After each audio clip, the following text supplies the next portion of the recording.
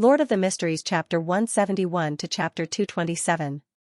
Klein turned to the captain's office and saw that the door was wide open.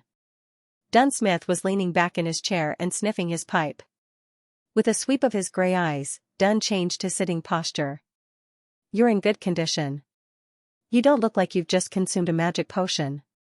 Perhaps this is the benefit of leveling up after completely digesting it." Klein closed the door, pulled out a chair and sat down. Both he and Dunn knew about the acting method, which allowed them to communicate normally without being bound by the oath.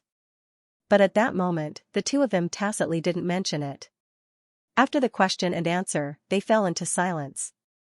Klein thought for a moment and asked, "Lord Sesamir left?"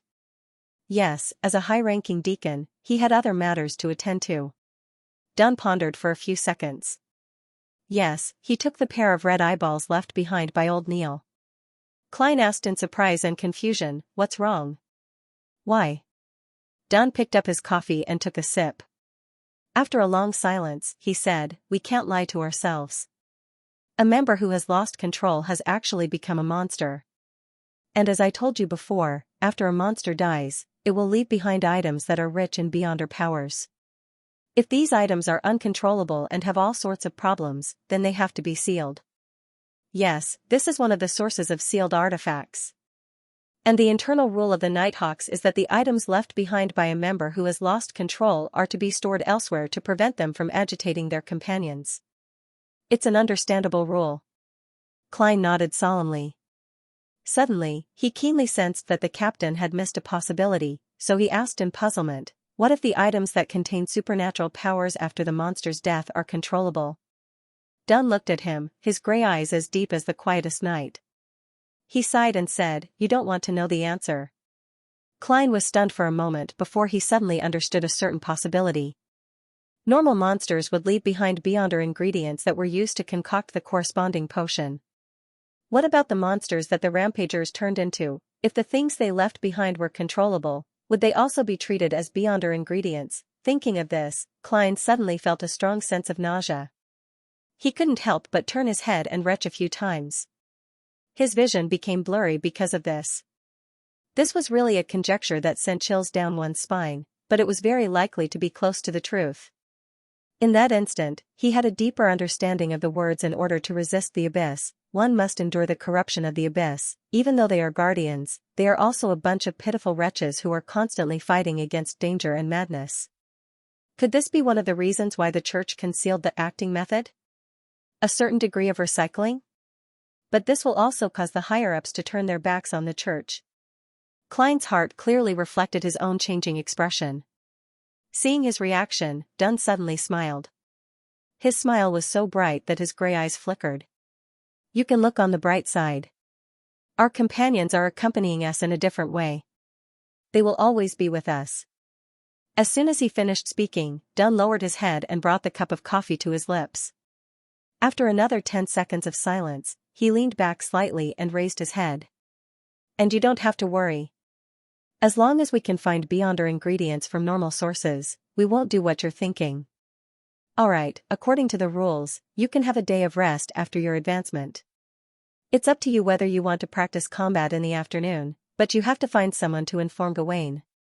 Klein nodded gently, took a deep breath, and straightened his back. He straightened his back and said, "Captain, I've already finished my mysticism lessons. I wish to use the rest of the morning to learn techniques related to tracking and surveillance." He paused and added with a serious expression, "Captain, I've already finished my mysticism lessons. I wish to fulfill my responsibilities as a Nighthawk as soon as possible." Dunn looked at him deeply and sighed. "You're more determined than I imagined.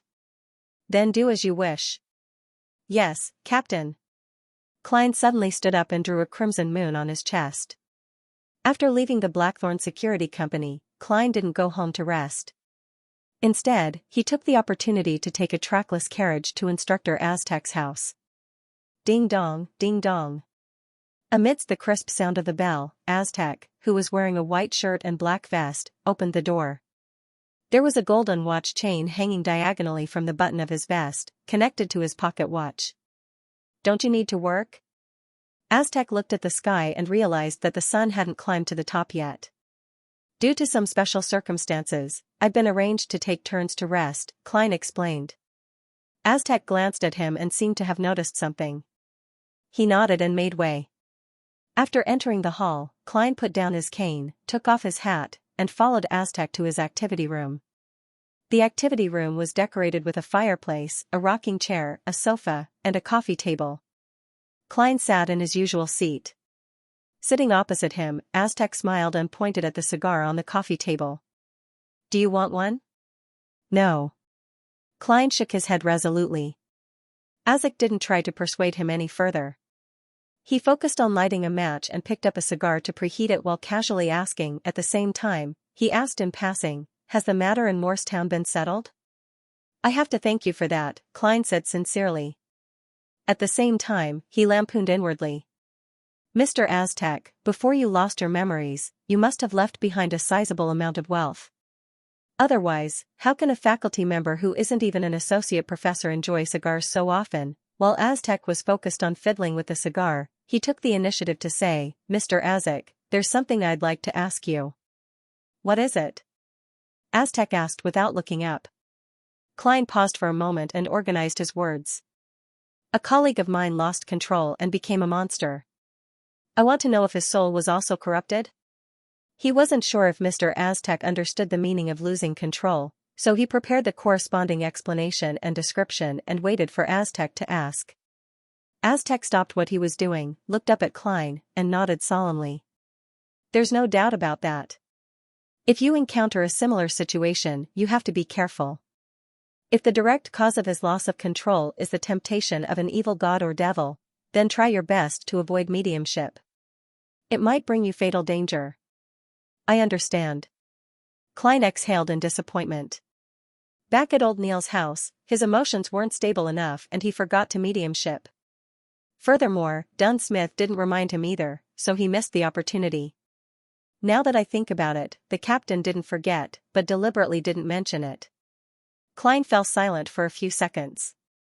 He didn't harp on the matter and instead mentioned his previous encounter. Mr. Aztec, I tried to divine the source of the haunting in Morristown, and I saw an inverted pyramid mausoleum that extended underground. My companion told me that it's a symbol of death, a glory that only his descendants can obtain. Aztec had just put down the match and picked up the cigar cutter when he suddenly froze. He didn't move for a long time. He sat back and leaned against the back of the sofa, his expression abnormally solemn. After a while, he said in a low voice, this gave me a familiar feeling, but it didn't make me recall anything else. It's a pity. Klein sighed with sincerity. He thought that he could use the revelation from the divination to further awaken Mr. Aztec's memories.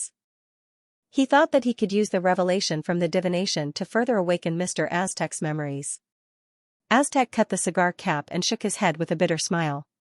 If it was so easy to recall the past, I think I would have long found a way to escape my fate. Of course, I have to be grateful for your kindness. I'm grateful that you still remember me. He thought for a moment and said, why? Klein asked in surprise. Didn't we agree to find the mastermind who affected my fate and stole your child's skull? Aztec held the cigar and explained with a sigh. Didn't we agree to find the mastermind who affected my fate and stole your child's skull? Aztec held the cigar and explained with a sigh. The target might have sensed my attention and pursuit. He hasn't made any moves recently, leaving me with no clues. Therefore, I plan to temporarily leave Tingen and head to Bakeland. On the one hand, I can take the opportunity to search for the traces I left behind before I lost my memories. On the other hand, I can make the target lower his guard. That's right, Mr. Aztec's most recent memory loss happened near Bakeland University. Unfortunately, you can't help me investigate the house with the red chimney. Klein nodded solemnly. I will pay close attention to this matter. Once the target makes a move or is exposed, I will inform you immediately. Okay, Mr. Aztec, how should I inform you in time? In Klein's opinion, if Aztec was a descendant of death or had some connection with death, then his power type should be close to the corpse collector sequence. He would definitely have a way to create something similar to Daly's messenger. In other words, this could indirectly prove whether Aztec was related to death and whether he was a descendant of him. Aztec took a puff of his cigar and thought for more than 10 seconds. He took out an accessory from his left sleeve. It was an exquisite, ancient copper whistle. There were many strange patterns on it that gave it a mysterious charm. This is an item I brought with me when I woke up in Bakeland. All you need to do is blow into it and you will be able to summon a messenger that belongs to me, Aztec explained in detail as he pinched the copper whistle. So many years have passed. This copper whistle can still be used? Isn't this a mystical item? Klein was both surprised and delighted that he had indirectly proved that Mr. Aztec was related to death. Glancing at Klein, Aztec brought the copper whistle to his mouth and demonstrated. He puffed up his cheeks and blew hard. There was no sound in the room, but Klein instantly felt a cold and gloomy feeling. He quickly tapped his left molar and saw blurry white bones being tossed out from the floor one after another, forming a strange fountain. A few seconds later, an illusory monster appeared in the activity room. Its entire body was made of white bones, and its eye sockets flickered with pitch-black flames. It was nearly 4 meters tall, and it was looking down at Klein, who wasn't even 1.75 meters tall. Seeing that the other party was almost piercing through the ceiling, a thought flashed through Klein's mind. Mr. Aztec, isn't your messenger a little too exaggerated? Aztec didn't notice his thoughts at all as he smiled and said, after giving it the letter, blow the copper whistle. After giving it the letter, blow the copper whistle. That will end the summoning, and it will quickly deliver the letter to me in a stealthy manner. With that said, Aztec flicked his wrist and threw the ancient copper whistle opposite him. Klein reached out with his right hand and accurately caught it. He felt a cold but gentle touch. Thanks to the clown potion. He silently heaved a sigh of relief, wiped the whistle clean, and blew it hard. Without a sound, the huge messenger disintegrated into hazy white bones and drilled into the floor. The Tussock River ran through Bakeland, leaving behind many docks. Alger Wilson, wearing the priest robe of the Church of the Storm, slowly walked off the liner. He saw people coming and going at the dock. Countless porters were sweating, and the scene was lively and noisy. After leaving Aztec's house, Klein took a public carriage back to Daffodil Street. Gotcha. He took out his key to open the door and suddenly saw a figure sitting in the dining room. Klein subconsciously tightened his grip on his cane, but he immediately realized that it wasn't a thief, but his maid, Bella. Bella was engrossed in reading the newspaper that was spread out on the table. When she heard the sound of the door opening, she was also startled. She quickly stood up and explained with a stutter. She stood up and stammered, I just finished my work in the morning. I was waiting for the water to boil and the bread to eat. I really haven't gotten used to the sudden addition of a maid in the house. Klein gave a self-deprecating laugh, took off his hat, and nodded slightly. Reading is a good habit. To be able to persist in reading while busy with work is encouraged by the goddess. He was afraid that she would think that he was mocking her, so he used the name of the Evernight goddess. But in fact, only the god of knowledge and wisdom would place reading in such a high position. Of course, all churches promote learning. Yes, to believe in the Evernight goddess at the age of 17 or 18, it means that she was influenced by her parents. And such parents would definitely let their daughter receive an education as long as they had a choice. Even if she couldn't afford a public elementary school, the church's free schools wouldn't be a problem. At most, it would take some time. Therefore, Bella isn't illiterate. She knows words and can read newspapers. Klein thought as he put down his cane and walked into the living room. He had a rather good impression of Bella. Although this young lady was clearly not used to the kitchen and was clumsy, she showed that she was willing to learn and was diligent in her studies. Bella lowered her hands and said in slight embarrassment, I didn't really read newspapers in the past. I haven't really read newspapers before. Mr. Landlord doesn't allow us to buy old newspapers to paste on the walls. I picked it up just now. When I was wiping the coffee table, I accidentally glanced at it. I thought it was very interesting. What a pitiful lady. When I transmigrated over, the newspapers were ranked at the bottom of the interesting rankings. Klein lampooned silently and smiled. He took out his pocket watch along the silver chain and snapped it open to take a look. As long as you finish your work and do it well, you can do whatever you want with the rest of your time. Don't be nervous. Of course, if I'm chatting with Banson and Melissa, you'd better stay in your room.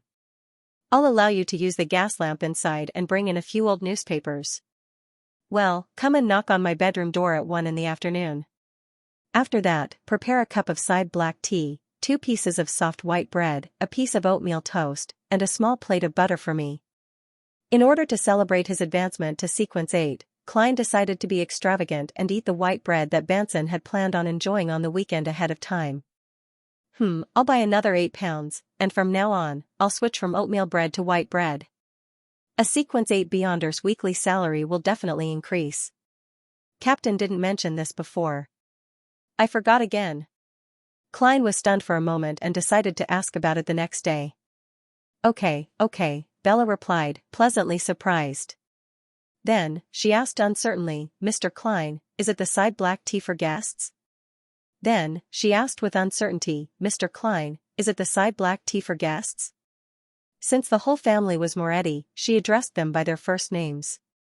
Yes, it'll be the tea we usually drink in the future. Klein waved his hand and walked to the staircase.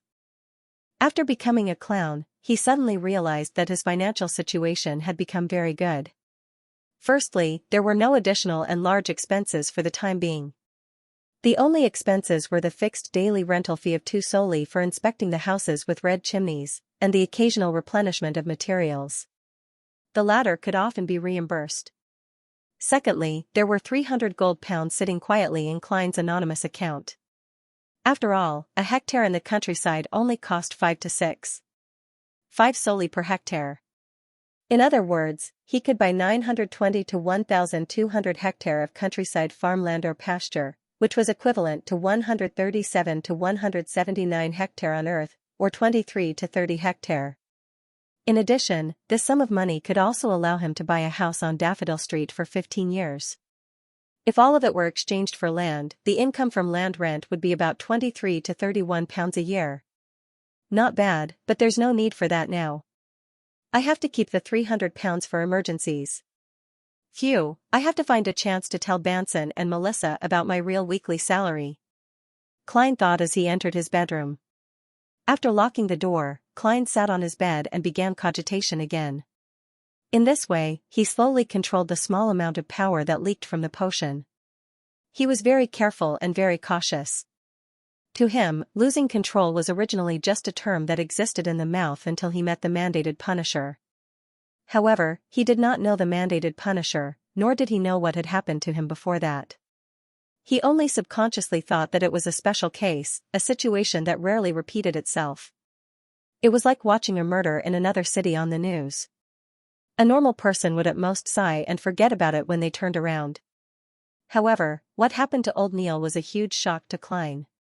It made him realize that losing control was always around him, and it could happen in an unexpected way at any time. What a bloody lesson.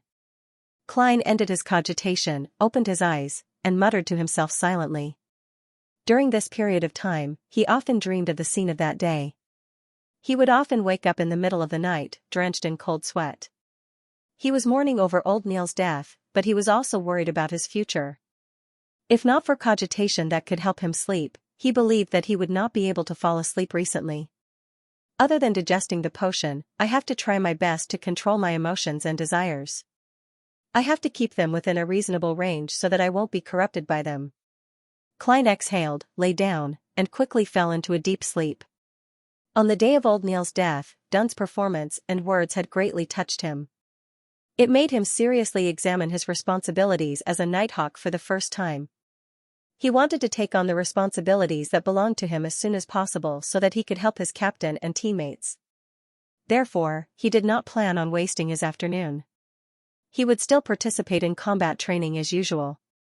3:00 in the afternoon, in the simple training field. Gawain, with his short, mottled blonde hair, frowned as he watched Klein's movements slowly turn from jerky to familiar. From familiarity to familiarity, he looked like a trainee knight who had undergone more than half a year of training. And all of this happened in a short span of 40 minutes. He called a halt to the practice and sized up his opponent. He couldn't help but ask, what happened? Klein had already thought of a set of excuses. He was prepared to push his performance to scientific research, but as soon as Gawain finished speaking, he immediately added in a low voice, if it's inconvenient for you to answer, then you don't have to. From the looks of it, the corresponding personnel from the police department have already communicated with Teacher Gawain. That's right, he would occasionally train Beyonders, so how could he not warn me in advance? Klein heaved a sigh of relief and smiled. Teacher, how long do you think it will be before I can participate in actual combat? Gawain crossed his arms and looked at him seriously. He replied in a slightly hoarse voice, 2 or 3 days. But this is not enough. As if he was thinking, he explained, being able to participate in actual combat is not equivalent to being proficient in combat. The latter will probably take another 2 to 3 weeks. In addition, you must master cold weapons that are easy to carry, such as a cane, a whip, a dagger, and a trident. There are so many projects? Klein was stunned. Gawain's gaze swept across him. You have to remember, every drop of sweat you shed here can save your life in the future. Yes, teacher. Klein replied energetically. On Saturday morning, Klein entered the Blackthorn Security Company and knocked on the captain's office door again. Dunsmith seemed to be prepared. He only looked up and said, I forgot to inform you yesterday. After advancing to Sequence 8, your position in the police department will naturally be changed from probationary inspector to inspector. I will get them to change your identification and uniform epaulets as soon as possible. Your weekly salary will be increased from £6 to £10. The church and the police department will each bear half of it. This has reached the level of a senior Nighthawk. Of course, I'm talking about the Sequence 9 level. Captain, did you make a draft? Klein was stunned when he heard that. His eyebrows relaxed, and he replied with a smile, this is more than I expected. He thought that his weekly salary would only increase to £8. Dunn picked up his coffee and took a sip. The increase of a Nighthawk's salary is based on the number of years of service, contributions made, and one's rank. The third point is often closely related to contributions. That's right. Without contributions, even if I digest the potion and reach the standard of advancement, I won't be able to apply for the formula and ingredients. Klein nodded thoughtfully. With a weekly salary of £10, including bonuses, it would be about £540 a year. Without paying taxes, such an income would be considered pretty good among the middle class. It was second only to the professions of lawyers, famous architects, senior surgeons, and high-ranking government employees. The deputy director of the finance department of the Kingdom of Ruan's Ministry of Finance only earns £700 a year, and that's before taxes. After taxes, it's at most £640. Not much. According to the newspaper, a good house in Bakeland West and Hillston Borough costs about £2,500. If Banson, Melissa, and I can maintain our current expenses, we can buy it in 7 or 8 years. Just by relying on ourselves, we can buy a house in the center of the imperial capital and Shanghai in 7 or 8 years. This salary really makes me happy. Klein got up and bade farewell. He walked briskly into the underground and took his turn on Cheney's gate. Before 10, he suddenly heard someone approaching the duty room. Very soon, Dunn appeared at the door. His gray eyes were gloomy. His gray eyes were dark as he said, there's a case that requires your help. A case involving a Beyonder? Klein asked subconsciously. How long has it been since the counselor died? Klein asked as he got to the point. If it was more than 15 minutes, the amount of information he could obtain would decrease drastically. If it was more than an hour, he would only be able to obtain superficial information. If it was more than a month, there was a high chance that the spirit channeling would fail. Regrettably, the preliminary report shows that Counselor Maynard died between 9 and 11 last night. Dunn shook his head. You only need to provide help. You don't have to consider if you will gain anything. All right. Klein took off his coat, hat, and cane, and walked out of the guard room. Dunsmith took over his shift at Cheney's gate. In theory, as a Beyonder, as long as their spirituality was enhanced, they could learn things like spirit vision, divination, and ritualistic magic, especially since the sleepless sequence was known for its high spiritual perception. But in reality, the differences between the jobs of different sequences were still very obvious. For example, Dunsmith and Leonard Mitchell had spirit vision, but they could only see light white or light blue auras. They were unable to accurately distinguish different parts of the human body. Of course, with spirit vision, they could definitely see things like ghosts and spirits, but it wasn't as simple and effective as their own spiritual perception. This was also the reason why Sleepless, Midnight Poet, and Nightmare didn't like to activate their spirit vision. Similarly, if they were willing, they could learn spirit pendulums, dowsing rods, and dream divination, but the success rate wasn't worth looking forward to. It was the same for ritualistic magic. As the two passed each other, Dunn suddenly said, "I forgot to mention that Inspector Tolley is also in charge of this matter. I forgot to mention that Inspector Tolley is also in charge of this matter. He's waiting for you in the reception hall of the security company. Remember to change into your new uniform and get your new identification." Klein wasn't surprised at all. He asked with a smile, "New uniform, new identification?" The Tianjin Police Department is very efficient. He just advanced to Sequence 8 yesterday, because this case is very important, so.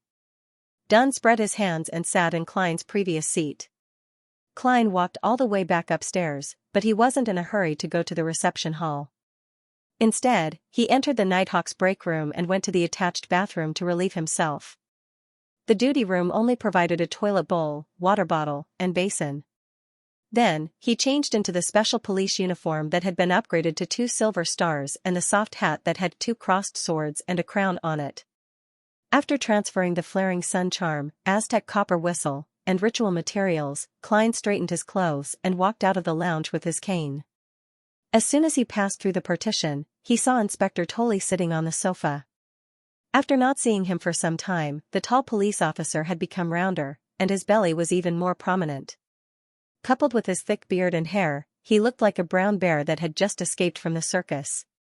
"I'm glad to be working with you again." Tolley heaved a sigh of relief when he saw that it was a Nighthawk he knew. He leaned forward and stretched out his paw. "No, palm." Klein corrected himself in silence and shook hands with the man out of courtesy. "Me too." At this moment, Tolley glanced at Klein's 2 silver stars on his epaulette and said enviously, "We're on the same level now. We're on the same level now. It hasn't even been a month." Klein wanted to say in a serious tone, "The danger we faced might be 10 times greater than yours," but just as he was about to say it, he recalled his current identity, a Sequence 8 clown. "Maybe I can give it a try." Using his mind to reflect his facial expressions, the corners of his mouth curled up as he replied with an obvious smile. "Perhaps in another 2 or 3 months, you'll have to call me officer." "You sure are humorous." Tolley laughed and pointed outside the door. "Shall we set off?" "All right." Klein didn't give up on his cane. To him, it was only after he became a clown that this weapon truly lived up to its name. After exiting the Blackthorn Security Company's main entrance, Klein and Tolley walked down the stairs side by side. With one thin and one fat, it was a stark contrast. "I think we can even go to the circus and make the audience laugh," Klein suddenly said with a smile. Tolley nodded in agreement. "Yes, I think the contrast between us is very comedic. Do you know? Some circuses are experimenting with clowns that are fat. Thin, tall, and short. No, actually, I mean the Beast Tamer and the Brown Bear." Of course, Klein wouldn't say something so rude. He echoed, "That's right." He echoed, "Unfortunately, we don't have a fixed circus in Tianjin." "Yes, but we still have an opera house, a theater, and a concert hall," Inspector Tolley replied with a hint of regret. The two chatted as they boarded the police carriage. Only then did Klein change the topic to the case. "Is Senator Maynard sure that he was murdered?" "I'm not sure, but his wife and his 2 sons don't want to believe in the possibility of a sudden illness." "Yes, there is indeed something wrong with the crime scene. When Maynard was found, he wasn't wearing any clothes. He was just lying on the bed in the guest room," Tolley said after some deliberation. "He and his wife slept in separate rooms?" Klein leaned back against the carriage wall, mimicking the main characters in various detective movies he had watched in his previous life. Tolley shook his head. "No, his wife hasn't been in Tianjin for the past few days. She went to Bakelin to attend an important ball. You might not know, but she's the daughter of a new party member of parliament. She's still on the steam locomotive on her way back to Tianjin. She just sent a telegram to express her stance." Maynard is also a member of the new party. He has been a Tianjin City Member of Parliament for more than 10 years. He plans to aim for the position of mayor in next year's election.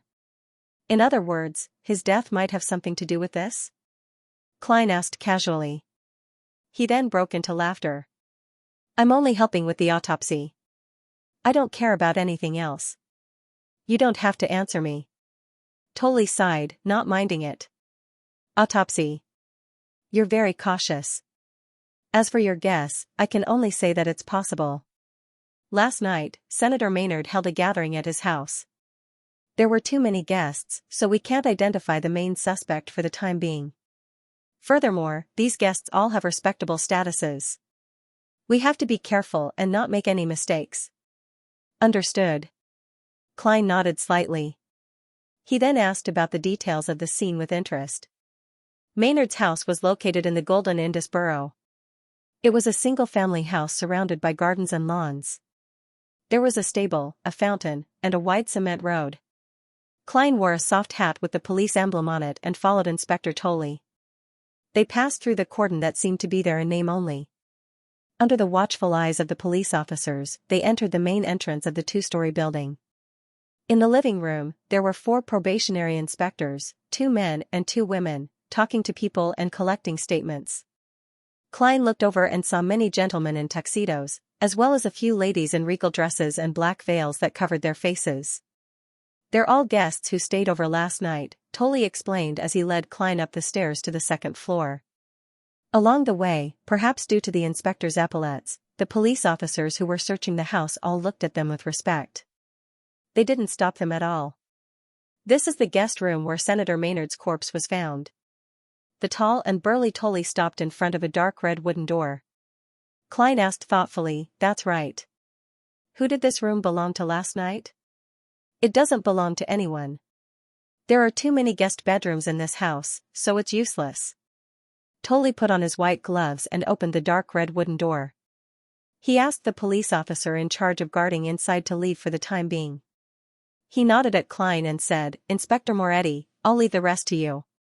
May the goddess bless you and me. I hope we'll find something. Klein also put on white gloves and locked the door. He walked to the bedside and saw that the dark red bedsheets were unusually messy, and there was a corpse covered with a white cloth lying on it. Klein was someone who had seen the world. He pulled the white cloth away fearlessly and looked at MP Maynard. The gentleman was in his 40s. His blonde hair was cut very short, and his face had an expression of pain and pleasure mixed together.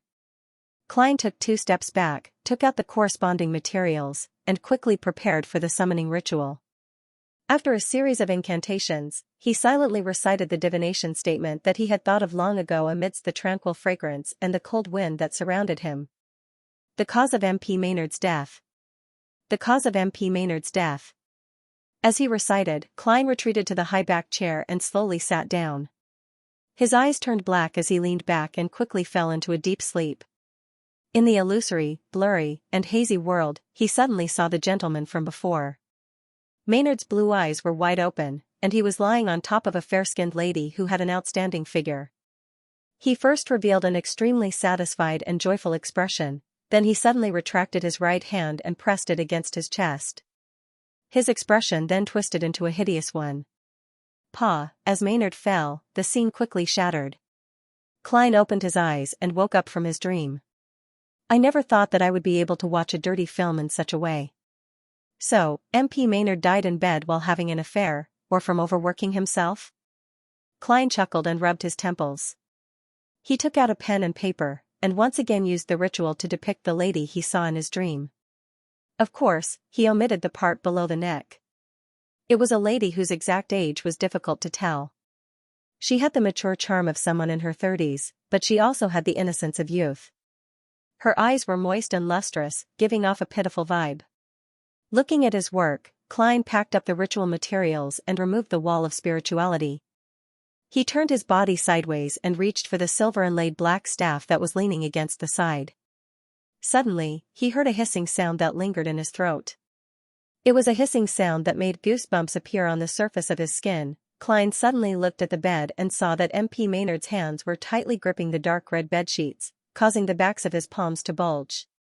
With a swoosh, the MP, who had died between 9 and 11 the previous night, sat up. Saliva was dripping from the corner of his mouth, and his eyes were empty as they opened.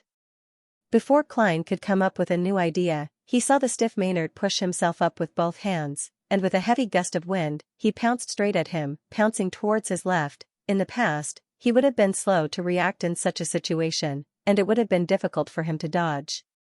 Even if he had sensed it in advance, he would have had to roll to escape from the pouncing range. But now, Klein reacted almost instinctively. With a kick of his shiny buttonless leather boots, he leaped diagonally and landed on the high-back chair. As he had only advanced for a day, he wasn't particularly used to his strength, agility, and speed. In his panic, he jumped too high and landed on the top of the high-back chair. There was only a narrow gap. Klein's heart tightened. He quickly controlled his body and adjusted his center of gravity.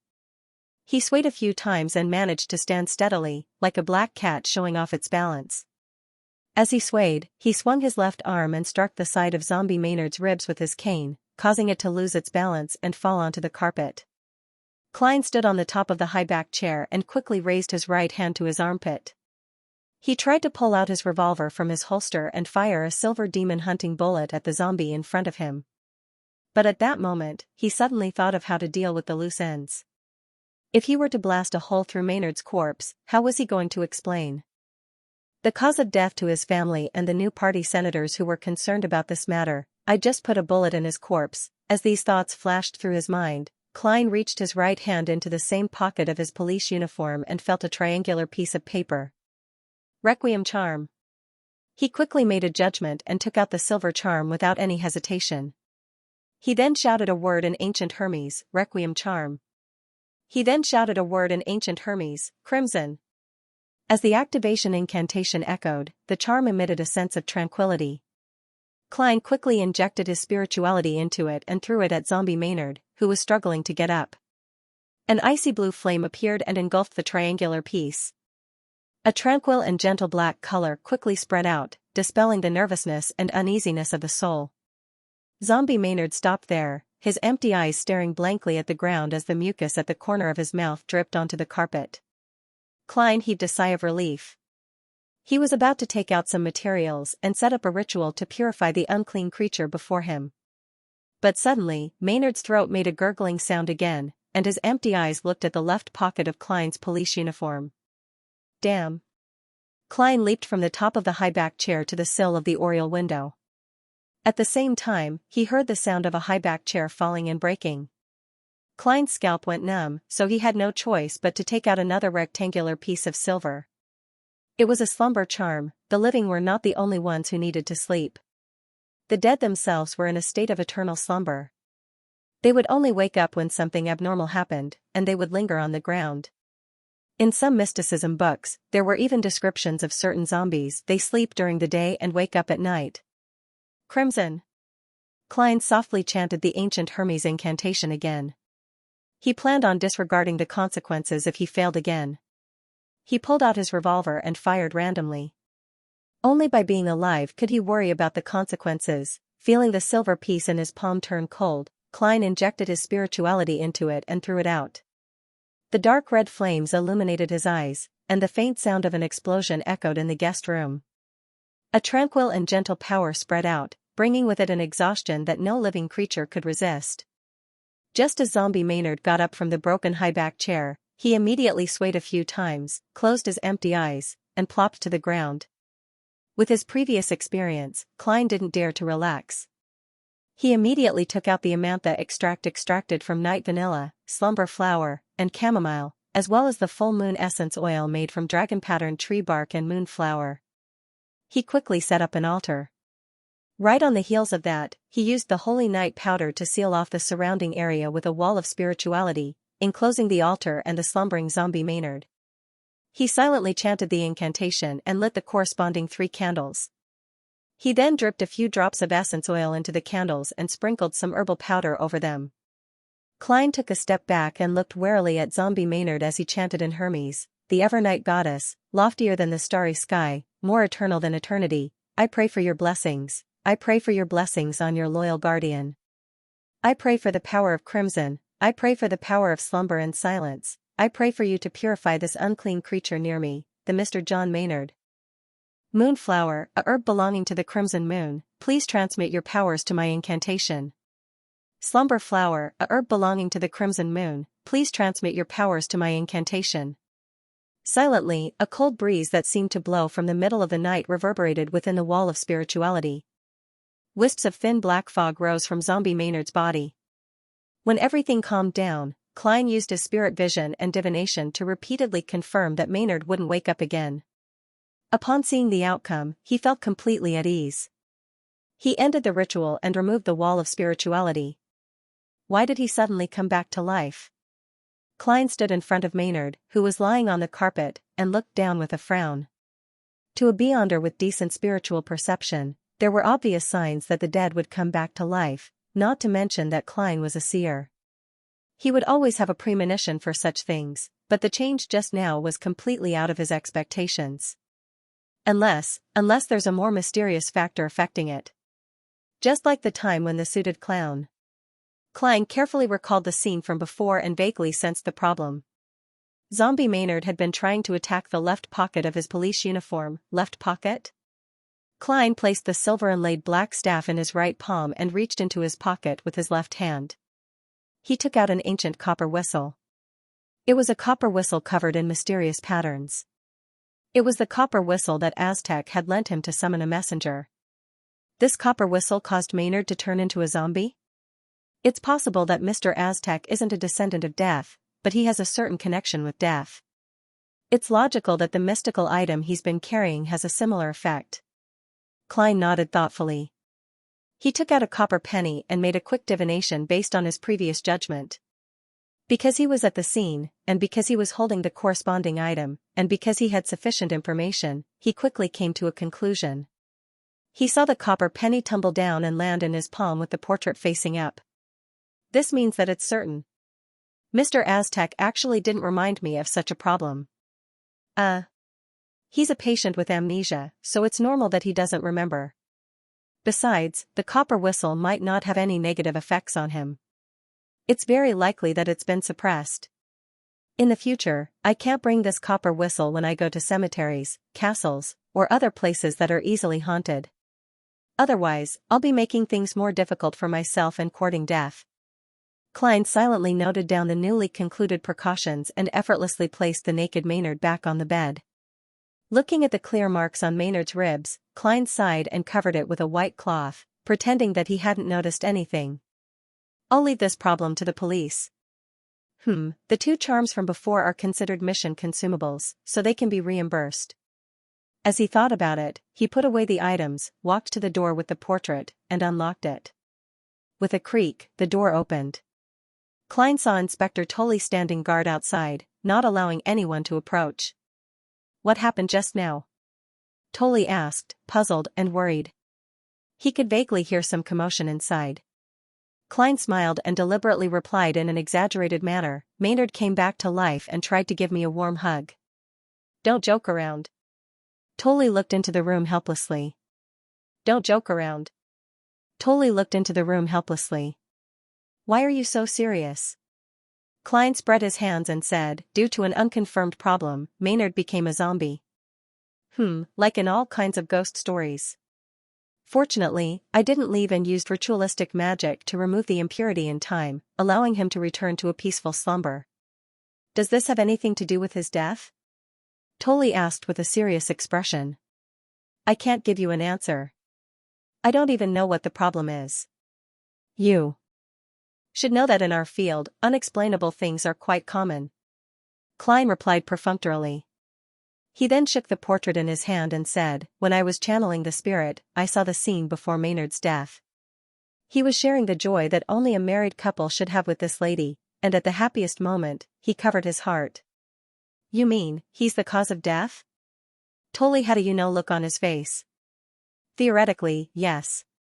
We'll have to wait for the subsequent autopsy. Klein handed the portrait to Inspector Tully. Tully only took a glance before he exclaimed in surprise.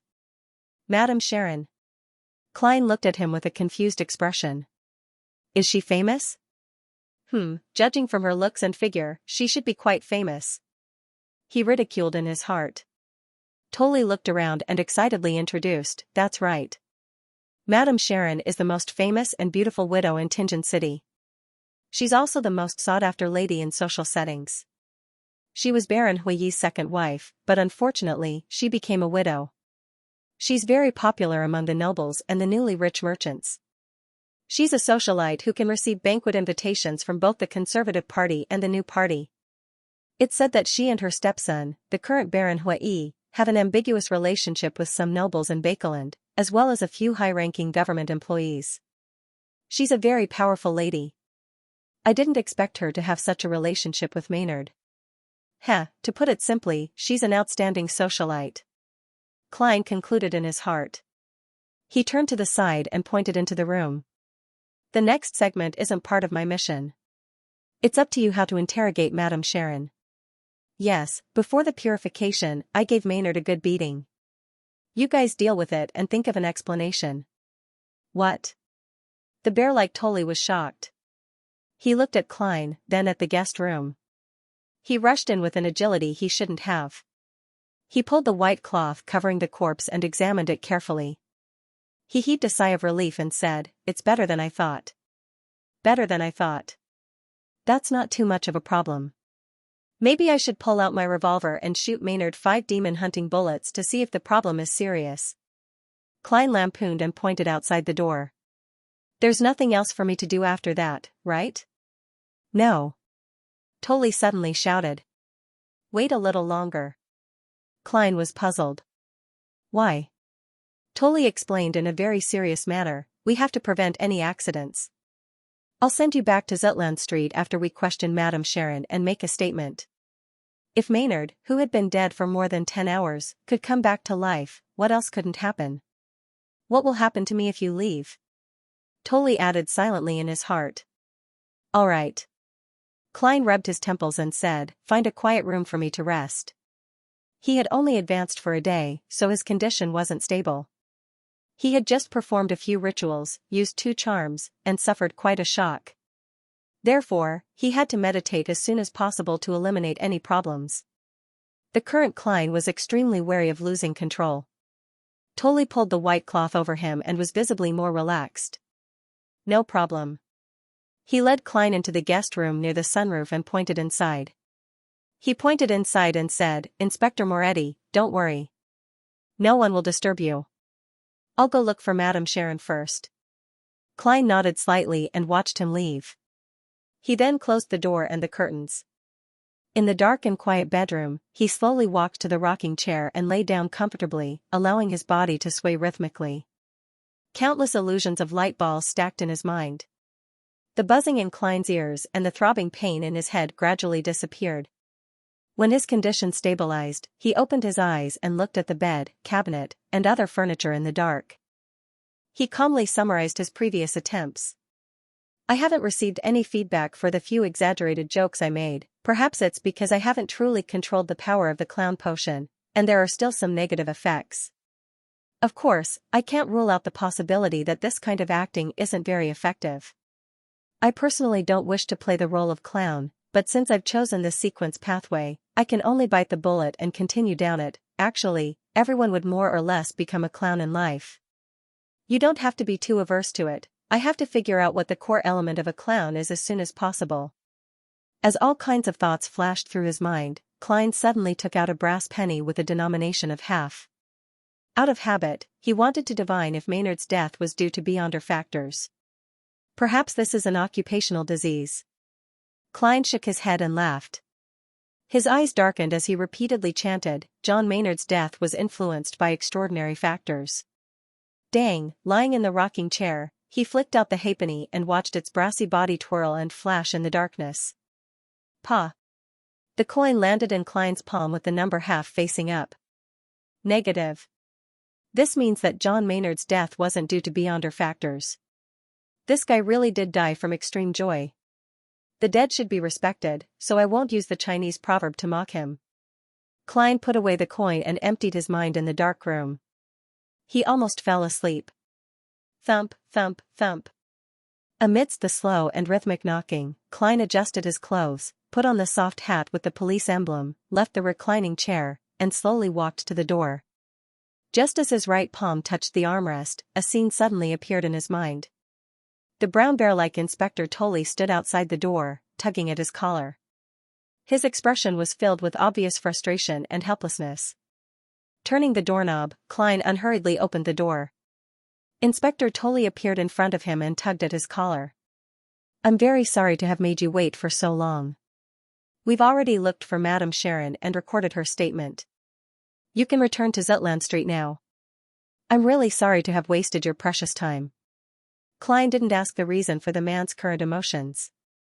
Instead, he smiled and said, "Madame Sharon admitted to being with Member of Parliament Maynard last night?" "Yes. She said that under the influence of a large amount of alcohol, she and Member of Parliament Maynard couldn't control themselves for a moment. When she realized that Maynard had died, she was very afraid. She quickly cleaned up the room and hid in her own guest room. We don't have enough reason to charge her with a crime for now, so we can only ask her to leave and restrict her freedom to a certain extent while we wait for the autopsy results," Inspector Tully described in detail. Klein tilted his head slightly and smiled sharply. "Who are you explaining to?" Tully was stunned for a moment before he smiled bitterly and said, "Yes, I don't need to explain anything to you. I was so annoyed by Madame Maynard that I said so much subconsciously." "Member of Parliament Maynard's wife is back?" Klein asked in realization. "Yes.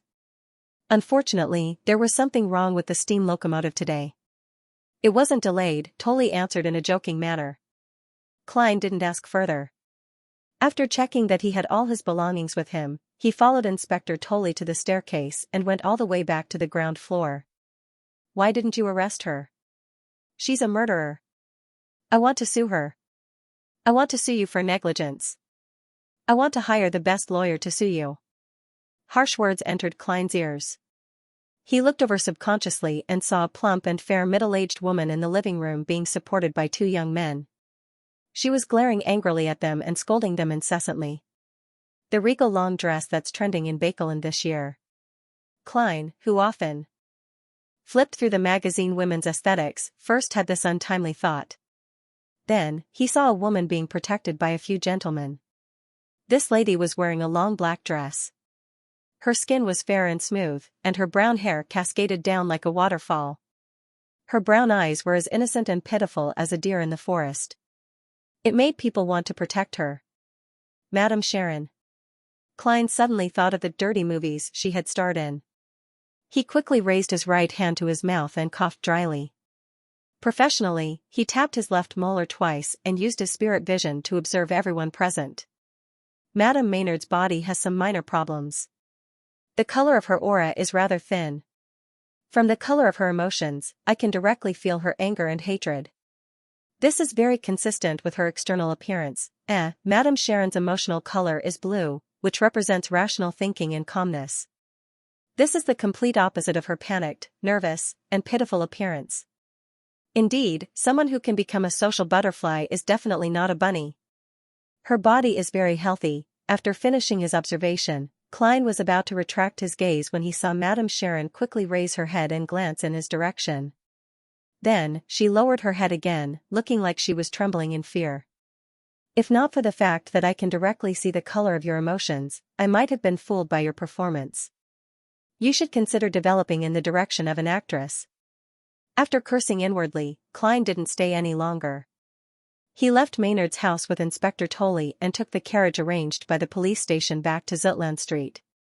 After replacing the captain, he continued to be on duty at Cheney's Gate and took the opportunity to write a reimbursement request.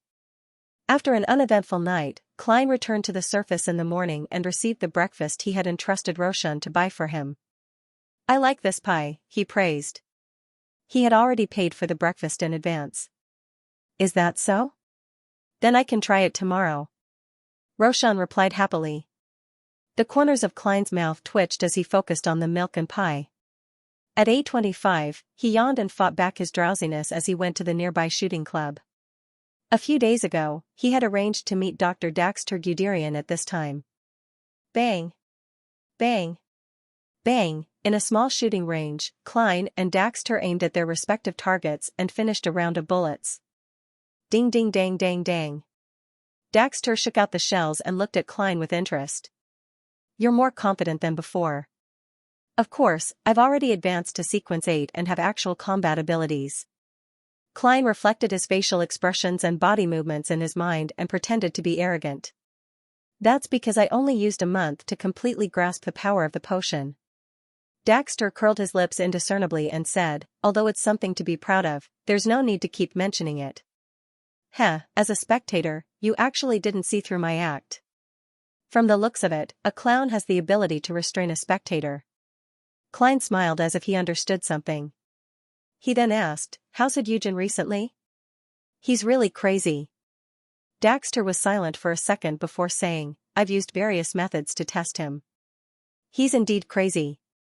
I'm considering giving him the right medicine to see if he can be treated. As a Sequence 7 psychiatrist, he actually pretended to be a mental patient. Even if there's a certain degree of treatment, it doesn't match the core elements of the potion's name. This is a vague and incorrect use of the acting method. It's not strange that he's crazy. Klein thought for a moment. Did you find out who came into contact with him before he went crazy? Other than the doctors, patients, nurses, and workers in the asylum, no one else came into contact with him, Daxter answered with certainty. Klein tersely acknowledged. What about before? Did anyone come to visit him? Or would he leave the asylum regularly for a period of time? In order to keep his promise, Klein didn't ask about Hyujin in detail the previous few times. Daxter fell into deep thought for a long time.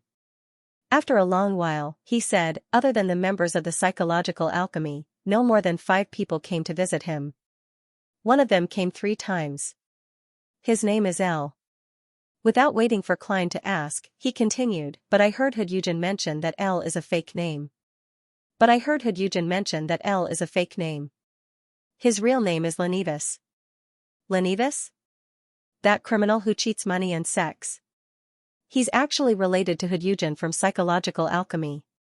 Klein was stunned when he heard that, but he immediately recalled the meaning of the name Lenivis. He's a swindler who stole more than 10,000 pounds, he's a moving treasure trove that earns 10 pounds for providing clues, and 100 pounds for helping to catch him, he's a scum who cheated the bodies and feelings of innocent women, and he actually knows Hyujin, and even visited him 3 times in the mental asylum. Does this mean that he's in contact with the Beyonder Circle, or is he a Beyonder himself? At this thought, Klein suddenly remembered the name of a potion. Sequence 8 of the Marauder Pathway, Swindler. Such Beyonders usually take pleasure in cheating others, it's very possible. Klein nodded thoughtfully. He controlled his facial expression and body language and pretended to be nonchalant. When was the last time that Mr. Lenivis visited Hyujin? Early July. As for the exact date, I'll have to go back to the mental asylum and look through the corresponding registration form to know, Daxter Guderian replied after a few seconds of silence. Early July. Lenivis's scam hadn't failed back then, and he hadn't escaped Tingen. Klein changed the subject. Did Hyujin mention anything about this gentleman? No. You should know that a Sequence 7 psychiatrist wouldn't leak anything out of carelessness. Every word they say is carefully thought out. Unless they have other motives, it's very difficult to pry secrets from them. I only managed to obtain the telepathist formula when Hyujin went crazy. By the way, did you guys verify the authenticity of the formula? Daxter hid his pride in his sequence very well. Klein smiled. It's real. When you need to advance, feel free to concoct the potion according to it. If psychological alchemy isn't able to provide you with the ingredients, we can help. Oh, how have you been recently? Not bad. Other than being a little worried about Hyujin, you're completely relaxed. There aren't any signs of dissociative identity disorder. You've really helped me a lot on this matter, Daxter said with a sincere sigh. Klein put on a humble expression and said, this is what I should do. Let's go back to our previous topic. Since you said that a psychiatrist would carefully consider every word he said and wouldn't easily reveal secrets, why did Hyujin tell you that L was Lenivis? Was he hinting at something or reminding you of something? Daxter was stunned. After a long while, he furrowed his brows and said, "This is indeed very strange. I actually didn't notice it at all. But other than that, Hood Eugen didn't mention anything else. Could it be that his goal was for me to relay Lenivas's name to the higher-ups in the society if anything were to happen to him? There are some problems with the current situation. After I reported Hood Eugen's insanity, there was indeed a contact person who came over. After I explained every detail in detail, including Lenivas's name, the higher-ups didn't respond. It was like throwing a stone into the ocean. Does this mean that they've guessed something? It's a very reasonable deduction." Klein took out the demon-hunting bullets and inserted them into the cylinder one by one. He then aimed at the target. Based on this deduction, Hood Eugen might have already predicted that he would really go crazy or die. And this has something to do with Lenivas? But if he had already predicted it, why didn't he seek help from the higher-ups? Daxter's gaze was unfocused as he thought hard. It's a pity that he's insane now. There's no way to communicate with him effectively. Perhaps a certain temptation made him choose to take the risk. Klein made a conjecture. At the same time, he was also regretting that Hood Eugen had really become a mental patient. This caused many clues to disappear. Sigh, even a dead person is better than a lunatic. I can use mediumship to make a dead person speak, but what about a lunatic? Ah, right, Madame Daly once tried to use mediumship to awaken my lost memories. The theory she used was from psychological alchemy. This means that I can use the mediumship ritual on a living person and create a scene of direct communication with the spirit. I wonder if Hood Eugen would still be insane under such a state. It's a pity that I'm not professional enough in this field, so I probably won't be able to do it. I'll first summon a messenger and write to Madame Daly to see what techniques she can provide. If she thinks that she's the only one who can do it, then I'll tell the captain and get him to send a telegram to the Bacolin diocese to request for assistance. I'm definitely not taking a detour just to learn some techniques and try out the ritual to summon a messenger. Various thoughts flashed through Klein's mind, and he gradually came up with a solution to the problem. Daxter agreed with his conjecture. Greed always makes people foolish. Even if you know that there's an abyss ahead, you still want to approach the boundary and take a peek. This is called testing the waters crazily at the edge of death. Klein lampooned. After some thought, he said, after you return to the mental asylum, try your best to treat Hood Eugen. Try to keep him awake for a period of time and give him some hints. Also, don't hide your worries and anxiety. Contact the people from psychological alchemy more often and urge them to solve Hood Eugen's problem. That's the most normal and logical reaction. Daxter nodded solemnly. I'll do my best. Klein didn't say anything else as he deliberated and asked again, what's the matter? He deliberated for a moment before asking, has Hood Eugen's body shown any abnormalities recently? For example, dense scales growing on certain parts of his body. Half crazy, true crazy, and losing control were the different descriptions for when a beyonder experienced a problem. The milder ones would be a change in their worldview, as if they had become a different person, but they would still be able to think rationally and act normally. This was considered half crazy. The more serious ones would lose their logic, become chaotic, crazy, and difficult to communicate with. This was called true crazy. The irredeemable ones would have their body and mind turn into a monster, completely losing control. At certain times, if the problem wasn't resolved in time, the madness might lead to the point of losing control. Previously, in order to not expose the informant lurking in psychological alchemy, Dunn had instructed the Nighthawks not to immediately control Hood Eugen. They switched to monitoring and investigating to prevent any accidents. However, if Hood Eugen showed signs of losing control, they had to deal with him decisively. Daxter shook his head and smiled bitterly. No, you don't have to worry about that. I'm also afraid that Hood Eugen will lose control, so I won't miss a single detail. After all, I'm in the mental asylum 6 days a week. The two of them chatted for a while, more than 10 minutes before leaving the shooting range. Klein resisted the strong urge to sleep as he took the public carriage back to Daffodil Street. He opened the door and saw his sister sitting on the sofa in the living room. She wasn't reading, nor was she fiddling with the mechanical parts or machinery. She was just staring blankly ahead, as if she had lost her soul. He tapped his molars lightly and activated his spirit vision. Klein asked curiously. Melissa, did something happen? From the color of her aura, she seems healthy. She's not as malnourished as before. Melissa retracted her gaze and pursed her lips. She glanced at the kitchen, where the sound had come from. She said blankly, Bella has been recommending her family's unique breakfast recipe. She said it's delicious, so I agreed to let her try it this morning. What recipe? Klein had a bad feeling. Cook the leftovers from last night, then add water and bread. Melissa repeated in a low and ethereal voice. This is the standard dark cuisine. Klein pinched his forehead. So? We can't waste food. Melissa bit her lip and nodded seriously. Sis, I feel like you're doubting life. Klein cleared his throat and suppressed his laughter. He asked, Where's Banson? He's in the washroom. Melissa finally shook off her daze, and her eyes lit up again.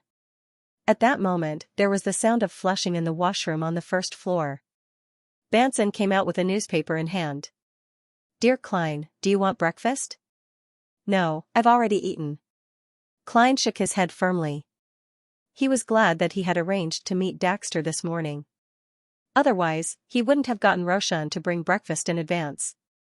What a pity. Otherwise, you would have changed your opinion of my culinary skills and become more confident, Banson said in a self-deprecating manner. At that moment, Melissa noticed something. She turned her eyes to look at Klein. You came back late today. Sis, be more naive and lively. Don't worry all the time. You were in a good state just now. Klein smiled. I have good news. You passed the police department's assessment and can get an extra salary? Melissa asked without much thought. Banson smiled and nodded in agreement. Klein held his hat and stood at the edge of the living room. He said in amusement, How am I supposed to surprise you?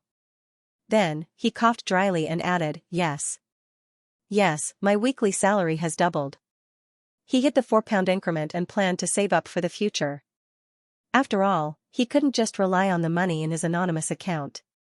Besides, the doubling was enough to scare his brother and sister. 6 pounds? Melissa blurted out, shocked. I really need to change my job.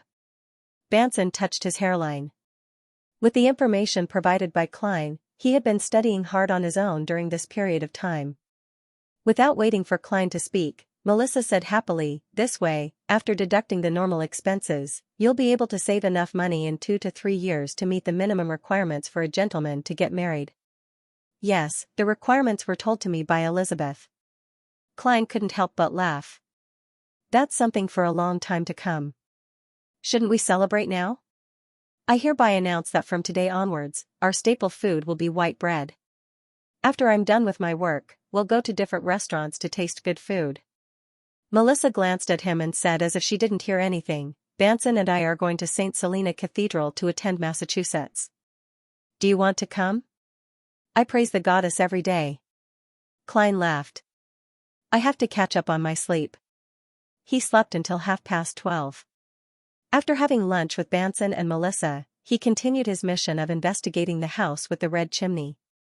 In the dead of night, he sealed his bedroom with his spirituality and prepared to try the messenger summoning ritual provided by the spirit guide daily. For the current Klein, simple ritualistic magic was as proficient as eating and drinking. It didn't take long before he finished preparing the ingredients and lit the candle that symbolized himself. Looking at the flickering dim yellow flame on the desk, Klein suddenly had an amusing thought. Does this count as me lighting the candle for myself? Holy sh*t, what the hell am I thinking? He reined in his thoughts, picked up the black rotten flour powder that belonged to the domain of death, and sprinkled it on the candle, exchanging it for a taste similar to formalin from his previous life. Following that, he dripped the Evernights dependent, full moon essence oil on it. Amidst the sizzling sound, the surroundings suddenly turned silent. There was an invisible, subtle feeling surging. Klein took a step back and chanted softly in ancient Hermes, That's right. Then, he switched to Hermes. I summon in my name, a spirit that wanders the unfounded, a creature from the upper realm that is under the control of others, a messenger that belongs solely to Daily Simone. Woo, the sound of a sob was stirred by the wind, and the dim yellow candle flame was instantly dyed with a ghostly blue luster. Under its illumination, the wall behind the desk rippled with nearly transparent ripples. A strange face without eyebrows, eyes, or nose, only a mouth appeared. It opened its lips and spat out a long, bright red tongue that was embedded with irregular fangs. In addition, there were 5 thin fingers at the tip of the tongue. They constantly extended and closed, as if waiting to be delivered. This is Daly's messenger? Compared to Mr. Aztec, he's like a child. No, this still can't accurately describe the difference between the two. Yes, one is an adult giant, and the other is a human baby. I wonder if it's because of that mystical item, or if Mr. Aztec himself is very powerful. I have to adjust my understanding of him. Perhaps he's a high-sequence beyonder. I forgot. I should have asked Ma M. Daly in the letter and asked her what the sequence 4 and 3 of the sleepless pathway are. Mr. Aztec is very likely to belong to this sequence. Of course, he might not have advanced because of potions. Yes, perhaps it's because of his ancestral chromosomes. I'll ask next time. The messenger is waiting. Klein stared at it seriously for a few moments before placing the folded piece of paper into the messenger's hand and watching it grip it tightly. Schwa, the messenger retracted his tongue and swallowed the letter. The transparent, strange, and squirming face shrunk into the wall and disappeared. I have to say that the means of magic are quite cool and convenient. It's just that it can't be popularized. Klein looked at the candle flame that had returned to normal, shook his head, and ended the ritual. Monday morning, Bakeland, Empress Borough. In a hidden corner of the municipal garden donated by the Duke of Negan, Xiao Cha, whose blonde hair was messy and coarse, and Furs Wall, who had a languid demeanor, looked at the person in front of them in a daze. They were momentarily at a loss for words. The short and exquisite Xiao, who was just over 1.5 meters tall, stared at the golden retriever who was wagging its tail and sticking out its tongue. She adjusted her trainee night attire and deliberated before saying, "You're the messenger sent by Miss Audrey?" "Oh, my goddess, why am I asking a dog so seriously?" Furs used her fingers to hold a thin cigarette and chuckled. "Maybe it's a magical creature?"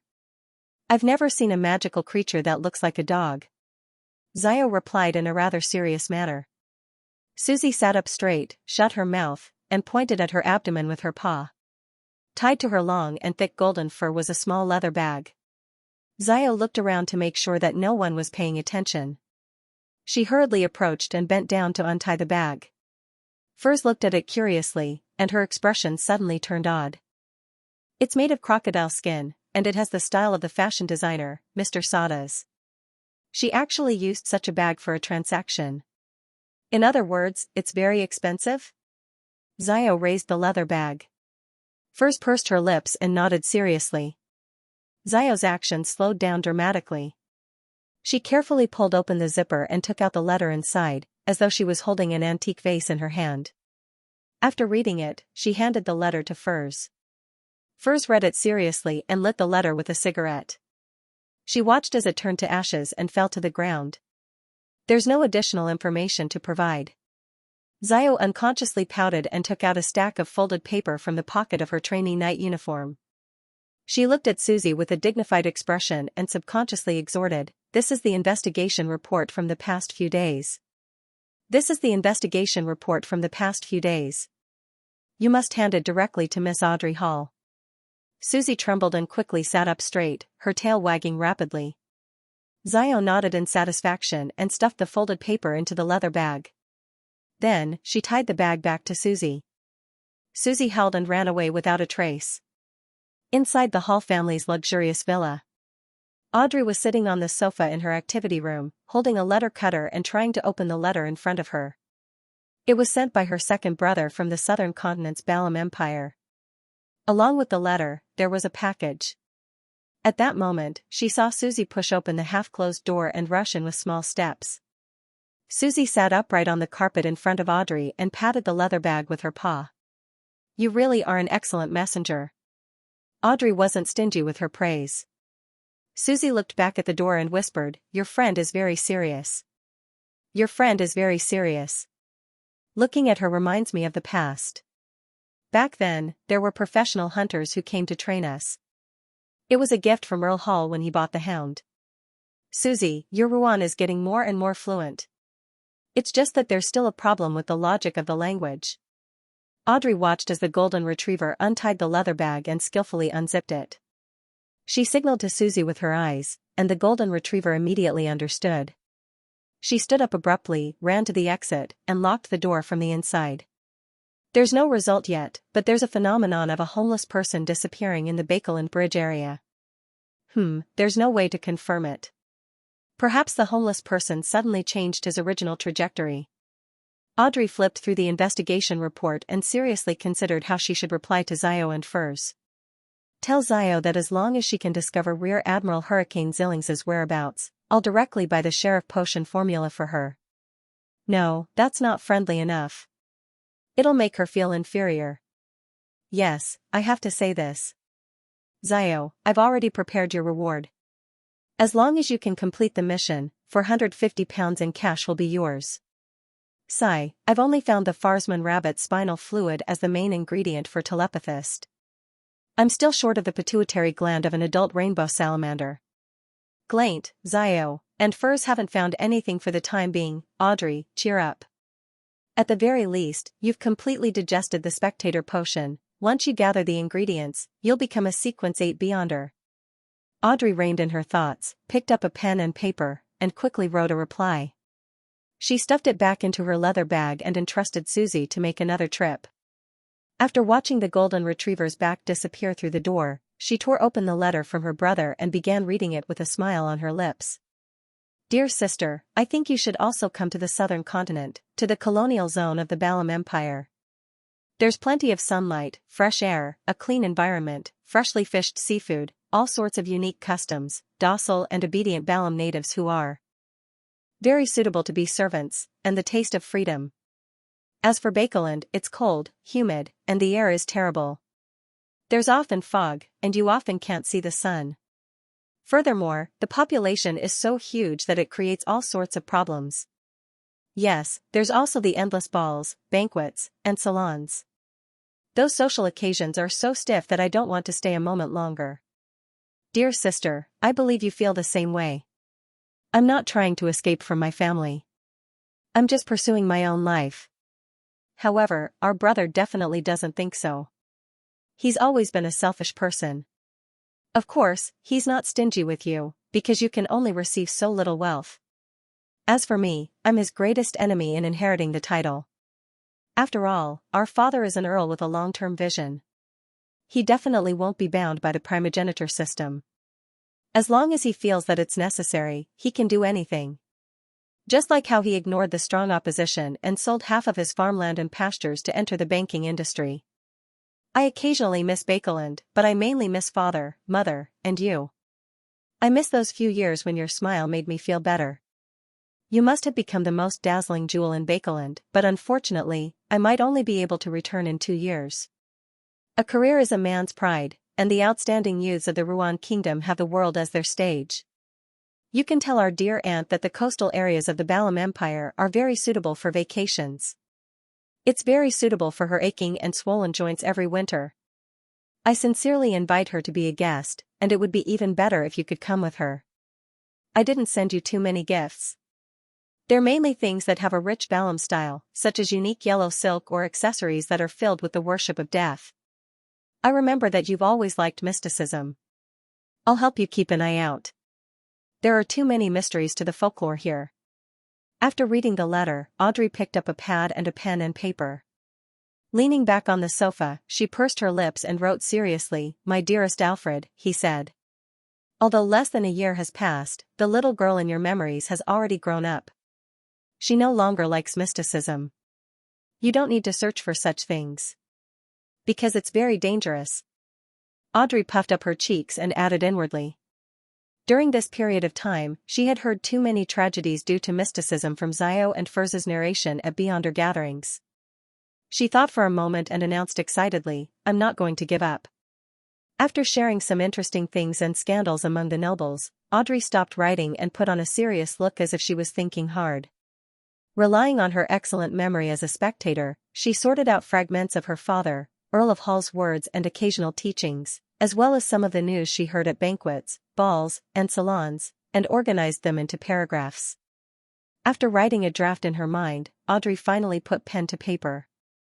As for the political situation in Bakeland that you asked about, it's not within the scope of my interest. I can only describe to you the details that I happen to know based on my impression. Just some time ago, my father told me that after the Grain Act was abolished, the price of food plummeted, and the rent standard for fields and pastures also dropped like a cliff. I'm not sure about the specific extent, but I can give you an example to let you understand. As you know, the Duke of Negan is the noble with the most land outside of the royal family. It is said that he has more than £12 million worth of fields, pastures, and forests. Last year, his land rent income reached the highest level in history, £1.3 million. This year, it is foreseeable that the total land rent income will be £850,000, which is a reduction of £450,000. This is more than all the assets that I can share. There is no need for me to explain further. My dear brother, you must understand the characteristics of most of the old-school nobles. They are proud of owning land, and their main source of income is land rent. Dignity is more important than anything else. Even if they are in debt, they have to maintain a lifestyle that matches their status. Every year, they have to pay tens of thousands of pounds for castle repairs, thousands of pounds for clothing and jewelry, as well as persistent hunting activities, social banquets, occasional grand weddings, extravagant funerals, and so on. Due to the severe decline in the income from land rent, as far as I know, some of the nobles are facing financial difficulties. For this reason, Count Wolf sold 840,000 acres of land in the countryside for 290,000 gold pounds, while Viscount Conrad sold his collection worth 55,000 gold pounds to the National Gallery. Apart from a small number of ambitious nobles who have long shifted their focus to industries such as steel, coal, railways, banks, rubber, and other industries, everyone else has suffered serious damage from the Grain Act. Let us praise our dear Earl of Hall here. My father told me that the lack of financial resources will cause the nobles to lose control over party politics and the seats in the House of Commons. It's not hard to imagine that the number of members of Parliament born into the landed nobility will be greatly reduced next year. In order to raise funds, the Conservative Party and the New Party have promised that no matter who it is, as long as they have no criminal record and donate enough money, they will seek a title for the other party. Of course, the premise is that the person has the minimum land area to match the title. One example is the wealthy Mr. Sindras who bought the minimum land required for a baron's title, which is 600,000 hectares. He then donated £100,000 to the Carlton Club, £400,000 to the Conservative Party, and £300,000 to charity activities. In the end, he successfully received His Majesty's edict and became an honourable baron. In this regard, I heard that there's a price list. A baron is £300,000, and a hereditary baron is £700,000 to £1 million. There's no clear answer for viscounts and earls, but I think it's definitely exaggerated enough. In this year, many nobles who had financial problems began to seriously consider the possibility of socializing with wealthy merchants. In just 2 months, there were 3 such marriages. The dowry of the bride was very coveted. In addition, the workers who protested the Grain Act did indeed receive a reduction in the price of food, but their quality of life didn't improve. In fact, it was even worse. This was because the bankrupt farmers entered the cities and used low wages to snatch jobs. Hence, the wages of the working class plummeted rapidly. I remember that day, after talking about these matters, my father once asked me who I think the winner of the Grain Act incident was. My dear Alfred, you definitely know the answer. You will definitely be able to obtain a hereditary title through your own hard work. After receiving Audrey's reply, Xiao Cha and Furs Wall were riding a carriage back to the Bakeland Bridge area. Xiao, with her disheveled blonde hair, looked out the window. Her eyes were so bright that it seemed like 2 flames were burning. She kept muttering the words £450 to herself as though she was chanting an incantation. Every time she repeated it, she gained more courage and strength. Darkholm hasn't come to us today. Let's go to his place directly. Suddenly, Xiao turned to look at Furs. Darkholm was the leader of a gang in the East Borough of Bakeland. He controlled many beggars and thieves. Although he always looked kind and had a friendly smile on his round face, Xiao knew that he was a cruel and vicious scoundrel. He had once broken the hand of a 13 or 14-year-old thief just because the thief hid his loot. If it wasn't necessary, Xiao wouldn't even wish to see Darkholm. However, he was one of the people who understood the vagrants in the city the best. Furs tucked her slightly curly brown hair behind her ear. As long as it doesn't delay my lunch. No problem. Perhaps after this week, I'll treat you to an Intis feast. Xiao promised, feeling good about herself. Should I thank God for that? Furs asked in amusement. She was different from Xiao. She was a shallow believer of the god of steam and machinery. As they conversed, the two ladies switched to another public carriage and arrived at the east borough of Bakelin to find Darkholm's house. It was a townhouse located in a narrow alley. Green plants grew on the walls, and the environment outside was rather messy.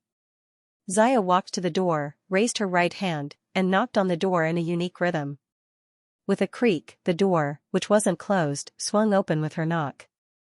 Xiao's slightly dazed expression instantly turned solemn, like an angry lion. She took out the trident she carried with her, carefully pushed open the door, and slowly walked in. Furs also changed her nonchalant attitude and took out a dagger from somewhere. They didn't smell anything strange, but their rich experience made them acutely aware that something was amiss. 1 step, 2 steps, 3 steps. Xiao and Furs entered Darkholm's house. Then, they saw the pale, severed arm hanging from the gas lamp. They saw the heart, liver, spleen, lungs, and kidneys on the coffee table. They saw strips of flesh splattered on the floor and hanging on the coat rack. The white bones had been shaved clean and were messily piled up in front of the door. And amidst the white bones, there was a head with empty eyes. It was none other than Darkholm. His round face maintained a friendly smile as though everything was normal. The interior of the house wasn't filled with the smell of blood at all. As a former clinic doctor, later a best-selling author, and a Sequence 9 Beyonder, Furs had seen death scenes more disgusting than this. As she patted Xiao, who was tense and on the verge of vomiting, she looked around and said in a deep voice, "Xianxia? Rear Admiral Hurricane Xianxia?" He discovered that Darkholm was investigating the missing tramp, so he followed him in reverse and came straight to the door. Or could it be that Darkholm discovered his whereabouts but was discovered by him? Xiao held back her nauseous palpitations and nodded with a solemn expression. As expected of a pirate admiral known for his ruthlessness and cunning. And the strangeness of this place matches the performance of his mystical item. Cunning. Furs was suddenly alarmed as she blurted out, could he be waiting nearby in an attempt to ambush the mastermind behind the investigation? Xiao was taken aback for a moment before she replied in a flustered manner. It's very possible. That was a Sequence 6 Windblast, a great pirate who wielded a mystical item. As for the two of them, they were only Sequence 9, this was a very simple and easy comparison. In the house opposite Darkholm's house, a man in his 30s with a unique wide chin and dark green eyes stood by the window. He coldly watched Xiao and Furs push open the door and slowly enter. He was none other than Rear Admiral Hurricane Xianxia. The black glove on his left hand suddenly squirmed as though it had a life of its own. A layer of dark golden scales appeared on its surface. Xianxia revealed a cruel and joyful expression as his dark green eyes turned pale gold and merciless vertical pupils. With a thought, Furs hurriedly pulled Xiao to the other side, avoiding the area directly facing the door. Right on the heels of that, she gritted her white teeth and took off a bracelet that was concealed by her sleeves. The silver bracelet had 3 dark green coarse stones on it. The surface of the stones were filled with burn marks and were uneven. Furs plucked off a stone and shouted in ancient Hermes, "I'm going to kill you." Door. She grabbed Xiao Dericha tightly as she watched the stone emit an illusory light blue glow. The figures of the two ladies turned blurry, almost incorporeal. They saw indescribable bodies, even objects that were so transparent that they didn't seem to exist. They saw streaks of different colors that contained limitless knowledge. They had entered the mysterious spirit world. In the strange world that was higher than reality, Furs pulled Xiao in a particular direction. 3 seconds later, they left the transparent and illusory state and returned to reality, back in Bakeland. However, they were no longer in Darkholm's house, but in an uninhabited cemetery. Zillings, who was wearing a fine-scaled glove, silently appeared at Darkholm's door and swept his cold gaze inside.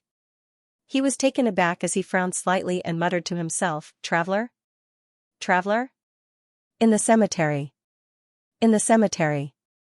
What do we do next?" Furs panted with a pained and fearful expression.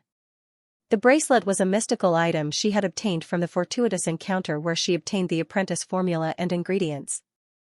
Apart from making her hear strange, indistinct ravings every full moon, there weren't any other dangers. The bracelet originally had 5 stones that allowed her to traverse through the spirit world, allowing her to do something similar to teleportation. But now, there were only 2 left. Xiao composed herself and nodded solemnly. "Call the police?" Furzwal repeated in surprise. To be honest, taking the initiative to call the police seemed to be a matter of another world. Xiao paced back and forth a few times, grabbing her coarse blonde hair. The scene of Darkholm's death was so horrifying and strange. As long as the police have eyes, they'll definitely pass it on to the mandated punishers, the Nighthawks, the machinery hive mind, or the special department belonging to the military. When the time comes, we just need to leak some information and let them know that the murderer is Zillings. Then, we can create the scene of a citywide manhunt. Our goal is only to find Zillings, not to capture him. With the help of so many Beyonders, things will be much simpler and safer. Once Zillings becomes flustered and makes a mistake, it'll be our chance to obtain the bounty. Haha, I'm talking about discovering his tracks. Xiao laughed dryly and looked at the stunned Furs. Could it be that in your heart, I'm someone who will charge into any obstacle I see? The difference between us and Zillings is as great as Desi Bay. Furs nodded slowly and said, "Your understanding of yourself is very correct. You've done too many similar things, and the losses you've suffered as a result are enough to raise you to Sequence 8. Fortunately, you're still rational enough on this matter." Xiao looked down at the trident in her hand and muttered. "I have to be honest. I clearly sensed death approaching.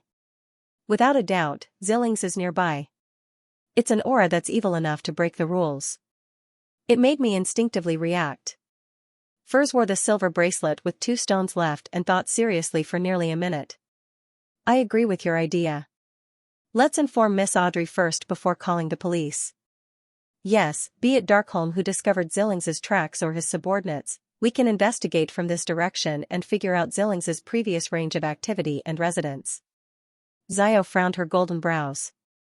But Zillings definitely won't stay in the same place. Even if he was one of the 7 pirate admirals and had the help of a mystical item, Zillings had to be extremely careful in Bakeland. Even the king of the 5 seas, Nast, had once encountered misfortune here and was nearly captured. No, I mean, from these clues, we can deduce or confirm the purpose of Zillings coming to Bakeland. As long as we know what he really wants to do, no matter how he disguises himself or what tricks he plays, he will eventually reveal himself to us. Then, our mission will be accomplished. Furs explained in detail, "My experience in writing novels over the past 2 years has taught me that once I grasp the key, things will become simple." Xiao looked at her friend in surprise, as though she couldn't believe that she could say something so reasonable. "I'm different from you. I'm just too lazy to think, but you rely on your muscles to think." Furs pursed her lips and tilted her head with a smile. "Mocking me won't make you smarter." Xiao tried her best to make the few strands of blonde hair that were sticking up smooth. "Alright, let's go to Empress Burrow and tell Miss Audrey about this." Furs nodded slightly. "So, what's our emergency contact method with Miss Audrey?" Xiao was momentarily at a loss as she looked at the distant tombstone. "She told me that her pet dog, the golden retriever we saw previously, will go out for a walk every day at least 5 times. Yes, the most recent time will be after lunch. In other words, we have to secretly wait outside Earl Hall's luxurious residence?" The corners of Furz's mouth twitched. Xiao suddenly turned her head and revealed a fawning smile. "Furs, or do you want to sneak in directly? I don't think that's a problem for you. It's your specialty." A hereditary earl for centuries, one of the most influential member of parliament in the House of Lords, the largest shareholder of Varvat Bank, the 4th largest shareholder of Bakeland Bank, a special consultant of Royal Bank of Rouen, the 3rd largest shareholder of Suchet Bank in the Kingdom of Intis, the second largest shareholder of Constant Coal and Steel conglomerate, and so on. This is the illustrious identity of Miss Audrey's father. Xiao, use your brain. How can such an important figure's family not employ beyonders? How can they not have any private stashes?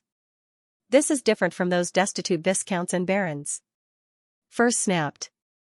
I swear in the name of God that if I dare to sneak in, I'll be discovered and caught in less than 5 minutes. Xiao nodded repeatedly in agreement. Let's wait for that golden retriever. With that said, she led the way. After taking a few steps, she said with her back facing Furs, yes, I'll try my best to make up for your losses in the future. Yes, I will try my best to make up for your loss in the future. Yes, I mean that stone. Upon hearing this, the corners of Furs's mouth curled up slightly. I'm saving myself. Also, Xiao, you're walking in the wrong direction. God, if you were an apprentice and became a traveler in the future, that would be a disaster. Outside Earl Hall's luxurious villa. Xiao and Furs hid behind the Intis parasol tree as they secretly watched the target building and the people passing by. After an unknown period of time, they saw the golden retriever sneak out from a hidden hole at the bottom of the wall. It pricked up its ears and looked around very carefully. Just as Susie was happily taking a stroll, a black male dog suddenly jumped out, fawning over her and circling around. This is the first time I've seen a dog show such a human expression. How much does it hate that black dog? Xiao sighed softly. She could see the obvious disgust in Susie's eyes and facial expression. Furs smiled and said, it's like meeting a rash, disgusting, and persistent pervert. Seeing that Susie was trying to speed up and escape the black dog, Xiao stood forward to uphold justice. My verdict is to leave it. Xiao shouted with a serious expression. The black dog was taken aback for a moment before it ran away with its tail between its legs.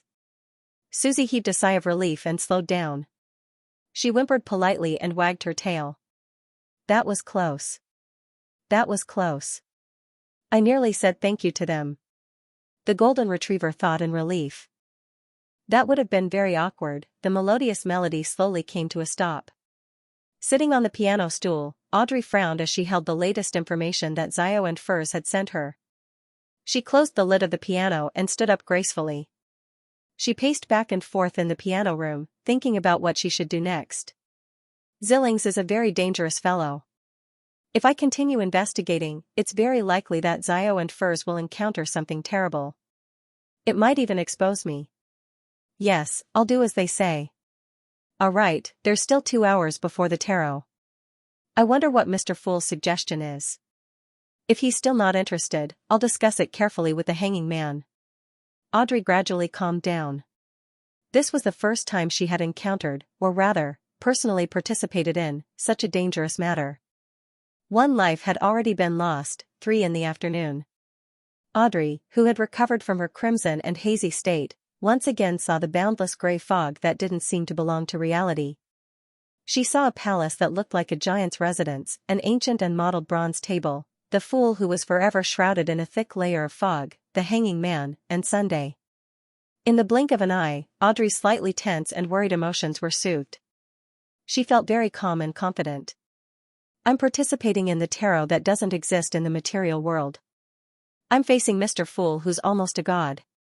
I'm not on the same level as Xianxia at all.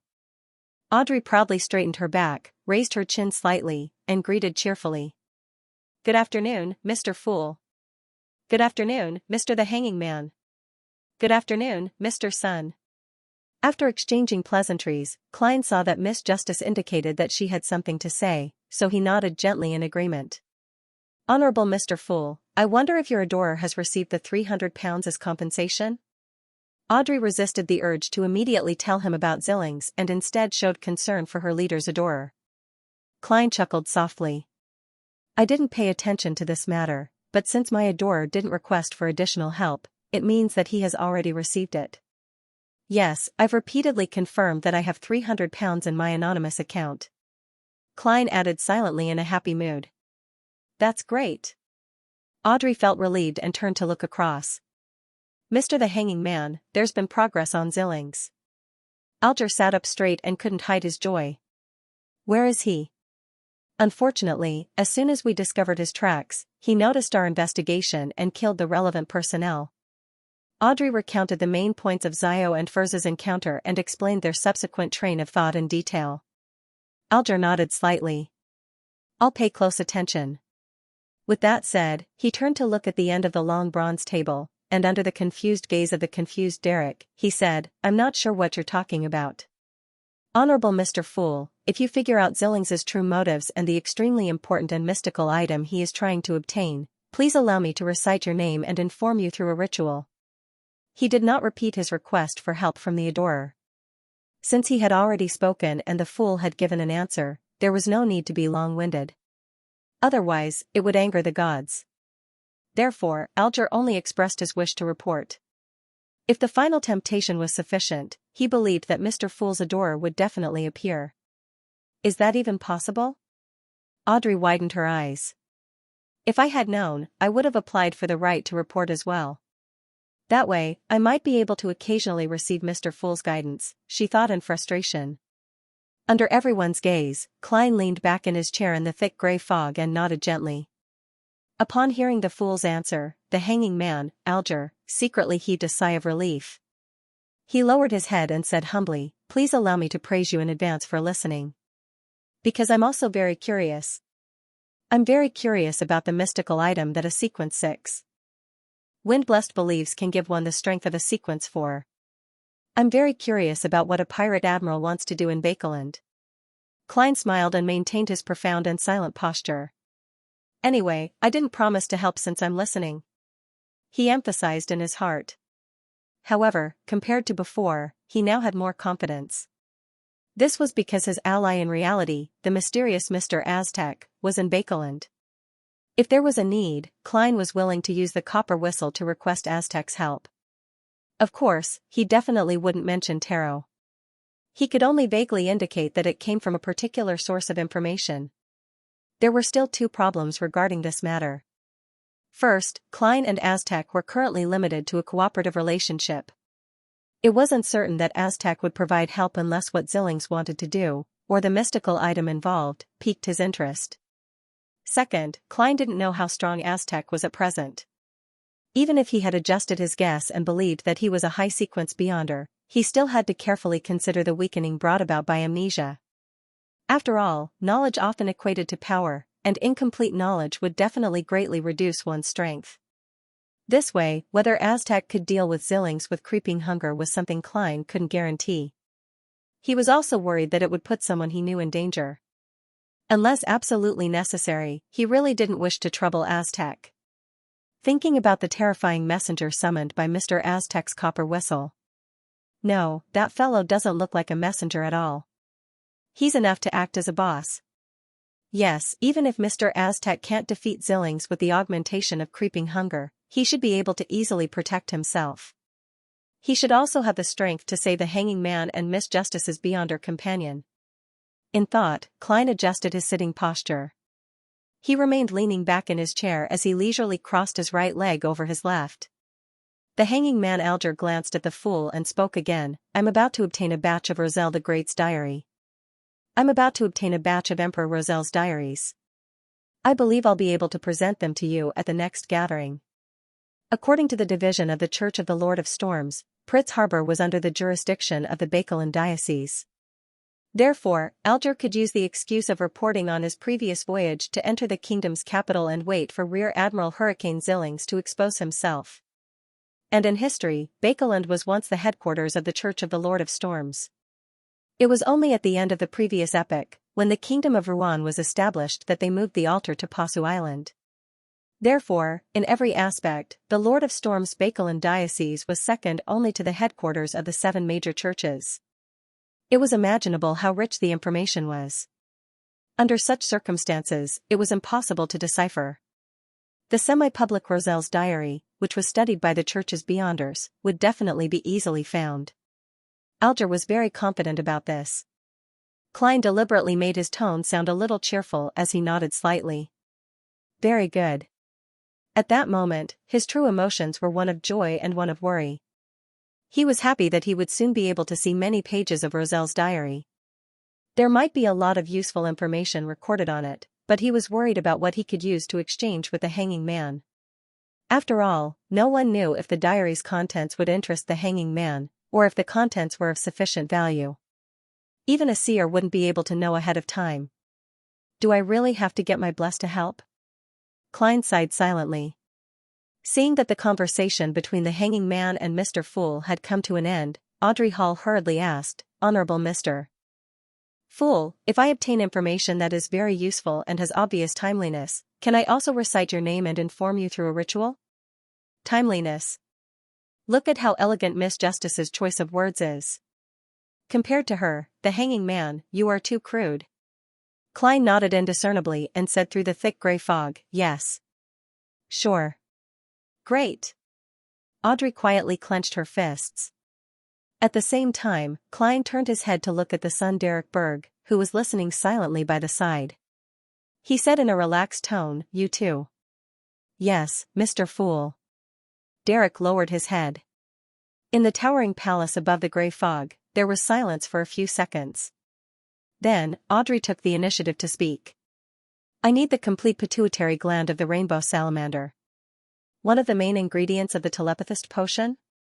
The hanging man Alger nodded indiscernibly as though he was in thought. "I don't have one. To be honest, I've only seen such a creature in textbooks." Sun heard the automatic translation of Phantom Wyvern. What kind of textbook would introduce Beyonder creatures? How enviable. The information I obtained at Beyonder gatherings was either directly dictated or crumpled paper. It wasn't systematic or organized enough. I'll have a chance to exchange for his textbooks from Sun in the future. He's interested in the formula of the Bard sequence. Audrey thought enviously. At that moment, Alger glanced at the fool before retracting his gaze and looking opposite him. He pondered and said, "I might be able to obtain the complete pituitary gland of the rainbow salamander." Without waiting for Audrey to rejoice, he added, "But the premise is that I have to find Zillings. But the premise is that I have to find Kalangos. When the time comes, together with the compensation I have to give you, it will be equivalent to the complete pituitary gland of the rainbow salamander. Miss Justice, you might not know this, but this type of wyvern is close to extinction. At present, only a few primitive islands in the Fog Sea, Berserk Sea, and Xianxia Sea still have traces of them. And the coordinates of these islands are only known by a very small number of people. If you are interested in the future, we can make an exchange in this aspect because I am one of those few people. I'm also interested in those primitive islands." Klein listened to the duo's exchange in silence. At the thought of the rainbow salamander, a dragon subspecies that was close to extinction, he suddenly recalled the joke he had made with old Neil, the Dragons and Giants Protection Association. His mood suddenly turned gloomy. Audrey was very excited when she heard that. She held back her emotions and said, "I once dreamed of sailing the sea in search of those primitive islands and experiencing the ancient customs on them. Goddess, the Tarot Club is really too powerful and magical. He actually has a member who knows the coordinates of some primitive islands. Praise Mr. Fool." Audrey lost her spectator state as she pursed her lips into a beautiful arc primitive islands. Klein was first taken aback before he recalled a certain page of Roselle's diary that he had previously read. It was the page where the Emperor was cosplaying as One Piece. He and his 4 horsemen of the apocalypse had discovered a nameless island in the Fog Sea that wasn't a safe sea route. There were many Beyonder creatures on it. Could this be the so-called primitive island? Unfortunately, the Emperor didn't leave the coordinates on that diary page. Perhaps there are subsequent diaries, but up to now, I haven't obtained any subsequent diaries. Klein thought regretfully and expectantly. As for Sun, he was already dumbfounded by the terms Fog Sea, Berserk Sea, Xianxia Sea, and primitive islands. He increasingly felt that he wasn't in the same world as Miss Justice and Mr. the Hanging Man. After a few seconds, Audrey asked in puzzlement, "The rainbow salamander is close to extinction. The rainbow salamander is close to extinction. Does that mean that the spectator pathway will soon be severed?" "No, there must be substitutes," the hanging man Alger answered with great certainty. "What substitutes are there?" Audrey's eyes lit up as she asked in return. Alger shook his head and replied with a deeper meaning, "I don't know. I do not know. Perhaps the people from the psychology alchemists know." Then why are you so sure that there are substitutes? Audrey was confused and puzzled. Alger smiled. You'll know in the future, or do you want to pay me in exchange for this information? Then, I'll wait. Audrey puffed her cheeks and silently exhaled. She also dismissed the idea of asking Mr. Fool. Even if I know, it's temporarily useless. The hanging man will definitely request for matters related to Rear Admiral Hurricane. I can't be too deeply implicated. She suddenly wanted to praise her intelligence. But what she didn't expect was for Mr. Fool to be very disappointed at that moment. Klein was rather curious about the secret hidden in Alger's words. Unfortunately, Miss Justice, who had always been in the best position to assist, didn't choose to make the transaction. No matter what method the two used to make the transaction, as long as they were above the gray fog, the contents couldn't be hidden from him, the master. Yes, the rainbow salamander is close to extinction, but psychological alchemy still provides a formula that includes it. It doesn't provide the names of the substitutes. Does this mean that psychological alchemy has the coordinates of some primitive island? Or is it cooperating with a faction that has the coordinates of some primitive island? Klein thought in enlightenment. After the transaction ended, he surveyed the area and looked at Sunday. He asked in a relaxed tone, does the City of Silver still believe in deities? Klein was only an official member of the Nighthawks at the moment, so he didn't have access to more in-depth mysticism knowledge, which included sacrificial rituals. Therefore, in order to verify if his sacrificial and bestowal ideas could allow the strange space above the gray fog to have an additional function of exchanging materials, he, who was already a Sequence 8, planned on learning something similar from other places as soon as possible. After repeated consideration, he came up with 3 methods. First, he could consult Spirit Guide Daly, who was also skilled in ritualistic magic and had the rank of deacon. However, this would easily arouse her suspicion, so all he could do was wait patiently for an opportunity. Second, he could ask Mr. Aztec, but Klein couldn't guarantee that he had already remembered this part of the knowledge. Third, he could use a roundabout method to inquire from the City of Silver Sunday. As for the roundabout method, Klein already had an idea. Furthermore, it could effectively maintain his image. Anything he asked would involve a deity, Derek replied in a respectful tone, that's right. The moment she heard the fool's question, Audrey pricked up her ears and entered her spectator state, waiting for Sun to answer. She had always been curious about where the City of Silver was and what was so special about it, but she was too embarrassed to ask. After all, it involved his privacy. At this moment, Mr. Fool's personal inquiry made her feel like she finally had the chance to buy the next volume after finishing the first volume of an excellent detective novel, and Sun's answer didn't disappoint her.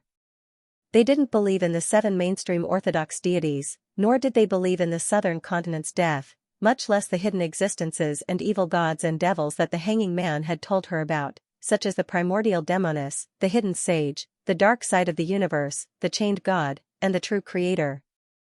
The City of Silver is indeed very special. They actually directly believe in the creator himself. This is the primitive worship described by Mr. the Hanging Man, right? The description of omniscience and omnipotence is a little strange. Audrey subconsciously turned her head to look at the hanging man and realized that he was indeed nodding slightly.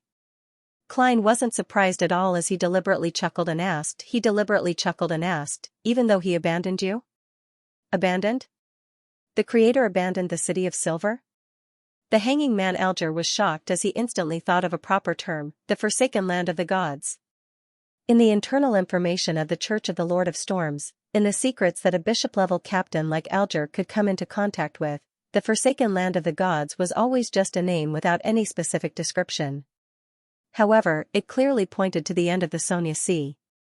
According to what he knew, even the cardinals who were at the core of the church didn't know what the Forsaken Land of the Gods represented.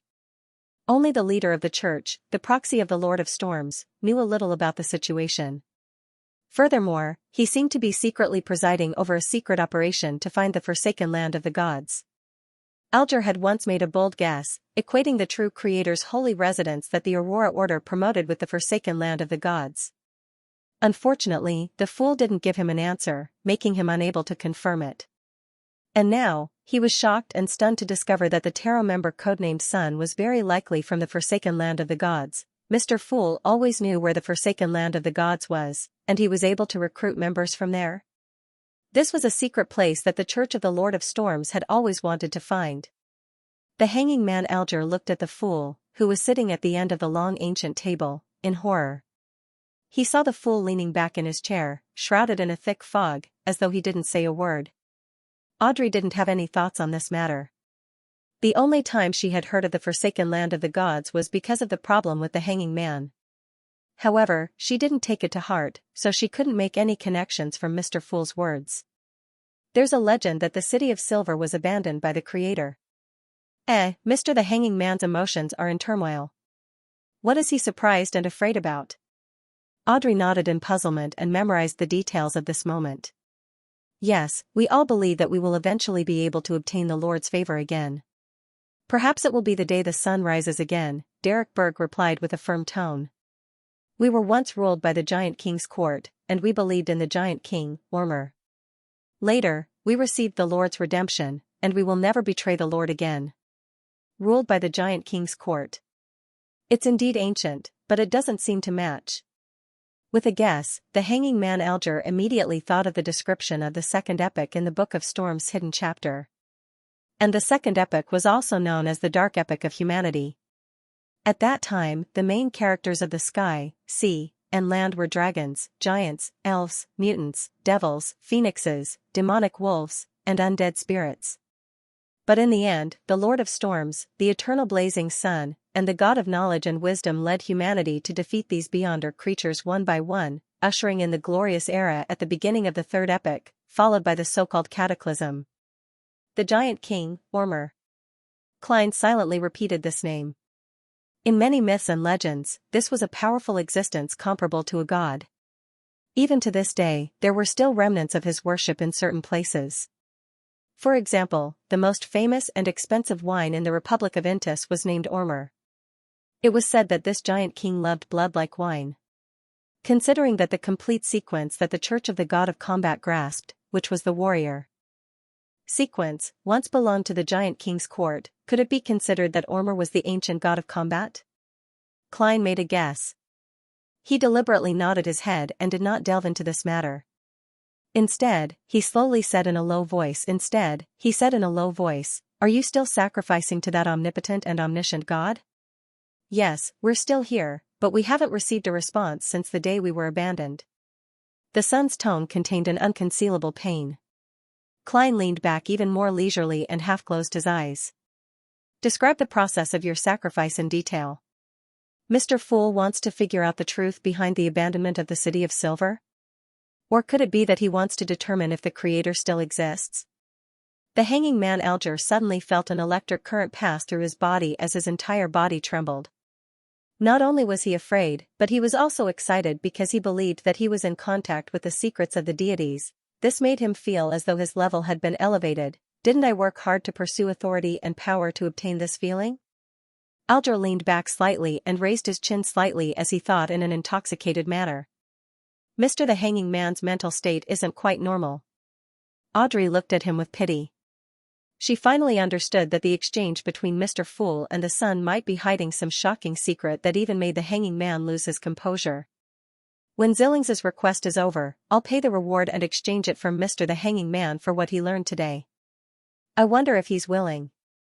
Audrey thought with some anticipation and worry.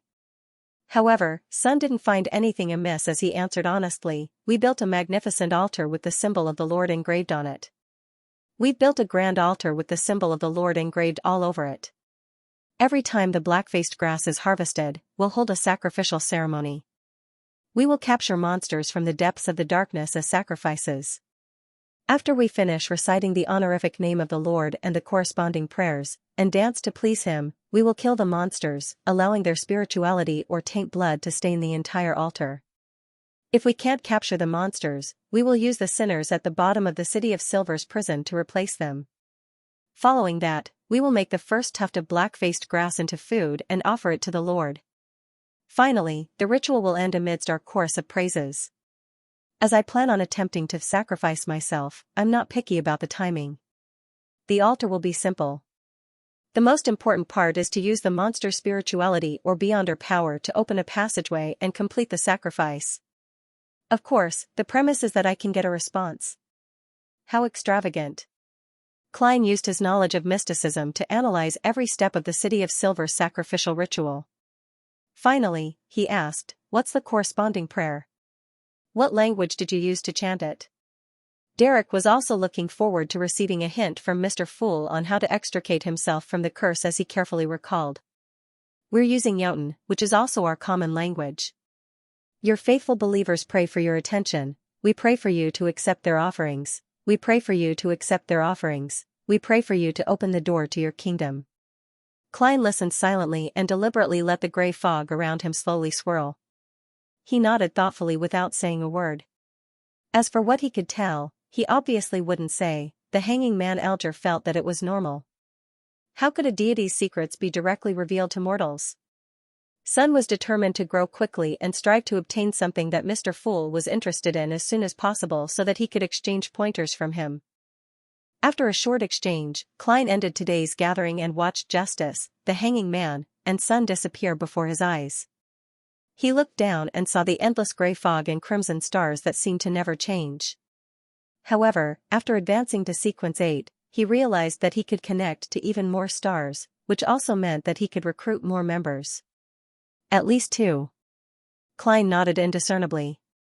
He wasn't in a hurry to increase the number of members. He planned to wait and observe like before. If Justice and the hanging man had any recommendations, he would take the test first. I've seen a pure crystal ball in front of the sun when he prays a few times in the past. However, after I pulled him above the gray fog, the crystal ball never appeared again. Could it be that the prerequisite for me to use the crimson star to pull someone over is that the other party has a special item by their side? Or could it be that every crimson star corresponds to an item in the real world, and once the connection is completed, it will return to the gray fog? I wonder if Miss Justice and Mr. the Hanging Man are the same. Let's assume that this guess is true. Then, if someone without such a special item were to chant "The fool that doesn't belong to this era, the mysterious ruler above the gray fog, the king of yellow and black who wields good luck, allowing me to hear his prayers," would I be able to pull them in? I can give it a try in the future. Klein didn't stay any longer. He enveloped himself with his spirituality and simulated the feeling of plummeting, leaving only the towering palace, the ancient long table, and the 22 high-backed chairs standing silently above the gray fog. He had already grasped the overflowing power of the clown potion and eliminated the corresponding negative effects. Therefore, he was now attempting the ritual to summon himself. Returning to his bedroom, he skillfully took out a candle mixed with sandalwood incense and placed it in the middle of his desk. He had yet to dispel the wall of spirituality that had yet to be removed. Following that, he followed the procedure and used his spirituality to ignite the candle, sprinkling the essential oils, extract, and herbal powder that symbolized good luck and mystery.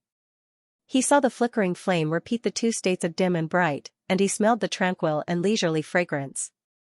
Klein took 2 steps back, looked at the candle on the table, and shouted in Jotun, "I." After a slight pause, he switched to Hermes. "I summon in my name, the fool that doesn't belong to this era, the mysterious ruler above the gray fog, the king of yellow and black who wields good luck."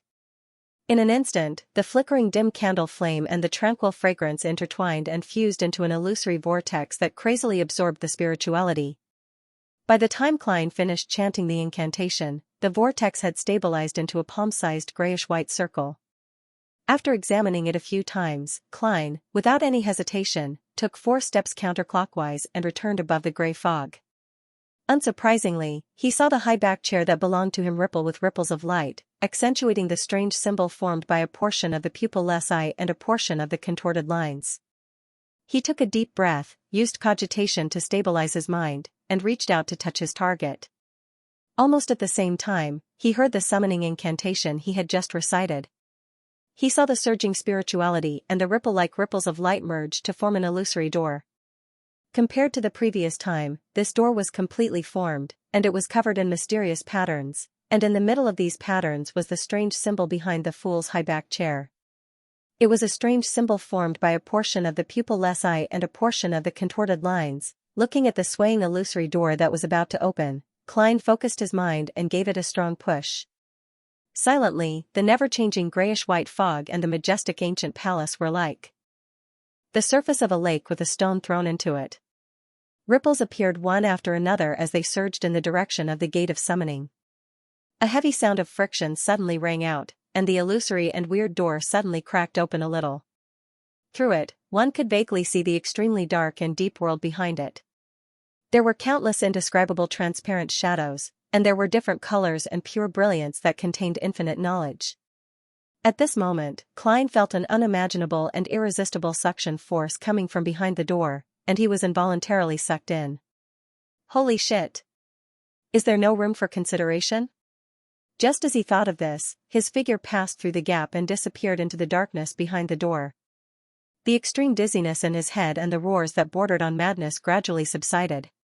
Klein finally regained his self-awareness. In front of him was a young man in an old shirt, with black hair and brown eyes, and ordinary facial features. He was of medium height and thin, but he seemed to contain a lot of strength. He had an obvious scholarly aura, but he didn't appear gloomy at all. Isn't that me? Klein was no stranger to such a scene. He encountered similar situations every day when he looked in the mirror and tidied up his clothes. He nodded slightly and looked around as if he had realized something. He saw his bed with a white sheet, the coat rack with a half-top hat, a tailcoat, and a thin black trench coat. He saw a shelf with many books on it. He saw a desk that was clean and tidy, with only one candle left on it. He saw a candle that gave off a pale glow. And he was now floating in front of the palm-sized grayish-white circle. So, did I really summon myself out? It's similar to the effect of my soul leaving my body. But it seems a little different. Klein looked at the body that belonged to him in front of him. He looked at his empty eyes that were in a daze and fell into deep thought. However, he was finally certain of one thing. Only one soul could head above the gray fog, which was also a soul body in mysticism. Their external appearance was that of an astral projection. It's no wonder I can directly see Justice, the hanging man, and Sun's astral projection surface above the gray fog. From there, I can determine if they are beyonders and roughly determine their sequences. My body seems to be protected to a certain extent, protected by the power of the ritual. I can stand so stably without losing my balance and collapsing to the ground. Miss Justice and the rest should be the same. Klein slowly adapted to the present situation and began to examine the respective states of his body and soul. He retracted his gaze and attempted to drive his spirit body that had been fused with some mysterious spatial powers. Whoosh, a slightly cold wind blew and circled around the bedroom. Klein happily tasted the feeling of flying as he circled around again and again. Within the same city, I can also act as a messenger. I just don't know if I can carry objects from the real world. He controlled his emotions and stopped. He floated in midair and began to test his other abilities. He grabbed the notebook on the bookshelf, but his palm went through it and back again. He had nowhere to exert his strength. It feels a little sticky. It's different from passing through the air. When I become stronger, or when I can stir more of the powers of the mysterious space above the gray fog, I might be able to do it. Klein tried to grab a single piece of paper, but he still couldn't grab it. After thinking for more than 10 seconds, he flew to the coat rack and reached his blurry, transparent hand into the pocket of his black trench coat. He touched the slumber charm and requiem charm that had been successfully reimbursed. These were items that were infused with his own spirituality. In the realm of mysticism, they were different from ordinary objects from the real world. Therefore, Klein wanted to try and see if he could carry them. His palm passed through it again, but he could clearly sense the existence of the charm and the fusion of spirituality. However, his strength wasn't strong enough to pick up the charm. Of course, it could also be said that the spirituality of the charm wasn't strong enough, making it difficult for it to resonate strongly with his current state of existence. The spirituality isn't strong enough. Klein turned to the other pocket and thought. It contained the flaring sun charm that was made by stealing the power of the god's blood and infusing it with his own spirituality. A warm feeling quickly spread through his body, making his body more stable and his thoughts clearer. He picked up the thin gold piece and took it out of his pocket. In the newly added mirror in the room, the charm floated out by itself, just like how it was described in many ghost stories. I can carry the flaring sun charm, and I can directly use spirituality to speak. In this state, I have a certain level of strength. Klein flew to the mirror and stopped in front of it. He saw that there was only a thin gold piece in the mirror. Other than that, there was only the furniture and the darkness caused by the closed curtains. After thinking for a few seconds, he placed the flaring sun charm on the bed and returned to the mirror, trying to see if he could enter it. His vision turned black, and Klein's perspective suddenly changed. He saw all the images that were reflected in the mirror, and he saw the blurry outlines of objects in the dark environment. This made him feel like he was hiding in a hidden corner, peeping into a small part of the room. I can really enter the mirror, but this is just an ordinary item. It doesn't lead to some mysterious world. Klein nodded slightly, rushed forward, and returned to the room. The success of carrying the flaring sun charm gave him great confidence, so he tried to grab another item. It was Aztec's copper whistle. The moment he touched this ancient and exquisite item, Klein suddenly felt his spirituality swell and turn cold. With a leap, his illusory eyes turned into burning flames, dark black flames. I seem to be a little stronger. My state is closer to that of a wraith, but I don't have that intense resentment. Klein's settled mind reflected his current appearance. This was an ability belonging to a clown. Mr. Aztec's copper whistle is indeed magical. He nodded and found that he could pick up a piece of paper of a certain weight. There was no doubt that the slumber charm could do the same. It's a pity that the silver ritual dagger can be carried, but the revolver is too heavy to pick up. Klein ended his attempts in this area and turned to studying if his current state had any spellcasting abilities. After serious experiments, he confirmed that his summoned self had two spell-like abilities. One was to use an invisible roar to directly intimidate the target's soul, and the other was to create a freezing effect through contact. Satisfied, Klein cast his gaze out the oriel window, at the sunlight and streets that were covered by the curtains. I wonder if I can move around during the day in my current state, he mumbled as he floated to the window. Then, Klein carefully pulled the curtains open, allowing some sunlight to penetrate the wall of spirituality and shine into the bedroom. Under the bright sunlight, Klein discovered that his spirit body was evaporating into a black fog, and his strength was fading bit by bit. He hurriedly let go, allowing the curtains to cover the light again. It doesn't work. Klein pondered for a moment and looked at the flaring sun charm on the bed. If I had the augmentation of the eternal blazing sun's divine blood, would it have a different effect? He floated to the bed and tried to grab the thin piece of gold. However, just as he touched his target, the warm and pure feeling clashed with his swelling and cold spirituality.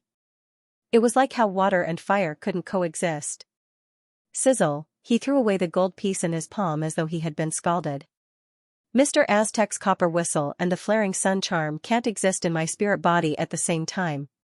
Enlightened, Klein put down the copper whistle and let his spirituality shrink, extinguishing the black flames in his eye sockets.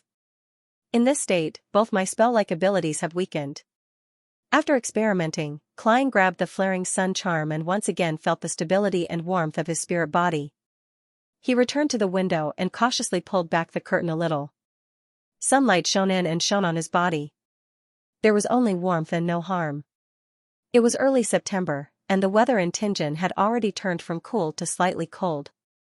However, the afternoon sunlight still made one feel warm. Klein passed through the wall of spirituality and the oriel window.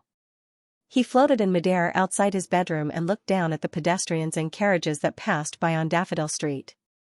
At that moment, a man in a grayish-blue worker's uniform suddenly raised his head and looked over. Klein jumped in fright.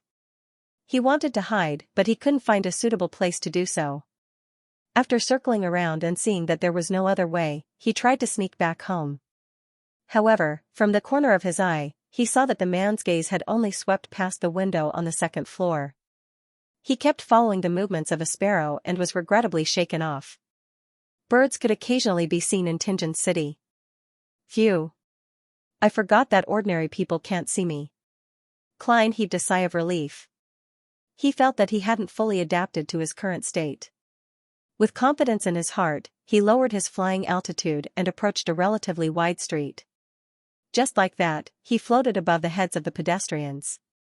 As he got closer, Klein immediately realized that his vision was equivalent to spirit vision.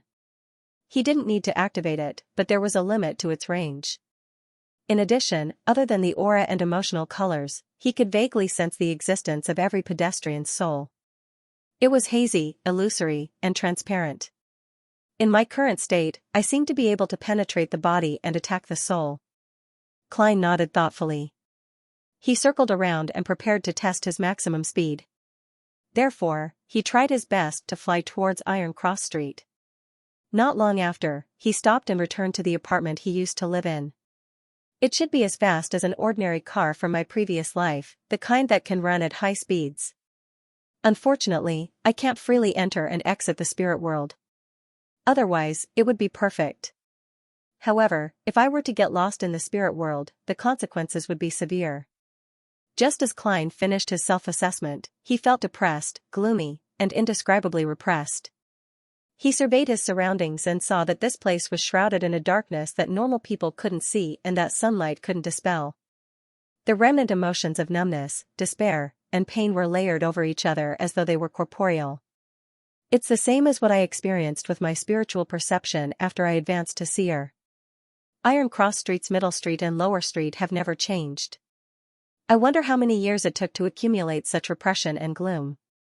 Klein thought of the past and sighed as he flew up to the 3rd floor. Here, he finally felt the sunlight and got rid of his gloomy mood. Klein flew along the lower street. From time to time, he could see residents in ragged clothes, with numb expressions, and malnourished faces. He even encountered 2 cases of natural deaths, both of which were caused by prolonged starvation, poor health, and sudden illness. Who knows how many people die in pain every month, but the bankrupt farmers and former slaves from the southern continent will soon fill their places. Klein exhaled silently, changed his direction, and flew toward the south sector. That was the industrial zone of Tianjin City. There were steel factories, lead factories, ceramic factories, printing factories, metal production factories, machinery manufacturing factories, and so on. As he flew, Klein saw the tall chimney-like furnaces, the pervading dust, and the thick gloominess that was only slightly better than Lower Street. This place was filled with fatigue, pain, pessimism, numbness, and other emotions. The workers in their 30s were the minority. Just as Klein was about to descend and carefully observe the area, he suddenly felt weak from the inside out. My spirituality can't sustain this state any longer. Klein was alarmed. He was in a hurry to return home, but he soon thought of a better possibility. I was summoned. Once the summoning ends, I will naturally return. He calmed his mind and carefully sensed his own condition and his surroundings. Unsurprisingly, he discovered that there was a subtle connection between him and a place that was infinitely high and infinitely close. Following this connection, Klein tightly wrapped the flaring sun charm and gave a strong will to end the summoning. A massive and terrifying suction force came over. His transparent, almost formless figure leaped up and disappeared from the material world. The endless grayish-white fog spread silently, and the illusory and still crimson stars twinkled. Klein once again appeared in the towering palace that looked like a giant's residence.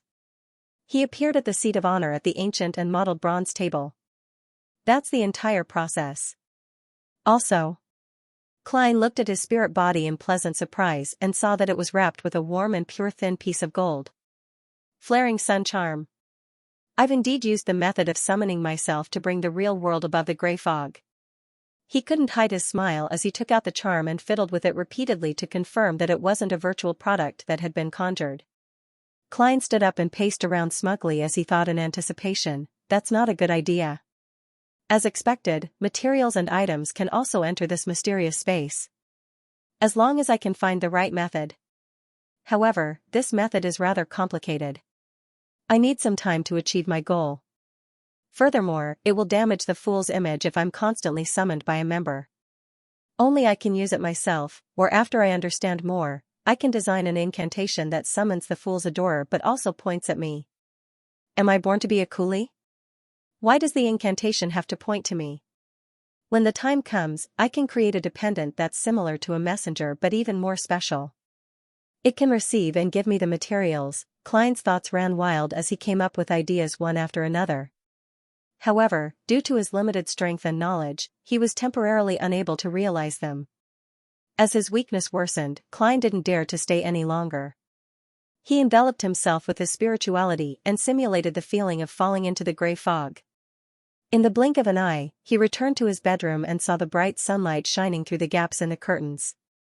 He examined himself and confirmed that the flaring sun charm hadn't been brought out and had been left above the gray fog. After I have a good rest, I'll repeat the summoning ritual at dawn and bring the flaring sun charm back to the real world. Sigh, if only I could maintain that state for a little longer. That way, I would be able to search for houses with red chimneys faster. Unfortunately, it's not possible at the moment. After flying for a while and searching a few houses, I'm afraid I'll have to return above the gray fog and rest for half a day. It's just as inefficient. Klein walked to his desk and extinguished the silently burning candle. After packing his items, he didn't immediately remove the wall of spirituality. Instead, he sat down, took out a pen and paper, and began writing. A letter to Mr. Aztec. After writing the title Dear Sir, he deliberated for a few minutes before writing, My Lord. I recently received intelligence that one of the 7 pirate admirals, Rear Admiral Hurricane Xianxia, has infiltrated Bakeland. He has a mystical item called Creeping Hunger, which can provide him with powers similar to a shepherd. And a shepherd is a sequence 5 beyonder who devours different souls to obtain a corresponding power. It's said that they can graze a limited number of souls at the same time, but they can be replaced. Xianxia has many beyonder powers. I have no idea what he wants to do in Bakeland. According to the intelligence, it might involve a very important and mystical item, one that can make Xianxia become a high sequence beyonder, or an item that can match a high sequence beyonder. Klein roughly described the matter regarding Xianxia with the help of a fabricated intelligence source. In any case, he believed that Mr. Aztec wouldn't seek confirmation from someone at the level of a Nighthawk captain. Here, he didn't directly request for help. Instead, he casually mentioned it to warn Mr. Aztec to be careful. Regardless of whether he would get Mr. Aztec's help in the future, it wouldn't be wrong to lay the groundwork first. If such a day really came, then it wouldn't be so abrupt. Klein slowly exhaled and began writing the main content of the letter. The mastermind hasn't taken any further action. I still haven't found any relevant clues. The reason why I contacted you so abruptly is mainly to ask you about the sacrificial ritual. I encountered something similar during a recent mission, with Sun's description and Mr. Aztec's answer as a comparison. I should be able to attempt the sacrificial ritual, and conversely, it would be bestowment. This would be more suitable for the exchange of materials and items than the ritual of summoning myself. Yes, I hope that Mr. Aztec has recalled this knowledge. Klein nodded slightly and put down his pen. He didn't sign his name. There was only one copper whistle, and he was certain that Mr. Aztec wouldn't make a mistake about the sender. Therefore, Klein chose to be careful and didn't leave his name.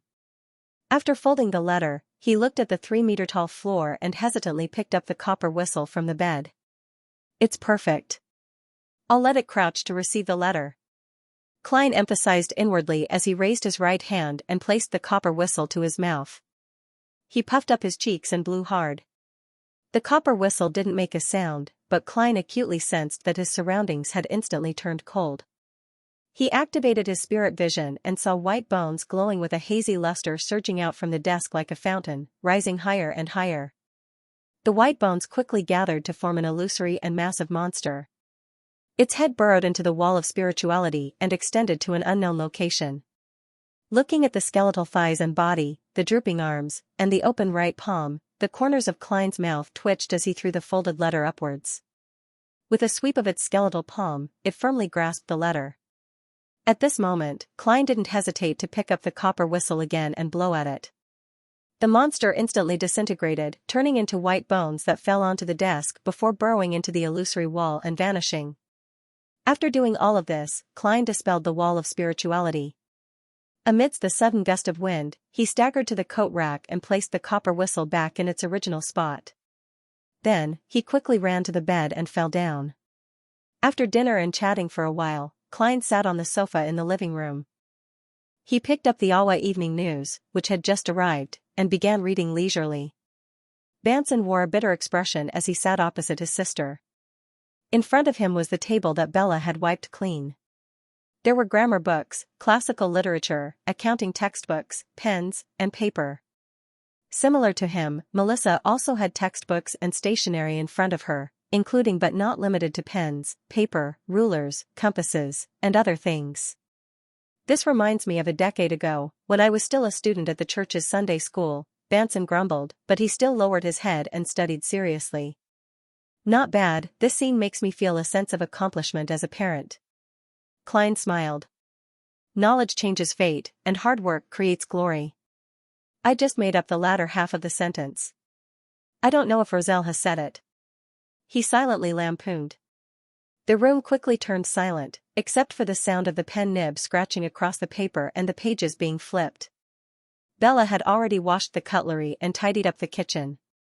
She returned to her bedroom on the first floor, which was originally the small guest room. Klein read the newspaper, drank side black tea from time to time, and chatted with his brother and sister. He was having a very pleasant time. Suddenly, the gas lamps in the living room and dining room dimmed at the same time, as though they had lost sufficient fuel. Banson and Melissa raised their heads at the same time and looked at the lamps, trying to find the reason. Klein also looked over. At that moment, he felt something touch his arm. Something in the living room, where there was no one alive but him, had touched his arm. His hair stood on end as Klein retracted his arm. He turned his head and saw 5 tiny pale fingers growing from the tip of a red tongue. Below them were irregular fangs. Klein first reached into his pocket, where he kept the slumber and requiem charms. He then saw the 5 baby-like fingers holding a neatly folded piece of paper. Letter, messenger. Klein heaved a sigh of relief.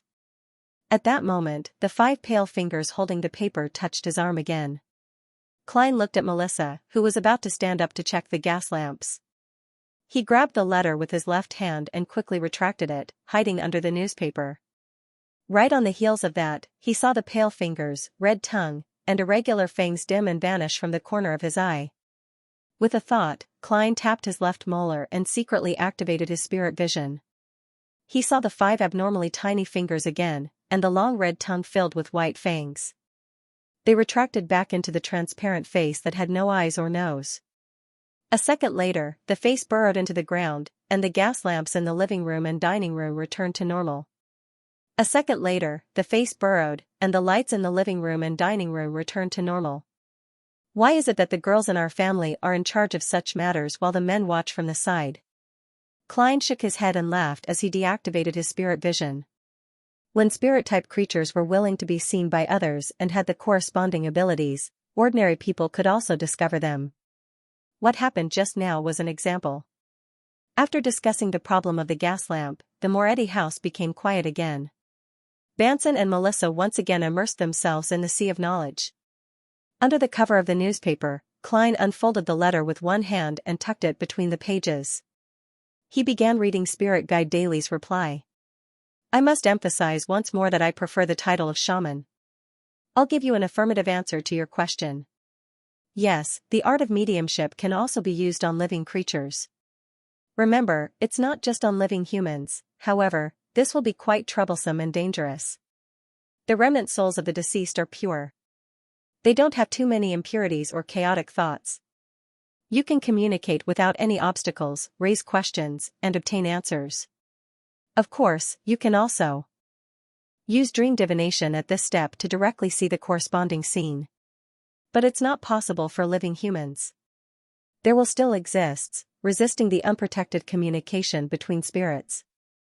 Upon reading this, the corners of Klein's mouth twitched slightly.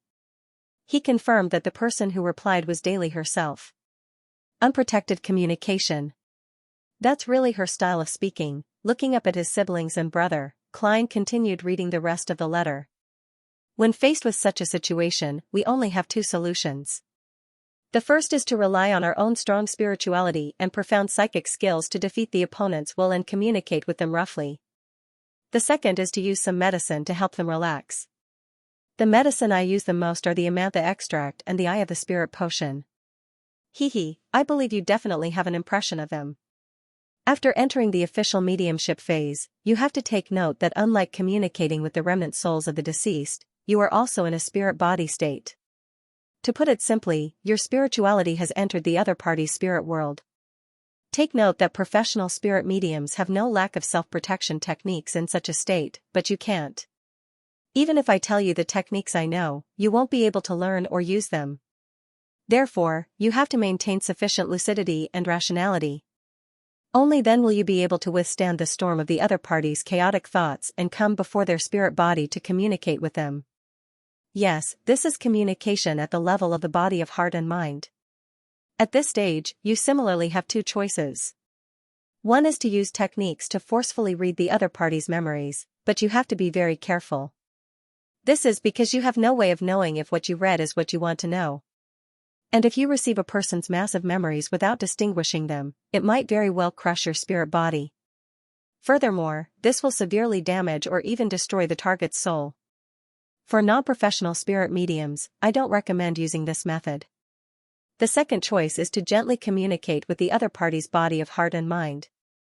Regardless of whether you use brute force or drugs, the target will definitely be in a dazed state. It's almost impossible for them to lie. No, you can't recall your encounter. Even though I know you definitely can't remember it. I'm sorry, Ma'am Daly. I was very lucid back then. Klein laughed inwardly as he moved his gaze down to read the last part of the letter.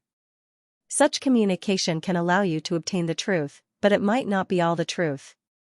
You should understand what I mean.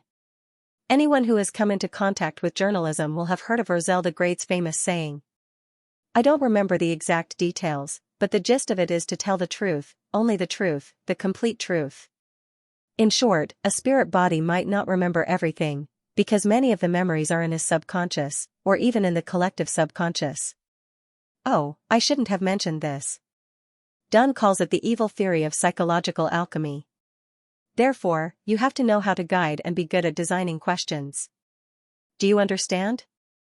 The specific techniques are. The above are all normal situations. Towards a crazy beyonder, what should we pay attention to when performing mediumship? This is because a beyonder's spirituality is very strong, and a lunatic spirit body is also filled with chaotic thoughts. Let me give you an example. A normal person's consciousness is an island, and the subconscious is the part of the island that's hidden under the sea. The collective subconscious is the surrounding sea, and the sky belongs to the spirit world. A beyonder's island has an active volcano that can be controlled, while a lunatic's island has a volcano that is erupting, shaking the bottom and polluting the sea. When you come into contact with a lunatic spirit body without any protection, his chaos might very well infect you, just like how polluted seawater will follow the ocean currents and spread nearby. Yes, mediumship in such a situation is equivalent to you connecting your sea with the other parties. Therefore, you have to pay attention to the problem of infection. A few examples would be when certain spirit mediums were doing something similar, but due to their carelessness and lack of protection, they ended up suffering from the same mental illness as the target. Normally, mental illnesses aren't contagious, but in the field of mysticism, in the world of spirit mediumship, it can indeed be contagious. Maintaining one's lucidity and rationality and not being affected by the other party's chaotic thoughts is something you have to pay attention to. After that, you have to induce questions and obtain answers. A lunatic can still be effectively communicated with. If you wish to give it a try, I suggest that you consume the tranquility potion ahead of time. The formula can be found behind Tingen City's Cheney Skate, as well as the finished product. It can effectively help you maintain your lucidity and rationality during mediumship. Of course, you can also get done to request help from the Bakelin Diocese. I'd be happy to witness the spirituality of a Sequence 7 psychiatrist after he goes mad. Clarity and rationality. These are my strong points. Even when I am being channeled, I am still able to maintain clarity and rationality. Of course, I am not an arrogant person. I will still apply for the Tranquility Potion, Amantha Extract and Eye of the Spirit Potion. Klein heaved a sigh of relief and was a little eager to give it a try. He put down the newspaper, stood up, and went to the bathroom on the first floor. He ignited the paper with his spirituality and poured the ashes into the toilet, flushing them away. That night, Klein once again attempted the ritual to summon himself. He brought the flaring sun charm back to the material world and into his bedroom. At the same time, he didn't receive the expected reply from Mr. Aztec. Perhaps he needs some time to recall his knowledge. Perhaps he doesn't have the time to reply for the time being. Or perhaps he's afraid of disturbing my sleep. Klein dispelled the wall of spirituality, guessed a few reasons, and lay in bed. The next day, which was Tuesday morning. "Please come in." Dunsmith's mellow and warm voice sounded. Klein twisted the doorknob and pushed open the door. He saw the captain enjoying his breakfast. To his right was a cup of fragrant coffee, and in front of him was a plate of white bread, toast, and bacon. Dunn placed the buttered toast into his mouth and silently pointed at the chair opposite his desk. Klein didn't disturb the captain's meal. With a smile on his face, he sat down and waited patiently. Seeing that he wasn't in a rush, Dunn relaxed his straight back, picked up the coffee, took a sip, and swallowed all the food in his mouth. He took out a soft tissue and wiped the corners of his mouth. "What's the matter?" Klein nodded seriously. "I've met Daxter Guderian, the psychiatrist, a member of the psychological alchemy." As he spoke, he glanced out of the corner of his eye and noticed that there was an open magazine in front of the captain. "What information did he provide?" Dunn asked as he clasped his hands together in enlightenment. Klein briefly described, "He told me that before Hyugen went mad, someone visited him frequently. That person's name was Lenevis." "Lenevis?" Dunn rubbed his temples. "I think I've heard of him somewhere before, the swindler who stole at least 10,000 pounds, Klein reminded him. Dunn thought about it with a serious expression and shook his head, indicating that he had no impression of him. "Captain, you're not sensitive to money at all." Klein lampooned inwardly and recounted the important matters regarding Lenevis. This swindler falsely claimed that he had discovered and purchased a high-grade iron mine. He privately raised funds to develop it in Tingen City and made off with more than 10,000 pounds. A friend of mine from the divination club suffered a loss. In addition, a lady was deceived into getting engaged to him and became pregnant with his child. He visited Hyugen several times before he went mad. Dunn muttered. "A Sequence 8 Beyonder, swindler? The Marauder pathway. Captain, you sure have a good memory when it comes to such matters." Klein sighed in amusement and nodded gently. "That's also my guess. As the steel company set up by Lenevis is in the South Borough, the victims are of all faiths, so this matter wasn't handed over to us in the end. Even if the police department found any traces of Beyonders, they would hand it over to the mandated punishers." Dunn finally understood the whole story. He looked at Klein with his deep gray eyes. "What do you want?" "Ahem, Captain, don't be so sharp." Klein replied seriously. "I want to use the mediumship ritual to communicate with Hyugen and find out why Lenevis is looking for him. I want to know if this is the direct cause of his madness." Dunn nodded slightly. "Even if you didn't apply, I would have tried something similar after I confirmed that Hyugen had really gone mad. However, Daly told me that there's quite a bit of risk involved in this." "Are you sure you're confident? Or, I can apply for assistance from the Bakelin diocese. It shouldn't be a problem to delay it for a few days." Klein's main motivation for becoming a Beyonder was to study mysticism and find a way to return home. Now that he had a chance to put it into practice and was confident, he naturally wasn't willing to give it up. "Captain, I've already grasped the knowledge in this area, so I have a certain level of confidence. Of course, I need the Amantha extract, the Eye of the Spirit, and the Tranquility Medicine to assist me." Tranquility Medicine.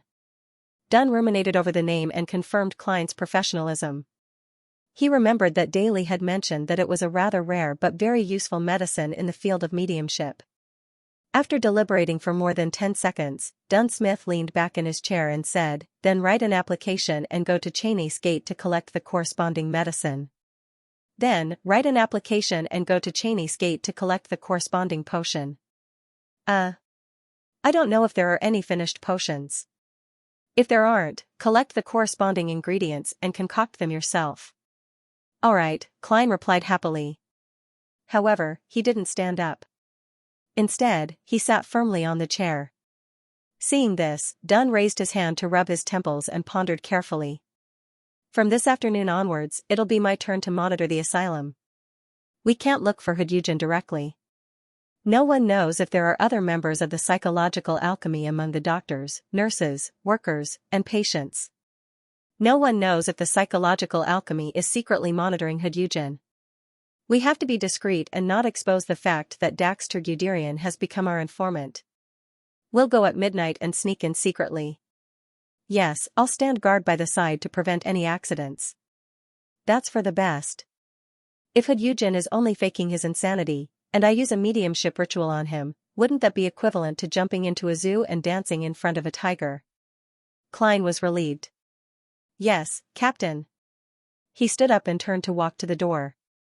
At that moment, he saw the title of the magazine in front of the captain from the corner of his eye. Donningsman tree sap from the southern continent's rainforest has an obvious effect on hair growth. Klein retracted his pitiful gaze and walked out of the captain's office.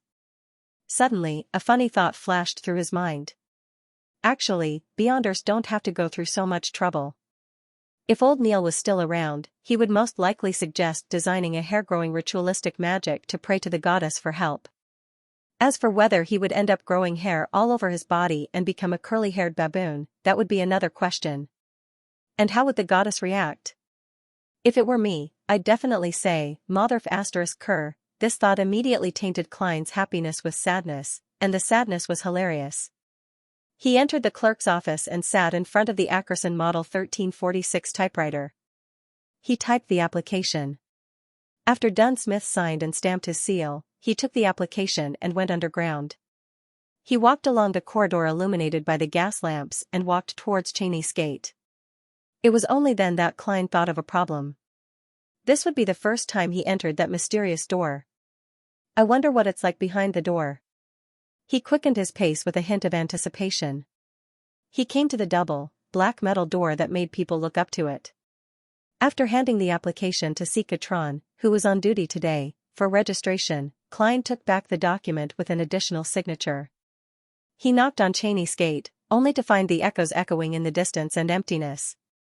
After waiting for nearly a minute, he heard no footsteps, but he saw the double door with the 7 dark sacred emblems open heavily and creak. Cheney's gate stopped after it was wide enough for one person to pass through. Klein used the light from the gas lamps on both sides of the corridor to see what was happening nearby. Behind the door stood an elder with deep wrinkles and sparse hair.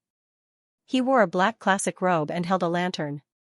The dim light from the candle shone through the glass, illuminating the elder's expressionless face.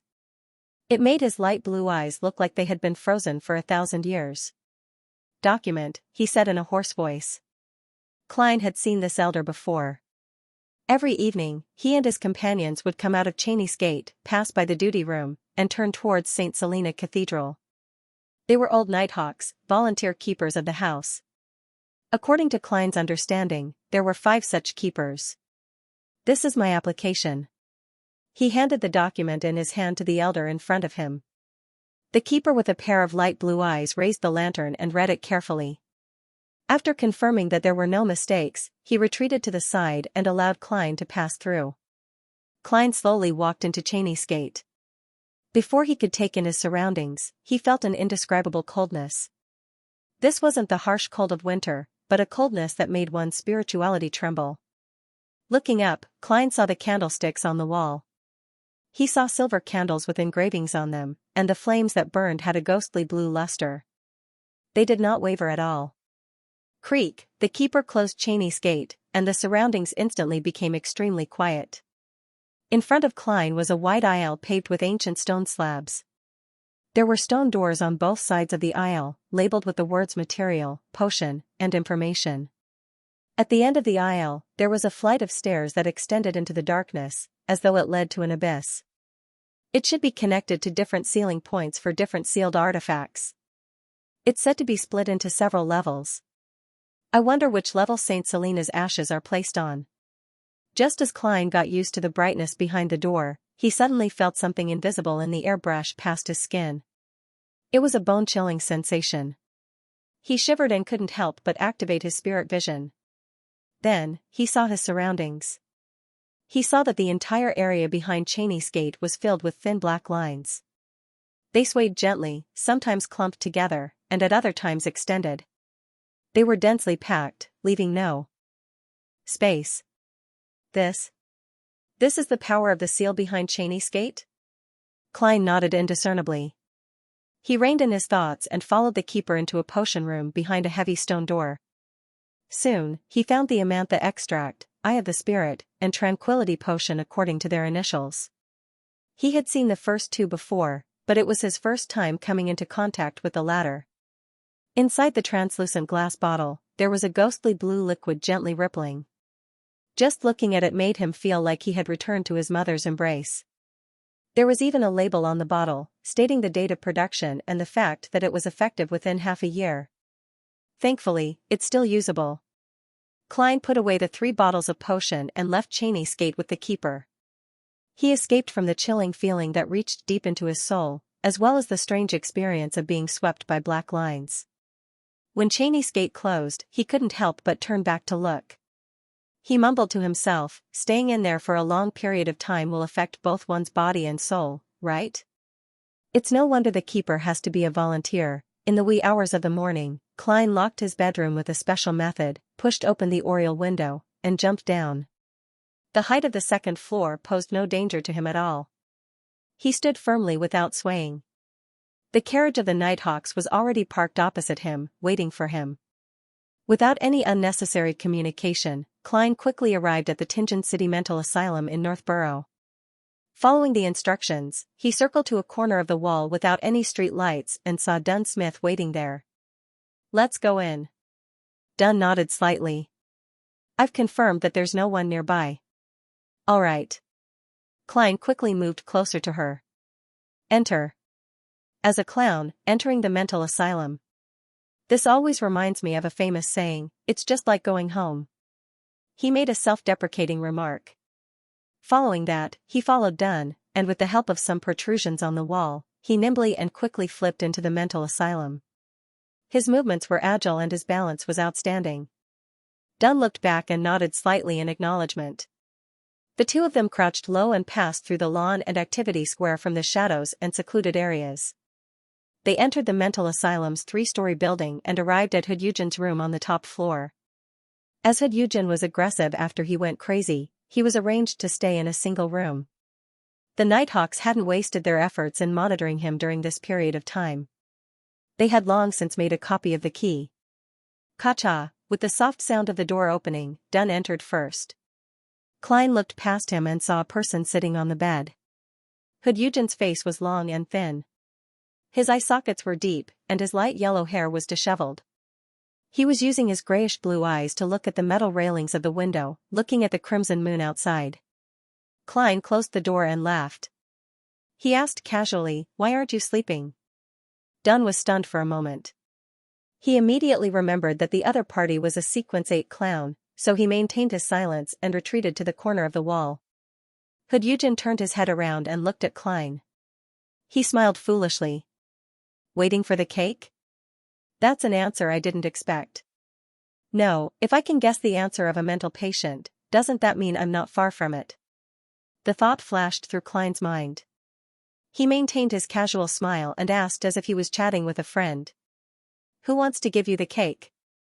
Hood Eugen's expression crumbled. His face became thinner and thinner as he wailed, "Don't worry." He wailed, "No, no cake, no cake. You stole my cake." His voice suddenly rose as he glared angrily at Klein with widened eyes. Before Klein could think of a reply, Hood Eugen barked and opened his mouth, revealing 2 rows of white teeth. Then, he jumped off the bed with saliva dripping from the corner of his mouth. He approached Klein and reached out with both hands, attempting to grab Klein's shoulders. Then, he dragged Klein in front of him and bit down hard. Although Klein panicked at the sudden attack, he reacted in time. He bent his knees and half-squatted. At the same time, he turned his body and raised his left arm. Poof, his elbow struck Hood Eugen's abdomen, causing the latter's eyes to roll back and more saliva to drip from his mouth. But Hood Eugen didn't stop. He went with the flow and opened his arms, intending to hug Klein tightly. Klein tilted his body and rolled to the side. He was so familiar with it that it was as if he had practiced it hundreds of times. He supported himself with his right hand and did a backflip. He planned to switch from defense to offense and pounce on his opponent to subdue him. At that moment, he saw Hood Eugen standing there dumbly. His eyes had lost focus and were empty and vacant. Klein was stunned for a moment. He turned to look at the corner of the wall and saw Dunn Smith, who was wearing a black windbreaker and a silk top hat of the same color. His hands were clenched and his head was lowered. Captain has dragged Hyun into a dream. Klein came to a realization and stopped what he was doing. He took the opportunity to take out the silver ritual dagger that couldn't hurt anyone and used it to create a wall of spirituality to seal off the single patient ward. Then, Klein took out 3 candles mixed with mint and placed them on the windowsill in an inverted triangle. One symbolized the Evernight goddess, one symbolized the Mother of Concealment, and one represented himself. Not long after, he set up a simple altar and lit all the candles by rubbing them with his spirituality. Just as he was about to turn around to warn the captain, Dunn had already raised his head and chuckled. Hyun's dream is a mess. There's no way to guide him. Before he finished speaking, Hyun's eyes regained their vigor and were no longer empty. Then, the crazy psychiatrist leaned back slightly and yawned comfortably. For a moment, Klein did not know what to say, so he did not say anything and picked up the metal bottle containing the amantha extract. He dripped the transparent liquid extracted from the night vanilla, slumber flower, and chamomile into the flame of the candle that represented him, allowing the serene fragrance to spread to every corner of the room. Hyun's tension, anger, and comfort all disappeared.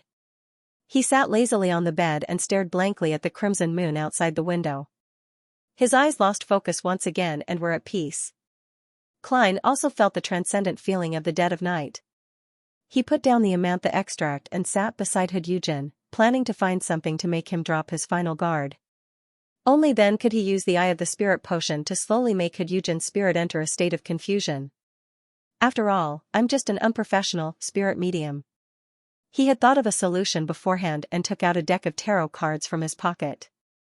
There were only 22 cards in the deck, and the reason was that it was easy to carry around. It was a weapon that Klein had successfully applied for. Every card was embedded with pure silver or a metal wire that could harm undead creatures. The patterns were complicated and gorgeous, making Klein want to keep it as a collection and not use it against an enemy. Klein cut the cards with one hand and smiled at Hyun. Let's play cards. Play cards? Hyun retracted his gaze from the window and repeated the word in confusion. Klein did not reply. He stuffed the tarot cards into his hand with good intentions that could not be refused. Hyun mimicked his actions from before, using one hand to cut the cards with great difficulty and successfully completing the task. This mental patient among the Beyonder slowly turned his attention to the card in his hand, which had excellent hardness and elasticity. He flipped the card on the surface. A man in tattered clothes had his hands tied up and was hung upside down. There was a faint halo above his head. The hanging man. Klein nodded thoughtfully. He took the opportunity to get up and hold the Eye of the Spirit potion. He dripped the amber liquid onto the candle flame. It was still the one that represented himself. The ethereal fragrance of alcohol wafted out, making one feel intoxicated just by smelling it. Hyun's expression slowly became lax as his gaze lost focus. The tarot cards in his hand slid onto the bed one by one. But he remained seated and did not collapse. Klein relied on cogitation to resist the effects that made his body and soul feel light, floating, and confused. He took out another small metal bottle from his pocket, twisted the stopper, and poured the dark blue liquid into his mouth. Tranquility potion, the cold liquid flowed through his mouth, down his esophagus, and into his stomach. Klein instantly became abnormally clear-headed, no longer in a trance.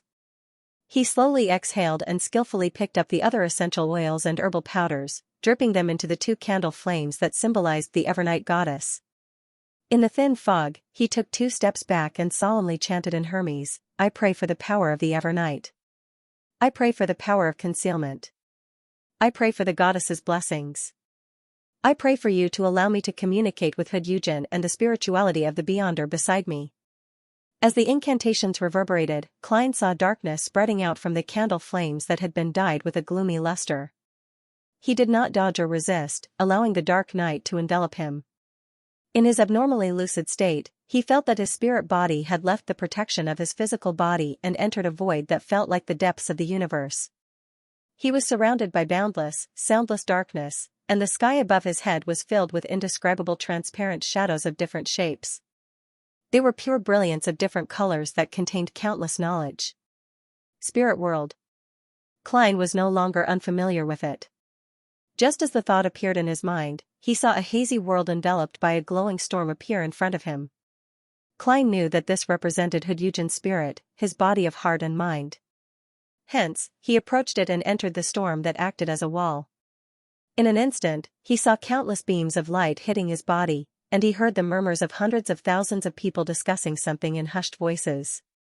The murmurs were very chaotic and illogical. A moment ago, they were praising the elegance of women, and the next moment, they were describing the smoothness after using the toilet. A moment ago, they were crying, and the next moment, they were reveling. The crazy storm of thoughts bit at Klein's mind in an attempt to assimilate him, but Klein maintained absolute lucidity and rationality. He quickly flew towards the interior of Hudyugen's mind world. Compared to the terrifying murmurs and roars before I entered the mysterious space above the gray fog, this is like a beautiful concert. Klein chuckled inwardly. Through the storm, he saw the muddle-headed, transparent, and blurry Hudyugen. This sequence 7 psychiatrist maintained his appearance as if he was in the outside world, looking over with a blank expression. Klein stopped in front of him and asked softly, "Do you know Leonidas?" Hudyugen replied in a daze. Hudyugen answered in a daze, "That's right." "Yes." The surrounding light and shadows changed accordingly, as if Hudyugen had opened up and revealed the sea of his mind. Soon, the crisscrossing light and shadows depicted an ordinary-looking young man with black hair and brown eyes. He had a full forehead, wore round glasses, and wore a sarcastic smile. It was Leonidas, whom Klein had seen on the wanted poster. Klein nodded in satisfaction, calmed his emotions, and asked in an enticing tone, "Why did Leonidas come to you?" He said. Hudyugen's voice gradually became softer. Suddenly, he changed into a magnetic voice and laughed slightly crazily. "Hudyugen, this is the worst of times, but it's also the best of times. As long as we can seize the opportunity, we can also become the controllers of the world, becoming true immortals. As long as you provide me with help, not only will I tell you how to control the potion's power and prevent you from losing control, I'll also promise you a bit of divinity in the future, an immortal divinity. You should be able to tell who's backing me. My promise is his promise, and in a certain sense, psychological alchemy is also related to him. Don't doubt it. Psychological alchemy isn't powerful enough at the moment. It can't provide you with enough help, unless you're willing to stay at your current level forever. Controlling the potion's power and preventing me from losing control. Why does it feel like I'm using the acting method to tempt others? Leonidas sure is ambitious. He's only a sequence 8, but he's already worrying about divinity. Just which hidden existence is backing him? This guy seems to be plotting something, and it's not just to swindle money. Or is swindling money just his hobby? Klein's thoughts ran wild as he listened. When he saw Hudyugen stop, he hurriedly asked, seeing Hudyugen stop talking, "What kind of help does Leonidas want you to provide?" Hudyugen didn't answer immediately. The entire mind world fell silent. Then, he laughed out loud and replied in a very confused manner. "Help, help, help. Ha ha ha, I provided help. I provided help." At that moment, his words came to an abrupt halt. His blurry spirit body began to bend. The surrounding light and shadows that symbolized the mind sea rapidly changed, forming a sinister, terrifying, and dark altar. On the altar, there was a cross. There seemed to be something hanging upside down from the cross, and there was a pile of blurry objects at the bottom. The light and shadow squirmed, and the hanging object was about to become clear. The entire mind world suddenly shook as if there was a magnitude 10 earthquake. Countless glimmers came at him, and the chaotic murmurs of millions of people poured into his ears. However, Klein didn't care about any of this. The clown's ability told him that his spirit body was being engulfed by a rapidly expanding and spreading black shadow. The black shadow was a huge cross, and there seemed to be a person hanging upside down on it. Katja, the chaotic and terrifying storm of thoughts turned outwards and became unified. Hudyugen's spiritual world disintegrated inch by inch. Klein realized that he was flying at the highest speed he could reach during the experiment that day. His spirit body had become significantly stronger after temporarily absorbing some of the power from the mysterious space above the gray fog. Just as the black shadow of the cross was about to engulf him, he rushed out of the hazy world and sensed his own body. Skillfully descending, Hudyugen's lanky face and messy yellow hair appeared in Klein's eyes. He also saw the 3 candles burning quietly on the windowsill. He broke free from his psychic state in time. In that instant, he saw black scales grow on Hudyugen's face. His blank pupils turned vertical, and he became unusually cold and ruthless. Oh no! He's going to lose control. Klein's pupils constricted, but before he could react, he saw a figure in a knee-length black trench coat and a silk top hat of the same color walk in front of Hudyugen. The figure raised the custom-made revolver in his hand and pressed it against Hudyugen's head. Bang, bang, bang, bang, bang. Dunsmith pulled the trigger 5 times. Hudyugen's head swelled up like a watermelon falling to the ground from a high place. Red and white blood sprayed into every corner of the room. He had taken care of Hudyugen before he completely lost control. Klein's face and body were covered in blood and dirt. He stared at Dunsmith in a daze, feeling that his captain was very handsome at that moment. As long as he doesn't talk about his memory, Captain is very trustworthy, he praised him in his heart. What happened? Dun put away his revolver and watched Hudyugen's nearly headless body slowly fall to the ground. Just as Klein was about to organize his words, he saw the body turn into a pile of bloody flesh and the hospital gown that covered it in a few breaths. It seemed that even the most basic structure had been destroyed. Only a few complete items were left on Hudyugen's body. One was a few dozen scales that shone with a faint black light, and the other was his heart that had been dyed light blue and had become crystal clear. The heart was flowing with dreamy colors, like a diamond being illuminated by the light. Sometimes it made people quiet, sometimes it made people mad, sometimes it made people tense, sometimes it made them chaotic, but other than that, there was nothing special about it. This should be a controllable item. Dun put away the revolver, took out the black glove, and put it on his right hand. Then, he squatted down and picked up the crystalline heart. An item that can be controlled. According to what the captain previously said, this can be used as the main ingredient for the Sequence 7 psychiatrist formula. However, will this make it easier for Beyonders who advance because of this to lose control? Klein took out a handkerchief and wiped the bloodstains on his face and body. He also took back the specially made tarot cards and cleaned their surfaces. He looked at the ground and asked curiously, "What are these black scales?" This is a material that has been tainted with a certain amount of extraordinary power. It can be used to create items with long-lasting effects. For example, our demon-hunting bullet's ability to harm undead and other monsters will be significantly reduced after 3 months, leaving only a little demon-hunting characteristic of the material. If we use similar black scales as the material, the effect will last for a year or even 2 years, and the effect will be even better. Of course, due to the problem of the characteristic, these black scales are clearly not suitable to be used to make demon-hunting bullets. Dun explained as he took the paper from Klein.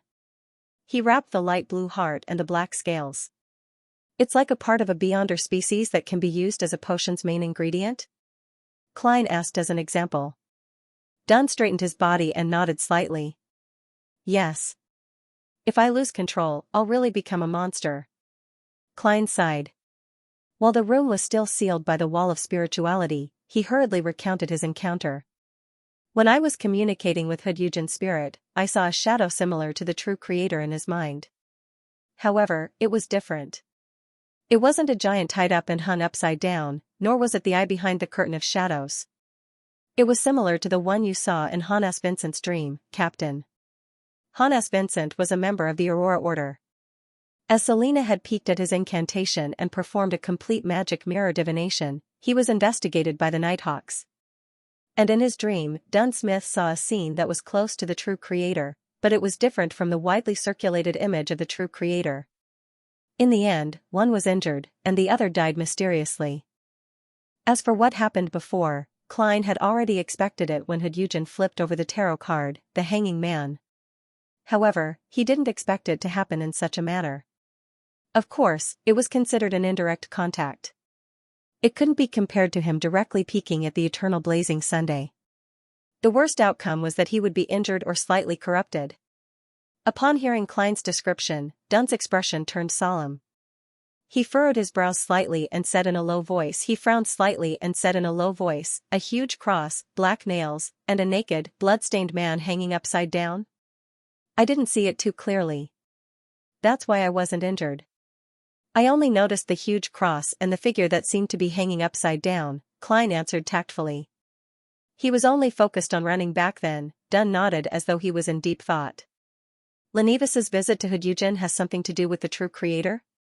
It has something to do with the Aurora Order?" Klein hurriedly described the conversation and the scenes he had seen during the spirit channeling. "Finally," he said, "that's right. Finally," he said. "Lenivas used the acting method to tempt Hudyugen. It's the so-called immortal godhood, but I can't understand why he would say that this is the worst of times, and also the best of times. Perhaps this is the unique speaking style of a swindler? The help Hudyugen provided involves a sinister, dark altar. I suspect that Lenivas is plotting something terrifying." As he spoke, his heart stirred. "Captain, do you remember the letter to Mr. Z? The letter from the Aurora Order member I killed? In the letter, he said that when the time is right, it seems to be some doomsday, he will sacrifice all the lambs in Tingen to the so-called Lord. Could this have something to do with Lenivas's plot? Could Lenivas be the Aurora Order's Mr. Z?" Dunn Smith thought carefully and said, "I don't think so. Lenivas can't be Mr. Z, otherwise, he wouldn't have set up a fake steel company to cheat others of their money while he was working on the Aurora Order's official business. This would make his main mission full of variables. If there were any accidents with the operation of the steel company, he would be exposed to the police and us. He would have no choice but to flee Tingen and stop his plan. Of course, if he were a complete lunatic, it would be normal for him to do anything illogical. But from the way he set up the scam and calmly took away the money, he isn't really a lunatic. That's why I don't think he's the Aurora Order's Mr. Z. Of course, it's very possible that he's involved in the matter mentioned in the letter, the matter of sacrificing all the lambs in Tingen to the so-called Lord." At this point, Dunn paused for a moment and paced back and forth. "This matter might be rather serious. We have to reinvestigate Lenivas and try to find some clues. We'll clean up the scene and cover up the traces here. We'll let everyone know that Hudyugen is dead, but we won't be able to figure out who killed him. This way, the psychological alchemy or other beyonders who pay attention to the asylum will jump out. They might know something. The Lenivas scam is either still in the hands of the police department, or it has already been transferred to the mandated punishers. We'll use the clues we obtained while investigating the Aurora Order as an excuse to intervene in this case. We'll work with the mandated punishers and the machinery hive mind to gather all of Tingen's forces and carefully investigate the people and items related to Lenivas. If necessary, we'll seek assistance from the Bakelin Diocese and the Holy Cathedral." After saying that, Dunn turned his head and looked at Klein. He deliberated for a moment before saying, after some deliberation, he said, "Is there anything you want to add?" "Captain, you've said everything." Klein shook his head solemnly. "No." He seized the moment and used ritualistic magic to remove the necessary traces with the help of the simple altar that had yet to be cleaned up. This was to ensure that under normal circumstances, no one would be able to find out that he and the captain had killed Hudyugen. Then, he put away the materials, extinguished the candles, removed the wall of spirituality, and left the ward silently with Dunn Smith. They climbed out of the asylum. "Go back and rest." Dunn stood in a corner of the wall without any street lights. He pressed down on his black silk top hat and said, "Many things can only be carried out tomorrow." "All right." Klein wasn't a sleepless who only slept 2 to 3 hours a day. He immediately bade farewell and left. He took the Nighthawk's exclusive carriage that was waiting nearby and returned to Daffodil Street.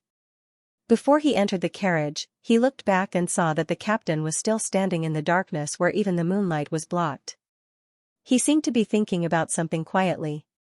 The streets were deserted in the wee hours of the morning. The carriage sped along, sometimes going straight and sometimes making turns. Klein was pondering over the matter regarding Lenivas when he suddenly fell into a trance. He saw the colors in front of him suddenly become richer. The red became redder, and the black became darker. It was like an abstract oil painting. Everything around him slowed down, and the carriage seemed to have entered a strange world. Klein grabbed the flaring sun charm and pulled out his revolver. At that moment, a huge skeletal hand reached in through the carriage's window and threw a folded letter. As the hand retracted and disappeared, the scene that resembled an oil painting suddenly returned to normal. The carriage was still driving steadily on the street. The might of a messenger shocked Klein for a full 5 seconds before he snapped back to his senses. He bent down and picked up the piece of paper. Even if Mr. Aztec is unable to use most of his Beyonder powers due to his amnesia, just sending this messenger should be enough to deal with a Sequence 7 or even a Sequence 6 Beyonder, right? His heart reflected his astonished and envious expression. He wasn't in a hurry to open the letter, but instead put it in his pocket, together with the slumber charm and other items. The carriage continued forward and arrived at Daffodil Street. When Klein walked out of the carriage, he subconsciously glanced at the carriage driver, Cesar. He saw a smile on his face, his eyes calm and relaxed, as though he hadn't noticed what had happened.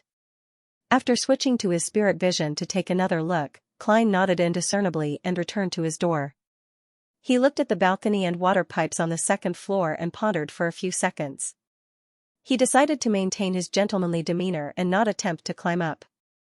As for the blood-stained clothes, he would bring them to the Blackthorn Security Company tomorrow. The police department would step in and hand them over to a specific laundry lady to deal with. This way, he could avoid scaring the maid, Bella, and his sister, Melissa. Before jumping out of the window on the second floor, Klein had secretly unlocked the front door. Taking advantage of the silence of the night, he took out the key and opened the door without making a sound. He nimbly entered. After closing and locking the door, he heaved a sigh of relief and returned to the second floor with light footsteps. Stopping in front of the locked bedroom, Klein calmly took out a tarot card and inserted it into the crack of the door. With a light flick, he easily dispelled the lock he had created using a special method. Following that, he pushed the door open, took off his clothes, and completely relaxed. Just like a thief. Klein smiled and shook his head. He calmly took out his revolver and stuffed it under his pillow. After finishing his work, he lit the gas lamp, took out a piece of paper, sat in front of the desk, and began reading it seriously. "I'm sorry for replying to you only now. I've been busy tracking down my past, and I've been having gatherings with my former teachers and classmates until late at night. After reading your letter, I finally understand what happened in the past 2 days. First, the police came to search every room in the hotel I'm staying in, and at night, someone secretly circled the place. Yes, I'm talking about people with Beyonder powers. So it's the Rear Admiral Hurricane Zillings who often appears in novels and newspapers. He's infiltrated Bakeland and caused quite a massacre. I remember that not only is he wanted by our Kingdom of Ruan, but he's also on the wanted list of the Fasak Empire, the Republic of Intis, and the Fainapotter Kingdoms. So, how much was the bounty?" This thought subconsciously surfaced in Klein's mind. He did not get an answer, because Aztec changed the topic. "I find the shepherd powers you described very familiar, as though I've seen or encountered it somewhere before, but I can't recall it. It should be an experience in one of my previous lives. Not being able to recall it makes me feel terrible and vexed. Mr. Aztec has a certain interest in the shepherd. This is an entry point to get his help. Yes, it's a bit of a coincidence.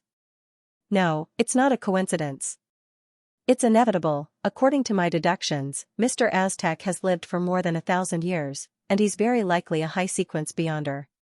Then, in his earliest life and his previous lives, he must have seen the Beyonder powers of many sequences, and he must have had a deep impression of some of the more special ones. In other words, not only does Shepherd give him a similar sense of familiarity, but the unshadowed, demon hunter, guardian, and other jobs should also be able to do the same, as long as a mystical item corresponds to a particular sequence's powers. Mr. Aztec would find it familiar and be interested. It's understandable. Klein was puzzled at first, but he soon came to a realization. He felt a lot more certain. He moved his gaze down and continued reading. "As for the sacrificial ritual that you asked about, I recalled some of it a long time ago. It seems to be because I have a very deep impression of it. Perhaps, in one of my lives, or in my earliest life, I was a priest. I have to warn you beforehand that you have to be extremely careful when using the sacrificial ritual. You cannot place your safety on the conscience of evil deities or certain hidden existences. They don't have such things. In addition, you need to have a strong ability to distinguish between the two, because evil gods and demons will create seemingly harmless identities for themselves. My opinion is that you can't offer sacrifices to existences that you don't know, or else your soul will become a sacrifice. In layman's terms, evil gods and devils will wear sock puppets and disguise themselves as identities that are easily trusted. Just like in an online world, there might be a burly man squatting behind a seemingly cute girl's account. Even if you meet them offline and confirm their looks, you still have to be careful. It might even be a crossdresser. Klein didn't ignore Mr. Aztec's warning just because it was a sacrifice to him. He nodded in agreement. After Aztec emphasized the things to take note of, he quickly explained the sacrificial ritual he knew. First, set up the altar. Whichever deity or hidden existence you wish to sacrifice to, draw the corresponding symbol and use herbs and ores that belong to their domain.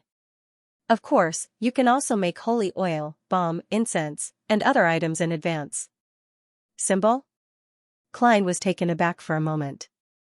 He realized that he, the fool that doesn't belong to this era, actually didn't know what the corresponding symbol was. With a thought, he quickly connected it to the complicated symbol behind the high-backed chair at the end of the long bronze table. It was a complicated symbol formed from the pupilless eye, which symbolized concealment, and the contorted lines that symbolized change. This should be my symbol. To be precise, it's my symbol above the gray fog. The domain is very simple. Concealment, change, good luck. But I can't be sure. I can only try. Yes, even if the symbol is wrong, under the premise that the honorific name is correct, the sacrificial target won't point to another existence. At most, it will cause the ritual to fail. I'm certain of this. Klein rubbed the surface of the paper in thought as he came up with a plan. His eyes regained focus as he read the rest of the passage. Secondly, you have to figure out if the sacrifice to the corresponding existence needs to be made at a specific time. Then, follow the normal ritual process until you finish chanting the honorific name and the prayer. You have to remember that you have to use Jotun, Dragonese, Elvish, or Ancient Hermes. Use their direct connection with the powers of nature to complete the communication with the corresponding existence. You can design the specific sentence yourself, but it has to include the key words, such as pray, watch, offer, kingdom, door, and open. Finally, you have to use materials with spirituality and combine them with the vibrations of the powers of nature caused by the incantation to build a preliminary passageway that connects to the corresponding existence's kingdom's door. If that person is interested, your sacrifice will be completed. This step isn't necessary. If you can make the corresponding existence very interested, then as soon as you finish chanting the incantation, he will automatically open the kingdom's door and build a stable passageway. However, this often means danger, because orthodox deities and relatively friendly secret existences rarely do so. Only evil gods and devils will respond directly for certain reasons. Materials with spirituality aren't cheap. I wonder if I can open a sacrificial passageway similar to the door of summoning just by chanting the incantation. I wonder if I can use some of the powers of the mysterious space above the gray fog. I'll give it a try first. If it doesn't work, I'll head to the underground market to buy materials with spirituality. There's no need to use Beyonder ingredients, right? It'll be fine as long as they have a certain level of spirituality, right? Klein thought of the £300 in his anonymous account and the dozen pounds he had just saved up. Beyonder ingredients and materials with a certain level of spirituality weren't exactly the same. For example, Hood Eugen's heart was a Beyonder ingredient, while those black scales were materials with a certain level of spirituality. After reading Mr. Aztec's letter, Klein rubbed his fingers together and ignited a spiritual flame. He burned the paper to ashes and threw it into the trash can. It was already late at night, so he wasn't in a hurry to try it. He planned on making a plan first and finalizing the things he needed to take note of before putting it into practice. He had long been aware of his own problems. That was, when he had a contingency plan, he would act cautiously and rationally. However, once he encountered a situation that wasn't part of the contingency plan, such as a flash of inspiration, it was easy to only consider the good and ignore the bad. To put it simply, it's easy to court death when you're impulsive. Klein reached out to cover his face. The next day, Dunsmith, who had communicated with the mandated punishers and the machinery hive mind, began assigning tasks. Klein also accepted the corresponding assignment to investigate some people who were related to Lenivus. However, according to his own opinion and the internal rules of the Nighthawks, he didn't need to be responsible for people he knew previously. Of course, his combat lessons in the afternoon continued, and Dunn didn't use him as the main investigator. Bakeland, Hillston Borough, in a house with a stable and garden. Zillings, who had a unique wide chin and dark green eyes, looked at the unconscious man on the ground, took off his clothes, and put them on himself. Then, he leisurely walked to the mirror and watched the black glove on his left hand squirm as if it was digesting. He watched as many distorted lines appeared on the back of it. A few seconds later, Zillings saw his reflection in the mirror be covered with a faint light. His muscles, skin, and bones were all undergoing a strange change. Not long after, he turned into the man on the ground. Be it his height, appearance, or temperament, they were all identical. He had a straight nose, sparse eyebrows, slightly drooping cheeks, and light blue eyes. Kalangos looked at himself in the mirror and scrutinized himself from head to toe. He was sure that he was no different from the unconscious man. After mimicking a few of the man's habitual movements, he bent down and dragged the man to the side, stuffing him into the wardrobe. Then, he reached out his right hand and snapped the man's neck. Kalangos took out a handkerchief, wiped his palms, and closed the closet door. He slowly walked back to the dressing mirror, put on a black double-breasted suit, and tied a bow tie. Then, he picked up a bottle of amber perfume and dripped a few drops on his wrist, then wiped it on different parts of his body. After combing his hair in front of the mirror, Zillings walked out of the room, closed the door behind him, and said to the butler waiting outside, "Do not let anyone enter my room. Don't let anyone enter my room. There are important items inside." "Yes, Baron Grammer." The mottled butler pressed his hand to his chest and bowed. "Your carriage and accompanying servants are waiting for you downstairs. The Duke of Negan's invitation is there as well." Zillings maintained the bearing of a baron and nodded slightly. Accompanied by the butler, he walked arrogantly to the staircase. A baron who is burdened with so much debt that he can't even afford to hire ordinary security personnel actually maintains a butler, a valet, 2 attendants, 2 first-rate maids, 4 second-rate maids, 2 laundry maids, a carriage driver, a horse feeder, a gardener, a chef, and a chef's assistant. To these foolish nobles, dignity is more important than anything else. I have no choice but to waste time learning their strange pronunciation of certain words and so-called aristocratic accent. Zillings thought coldly and disdainfully. Bakeland, Sherwood Borough, in a cramped apartment. Zio Dericha sat cross-legged on the bed, looking at Fur's wall, who was reading a novel under the light from the window. How despairing.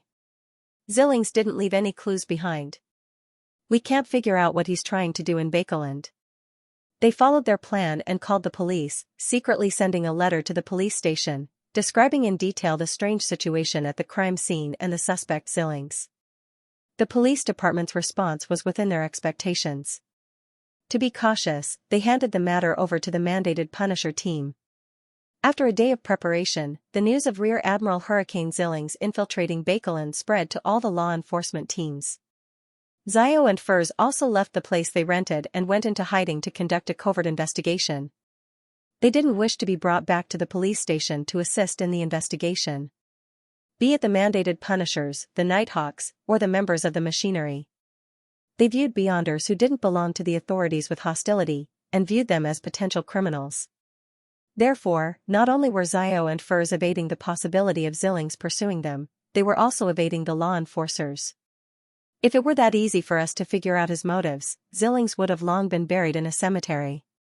The tombstone would definitely be covered in lush weeds, Furs replied unhurriedly. "What we need to do is to wait patiently. As long as this intense investigation continues, Zillings will definitely make a mistake. I have to say that a mystical item that can change a person's appearance is really enviable." Zio hugged her knees and looked out the window. "I'm just worried that Zillings will take action in a short period of time and escape Bakeland before anyone can react. If that happens, I don't know when I'll be able to advance to Sequence 8, much less Sequence 6 or 5, She paused for a few seconds and muttered in a daze, "I don't even know when I'll be able to take back what belongs to our family." "I haven't seen my brother for almost a year," Furs gave a comforting smile. "When you fulfill your wish, please allow me to write your experiences into a story. It'll definitely be very exciting and interesting." "Well, actually, I believe that with Miss Audrey's generosity, even if this matter ends like this, she'll still give us a generous reward.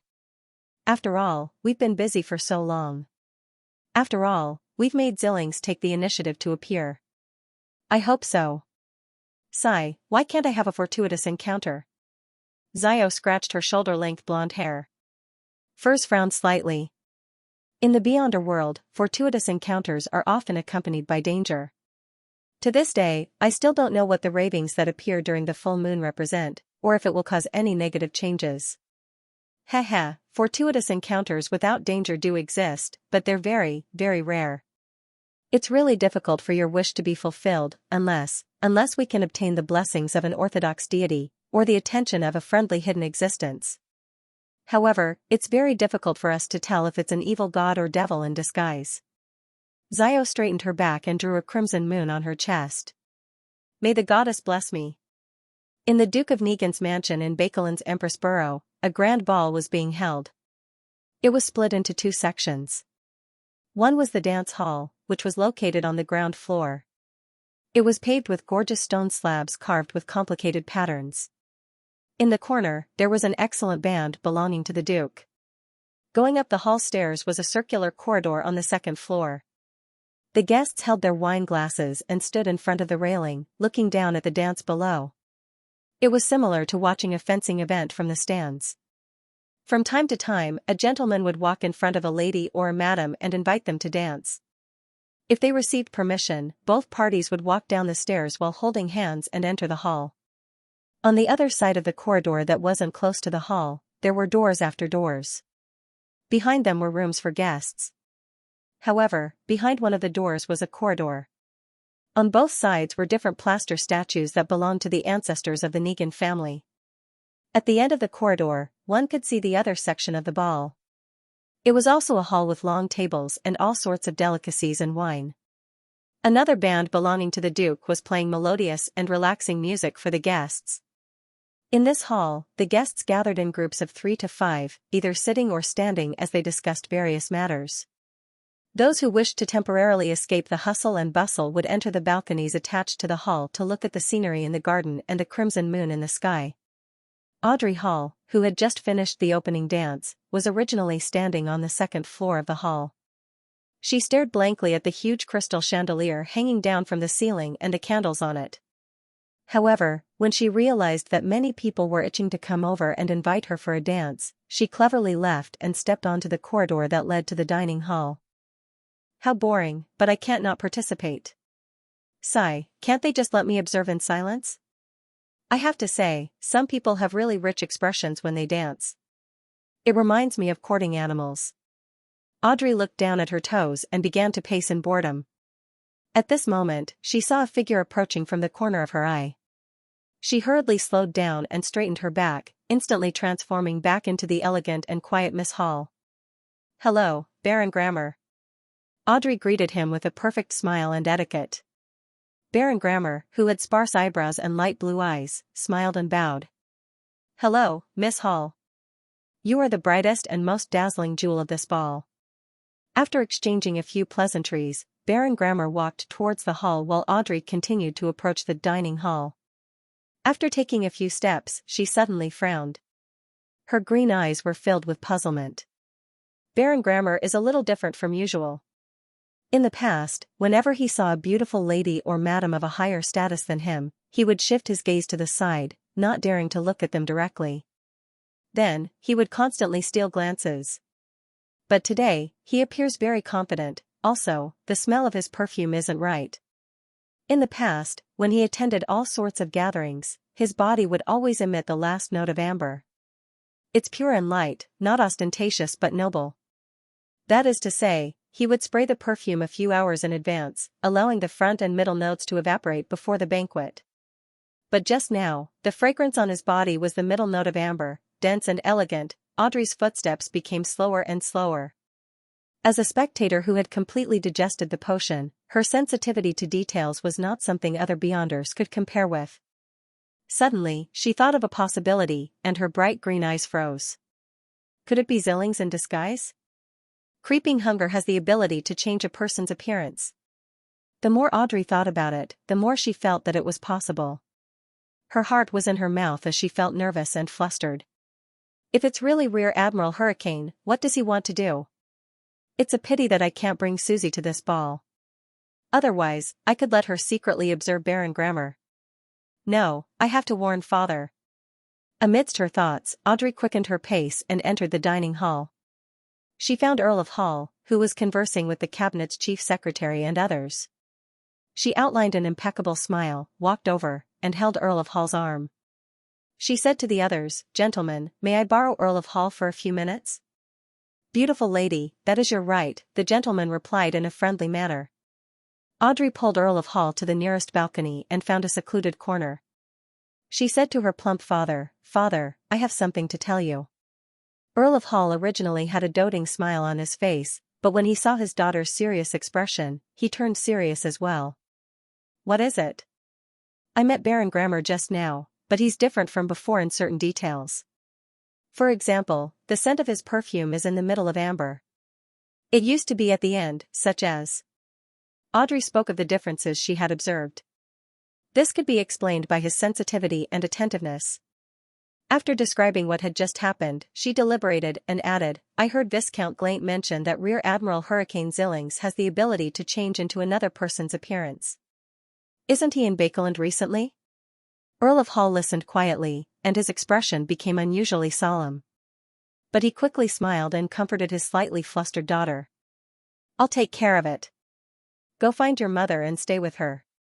She's in the lounge in this hall." "Okay." Audrey nodded obediently. On the way to the lounge, she looked back at her father and saw Earl of Hall conversing softly with a noble. His expression was rather solemn.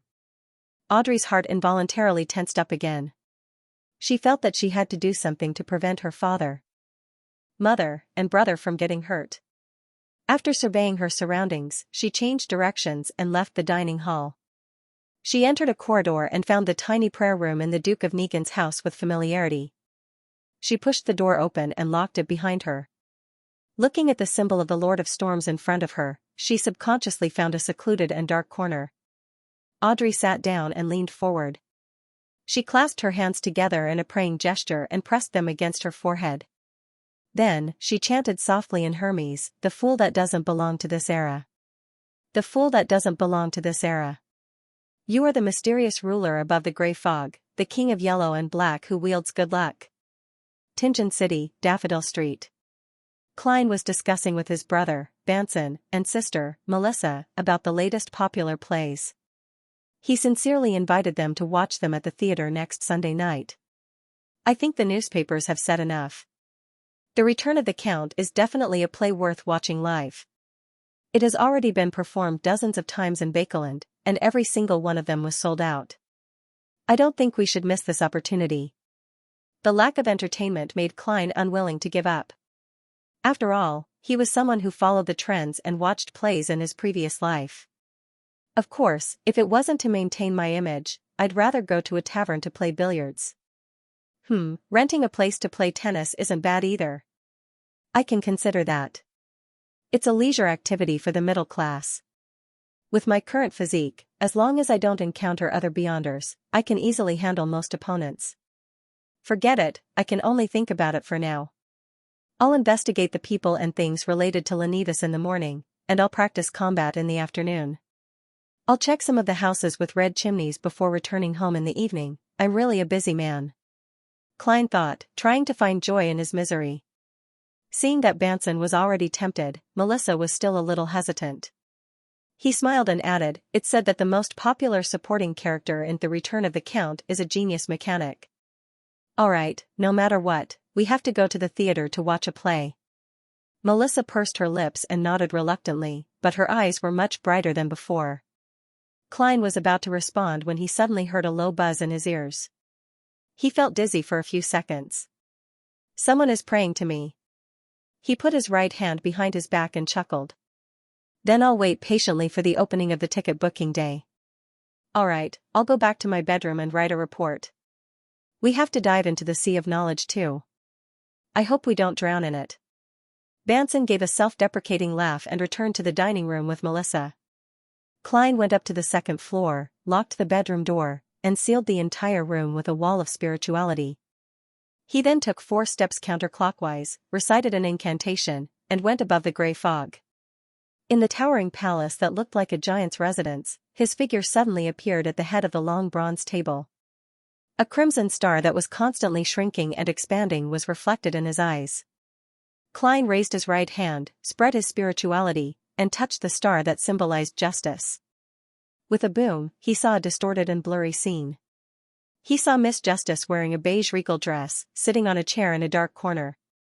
Her hands were clasped together against her buried forehead.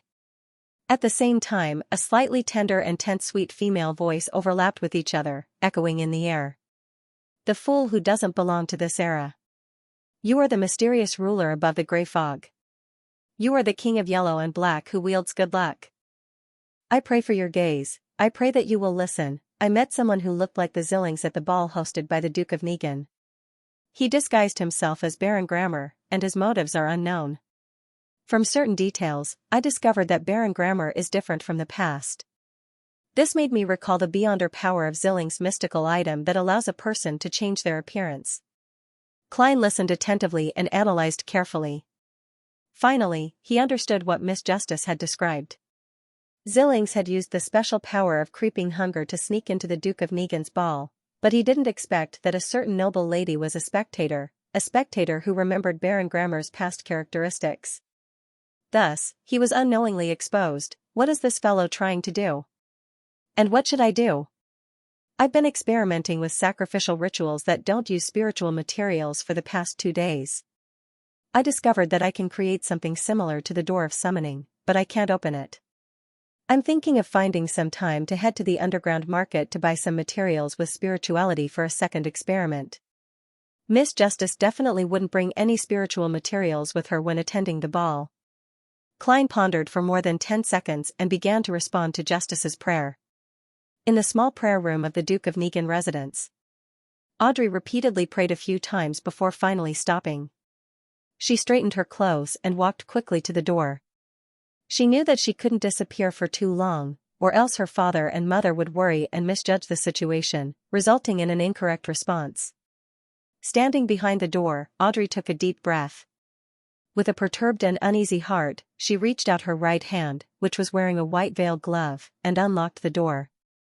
After leaving the small prayer room, she walked along the corridor back to the dining hall. Seeing the guests approaching with wine glasses and plates, her vision suddenly blurred as she realized that she was surrounded by an illusory fog. In the middle of the thick grayish-white fog was an ancient, high-backed chair. Sitting on the chair was a mysterious existence whose appearance and figure couldn't be seen clearly. It was a mysterious existence that looked down on everything. Mr. Fool. Audrey nearly blurted out in surprise. Following that, she heard a familiar deep voice. I got it. The voice was still echoing, but the gray fog had already disappeared. In front of Audrey was still the long table with food and alcohol. It was still the lively scene of people toasting each other. The perturbed and uneasy feeling in her heart suddenly disappeared. She subconsciously straightened her back, looked around calmly, and walked into the dining hall with light footsteps. She then walked towards the lounge. Above the gray fog, in the towering palace. After responding to Miss Justice, Klein began to consider how to convey the matter to the hanging man.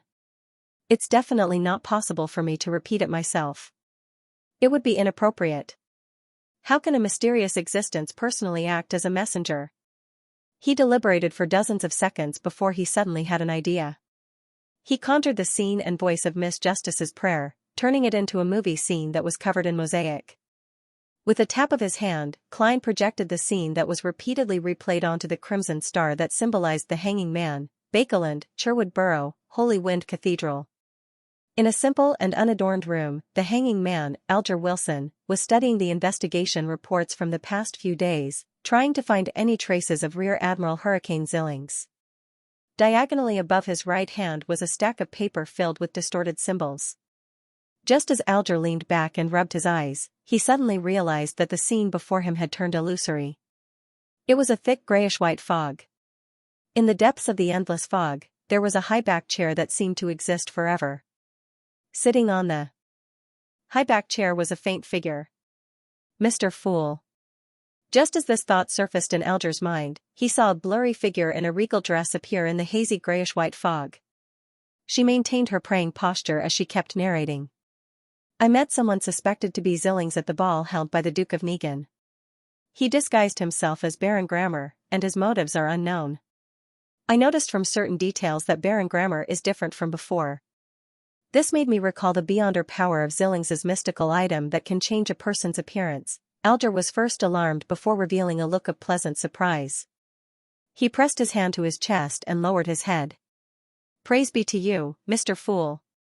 Before he could finish his sentence, everything he had seen and heard vanished, as though it had never appeared. Staring at the desk with Roselle's diary and investigation report, Alger's pupils constricted.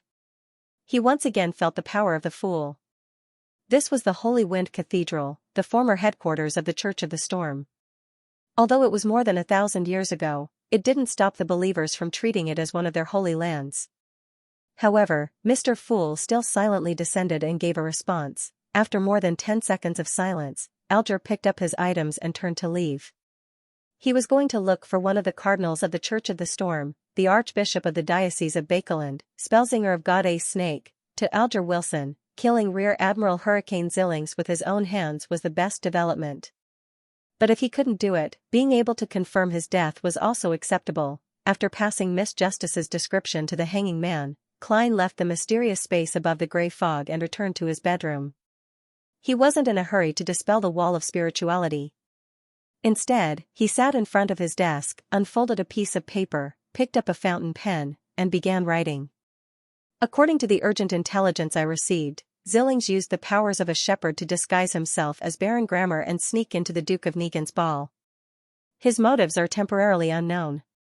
Klein wasn't worried that Mr. Aztec would suspect him. He was wondering how someone in Tingen City could quickly find out about what had happened in Bakeland because there were telegrams in this world. I'm not sure if this will interest you, but I think it's necessary to let you know. Klein quickly ended and folded the letter. Then, he rummaged for the ancient copper whistle, brought it to his mouth, puffed up his cheeks, and blew hard. The huge, terrifying, and illusory skeleton messenger appeared once again. It remained standing there, not minding that its head had burrowed into the roof. Klein resisted the urge to use his clown powers. He didn't turn the letter into a flying dagger, and he obediently threw it to the messenger. He blew the copper whistle again, ending the summoning. Klein composed himself and went through the matter in his mind again. What he could do now was only what he had done. Although Klein could also use the summoning ritual to bring the flaring sun charm to Bakeland, it was too dangerous. Zillings was a sequence 6 windblast, and he had the mystical item, Creeping Hunger. Secondly, it was too troublesome. He had to first get the flaring sun charm above the gray fog. Thirdly, it would easily ruin his image, so he rationally gave up on the idea. Actually, it's not a big problem. The Duke of Negan is the most powerful noble outside of the royal family. He's the big shot behind the Conservative Party. There's definitely no lack of high-ranking officials among the people attending the ball today. I'm the first to refuse to believe that there isn't a powerful beyonder protecting him. Zillings is the second. Well, if it wasn't for this factor, there's no need for him to disguise himself. Since Miss Justice has already discovered it ahead of time, allowing the nobles to be prepared, the matter won't become too serious and spiral out of control. I wonder how fast Mr. Aztec's messenger is. If he can use the spirit world to travel, there's still hope of him making it in time for the main course.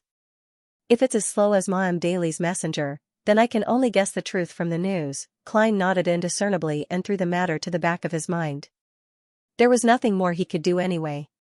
In the ballroom of the Duke of Negan's mansion, Zillings, who was disguised as Baron Grammar, held a glass of blood-red Ormer wine as he leisurely stood behind the railing of the corridor on the second floor, admiring the men and women on the dance floor, as well as the gorgeously dressed ladies and madams. But his eyes didn't contain any lust. They were as calm as the surface of a frozen lake. Occasionally, he would glance at the huge crystal chandelier hanging from the ceiling, or at the Duke of Negan, who was chasing after the beautiful figures with his eyes a few steps away. The Duke was dressed in a well-ironed Navy Admiral's uniform, with red ribbons on his shoulders connected to numerous medals of honor. He liked to dress like this on formal occasions to commemorate his decades of glorious military career. However, his waist was already bloated, and his body was filled with fat. His sharp and astute grayish-blue eyes were only left with turbidity and lust. But due to his good maintenance, the wrinkles at the corners of his eyes, mouth, and forehead were rather shallow, and his black hair was still lush. This was Pallas Negan, the current Duke of Negan, the main supporter of the Conservative Party, the elder brother of Prime Minister Aguisid, and one of the few richest and most powerful people in the Kingdom of Rouen. At the same time, he was also the target of Xianxia's secret infiltration into Bakeland. Assassinating such an important figure really makes me tremble with excitement. Xianxia retracted his gaze and closed his eyes. He was willing to accept this commission, not only because the price offered by the other party was attractive enough, but also because he loved to take risks and challenge difficult things. If I succeed in the assassination, my reputation will spread throughout the northern and southern continent, surpassing that of the Four Kings. Furthermore, I will receive a card, one of the cards created by Roselle the Great that contains the secrets of the gods. Xianxia suppressed the excitement in his heart and looked down at his left hand. Creeping hunger had already turned transparent. It was impossible for anyone to tell that Baron Grammar was wearing a glove just by touching it with the naked eye. This really is a magical item. If not for it, I wouldn't have been able to become one of the pirate admirals at Sequence 6. As thoughts flashed through his mind, Xianxia suddenly felt a sense of pity. After so many years as a pirate, he had seen and come into contact with many Beyonders, including the members of the Aurora Order who enjoyed adventuring at the ends of the Sonia Sea. Therefore, he knew that compared to a real shepherd, Creeping Hunger was still lacking in many aspects.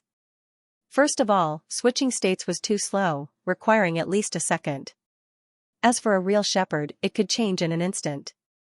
Secondly, the controlled soul could only use 1 to 3 powers from when it was alive. As for how many and which ones it was completely up to luck. It was fixed after the first grazing. As for a real shepherd, he could choose 3 of them. He didn't need to roll dice like he did at a gambling table. Finally, Creeping Hunger could only graze 5 souls at the same time, while a real shepherd could have up to 7. Of course, both had the same limitations. They could only control 1 soul at a time, and they could only use the corresponding Beyonder powers of the soul and their own Beyonder powers. And if they wanted to use a new soul to replace an existing soul, the process was irreversible.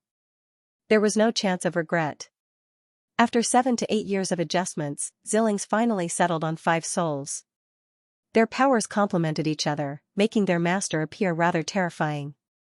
And it was because of the constant adjustments and experiments over the years that there were rumors among the pirates that Rear Admiral Hurricane was omnipotent and capable of anything.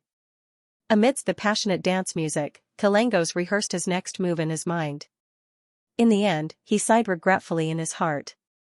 Finally, he sighed regretfully, "It's a pity that I haven't found that traveler in the past few days.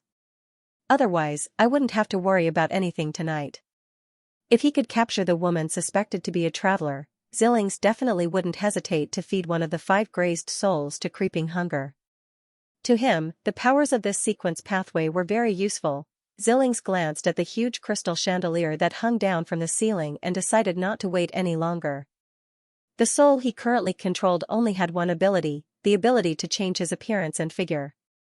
It didn't have the ability to fight other Beyonders, but as this Beyonder power was very useful in many things, Xianxia couldn't bear to replace it. The good thing was that no matter which soul he controlled, Xianxia could use his wind-blessed Beyonder powers at the same time. Finally, he pretended to chase after the graceful figure of a certain noble lady, allowing his gaze to sweep past the Duke of Negan and the men around him. The Duke of Negan is a devout believer of the Lord of Storms, and he's a key figure in the Church of the Storm's influence on the kingdom's situation. He definitely has the protection of Beyonders from the Church of the Storm. And although the Negan family isn't an ancient family that has existed for more than 1,000 years, be it wealth or power, they're ranked at the top of the kingdom.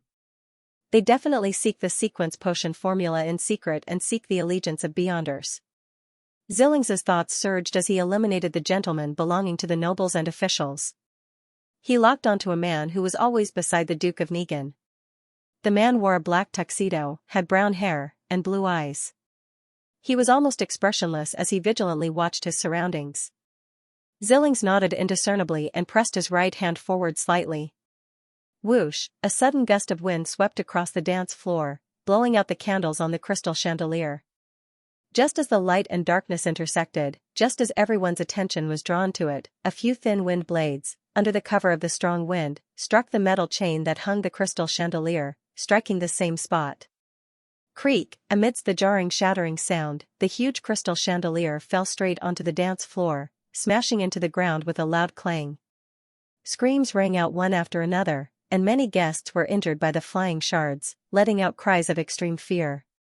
Taking advantage of the darkness and chaos in the hall, the glove on Xianxia's left hand squirmed and changed, condensing a golden surface. His expression was filled with dignity, and his gaze pierced through the darkness as he stared at the man beside the Duke of Negan. Suddenly, Xianxia's eyes lit up like two bolts of lightning. The Beyonder in charge of protecting the Duke of Negan immediately let out a tragic cry as he fell to the ground, clutching his head. He kept rolling and struggling. With a swoosh, Xianxia's figure tore through the darkness and rushed towards the Duke of Negan. However, the target reflected in his dark and deep eyes wasn't the slightest bit flustered and was instead filled with confidence. The Duke of Negan's tall and fat body stood rooted to the ground, looking down at the attacking assassin. He raised his right hand, pushed it forward, and spoke in ancient Hermes in a deep voice. He said in ancient Hermes, "Imprison." Silently, Xianxia came to a sudden halt. His surroundings seemed to be filled with transparent walls or flowing with an extremely viscous liquid. This made him look like an insect in amber, or a prisoner in a prison cell. The leader of the conservative faction of nobles, the hereditary Duke, Palace Negan, was actually a Beyonder, a rather powerful one at that. The Duke of Negan spoke in a deep voice again as he waved his right hand. Whip. Pa. Pa. Xianxia seemed to have been struck by an invisible whip. His clothes were torn, his flesh split open, and his bones were exposed. Right on the heels of that, the Duke of Negan leaned forward, clenched his right fist, and said solemnly, "Death. Pa." He waved his arm, and his entire body left after images as he slammed into Xianxia's body. His fist accurately struck the target's head in an unavoidable manner. Crack. Xianxia's head shattered, but everything around him shattered as well. The Duke of Negan remained standing in the same spot. It was just a dream. At some point in time, this pirate admiral had switched his powers and entered the state of a nightmare. And unlike a normal nightmare, he could still move after dragging someone into a dream. Xianxia's figure silently appeared behind the Duke of Negan, his dark and cold eyes locked onto him. His right fist was wrapped in a whirling gale as it stabbed at his target's back like a sharp blade. Whoosh, amidst the raging wind, Xianxia's right fist penetrated the Duke of Negan's body and penetrated his heart. However, the Duke of Negan's figure rapidly faded and became transparent, like a summoned spirit. This nearly invisible shadow rippled and dissipated. The Duke of Negan appeared in front of the double doors on the other side of the corridor, a scrutinizing smile on his face. Another Beyonder. They made preparations ahead of time? Ambushing me? How is that possible? A thought flashed through Xianxia's mind. Although he was unwilling to accept this reality, he still calmly responded. The glove on his left hand squirmed, revealing fine dark golden scales. His pupils turned faint and vertical. Immediately following that, an invisible wave swept out in all directions. The gentlemen and ladies simultaneously fell into an uncontrollable fear. They left their hiding places and ran around aimlessly. The scene became abnormally chaotic. This made the Beyonders not dare to act rashly, afraid that they would hurt their family and friends. Seizing this opportunity, Xianxia ran at high speed with a hurricane swirling around him, smashing through the door of a lounge and the oriel window. With a clang, he lunged out of the house, and with the help of the wind, he flew quite a distance and flew out of the Duke of Negan's mansion. As soon as his feet touched the ground, Xianxia immediately ran towards the forest opposite. It was a municipal park. He had already explored the surrounding terrain. As long as he got rid of his pursuers, he could change his appearance and blend in with the more than 5 million people of Bakeland. This was also the reason why he dared to take on such a difficult mission. After a while, a strong wind blew towards the Duke of Negan's mansion. The Cardinal of the Church of the Storm, the Archbishop of the Diocese of Bakeland, the Spellsinger of God, Ace Snake, flew over with a few mandated punishers. He didn't have time to inform the other Beyonders. Alger was one of the people who arrived with Archbishop Ace, but he was in a very bad mood, because he saw the broken window and his colleagues who had just chased out of the house. Passing through the forest and crossing the artificial lake, Zillings managed to shake off his pursuers with the blessings of the wind. He surveyed his surroundings, intending to pretend that he was escaping by diving into the Tussock River. Before turning around and running into Bakeland's economic center, Hillston Borough. At that moment, his vision suddenly blurred as he saw the various colors in the darkness become abnormally rich. The green trees turned greener, the bright red fruits turned redder, and the dark water turned darker. Everything was like a canvas that had been splashed with paint. And in the sky where the crimson moon was blotted out, there were countless transparent shadows of indescribable shapes. There were bright lusters of different colors that contained mysterious knowledge. Zillings realized that he had stopped and was floating in midair. Beneath his feet was the constantly rising dark water surface, and beneath the water surface were pale-skinned palms that were grabbing outwards. Oh no! Zillings knew that he had been ambushed. And the ambusher definitely wasn't weak. A gigantic humanoid skeleton suddenly appeared in front of him. This monster was 4 meters tall, and its eye sockets burned with pitch-black flames. The white bones were illusory and hazy. Zillings stared at his enemy without any emotion as the corners of his mouth curled into a sneer. At the same time, the glove on his left hand emitted a resplendent light, as though it was made of pure gold. Zillings leaned back and spread out his arms, as though he was embracing the sun. A pure, blazing light suddenly descended from the sky, enveloping the gigantic skeleton. The entire oil-like world trembled violently as the pale palms beneath the dark water surface evaporated one after another. This was the Beyonder power of a priest of light, this was a sequence 5 Beyonder power of the sun pathway, this was the nemesis of the undead. The resplendent pillar of light dissipated, and the pitch-black flames in the gigantic skeleton's eye sockets were instantly extinguished. Then, it turned transparent and dissipated into the air. Before Zillings could use the Priest of Light powers to shatter the oil-like world again, his expression froze. He saw another huge skeleton on his left. It was almost 4 meters tall, and its eye sockets were burning with black flames. It was exactly the same as the monster from before. Then, the same skeletal monsters appeared one after another around Zillings. 1, 2, 3. There were more than 100 of them. Over 100 pairs of eyes burning with black flames cast their gazes at the target at the same time. Below him, the dark water rose higher and higher, almost touching the soles of Zillings's feet. Pale, illusory palms grew out one after another and waved around, trying to grasp at the life-saving straw. Spread out and chase after them. Try to surround them. Ace Snake, the Cardinal of the Church of the Storm, gave an order and rose into the air amidst the sudden hurricane, flying in the direction where Zillings had fled. Duke of Negan and the others didn't join the ranks of the mandated punishers. Maintaining their status, they stood by the window and watched from the balcony. Only then did the ordinary nobles, who were running around in panic, slowly calm down. Due to the darkness and the incessant shouts, they didn't know what exactly had happened. All they knew was that the Duke might have encountered an assassin. Alger Wilson gritted his teeth and ran out of Duke of Negan's mansion. He circled around the municipal park opposite and rushed to Hillston Borough.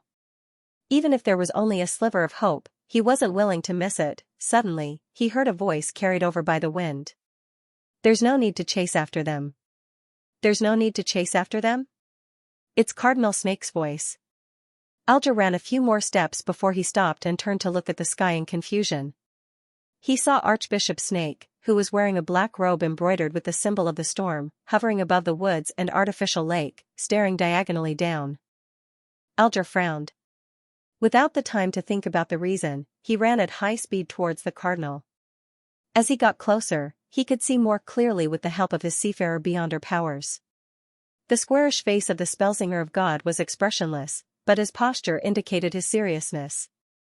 The white hair that peeked out from under his black bonnet fluttered in the wind, accentuating his abnormally stern silver eyes. Alger retracted his gaze and ran out of the woods.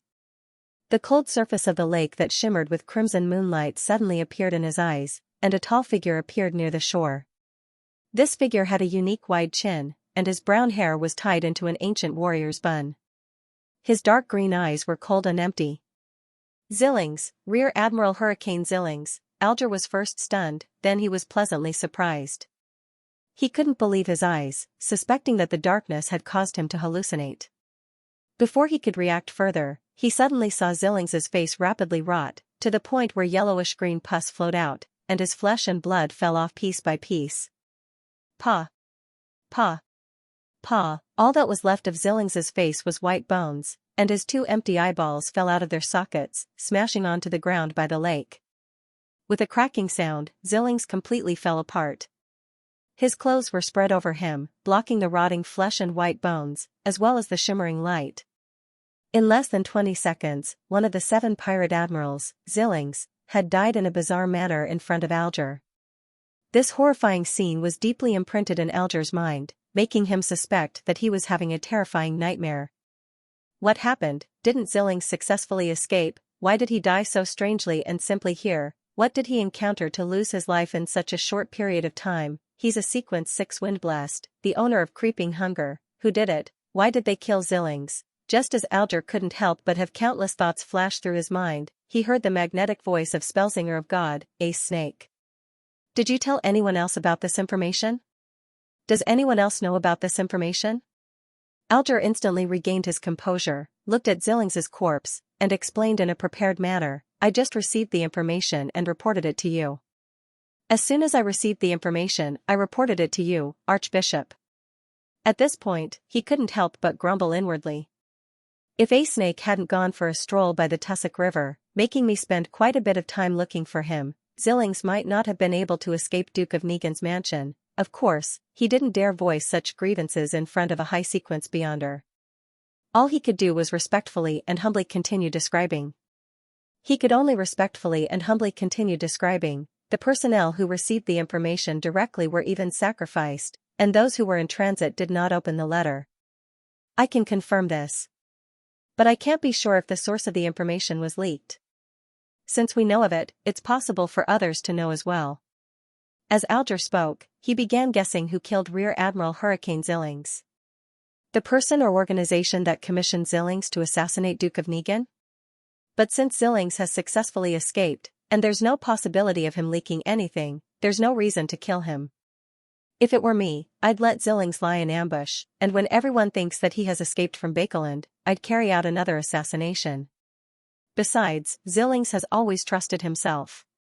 He wouldn't tell anyone about the assassination plan ahead of time.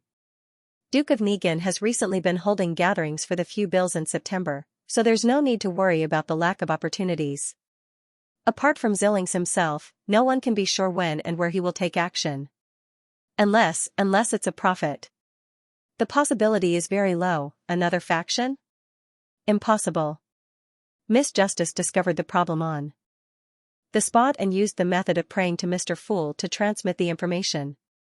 Other than us, it's impossible for any other organization to receive the news at the same time, Mr. Fool. Alger was alarmed as he thought of a possibility. The one who did it was Mr. Fool's blessed. He happened to be in Bakeland, so he happened to help. The more Alger thought about it, the more he felt that his guess was close to the truth. Only the members and subordinates of Tarot would know the information immediately. Only a blessed of the Fool taking action would make people feel that the matter was strange and lacked a motive. As his imagination ran wild, Archbishop Snake fell silent for a moment before saying to the other mandated punishers who had rushed over, Xianxia is dead. Kalangos is dead. A high-sequence beyonder killed him, or he used a sealed artifact of the same grade. However, this is rather dangerous, and the possibility isn't high. After preliminary observation, I believe it's a high-sequence beyonder of the death pathway, perhaps a member of the charismatic order, but it's not the one I know. It could also be a member of another secret organization. The motive is unknown. The charismatic order originated in the southern continent, and it was said that it was a secret organization established by some descendants of Death in an attempt to resurrect Death. After the southern continent was invaded and colonized, they were nearly destroyed, but they tenaciously survived and developed into the various countries of the northern continent. High-sequence Beyonder. Yes, only a high-sequence Beyonder can kill Zillings in such a short period of time.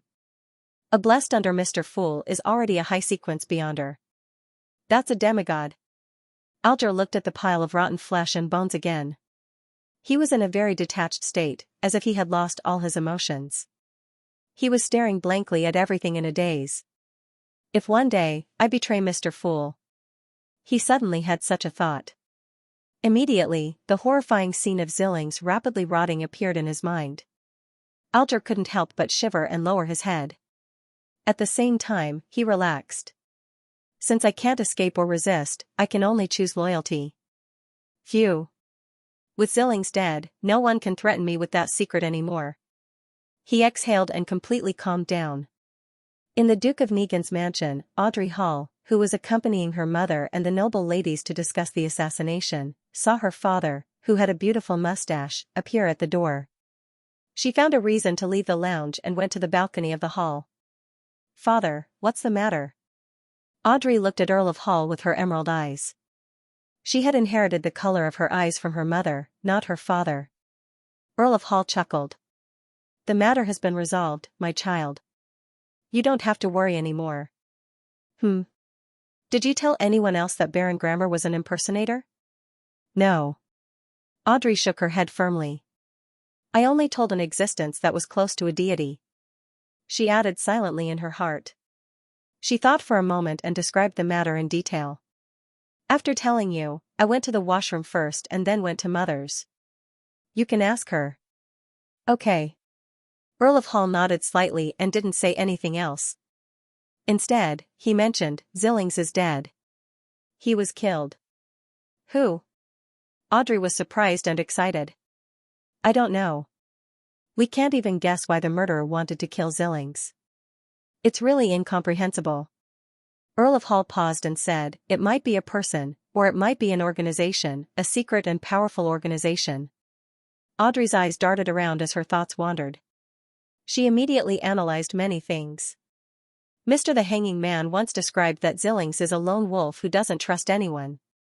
Only he knows of his plans.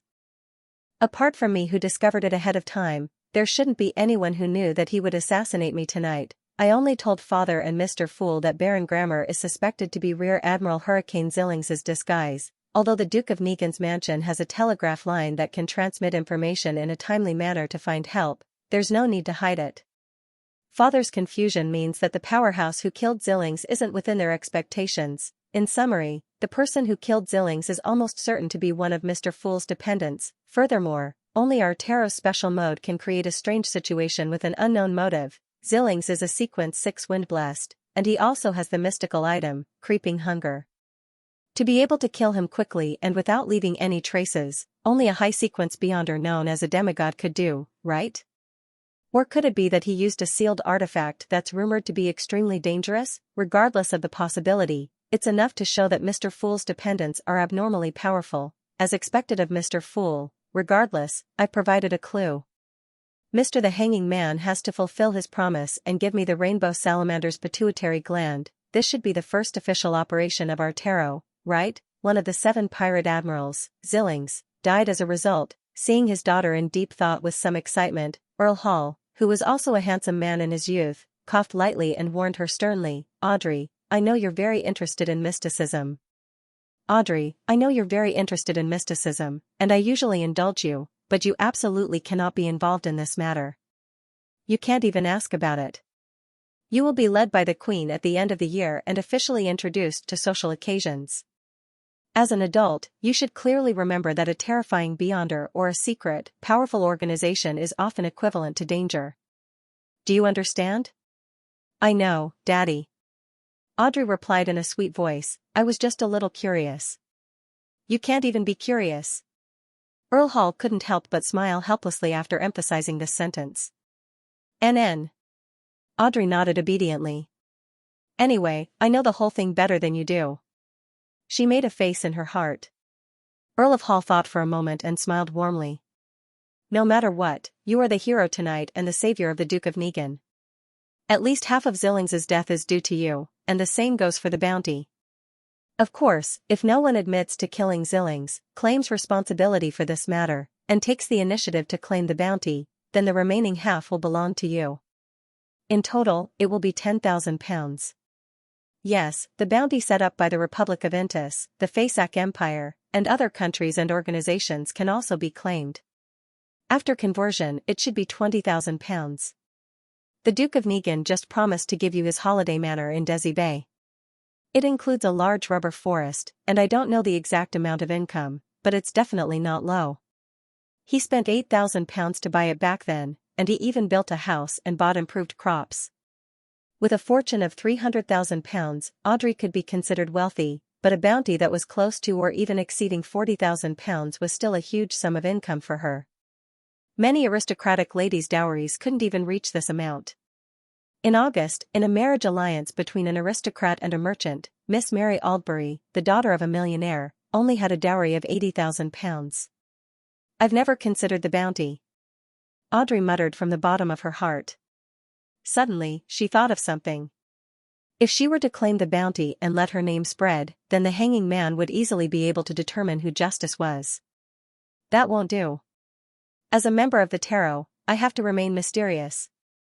Audrey looked at her father and organized her words. Father, I'm a little scared. Why? What happened? Earl of Hall asked with concern. If it is made known that I discovered Zillings pretending to be Baron Grammer, I'm afraid that his subordinates will seek revenge on me. I'm afraid that the person who instigated him to assassinate the Duke of Negan will target me. Audrey tried her best to make herself look pitiful, weak, and helpless. I'll hire someone to protect you, Earl of Hall replied before nodding slightly. But there's really no need for you to take on this risk. Besides, the person who killed Zillings took away creeping hunger. Of course, to a high-sequence beyonder, this isn't a sufficiently convincing motive. I'll inform the Duke of Negan to hide this matter and get him to find someone else to claim the bounty. He'll then privately compensate you later. At this point, Earl of Hall said with a beaming smile, as expected of my daughter. As expected of my daughter. You earned £40,000 so easily. That's more than a tenth of your current wealth. The £300,000 was something he had divided out in advance. It was his daughter's property, and when she got married, he would add another portion. Am I as good as you used to be, father? Audrey asked in delight. Earl of Hall shook his head and laughed. Much better than me. My first profit from business was only £60. Audrey immediately became abnormally happy. A bounty of £40,000, her father's praise, the sense of accomplishment of causing Rear Admiral Hurricane Zillings's death and completing an impressive task, the pride of being a member of the Tarot, and the rainbow salamander's pituitary gland that she would obtain from the hanging man later made her not only feel double the joy, but triple, quadruple, or even quintuple it. I really want to report it to Mr. Fool immediately and get his confirmation. No, that won't do. A mysterious powerhouse with unknown motives killed Zillings. Now, there must be someone secretly observing me and searching for clues. I can't show any signs of abnormality. Pooey. There's nothing abnormal about me to begin with. As long as I don't attempt to recite Mr. Fool's honorific name, if it's really done by Mr. Fool's adorer, he definitely knows the outcome and doesn't need me to report it. Do I need to share the bounty with that adorer? No matter what method I use to pay £20,000, it'll definitely attract attention. I can't take the risk. Besides, it's always been the hanging man asking Mr. Fool for help, so he should be the one paying. Yes, he claimed to have many of Roselle's diaries. I'll try my best to gather more diaries and thank Mr. Fool for responding to my prayers. He definitely won't be interested in vulgar money. Audrey quickly decided on what to do next. In the Duke of Negan's mansion, in a private study. The fat and tall Duke sat in a high-backed chair behind the table, smoking a cigar as he looked at Spelsinger of Godal Snake and the kingdom's prime minister, Aguisid Negan, and the others opposite him. From the feedback we received, it's currently impossible to determine which high-sequence beyonder did this. Aguisid had just rushed back from the king's place. Archbishop Snake nodded as well. We've also used Beyonder means to confirm that it's not one of the high-sequence Beyonders we're familiar with, nor one of the charismatic order. There's enough reason to believe that it's a mysterious powerhouse we're not aware of. Of course, we can't rule out the possibility that he used a dangerous sealed artifact. Duke of Negan held his cigar and said, perhaps it's not just a high-sequence Beyonder.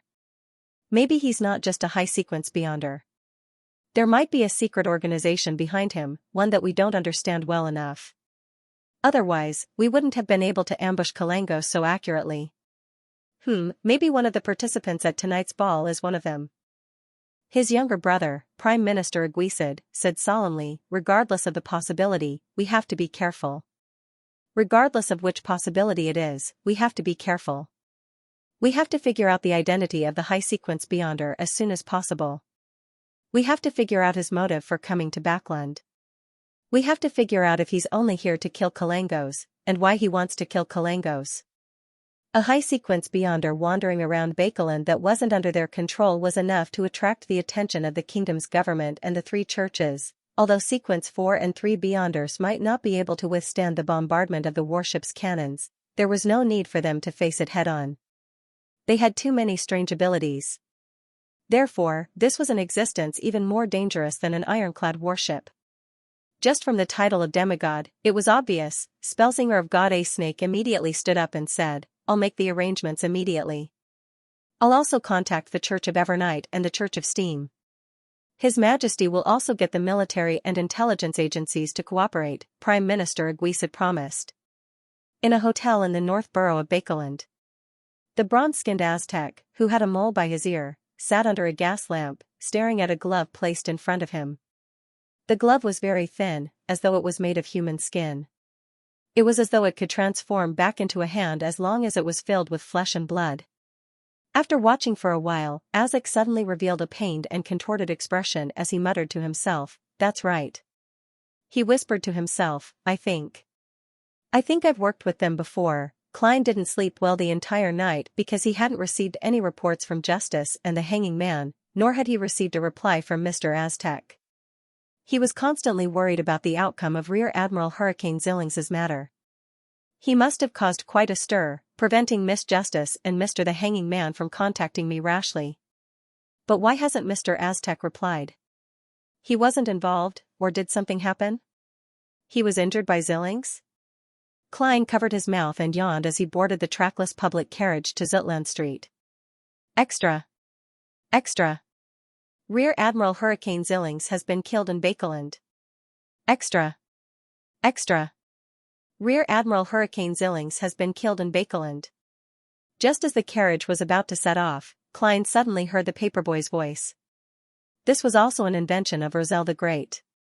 After a moment of surprise, Klein hurriedly took out a penny and passed it out the window to buy a copy of the Tianjin Morning Post. Many passengers made the same choice. When he opened the newspaper, Klein immediately saw the headlines, The Great Pirate Zillings has been killed in Bakeland by the Duke's bodyguards. Zillings is dead? Mr. Aztec did it? Klein fell into deep thought as he lampooned himself. The news regarding Zillings wasn't long. It only stated the time, location, person, and outcome. As the saying goes, the shorter the content, the bigger the matter. What happened in the capital, Bakeland, at 8 or 9 last night was revealed in Tianjin City's newspaper this morning. This world's information exchange speed isn't too slow. This is all thanks to Roselle the Great's outstanding contributions. Yes, it must have been the nobles and members of parliament who attended the ball who leaked the news to reporters they were on good terms with.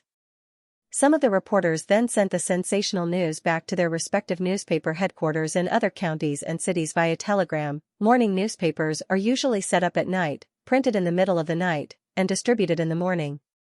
It's just in time for urgent adjustments to be made and published in time. Just based on this news, the Tianjin Morning Post can sell at least 1,000 more copies today, and this is only considering the city's urban area. Klein's thoughts wandered as he calmed down. Since Rear Admiral Hurricane Zillings is dead, it means that even if Mr. Aztec was injured, it wouldn't be too serious. If it was more serious, he would definitely have been captured by the mandated Punishers or the Duke of Negan's Beyonder bodyguards. And in such an emergency situation, Miss Justice and Mr. the Hanging Man would definitely find every opportunity to report to me. The fact that the latter didn't happen is enough to prove that the situation is under control. Yes, if Mr. Aztec doesn't reply to my letter before midnight, or if Miss Justice and Mr. the Hanging Man don't pray to me, I'll blow the copper whistle again to summon a messenger and send a letter of inquiry. Relaxing, Klein shifted his attention away from the newspaper and looked around the public carriage. Most of the people who could afford to take such transportation were literate. Influenced by the extra, many people had bought the Tianjin Morning Post. Now, a few people who knew them were discussing in hushed voices. A long, long time ago, the pirate king and his admirals were already harming the sea routes. Apart from retreating when facing the fleets of various countries, they didn't think much of armed merchant ships. Although Xianxia was listed as one of the 7 pirate admirals less than 10 years ago, he was the first pirate to be killed by the government. Frankly speaking, I'm very curious. What was he doing in Bakeland? When pirates leave the sea, death is a foreseeable thing. I hope there will be more detailed reports in the future. Lord Storm, I want to know which of the Duke of Negan's bodyguards killed Xianxia. His bounty is 10,000 pounds. 10,000 pounds. If I had 10,000 pounds, I would resign immediately and buy 2 or 3 small to medium-sized plantations. I would invest in some colonial companies and railway companies and enjoy a fixed income every year. This is only the kingdom's bounty. Intis, Fasak, Fainapotter, as well as some business organizations have placed a bounty on Rear Admiral Hurricane Xianxia. I desperately wish for a newspaper to list all the bounty amounts. 10,000 pounds? Klein was dazed for a moment. Even with his current salary, which could be considered generous, he would have to stop eating and drinking for nearly 20 years to save up that much money. If only I knew. Forget it, there's nothing I can do. It's impossible for me to claim the bounty. He folded the newspaper dejectedly and looked out of the carriage window. At this point, he finally confirmed that the matter regarding Rear Admiral Hurricane Xianxia had come to an end. All that was left was to tie up the loose ends, such as the batch of Roselle's diary that the Hanging Man would pay. Bakeland, Sherwood Borough. Furs Wall, who was wearing a veil, and Xiao Derry Cha were walking along the street towards the nearest Barvat Bank branch. Money always disappears without us realizing it. Furs sighed. Xiao nodded in agreement. That's right. Fortunately, the book, Stormwind Mountain Villa, is rather popular. There are still royalties coming into my account. Otherwise, I would have to find a clinic or hospital and become a doctor again. Furs sighed in satisfaction and worry. Xiao was silent for a few seconds. She carefully asked, will the investigation of Xianxia affect her identity as an author? After all, we might be targeted by the mandated punishers or the Nighthawks. No, you're the only one who will be targeted. Furs chuckled. You were the one who sent someone to the police station. You were the one who sent the letter. You're also the one who is rather famous in the gang circles and on certain streets in East Borough. As for me, Furs Wall, I've always been a popular best-selling author. Xiao was stunned for a moment. So, you've been accompanying me all this time? Furs flicked her hair and chuckled. Don't you find this an interesting experience? This experience has given me quite a bit of inspiration for my writing. My next novel will be about a sudden murder case that leads to all sorts of stories. Xiao was momentarily at a loss for words. All she could do was continue walking forward. She accidentally forgot to turn and was pulled back by Furs. At that moment, they heard the paperboys shout. Extra! Extra! Rear Admiral Hurricane Xianxia has been killed in Bakeland. Ah? What? Xiao and Furs looked at each other in bewilderment. When the paperboy came closer and repeated it a few times, they suddenly came to their senses. What? Xianxia is dead? Furs couldn't believe her ears. He's actually dead. How did he suddenly die? Xiao, who was hiding from the possible pursuit of the ferocious pirate, was shocked and dumbfounded. Shouldn't this be a normal procedure? First, they would find clues and confirm Xianxia's goal. Then, they would gather powerhouses and ambush him. Finally, the pirate would be killed. In the end, Xianxia died before the first step was completed. He died so simply. Furs and Zio looked at each other like two marble statues. After nearly a minute, Zio rushed to the paperboy and bought a copy of this morning's Tussock Times. This was one of the 3 newspapers with the largest circulation in the Ruan Kingdom. Oh. Zillings is indeed dead. He was killed by the Duke of Negan's bodyguard. Goddess, the Duke of Negan's bodyguard is. Zio automatically silenced herself and didn't say the powerful Beyonder at the end. Furs looked at her friend with pity. You actually completely believed the description in the newspaper. Alright, perhaps someone else discovered Zillings's goal ahead of time. The mandated Punishers, Nighthawks, Machinery Hivemind, and the military's special department worked together to complete a successful ambush. Zio suddenly froze and exhaled. We don't have to worry about anything anymore. We can return to our normal lives, but we have to try our best to avoid the police station from before. She glanced at Furs and asked nervously and worriedly, how much do you think Miss Audrey will pay us, under such circumstances? How much do you think Miss Audrey will pay us? I know that a few £100 isn't a lot to her, but we didn't really complete the task. No, at least we made Zillings take the initiative to appear. The reason why he was in such a hurry to act and fell into the ambush is definitely because of us. Furs comforted her. With Miss Audrey's generosity, even if she doesn't give you everything, she will at least give you half. I hope that's the case. Zio took a deep breath and muttered in anticipation. I wonder who will claim the £10,000 bounty. How enviable. If I had that amount of money, I would have long reached sequence 7 or 6. Yet, I've missed opportunities time and time again. Furs also felt wistful. Finally, she warned, Zio, let's not look for Miss Audrey for the time being. Let's wait for her to contact us. There are too many details we don't know about Zillings's death. Rashly looking for Miss Audrey might put us in danger. Zio first nodded before saying in surprise, how do you know I want to go to Queens now? Take a guess. Furs was amused. After a busy morning, Klein returned to the Blackthorn Security Company and reported to Dunn Smith. Captain, the people I'm in charge of investigating related to Lenivas are all fine. They're all innocent victims. They're not involved in any supernatural matters. Dunn placed his elbows on the desk and said, then stop for the time being. Wait for the others to finish their work before focusing on the suspects. We can't put all our manpower on this matter. We have to prevent other unexpected incidents. All right. Klein was about to stand up and enjoy his lunch when he suddenly heard a knock on the door. Please come in, Dunn said in a mellow voice. With a turn of the knob, the door opened. Roshan peeked her head out. Captain, someone is here to commission a mission. Commissioned mission. This is directed at the Blackthorn Security Company, not the Nighthawks. So, who came to us by accident? Klein muttered to himself in enlightenment. Dunn thought for a moment.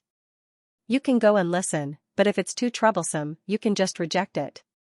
He straightened his shirt, vest, and watch chain before he walked out of the office. He passed through the partition and approached the sofa area in the reception hall. Klein and Roshan followed him curiously. 2 ladies were sitting on the sofa. They were both wearing black bonnets and long black dresses. One of them had a plump figure and fair skin. Her face was covered by a fine black veil hanging from her hat, and her appearance was vaguely discernible. Looking at her, Klein suddenly felt a sense of familiarity, as though he had seen her somewhere before. Just as he was thinking back, he heard another thinner lady say, the mission we want to entrust is to follow and monitor Madame Sharon and find evidence of her crimes. Madame Sharon. Klein suddenly remembered where the sense of familiarity came from. The lady who did not speak was Maynard's wife, the daughter of the leader of the new party. She couldn't accept her husband's death and didn't want to accept the police department's conclusion, so she privately asked the security company to reinvestigate? Madame Sharon? Dunn obviously knew Baron Coe's widow, Tingen's most famous socialite. Maynard's wife turned her head to look at the thin lady who accompanied her to the Blackthorn Security Company. She didn't say a word. The thin lady, who was also wearing a black dress and black hat, deliberated for a moment before saying, yes, Madame Sharon. She's the wife of the deceased Baron of the Coe family. She. After stuttering for a few seconds, the thin lady suddenly blurted out angrily. She's a whore. Upon hearing the foul language, Klein suddenly recalled the filthy film he had seen, as well as Madame Sharon's seemingly timid but actually calm demeanor. This made him believe in the relevant rumors, and he pitied the deceased baron. It's not that Madame Sharon can't remarry, but this kind of promiscuous behavior. Sigh, there's probably a patch of grass in front of the old baron's grave. Dunn's expression didn't change. He sat on the sofa opposite her and said in a mellow voice, but this has nothing to do with whether she's a criminal or not. You and I both know that Madame Sharon is very influential in Tianjin. Following her and monitoring her could easily lead to unsolvable problems and terrible consequences. She's a criminal, the thin lady said angrily. She caused my brother's death, but her lovers put a lot of pressure on the police department. They had no choice but to conclude that my brother suddenly died from drinking too much and having too much sex. They're all criminals. Those. Klein pitied the old baron for a second and figured out the thin lady's identity. She was Maynard's sister. That's right, such a scandal would definitely not be brought along with a maid. It's better to be a family member. He nodded in enlightenment. Madame Maynard patted the back of the thin lady's hand and added in a low and cold voice, she's a criminal. If you suffer any losses because of this, I'll help you settle it and make up for your losses. This tone. As expected of the daughter of the leader of the new party. If not for the fact that the police department is very confident in the results of my mediumship, I'm afraid they would have succumbed to her pressure. Klein lampooned. Dunn was silent for more than 10 seconds before he said, all right. I have another question. You seem to be very confident that we'll be able to find something? The thin lady nodded. The tobacco merchant, Vicroy, introduced us to you. He praised you as the cream of the crop in this industry, capable of accomplishing tasks that others cannot. Tobacco merchant Vicroy. Who is this? Klein instinctively looked at the captain and found that Dunsmith's eyes were also filled with confusion. I'm so stupid. Why would I expect Captain to remember something like this? After all, I don't even remember it myself. He sighed to himself. Seeing the confusion on the faces of the two elite mercenaries, the thin lady added another sentence. You've saved his kidnapped son. So it's him. That kidnapping case allowed me to discover clues to the Antigonus family's notebook. Klein was enlightened. Dunn also nodded slightly. I understand. Seeing this, the thin lady stated her conditions. Follow and monitor that bitch for 2 weeks. Even if you can't find any evidence of her crimes, record who visited her house and whose house she visited. We'll pay £50 for it. And if you can find any evidence of her crimes, or clues, we'll pay you an additional £200. That's a huge commission. Klein suddenly recalled that he had only used £7 to get Detective Henry to gather so much information on the house with the red chimney. For a moment, he felt a little ashamed. Dunn thought for a moment and said, no problem. No problem, we can sign the contract now. You'll need to pay £20 in advance. Captain, we've been short on manpower recently. There's the big Lenevis case. Klein didn't expect Dunsmith to agree to this mission, even though he was rather tempted. Madame Maynard nodded slightly. No problem. I believe in you. Please don't disappoint me. Dunn smiled without saying a word. He turned to Roshan. Go and draft a contract. After the contract was signed and the deposit was accepted, Dunn watched Madame Maynard and the thin lady leave the Blackthorn Security Company. He turned to look at Klein and said, I'll leave this mission to you. I'll leave this mission to you. Huh? Klein was at a loss. Dunn smiled. Don't you want to learn how to track and monitor people? This is a good opportunity for practice. It just so happens that the part of the Lenevis case that you're in charge of is over. All right. Klein didn't decline. As soon as he agreed, his thoughts began to spin. According to the rules, half of the mission reward has to be handed over to Mrs. Oriana and the team's treasury. The rest will be split equally among the team members. And this time, it seems that I am the only one who will take over this mission, regardless of whether the investigation was successful or not. He would receive a minimum income of £25, and he would still receive his salary. If he could really find some clues, he would receive a whole £125. Captain is so wise, Dunn glanced at him. Look for Leonard and Fry in the morning to learn how to track and monitor people. Put the combat lessons in the afternoon on hold for the week. I think you should have grasped it by now. I'll send someone to inform Gawain. Look for Leonard and Fry to learn how to track and monitor people? Why does it feel a little unreliable? Klein was stunned.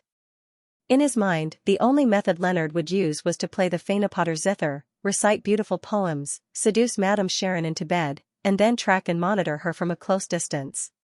Fry's temperament was very special. He was cold and gloomy. No matter where he was, he would be watched. How could someone with such an image be tracked and monitored? As his thoughts raced, Klein answered seriously, All right. All right. Dunn nodded slightly and walked towards the partition. Suddenly, he stopped in his tracks, turned around, and hesitated. He hesitated for a moment before saying, Do you remember that tobacco merchant? What's with the kidnapping case? So, Captain, you didn't remember anything just now. You don't understand anything. How can you act so calm and confident? Klein covered his face with his hand. According to Leonard's guidance, Klein wasn't in a hurry to track Madame Sharon, even though he knew that she lived on Olsner Street in the East Borough. Without understanding the target's movement patterns, it's easy to cause problems by following her rashly. Furthermore, it's difficult for a single person to monitor everything, unless you don't eat, drink, sleep, or go home. These were Leonard's exact words. Hence, Klein followed his instructions and headed to the Hound Tavern. He found a gang leader and spent £5 to get his men to monitor Madame Sharon and record her daily movements. Luckily, this can be reimbursed. Why does it feel like it's being subcontracted? On Friday afternoon, Klein received the investigation report provided by the gang leader. Calling it an investigation report was obviously an insult to professional private detectives. None of the gang leader's men could read, so they used pictures and symbols as a substitute. Then, their semi-illiterate boss, who had only attended Sunday school for a year, organized and explained the information. Klein's head throbbed as he read, and it took him a long time to finish reading. According to the surveillance, Madame Sharon hasn't been going out much recently, and there aren't many guests. It's probably because of the death of Member of Parliament Maynard. Those gang members are quite capable. They actually managed to get in touch with Madame Sharon's maid. Well, she's going to attend the Conservative Party's banquet tonight. She might be home late, or she might not be home at all. This is an opportunity to put it into practice.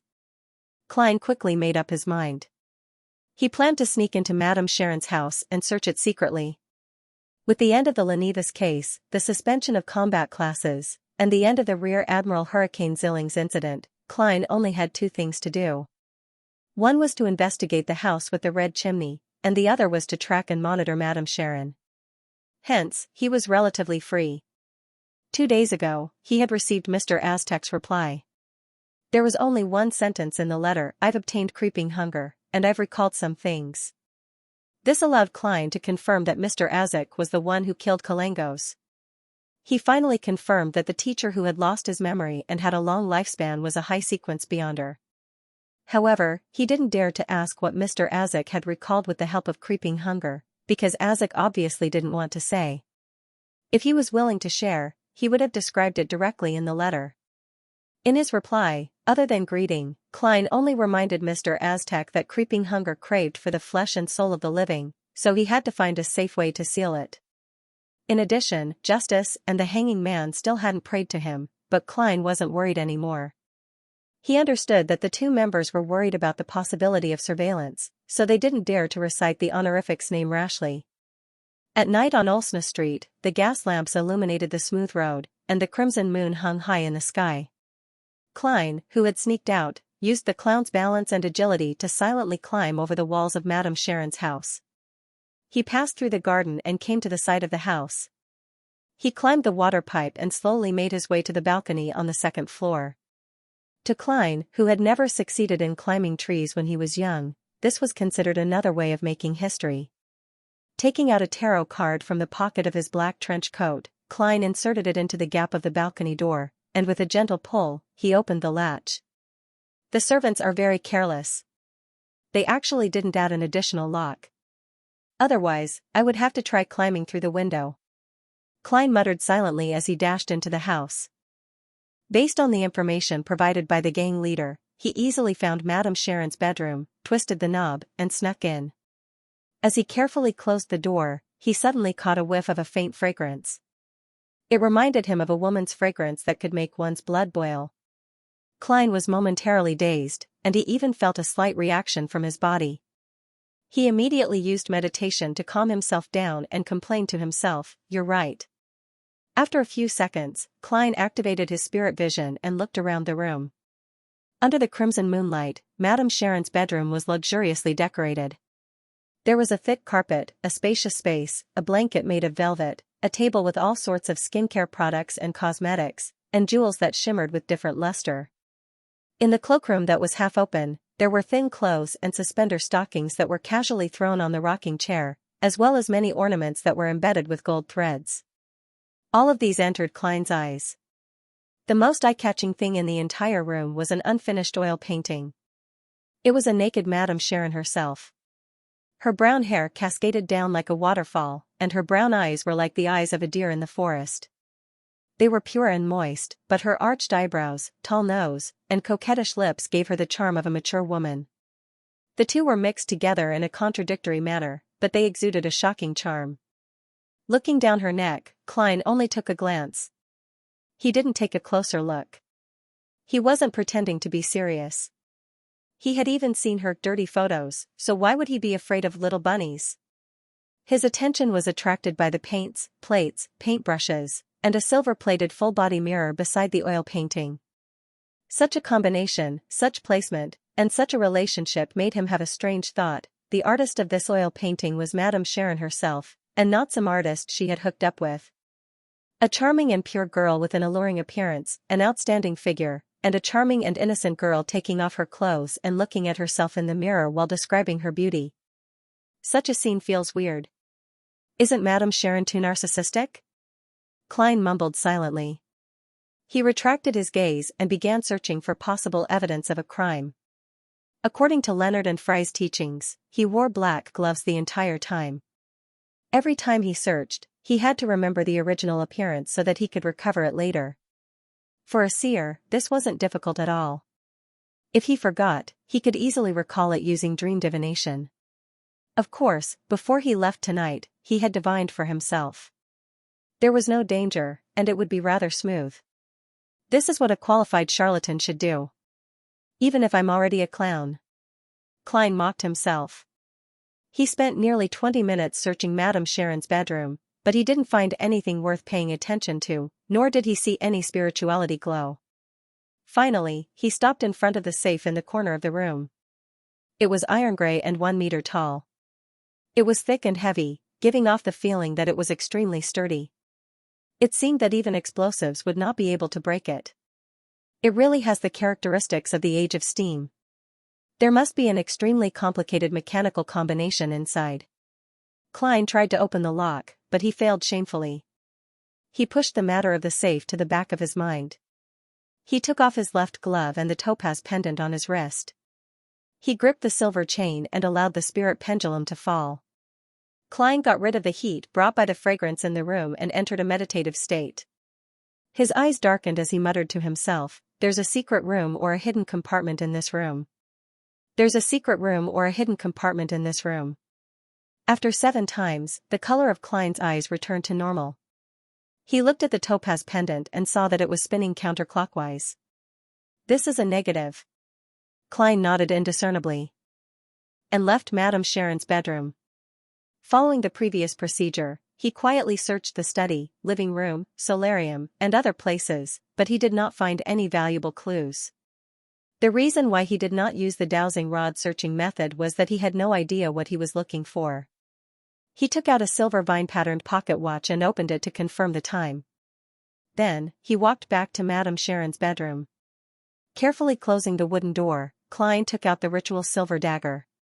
It surged with spirituality and fused with the power of nature, sealing the entire room. He wanted to summon himself, he wanted to use his spirit body to enter the heavy safe and check the items inside. I don't need to know how to pick locks.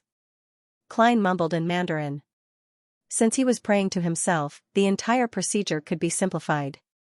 There was no need to be too particular. Therefore, Klein took out a candle mixed with sandalwood and lit it with spirituality. That was how he set up the altar. I summon in my name, the fool that doesn't belong to this era, the mysterious ruler above the gray fog, the king of yellow and black who wields good luck. The incantation reverberated in Madame Sharon's bedroom. Klein's spirituality surged out and merged with the candle flame to form a grayish-white, palm-sized screen of light.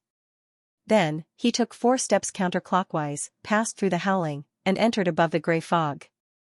Looking at the door of summoning behind the high-backed chair at the ancient long table, Klein was about to respond when he suddenly froze.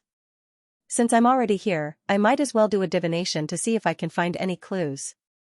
Here, other than eliminating the interference, my powers are still strengthened. Also, the environment I'm in makes the divination equivalent to using Madame Sharon's belongings. He sat down and conjured a piece of goatskin and a fountain pen in front of him. What should I divine? Klein fell into deep thought. Is there a problem with Madame Sharon? No, everyone makes mistakes. Everyone has a problem. Was Madame Sharon involved in a crime? That's not strict enough. As a socialite, she mingled in political circles. It's normal for her to be involved in dirty and unverifiable matters. Also, what defines a crime?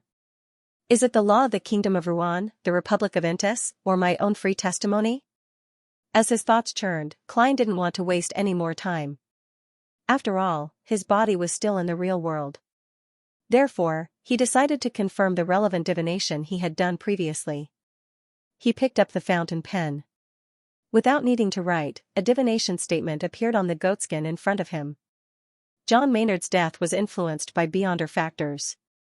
This was the divination that Klein had done when he went to Maynard's house to help the police do spirit channeling. The answer back then was negative.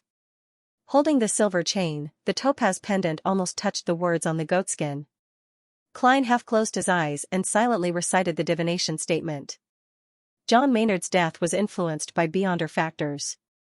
John Maynard's death was influenced by beyonder factors. After repeating it a total of 7 times, he opened his eyes and looked at the pendulum. His pupils suddenly constricted.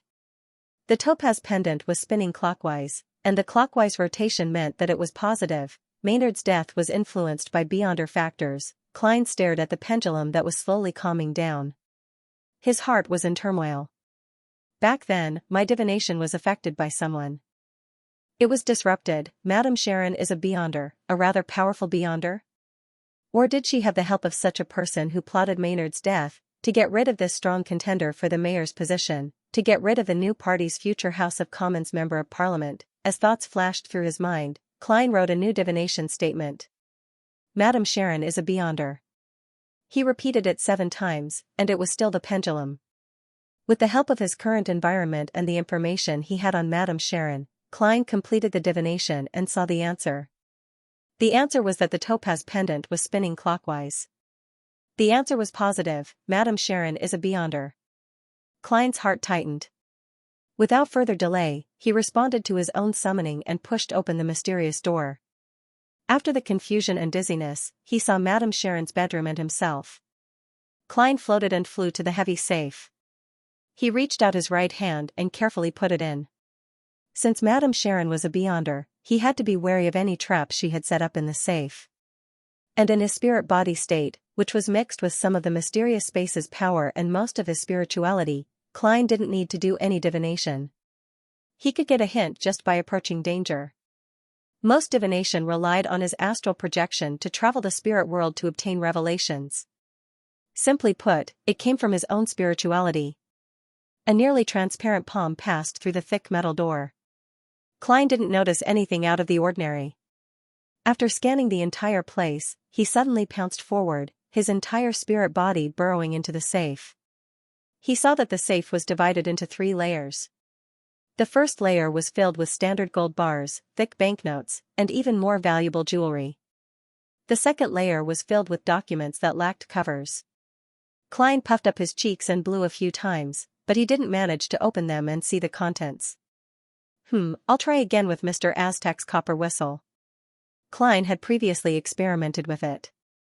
When he used his spirit body to envelop the flaring sun charm and Aztec's copper whistle, the two items could pass through obstacles and become half-real, half-illusory existences. The bottom layer of the safe was rather strange. There was only a black and white photo. The photo was of a handsome young man. Madame Sharon's former lover? They were forcefully separated, and Madame Sharon had no choice but to marry the old baron. Thus, she began to fall into depravity, sleeping with one man after another. But deep in her heart, there was still a pure land. Every night, when it's quiet, she would take out this photo and rub it with tears streaming down her face. Klein instantly imagined a sorrowful and tragic romantic drama. However, the more he looked at it, the more he felt that something was amiss. The young man in the photo seemed to, possibly, resemble Madame Sharon's younger brother? She's a beyonder. F***ck, could she also be from the demoness pathway? Just like instigator Trissy. An idea suddenly flashed through Klein's mind, giving him a shock. Why did Trissy stay in Tingen previously? Was it because she had a companion here? Klein carefully observed the photo and found that the young man resembled Madame Sharon more and more. His nearly transparent face made a grimace. He felt that he couldn't face the filth from before. Calming himself down, Klein searched the surroundings of the safe to see if there was anything else hidden. Although he couldn't pick up any paper, the feeling of passing through objects and air was different. Items of different densities also felt different. As he searched, Klein suddenly froze. He found an empty space on the side of the safe near the wall. It was a mezzanine. After confirming that there was no danger, Klein crawled in. His vision reflected ointments, incense, herbal powder, and other items. He also saw a statue of a deity carved out of white bones. The statue was the size of a palm, and it vaguely depicted a beautiful woman. Her hair was very long, extending all the way to her ankles. Each strand was clear and thick like a venomous snake. At the top of each strand of hair was a carved eye. They were either closed or open, densely packed together. Klein jumped in fright. He smelled something sinister and hurriedly retreated from the mezzanine. He finally understood why his divination of the secret chamber and the hidden compartment had failed. Klein exited the heavy safe and only calmed down when he realized that there was nothing wrong with it. That white bone statue is very sinister. Although it's not dangerous, it makes me feel uneasy. Could it be the so-called primordial demoness? The evil deity that's on par with the hidden sage, dark side of the universe, and the true creator? Klein recalled his conjecture about Madame Sharon and immediately understood which existence the white bone statue could represent. Just as he was thinking, his spirituality suddenly stirred, and he had a bad feeling. Klein quickly flew to the window with complicated patterns and looked at the road outside the house. He saw a carriage quickly and steadily driving towards the main entrance under the illumination of the gas lamps. Madame Sharon is back? His heart stirred, and he figured out the source of his premonition of danger. Considering that Trissy had only become a woman after becoming a Sequence 8 instigator and was likely a Sequence 7, and that Madame Sharon had been active in Tingen's upper-class social circle for many years and was likely stronger than Trissy, Klein didn't dare to take the risk with the flaring sun charm and Aztec's copper whistle. Rationally, he decided to retreat. This was because there was a limit to the number of sealed artifacts he could use. Furthermore, he didn't know how long it would take to trick the mutated sun's sacred emblem out again. It wasn't a critical juncture, nor was there no other way. Klein didn't want to waste it. Furthermore, he would be faced with the problem of how to explain himself afterwards. He couldn't possibly tell Dunn that a kind-hearted powerhouse happened to pass by and helped him, right? As for why he didn't use Aztec's copper whistle, it was because Klein wasn't sure if the summoned messenger had combat strength. What if it only looked fierce and only knew how to deliver letters? The things I found just now are enough for a Nighthawk team to be mobilized. Why should I fight Madame Sharon alone? I could have beaten her up as a group. Klein emphasized in his heart and ended the summoning. He whooshed back above the gray fog and enveloped himself with spirituality before returning to his body in the real world. He quickly extinguished the candle and removed the wall of spirituality. He dashed out of Madame Sharon's bedroom and returned the way he came. However, there was no time to restore the latch to the balcony door. He slid down the water pipe and climbed out of the garden from the wall opposite to the main entrance. Klein sneaked all the way to the next block before taking an expensive night rental carriage to Zutland Street. Madame Sharon slowly returned to the second floor in her black dress. She dismissed the maidservant and opened the door to her bedroom. Her pure and watery eyes suddenly froze, reflecting strands of nearly transparent, barely visible filaments. They did not have the luster of spirituality and were like the hair of a diseased human. If one did not know of the existence of these things in advance or had very special eyes, no one would be able to discover them. At this moment, those thin threads were all broken and fell to the ground. Madame Sharon squinted her eyes and looked at the heavy gray safe. 36 Zutland Street, Blackthorn Security Company. Dunn, who was leisurely reading the newspaper with his legs crossed, looked at Klein, who had appeared at the door of his office, with an odd expression. He sighed silently. "Weren't you going to try infiltrating Madame Sharon's house tonight to conduct a preliminary search? Did you discover a problem?" Klein nodded solemnly. "Yes. I suspect that Madame Sharon is a member of the Demonist sect." "A member of the Demonist sect?" Dunn put down the newspaper and mulled over the phrase. He asked solemnly, "What did you discover?" Klein did not sit down. He leaned forward and placed his hands on the edge of the desk. "I first saw a picture of a young man, but he looked very similar to Madame Sharon. If he were to change into female clothing, put on makeup, beautify, and Photoshop, he would look like Madame Sharon." Klein could not help but lampoon inwardly. "Similar to instigator Trissy?" Dunn's gray eyes flickered as he came to a realization. They had previously determined that Trissy was a member of the Demonist sect. "Yes." Klein nodded with mixed feelings. He changed the topic and said, "Later, I used divination skills and found a white bone sculpture in Madame Sharon's safe in my dream. It was a beautiful woman, but her hair reached her ankles. Each strand was as thick as a venomous snake, and there were eyes at the top. It was rather strange." "Captain, isn't this the image of the primordial demoness?" Due to the lack of security clearance, he had very little information on the Demonist sect. Dunn thought for a moment and nodded solemnly. "This is the image of the primordial demoness. We have to take action immediately and restrain Madame Sharon." Klein immediately agreed, "Yes, if Madame Sharon is a mid-sequence beyonder of the Demonist sect, I don't think she wouldn't have noticed that someone had infiltrated her bedroom." At this moment, he suddenly had a doubt and blurted out, "What's wrong?" He blurted out, "Captain, why don't the 7 Orthodox deities have concrete images and only use symbols to represent them? But the evil deities I've come into contact with all have humanoid appearances. The true creator is like that, and so is the primordial demoness. Is this one of the differences between Orthodox deities and evil deities? Why is there such a difference?" Klein silently added another question, but he wisely didn't say it out loud. "This is the difference between Orthodox deities and evil deities." Dunn gave an affirmative answer, then he got up and walked to the coat rack. "We can't delay any longer.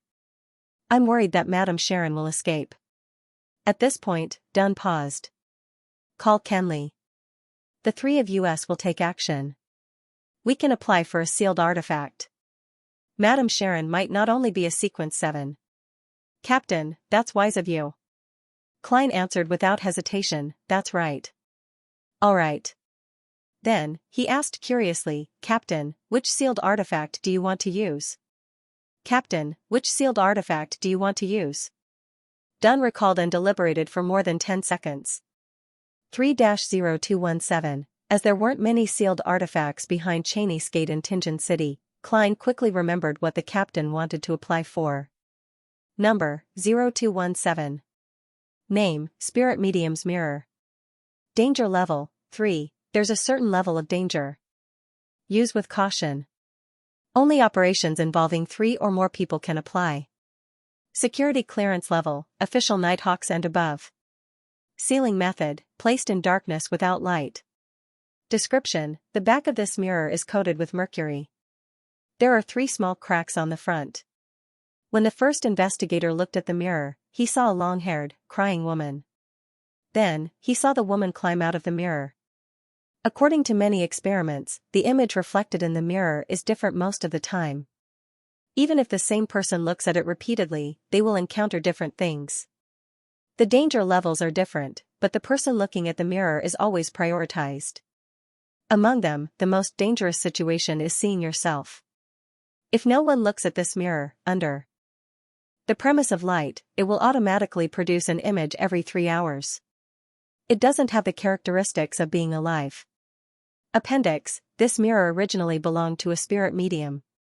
It was a very ordinary mirror, until one day, this spirit medium strangely committed suicide while looking at it.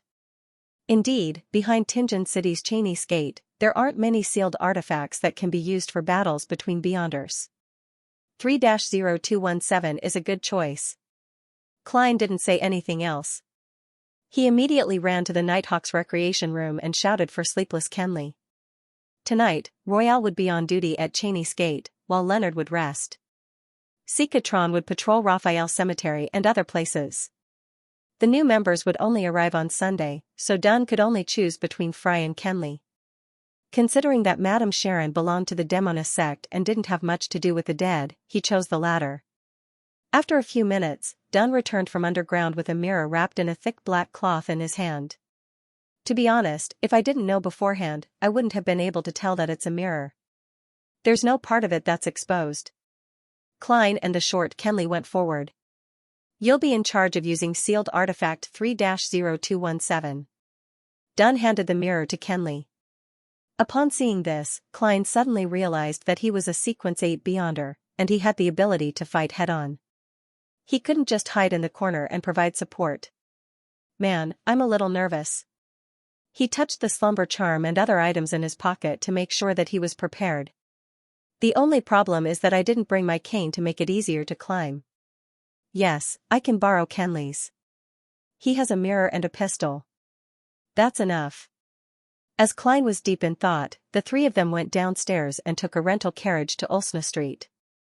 Along the way, Kenley glanced at sealed artifact 3-0217 in his hand and said with a taut expression, "That's right." He said with a slightly tense expression, "This is my first time participating in such a dangerous operation." Under normal circumstances, Nighthawks wouldn't use sealed artifacts when dealing with Beyonder matters. Previously, when they went to Morse Town to resolve the supernatural incident, they had applied for the mutated sun's sacred emblem to prevent any accidents from happening. As it was too far away, the rescue wouldn't be able to make it in time. But this time, the target was almost certain to be a mid-sequence Beyonder. Don't worry. Perhaps Madame Sharon has already escaped, Klein said with a smile. Frankly speaking, he wasn't any less nervous than Kenley. Dunn rolled his gray eyes and looked at him helplessly. Let's try our best not to let Madame Sharon escape. 20 minutes later, the three Nighthawks arrived at Ulsna Street. They saw the garden and Madame Sharon's house in the darkness. They were quietly lying there as if nothing had happened. Klein took out the spirit pendulum from his left wrist and quickly did a divination. There's danger inside. There's danger inside. After repeating it 7 times, he opened his eyes and saw that the topaz pendant was spinning clockwise. The amplitude and speed were medium. This meant that there was danger inside. It wasn't high, but it wasn't low either. There's danger, but it's not high or low. This means that Madame Sharon is still in the house and hasn't escaped. Klein was stunned for a moment before he understood the reason. He had used the method of summoning himself to transform into a rather strange spirit body to search the safe and the inner compartment. He hadn't forcefully opened the lock, nor had he triggered any hidden mechanisms or other items.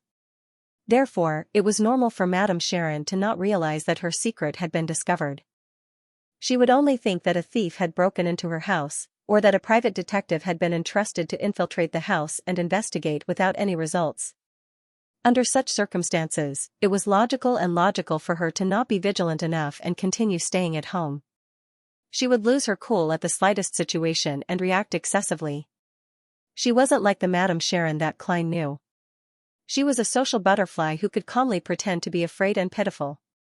She was a member of the Demonist sect who had hidden her identity as a Beyonder for many years. If the telephone had been invented, Madame Sharon would definitely have called a particular lover to whine and complain about the security in Tianjin City. She would have even hinted at Madame Maynard. Klein imagined a scene and told Dunn and Kenley about the results of his divination. This is the deduction that is closest to reality. Dunn pressed down on his half-top hat and looked at Madame Sharon's two-story building with his gray eyes. Let's not rush in. Why? Kenley, who was holding sealed artifact 3-0217, subconsciously asked.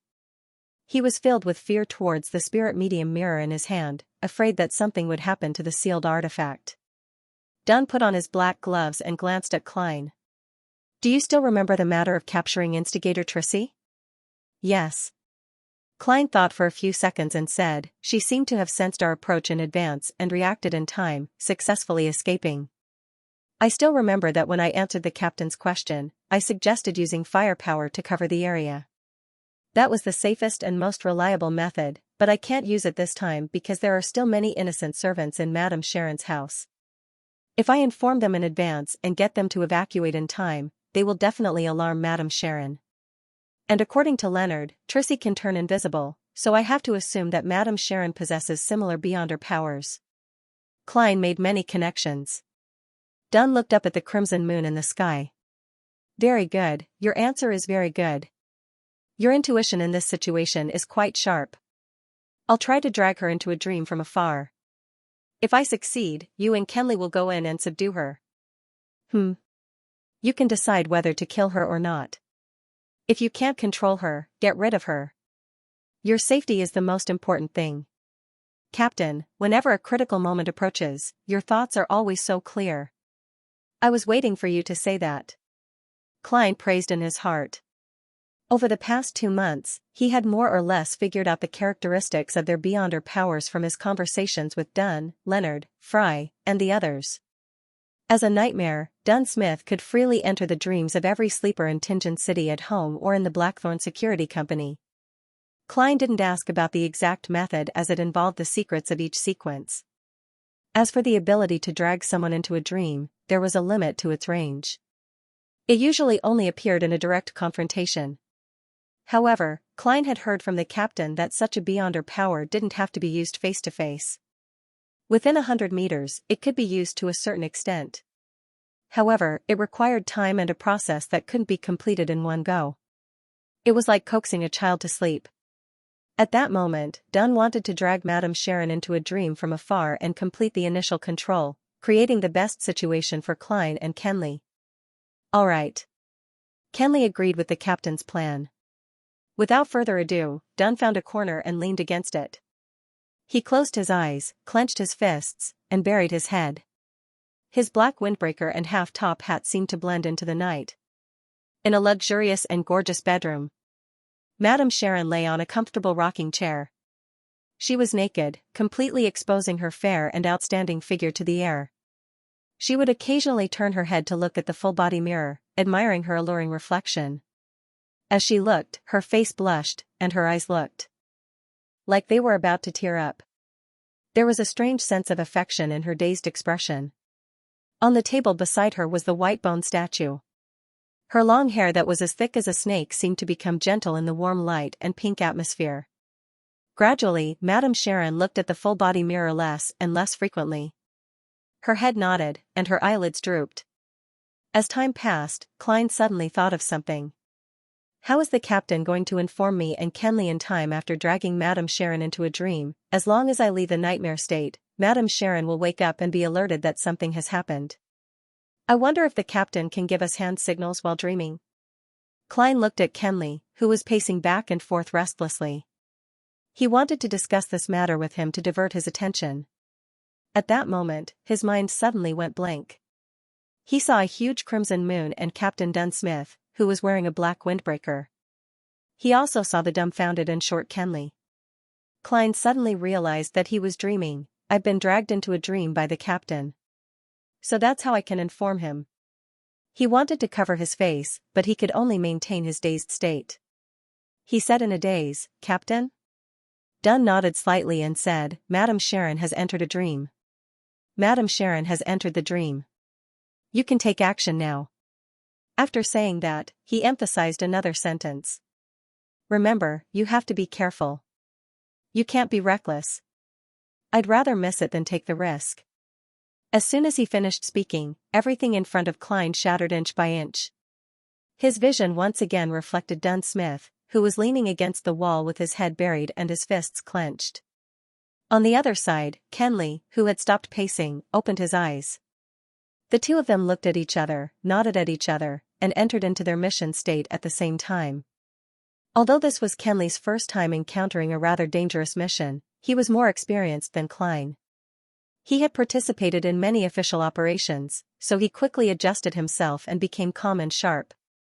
Of course, this also had to do with the addition of the night to the sleepless. This was also one of the reasons why Dunn sent Kenley instead of Fry. "Let's go." As a sequence 8, Klein took the lead and gestured to his teammates to follow him. Kenley didn't object.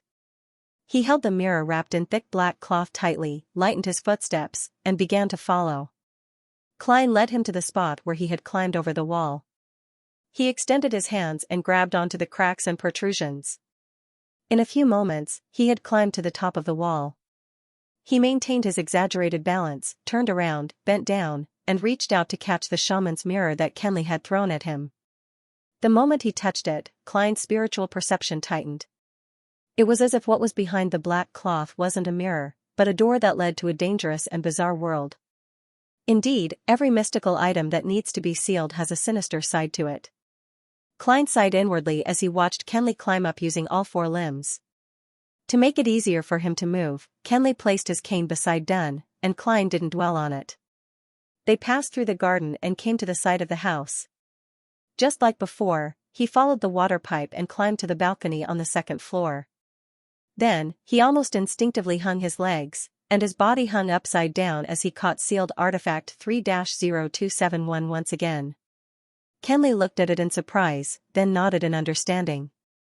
At this moment, Klein was shocked. He exerted strength from his back, and with a push of his left hand, he easily flipped back up. What happened just now? Why was I able to do that? It felt like instinct. Could this be the ability of a clown? He recalled what had just happened and felt that he had better displayed the characteristics of a clown in practice. When Kenley climbed up easily as well, Klein returned the spirit medium mirror to him and pulled open the unlocked balcony door. Kenley carefully untied the black cloth wrapped around sealed artifact 3-0271 and let the mirror face down on the floor tiles. One of the rules of using the spirit medium mirror was not to aim at oneself or one's teammates. After stuffing the black cloth and pulling out his revolver, Kenley followed behind Klein. They walked quietly through the corridor and arrived in front of Madame Sharon's bedroom door. Klein adjusted the revolver, activated his spirit vision, and reached for the doorknob with his left hand. He remembered that the outcome of the divination was that there was danger, so he didn't dare to be careless. The reason why he didn't do another quick divination on the spot was because he knew that the sinister statue of the primordial demoness was in the room. At such a close distance, he would definitely be disturbed. Without the gray fog, he wouldn't be able to get a clear and accurate answer. And with Kenley beside him, he couldn't enter the mysterious space. The door opened silently, and Klein and Kenley saw the warm glow of the gas lamp. Then, they saw Madame Sharon on the reclining chair and her alluring body. Madame Sharon wasn't asleep. She was leaning on the chair with a faint smile on her lips as she looked at the 2 unexpected guests. Subconsciously, Kenley flipped his palm and shone the spirit medium mirror at Madame Sharon. Klein was stunned for a moment before he blurted out, "No." He remembered very clearly that on the other side of the recliner, there should have been a full-body mirror, but now, he did not see it. In the blink of an eye, the spirit medium's mirror had locked onto Madame Sharon.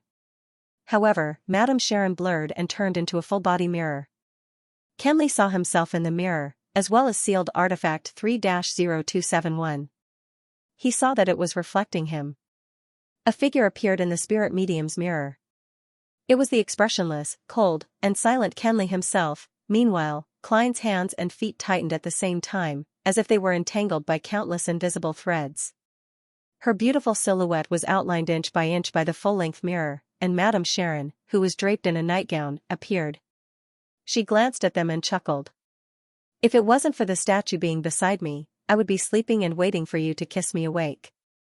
At that moment, Klein suddenly spoke in a deep voice, saying a word in ancient Hermes. "Crimson." His left hand, which had been in his pocket at some point in time, moved nimbly and easily pushed out the slumber charm.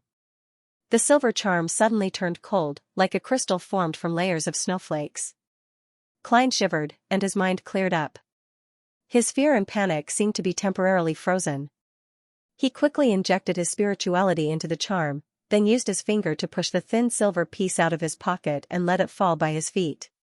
Dark red flames appeared in midair, and the faint but continuous sounds of explosions reverberated. A tranquil and deep feeling spread and enveloped half of the bedroom.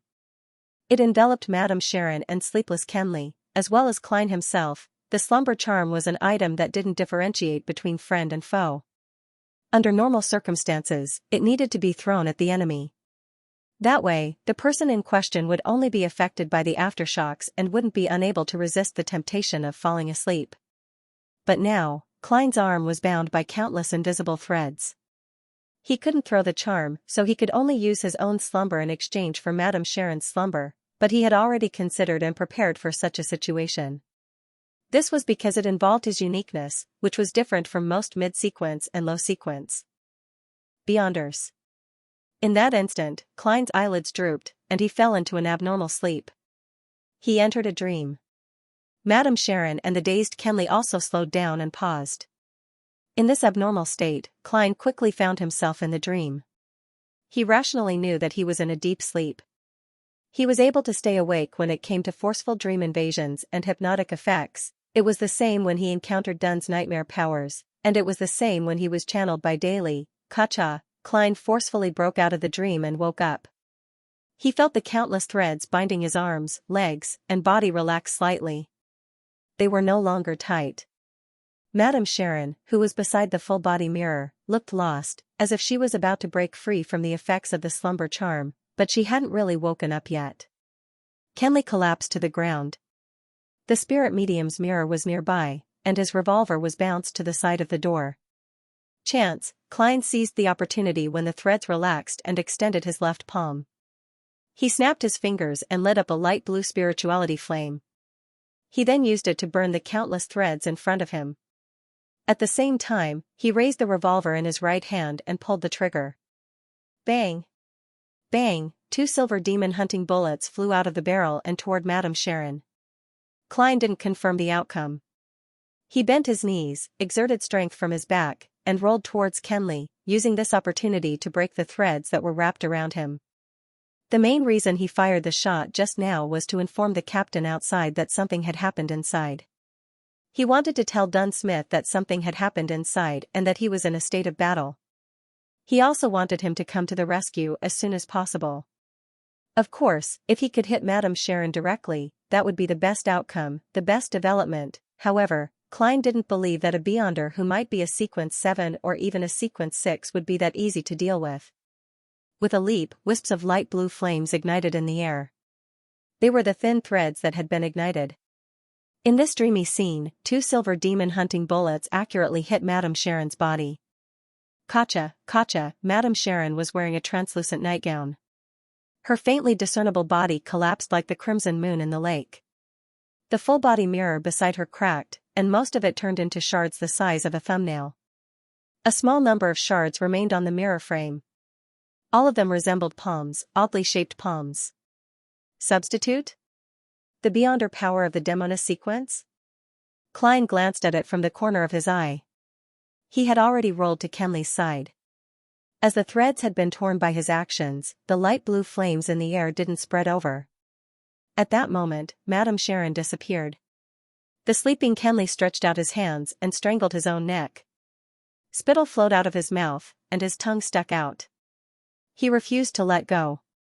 However, Klein's spirit vision didn't detect anything strange nearby. He suddenly thought of a description in the information on sealed artifact 3-0271.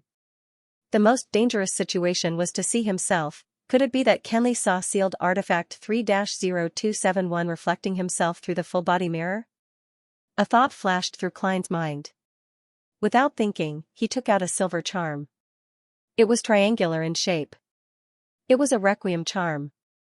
Crimson. Klein said the words in ancient Hermes as he injected his spirituality into it and threw out the charm. Then, he pressed down with his left hand and touched the spirit medium's mirror. He had used the corner of his eye to confirm that the sealed artifact was facing down and wouldn't reflect himself.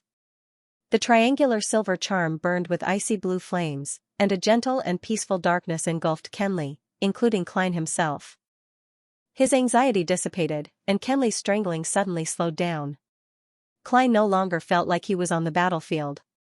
Instead, he felt like he was standing in front of an oriel window at home, looking down at the quiet street in the middle of the night. His body and mind were at peace.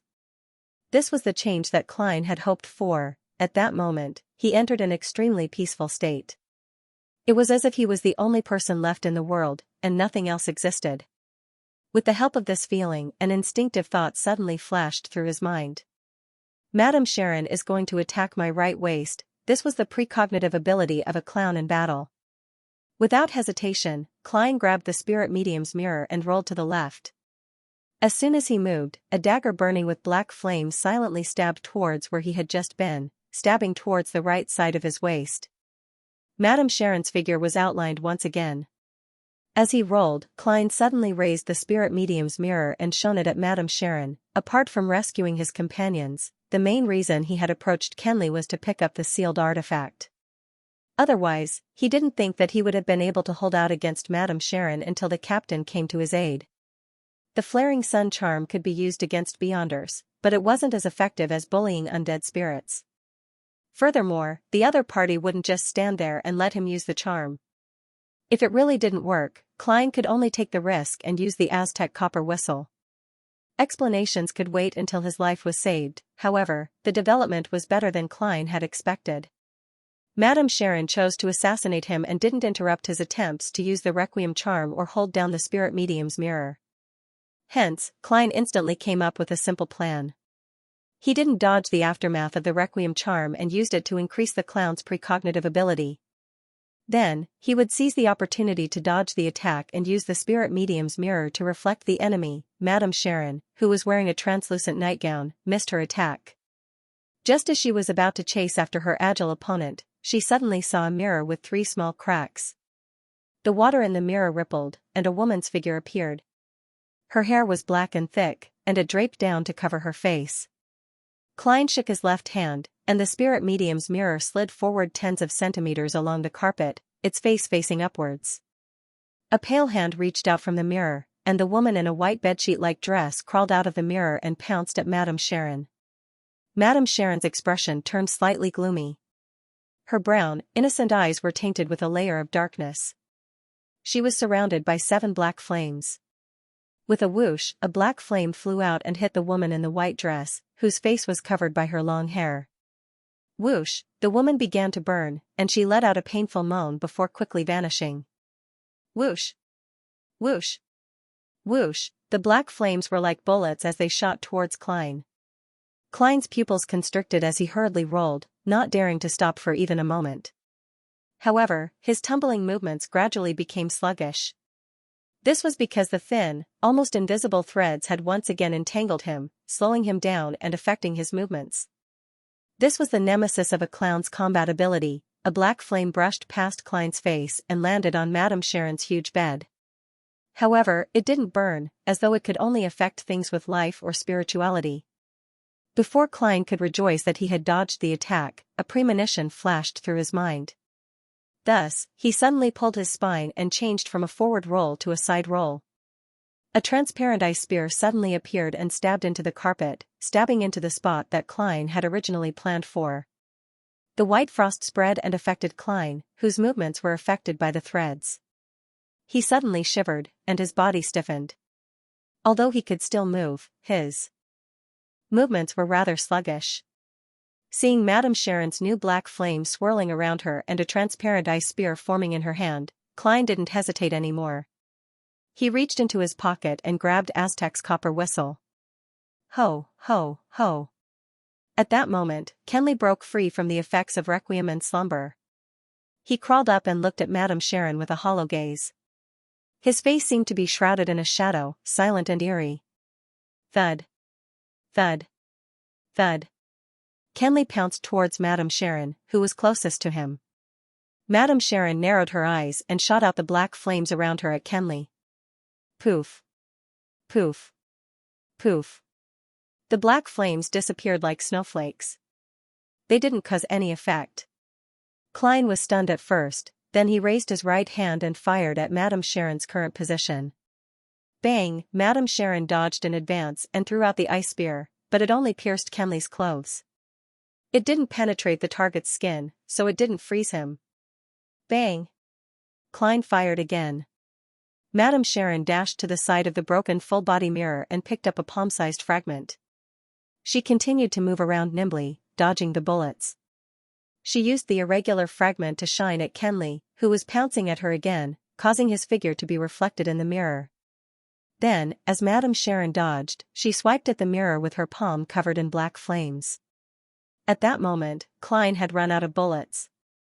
He had no choice but to throw the revolver, letting the shell fall onto the carpet along with the revolver. Just as he rolled to pick up Kenley's revolver, he suddenly heard his teammates scream. Kenley stopped, bent over, and began vomiting. He spat out bile, a bright red heart, and his lungs and stomach that were burning with black flames. The pulsating organs, the yellowish-green liquid, the silently burning black flames, and the human body falling forward were all reflected in Klein's eyes and deeply imprinted in his mind. Up until now, the most dangerous situation he had experienced was when he had to deal with Ray Bieber, whose digestion process had been interrupted. But even such a dangerous and terrifying monster had only caused serious injuries to the participants. No one had been sacrificed. The only teammate Klein had lost, Old Neil, and the official Beyonder deaths he had witnessed, all stemmed from the loss of control. The murderer was either mysterious and indescribable, or it pointed to an evil god. It had nothing to do with the specific mission. Now, for the first time, he had seen the sacrifice of a teammate in a mission. Such a death stemmed from a single wrong choice. The Nighthawks were fighting against madness, but at the same time, they were fighting against danger. One mistake, and there might not be a chance to make up for it. With a boom, Klein's thoughts exploded. He seemed to be greatly agitated. He half-squatted on the ground, raised his right hand, and fired at Madame Sharon. The silver demon-hunting bullets passed through countless invisible threads and shot at her head and her translucent nightgown. Suddenly, Madame Sharon moved in another direction as if she was being pulled by something, dodging Klein's crazy shots. Only when all 5 bullets in the revolver had been fired, and when he heard the sound of an empty revolver, did Klein snap out of his daze and regain his ability to think. His heart tightened. He didn't even have time to reload the bullets. He threw away the revolver and grabbed a stack of tarot cards. Madame Sharon's body jerked to the side. She saw a card fly past and stab deep into the surface of the dressing table. The corners of her lips curled up, and her beautiful brown eyes were once again dyed with a dark luster. Just then, her waterfall-like brown hair suddenly flew up, as if it was blown by an invisible force. Madame Sharon was stunned. She wanted to dodge again, but she was too late. The magician's card that Klein threw pinned her hair to the wall. Madame Sharon forcefully tore her hair and rolled forward. Her body quickly disappeared from Klein's sight. Invisibility again. Klein held the tarot cards between his fingers and moved slowly, vigilantly observing his surroundings. Suddenly, he understood why Madame Sharon had given up on attacking and why she had slowed down. According to normal development, if Klein didn't use the Aztec copper whistle, he wouldn't have been able to fight against this terrifying witch. That's right. It must be the captain. He was overjoyed. His eyes turned and he subconsciously looked at the window. At the same time, he came to a conclusion. Madame Sharon wanted to escape. She already knew that we had companions who could drag her into a dream, but she didn't know if there were other Nighthawks, mandated punishers, or machinery hivemind members. Although she was powerful, she wasn't a powerhouse who could destroy a team of Beyonders alone. With a thought, Klein flicked his wrist and threw the tarot cards toward the window. So. He threw out 5 cards in a row. 3 of them sealed the window, and 2 of them turned into flying daggers that slashed at the door. Crack! Amidst the sound of glass shattering, 2 tarot cards stabbed deeply into the half-open bedroom door. As he wished, Klein heard the sound of dodging. He flicked his wrist again, and with the intuition of a clown, he threw the cards toward a spot on the side of the door. The cards tore through the air and approached the spot at high speed. They had no choice but to drill into the hard wall. However, a figure quickly appeared in the air. It was Madame Sharon, who was wearing a translucent nightgown and had brown hair and brown eyes. The moment Madame Sharon was exposed, her eyes lost their luster. She seemed to have fallen into a deep sleep while standing. "Captain." Klein swept his gaze, but he wasn't in a hurry to throw the cards. He knew that Madame Sharon would soon break free from the dream. If he couldn't deal a fatal blow to her in 2 to 3 seconds, she would forcefully escape. A nightmare at such a distance would be easy to break free from. Bending his knees, Klein suddenly rolled to the side. He sprawled on the ground, extended his right hand, and grabbed the edge of the spirit medium mirror that was facing upwards. Then, with a flick of his wrist, he threw sealed artifact 3-0271 at Madame Sharon before he was reflected in the mirror. Madame Sharon's body trembled, and the luster in her brown eyes quickly returned to normal. Her gaze also found focus. Before she regained consciousness, a layer of crystalline and solid frost appeared on the surface of her body. However, she didn't see the flying cards or the silver demon hunting bullets. She only saw a mirror moving closer and closer. She only saw her pure and charming face reflected in the mirror. Her beautiful face suddenly became distorted. Wrinkles appeared on it, along with bloodstains and rotting patches. "No!" Madame Sharon let out a shrill scream, as though she had just witnessed the death of her lover. Her skin quickly turned green, and yellow pus flowed out from the corner of her eyes. In a flash, Madame Sharon burned with a silent black flame from the inside out, as though she was expelling something. Then, a thick layer of frost formed on the surface of the black flame, as though it was making a coffin. Invisible threads intertwined and finally superimposed a color visible to the naked eye. They wrapped layer after layer of frost, as if forming a huge cocoon. Thud, thud, thud. Sealed artifact 3-0271 landed on the ground, rolled forward a few times, and stopped beside Madame Sharon's gigantic cocoon. At that moment, there was a clang. Dunn broke through the window frame and flipped into the room. He glanced at the lifeless Kenley, and his expression sank. At that moment, the cocoon cracked open, and the ice coffin disintegrated inch by inch. The black flames turned into fluorescent light and scattered in all directions. Madame Sharon's skin color returned to normal.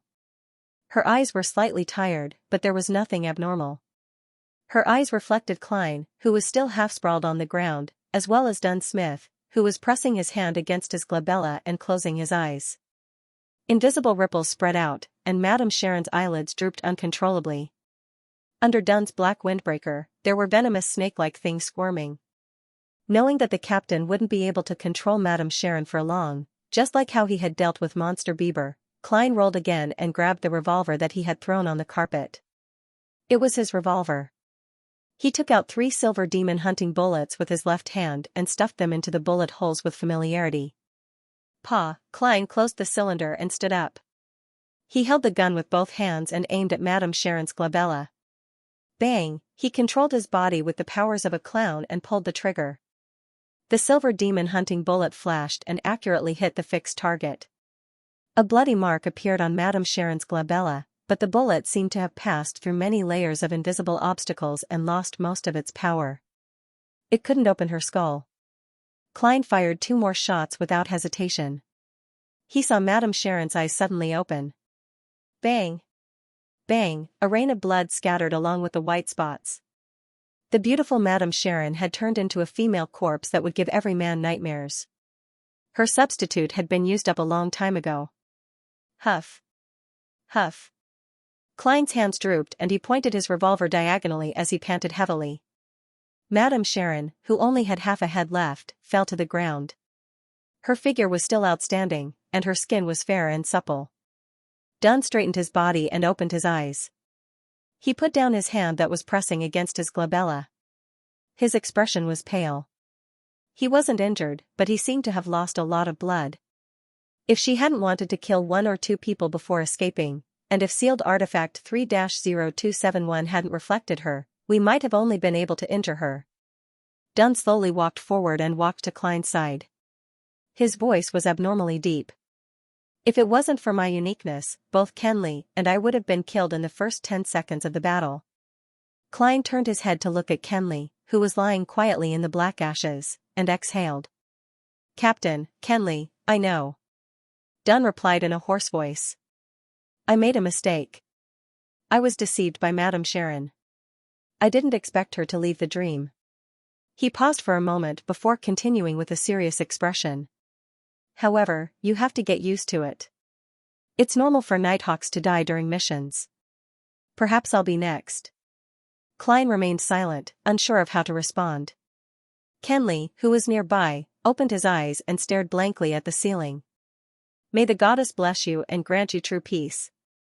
Dunn came to Kenley's side and drew a crimson moon on his chest. Then, he squatted down and closed his teammate's eyes. "May the goddess bless you and ensure that there will be no more danger or madness in the peaceful night." Klein also drew the crimson moon and prayed silently in his heart. After a few seconds, he forcefully retracted his gaze and asked in a deep voice, "Captain, do we need to mediate the spirit now?" Dunn nodded indiscernibly. "Don't try to ask about the primordial demoness. It's very dangerous. I'll stand guard by your side and not let any accidents disturb you." Klein didn't delay any further. He took out all sorts of materials and quickly set up the altar to begin mediating the spirit. After reciting the incantation, he took a step back and used dream divination. "Madame Sharon's accomplice. Madame Sharon's accomplice." After repeating it 7 times, Klein entered the dream and saw Madame Sharon's spirit in the grey world. He touched the transparent, illusory spirit body, and the scene before him suddenly changed. Somewhere in the night, Madame Sharon, who was dressed in a long black hooded robe, handed an ancient bronze book to the round-faced instigator Triss. When she heard his question about the term witch, she chuckled in a slightly neurotic manner. "Haven't you always been weird? It's strange that all the higher-ups are women. It really is the Demoness sect." Leonard's guess is completely in line with the truth. He does have a huge secret. The corresponding sequence 7 for assassin and instigator is witch? What a scam. Klein thought. Following that, the scene changed. He saw a deep hall and a narrow window high up. He saw a woman draped in a white holy robe. With her back facing Madame Sharon, she smiled. "As long as we get close to the primordial one, we can be sanctified, become stronger, receive salvation, and escape the final apocalypse." Madame Sharon lowered her head and asked curiously, "But why do we have to become a woman? Is it because the primordial one is a woman? Do women symbolize destruction and calamity?" The woman, whose back was facing Madame Sharon, prevented Klein from seeing her face, calmly replied, "No, men are the same. No, it's the same for men. They are synonymous with war. These are 2 similar sequences." Synonym for war. A sequence close to the Demoness pathway. Which one would it be? As Klein looked at the holographic movie-like scene, he recalled the sequences he knew. As he was only an official member of the Nighthawks, there was a lot of information that he couldn't access. He was practically clueless about the names and corresponding characteristics of the mid and high sequences. He only knew of the Priest of Light and Unshadowed that he had peeked at from the eternal blazing sun, as well as the Dawn Paladin, Guardian, and Demon Hunter of the God of Combat pathway, as well as the Spirit Guide and Gatekeeper that Daly and Dunn had revealed. Therefore, it was difficult for him to accurately determine if a sequence pathway was synonymous with war. All he could do was eliminate it. For example, the God of Combat pathway didn't seem like war, but individual battles. As his thoughts raced, Klein narrowed the range to 5. The first was the Arbiter sequence that was jointly controlled by the Augustus family of the Rouen Kingdom and the Castilla family of the Feinapater Kingdom. However, Klein felt that this was the least likely one. This was because the corresponding sequence 8 of Arbiter was Sheriff, and sequence 7 was Interrogator. It seemed to be developing towards judgment and judgment, not war. The second was the pathway represented by the Black Emperor of the Solomon Empire of the 4th epoch. Its modern name for sequence 9 was Lawyer. It was good at discovering and exploiting loopholes in the rules and weaknesses of its opponents. It had excellent eloquence and logical reasoning. This was the pathway that Klein believed to be the second lowest. He suspected that the development of this sequence was to use the rules and walk in the shadows of order. Of course, war was also one of the shadows of order. The third was the Hunter pathway that was controlled by the Einhorn family of the Faesak Empire, the former royal family of the Republic of Intis, the Sauron family, and the secret organization Iron and Blood Cross Order that had appeared in the past 2 to 3 centuries. Klein believed that it was highly likely. The internal information of the Nighthawks described a hunter as an excellent tracker, an excellent trap expert, and an excellent hunter. The corresponding Sequence 8 name was Provocateur, and Sequence 7 was Pyromaniac. All of these were related to killing and war. The fourth was the criminal pathway of the ancient organization that followed the devils, the Blood Sanctify sect. Just from the name of the sequence, Klein felt that it was quite possible. The fifth was the prisoner pathway in the hands of Rose School, which was famous for its bloody sacrifices. The reason was the same as the previous one. Just as Klein was lost in his thoughts, the scene changed again. Madame Sharon had just finished showering. Her hair was wet, and her face had a refreshing and alluring charm. I couldn't see the face of the white-robed woman who led Madame Sharon to become a demoness. It should be because my psychic abilities aren't strong enough. Klein reined in his thoughts and focused his attention on what was in front of him. Madame Sharon flipped her hair, and there seemed to be water droplets sliding down her face. She looked at the man waiting on the bed and snickered. "Do you need me to help you deal with Maynard?" The middle-aged man on the bed frowned and shook his head. "Unless you can guarantee that you won't leave any traces, but that's impossible." "What else can you do?" Seeing this man, Klein was stunned for a moment, but he soon felt that it was within his expectations. The middle-aged man's photo often appeared on the front page of the Tianjin City Honest paper. He was the current mayor who was seeking re-election, and he was a member of the Conservative Party. Madame Sharon smiled and didn't delve into the topic. She pulled her nightgown halfway and walked to the bed. The scene changed one after another. Klein saw many members of parliament, businessmen, and government employees that appeared in the city's newspapers from time to time. They were either discussing how to collect donations, or discussing how to bypass the Campaign Act to bribe voters, or promising protection and solving problems. Madame Sharon played the role of a broker. This is actually a documentary. Madame Sharon introduces you to the upper circle of Tianjin City. But why are there beds in so many scenes? Many nobles and members of parliament know that Madame Sharon has many lovers, but why do they look like they can't resist the temptation? Is this Madame Sharon's sequence power? Klein was deep in thought as he finished reading. He speculated and lampooned silently to himself. After the mediumship, he confirmed that none of the people in Tianjin City's upper circle knew Madame Sharon's true identity. They didn't take the initiative to collaborate with her to murder Maynard. In other words, Maynard's death was Madame Sharon's own doing? Why did she do that? There was no need for her to take the risk, right? Of course, from Madame Sharon's point of view, she had the beyond her power to interfere with divination, and she could also create a seemingly harmless joyous sudden death. Killing Maynard wasn't too risky and would easily expose herself. However, her motive was obviously insufficient. It didn't match with the risk she had to bear. Could it be that she needed to act? But she could have found a target with a less sensitive status. That way, she wouldn't have needed the help of the Nighthawks, mandated punishers, or the machinery hive mind. More importantly, Madame Sharon should have been able to tell that Maynard's wife hated her and was filled with indignation. There was a high chance that she would send someone to investigate her. Then, why didn't she move the white bone statue and other sensitive items ahead of time? For example, bury them somewhere in the garden. Why was she so confident in the safe, the mezzanine, and the corresponding arrangements? In his confusion, Klein saw that Madame Sharon's spirit had yet to dissipate, so he seized the time to perform another dream divination. The content of this divination was Madame Sharon's true motive for killing John Maynard. After reciting it, Klein entered the dream again and saw a new scene.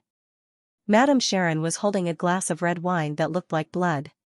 She was wearing a loose nightgown as she paced back and forth in the room. Finally, she finished the rest of the wine in one gulp, as if she had made up her mind.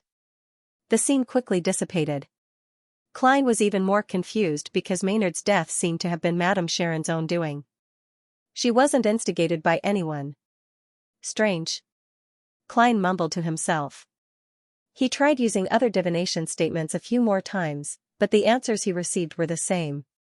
Seeing that Madame Sharon was gradually turning transparent and turning illusory, about to disappear, Klein thought for a moment and made the final channeling. The sequence potion formula of the Demoness pathway. The sequence potion formula of the Demoness pathway. Klein recited the new divination statement and quickly entered a dream with the help of cogitation. He originally didn't want to do this divination, because he believed that the Demoness pathway was the type that spread disaster and caused pain. Even if he obtained the corresponding potion formula, he wasn't willing to sell it to others and become an indirect murderer. But he suddenly thought of something. Through his understanding of the spectator potion formula, he suspected and confirmed that Daxter Guderian was a member of the psychological alchemy. Therefore, in order to better deal with the demonesses in the future, it was necessary to understand the characteristics of their sequence pathways. After Hudeugen died, Daxter Guderian hasn't contacted me. Psychological alchemy must have sent a stronger member to investigate, so he didn't dare to do anything. As this thought flashed through his mind, Klein once again saw the deep hall and the woman draped in a white holy robe. Madame Sharon lowered her head, and all she could see was her legs, a pair of flawless legs. Soon, she heard a beautiful voice that sounded like a song. Pleasure is the name of the Sequence 6 potion, and it is also the goal of your advancement.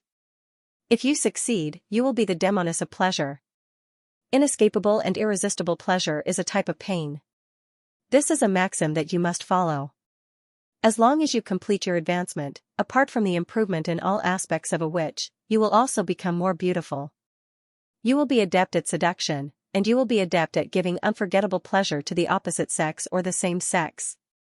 You will be able to create strange silk threads like a spider and make full use of them. Then, an ancient book made of silver appeared in front of Madame Sharon. After it was opened, the formula was written on one side while the ingredients were placed on the other.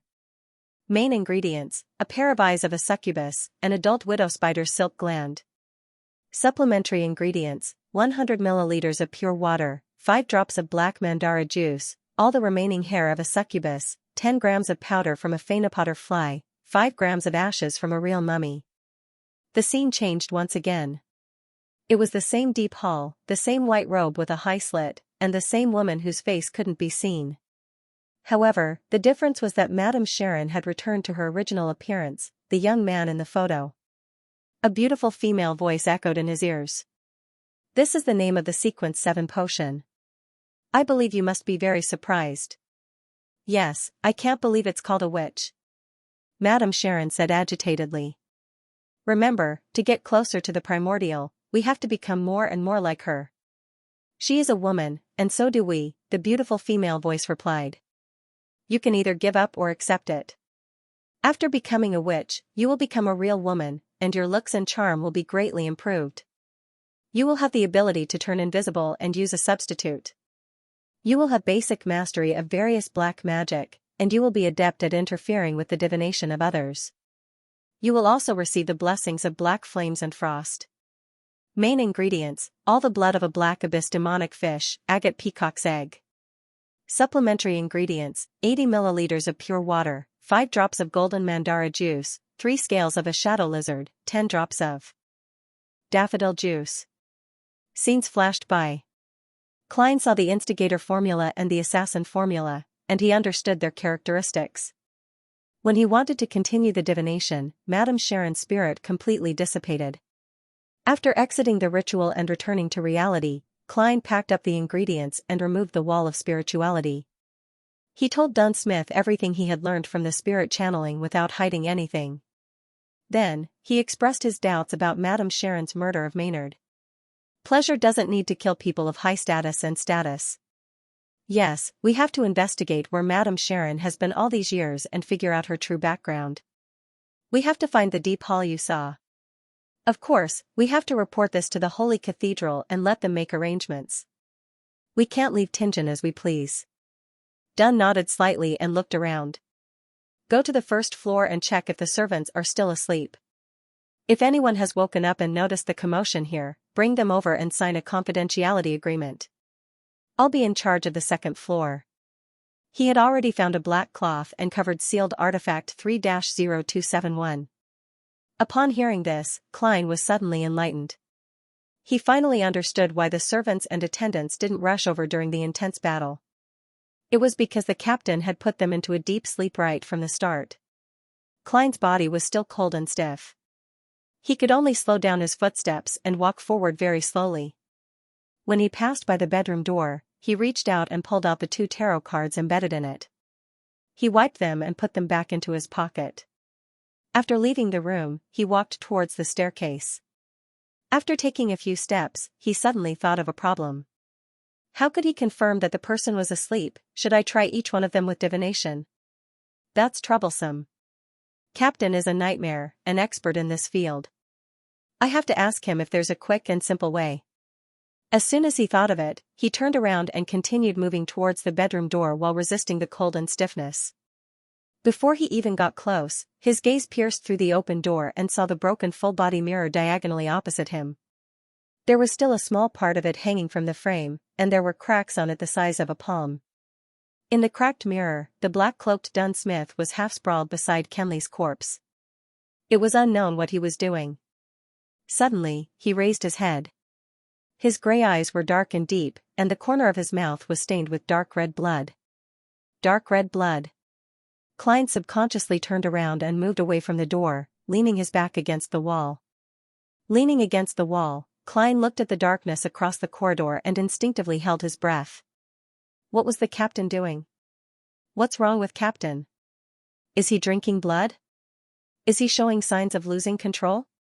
His mind was a mess, and he was unable to think effectively. 10 seconds later, Klein gritted his teeth and used the clown's control over his body to silently move to the staircase. Then, he deliberately increased his pace and walked back, arriving at Madame Sharon's bedroom door once again. Looking in, Klein saw the captain standing there, using layers of black cloth to wrap around sealed artifact 3-0271. His expression was solemn, his gray eyes deep, and his face clean. What he saw just now seemed to be an illusion. From the corner of his eye, Klein saw that there were no changes to Kenley's corpse. It was still the same as before. He secretly took a deep breath and asked, "Captain, how do I know if the servants are asleep? It doesn't seem like I can accurately judge them with my astral vision alone. They will have different emotional reactions due to their dreams and will appear in corresponding colors." Dunn Smith held the spirit medium's mirror and was silent for a few seconds before saying in a hoarse voice, "Sorry, I forgot. I made too many mistakes tonight. You don't have to check. I'll make sure." He raised a hand and pressed it between his eyebrows. Then, he closed his eyes and let the invisible ripples spread to other rooms and to the first floor. Whether he was asleep or not could be seen clearly in front of the nightmare. Klein looked at this scene in a daze. He slowly lowered his eyes and bit the inside of his lips. "Captain, you really just wanted to send me away. What the hell are you doing? Do you know what you are doing?" He abruptly turned his head and looked at the window, only to see the crimson moon hanging high in the sky, as if it hadn't changed for thousands of years. After calming down for a while, Klein used the tarot cards, revolver, and half-top hat as a cover before carefully inspecting Kenley and Madame Sharon's corpses. They maintained the appearance they had when they died. Their skin turned pale at a speed faster than that of a normal person, and there were even traces of purple. It's a little strange. They seem to be missing something. It's not a specific thing, but a certain feeling. Klein muttered to himself. He felt the cold wind blowing through the broken window, making his hair stand on end. At this moment, Dunn opened his eyes and said in a low voice, "They're still asleep, but a few are close to waking up." That's good, that's good." Klein looked at the captain, not knowing what to say. Dunn looked around and said, "Deal with the items at the scene, then go to the nearest police station and get someone to come over." Go back to Zutland Street on the way and get Fred to help." Klein gave the captain a deep look, gritted his teeth, and nodded. Yes. With Dunn's help, he quickly cleaned up the scene and left Madame Sharon's house through the front door. After passing through the garden and coming outside, Klein couldn't help but look back. He saw that the building was still quietly creeping in the darkness, without a single ray of light. He turned around with a heavy heart and quickly found the nearest police station based on his impression of it. This was common knowledge that every Nighthawk had to remember. Knock. Knock. Klein knocked on the metal door. Not long after, the police officer on night duty carried a lantern and walked through the small courtyard. He pulled open the door and examined it curiously. "What's the matter?" Klein couldn't force any expression on his face. With a sullen expression, he took out his identification and showed it to the police officer. "There's been a serious murder case at 15 Olsna Street. Get your partner to help immediately." The police officer raised the lantern and scrutinized his identification. Then, he closed his legs and saluted. "Yes, sir." After dealing with this matter, Klein took a rental carriage back to Zutland Street. Along the way, he sat in the dark carriage, his thoughts in a mess. Kenley is dead. I remember he was just engaged. His parents are still alive. What was Captain doing just now? Could it be that he was thirsting for blood, or does he have another motive? His memory is still so bad, and there's no obvious improvement. This means that there aren't any signs of him losing control, but I've known about the acting method for some time. Does the lack of improvement in my memory mean that there's a problem in the dark? No. Captain must still be trying to figure out how to act as a nightmare. Right, one of the main reasons for Kenley's death is sealed artifact 3-0271. It was given to him by Captain. What am I thinking? It was a necessary choice back then. It was also Captain's suggestion to use sealed artifact 3-0271. Calm down, calm down. I can't let my imagination run wild, and I can't wait to prevent the situation from worsening. I'll send a letter to Madame Daly later and see if she knows what this means. Even if she doesn't know the exact answer, she'll definitely understand the danger involved and inform the Holy Cathedral in time. This should be able to nip the problem in the bud and allow Captain to return to normal. No, there might not be a problem with Captain. Maybe I've misunderstood something. Let's see what Madame Daly has to say. When the rental carriage arrived at 36 Zutland Street, Klein had already thought of a countermeasure and made a decision. He was no longer as flustered and helpless as before. He followed the stairs and climbed to the entrance of the Blackthorn Security Company with heavy footsteps. He took out his keys and opened the door. The familiar setup and setting before him made him feel a lot more at ease. It was just like how he felt every time he went to the Captain for help. Taking a deep breath, Klein arrived at the recreation room of the Nighthawks. He saw Fry reading a book in solitude under the light of the gas lamp. He turned his head to look at Klein. His cold and gloomy face revealed obvious concern and nervousness. What happened? Where are Captain and Kenley? Klein replied in a hoarse voice, Kenley is dead. Kenley is dead. He was killed by Madame Sharon. We've all made mistakes. Captain is guarding the scene. He wants you to go over and help. Before they set off, Dunn had briefed Fry on the situation. He told him that if they didn't return within 2 hours, he was to immediately send a telegram to the Holy Cathedral. Similarly, as they were applying for sealed artifact 3-0271, they had to enter Cheney's Gate at night. Therefore, Royale, who was on guard duty, knew what their mission was. According to the internal rules of the Nighthawks, they had to obtain the permission of the Captain to open Cheney's Gate at night. If the Captain was around, only the Captain could enter. Fry was taken aback. He sighed softly and drew a crimson moon on his chest. He put on his coat and hat and walked towards the door. When he brushed past Klein, he suddenly said softly, "You don't have to blame yourself. You don't have to blame yourself. Mistakes are unavoidable. We always believe in our teammates." Yeah. Klein closed his eyes. His vision seemed to blur. He and Fry first headed underground to inform Royale. Then, they locked the main door of the Blackthorn Security Company and rushed to Madame Sharon's house on Olsna Street. By the time they moved Kenley's body and Madame Sharon's grotesque corpse that was missing half a head, it was already past midnight. Dunn, who was wearing a black windbreaker, stood at the door of the morgue. He looked inside silently. After a long while, he turned his head and said to Klein, "Go home first. You should go home first. You just went through a fierce battle. You must be very tired." "All right." Klein didn't decline. He pursed his lips and glanced at the Captain. He quietly left the Blackthorn Security Company and took a rental carriage back to Daffodil Street. Just like the last time, he easily entered his bedroom and locked the door from the inside. Pulling out the ritual dagger, Klein created a wall of spirituality that sealed the room. He then sat in front of his desk and spread open a piece of paper.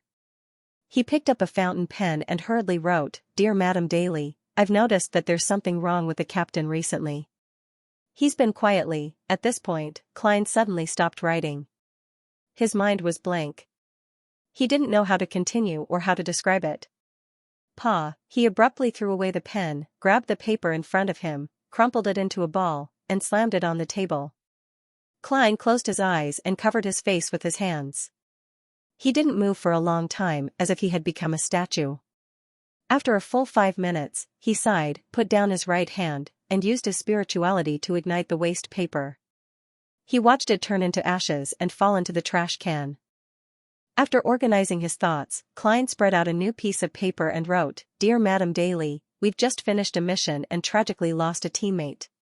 Here's the situation. Back then, I realized that my spirit vision was unable to confirm if the servants were asleep, and that it would be troublesome to divine each and every one of them, so I walked back to ask the captain. At that moment, through the reflection in the mirror, I saw the captain sprawling beside Kenley's corpse. There was dark red blood around his mouth. I'm not sure what happened, nor do I know what state the captain is in. I hope you can give me an answer." After he finished writing, Klein read through it with a heavy heart and folded the letter. Following that, he set up a ritual, activated his spirit vision, and summoned Daly's messenger. He summoned the strange face with no eyes, no nose, and only a mouth. Looking at the red tongue filled with irregular fangs and the 5 thin, pale fingers at the tip of the tongue, Klein silently handed the letter over. When everything returned to normal, he sat down again and continued writing. This time, he wanted to ask Mr. Aztec. In a recent mission, something strange happened to my superior. In a recent mission, something strange happened to my boss.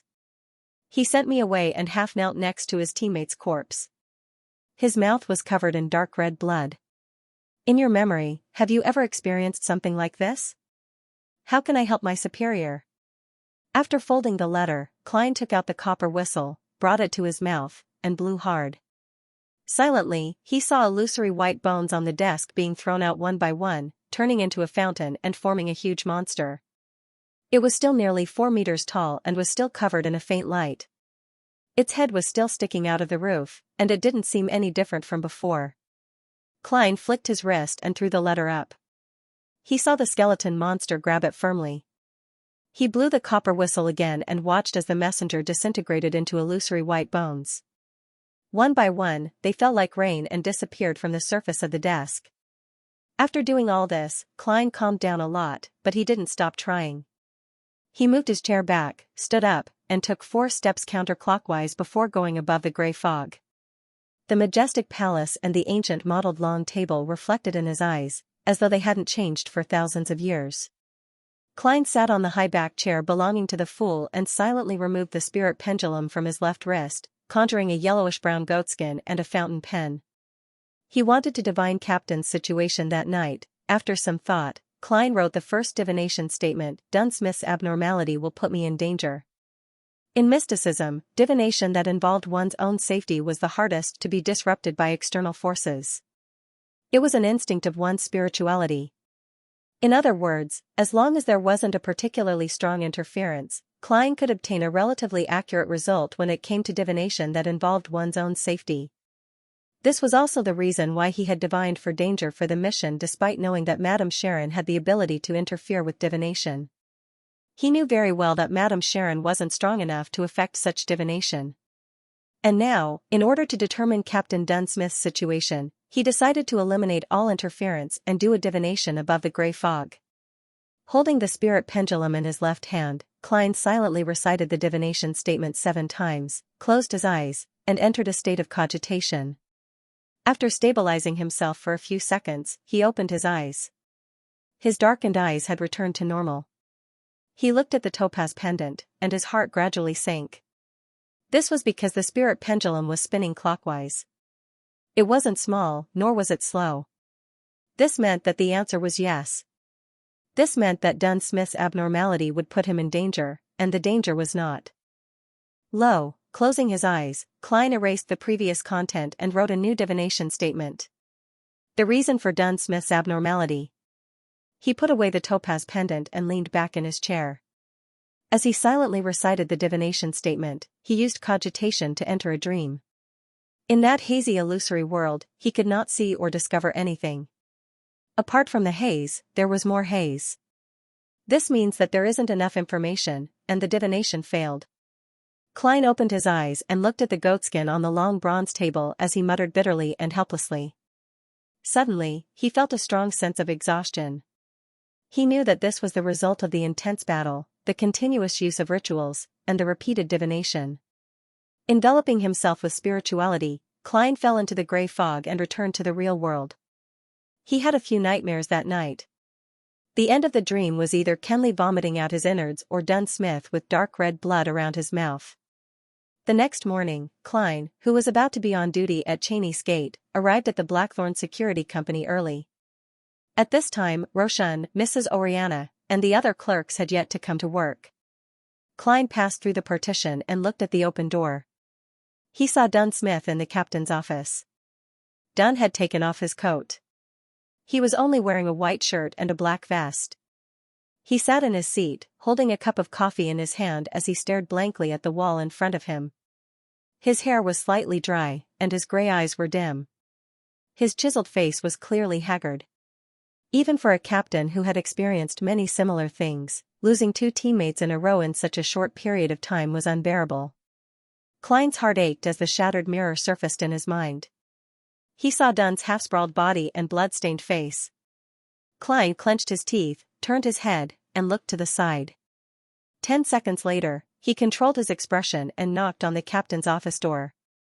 Dong, dong, dong. Dunn put down the coffee cup, and his gray eyes became deep again.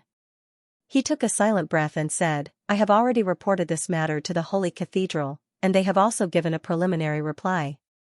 The church will compensate Kenley's family with £3,000, and the police department will give £1,000 as compensation. That's a total of £4,000. To most middle-class people, that's an amount of wealth they wouldn't be able to accumulate in their entire lives. Kenley's weekly salary is £7, and his annual salary is £364. With bonuses and additional income, it'll be at least £380. £4,000 is equivalent to 10 years of his income. With such wealth, he'll be able to earn at least £200 a year. It can barely make up for the damage Kenley's death caused to his family. Although money can't replace feelings or Kenley, this is the only effective method at the moment." Many thoughts flashed through Klein's mind, but he finally sighed. "There's only so much we can do." The Church of the Evernight Goddess was very conscientious in this aspect. Dunn tugged at his collar and said in a low voice, "Go underground and swap places with Royale." "All right." Klein nodded slightly. He turned around and walked towards the door. He heard the captain add something that sounded like he was talking to himself. He heard the captain add as though he was talking to himself, "We'll send Kenley home later, send Kenley home." How will his father, mother, siblings, and fiancé react? Klein's heart tightened. He was actually glad that he didn't have to face that kind of sadness. He knew that he was trying to avoid it, but he was really afraid of seeing Kenley's parents' grief-stricken eyes and his fiancée's soulless expression.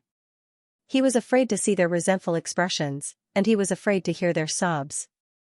He quickened his steps and arrived in front of Cheney's Gate. He silently completed the handover with Royale. He sat in the duty room, occasionally taking out his silver pocket watch and watching the time pass. After an unknown period of time, Klein suddenly heard a series of illusory voices. He glanced at the 4 black dots on the back of his hand and knew that Justice, the hanging man, or the sun were praying to him. But he couldn't respond in time. All he could do was endure until the notification ended, until he received another prayer, and until he returned home the next morning. Just as he took out his keys to open the door, Klein saw Bella wiping the dining table. His sister, Melissa, and brother, Banson, were walking down the stairs in their outdoor attire. "Didn't you just attend Mass last week?"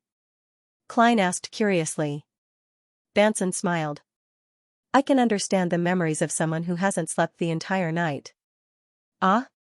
Klein was even more confused.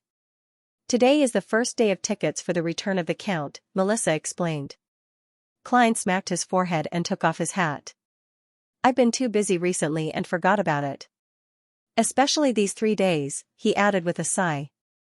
Melissa looked at him with concern and said, your breakfast is in the kitchen. Go to bed after eating. Banson and I were thinking that since we're going out, we might as well go to St. Selena Cathedral to attend Massachusetts, all right. Klein waved goodbye to his brother and sister. After a simple breakfast, he returned to his bedroom. After finishing his preparations, he took 4 steps counterclockwise and went above the gray fog. He saw the crimson stars corresponding to justice and the hanging man expanding and contracting in an illusory manner. Stretching out his right hand, he emanated his spirituality. A blurry scene appeared before Klein's eyes as he heard Miss Justice's prayer. I pray that you will listen to me. Because of the Zillings incident, my father hired a beyonder to protect me, and there's also surveillance in the dark that I don't know about. It wasn't easy for me to find an opportunity to pray to you. I wish to apply for leave for next week's gathering. I believe that all of this will soon fade away. Klein subconsciously glanced at the blurry scene and saw the fog, the giant bathtub that seemed to be rippling with water, and Miss Justice wrapped in a towel. He retracted his gaze and began listening to the hanging man's prayer. The other party's description was different from Justice's, but they were praying for the same thing. He also wanted to apply for leave due to the lingering effects of the Zillings incident. Klein nodded slightly and responded to their prayers. Got it. Right on the heels of that, he sent a thought to the crimson star corresponding to the sun. The upcoming gathering is temporarily cancelled. City of Silver. Derek Berg was listening to instructions on the training grounds. The sky above his head was still dark, and from time to time, a bolt of lightning would flash across to illuminate everything. Suddenly, his vision blurred. He saw the thick fog, the ancient palace that looked like a giant's residence, and Mr. Fool sitting high in the depths of the gray fog. The upcoming gathering is temporarily cancelled. The voice was still echoing, but everything in front of Derek had returned to normal. He wasn't surprised by this miracle, because Mr. Fool would give him such a reminder before every gathering. Derek subconsciously looked up at the woman in front of him. She was a member of the City of Silver's 6-member council, Shepherd Lovia. This terrifying expert's expression was constantly changing between a smile and a callous one. He also told every youth present that they would join the patrol team to clear out the darkness monsters nearby. This was no longer a training mission. Elder Lovia didn't notice anything abnormal. Her condition is getting stranger and stranger. Is it because the soul she grazed has an evil spirit that's equivalent to a high-sequence beyonder? Derek's thoughts wandered. Klein returned to his bedroom, lay down on the bed, and quickly fell asleep. He dreamed of what had happened over the past few days. Suddenly, he felt someone shake him, and he woke up. Opening his eyes, Klein saw a giant skeletal hand. The giant hand paused for a moment, threw the letter it was holding onto the bed, and then disappeared. Mr. Aztec's reply. Enlightened, Klein picked up the letter. Klein unfolded the letter in anticipation and nervousness and read Aztec's reply. The scene you described made me think of some possibilities. I thought of vampires and mutants. Before dragons and giants retired from this stage of history, natural vampires were already close to extinction. They were only occasionally discovered after that.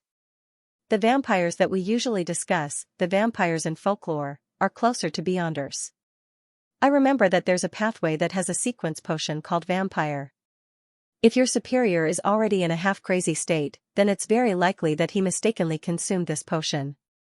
With potions from 2 different pathways mixed together, half-crazy is an inevitable outcome.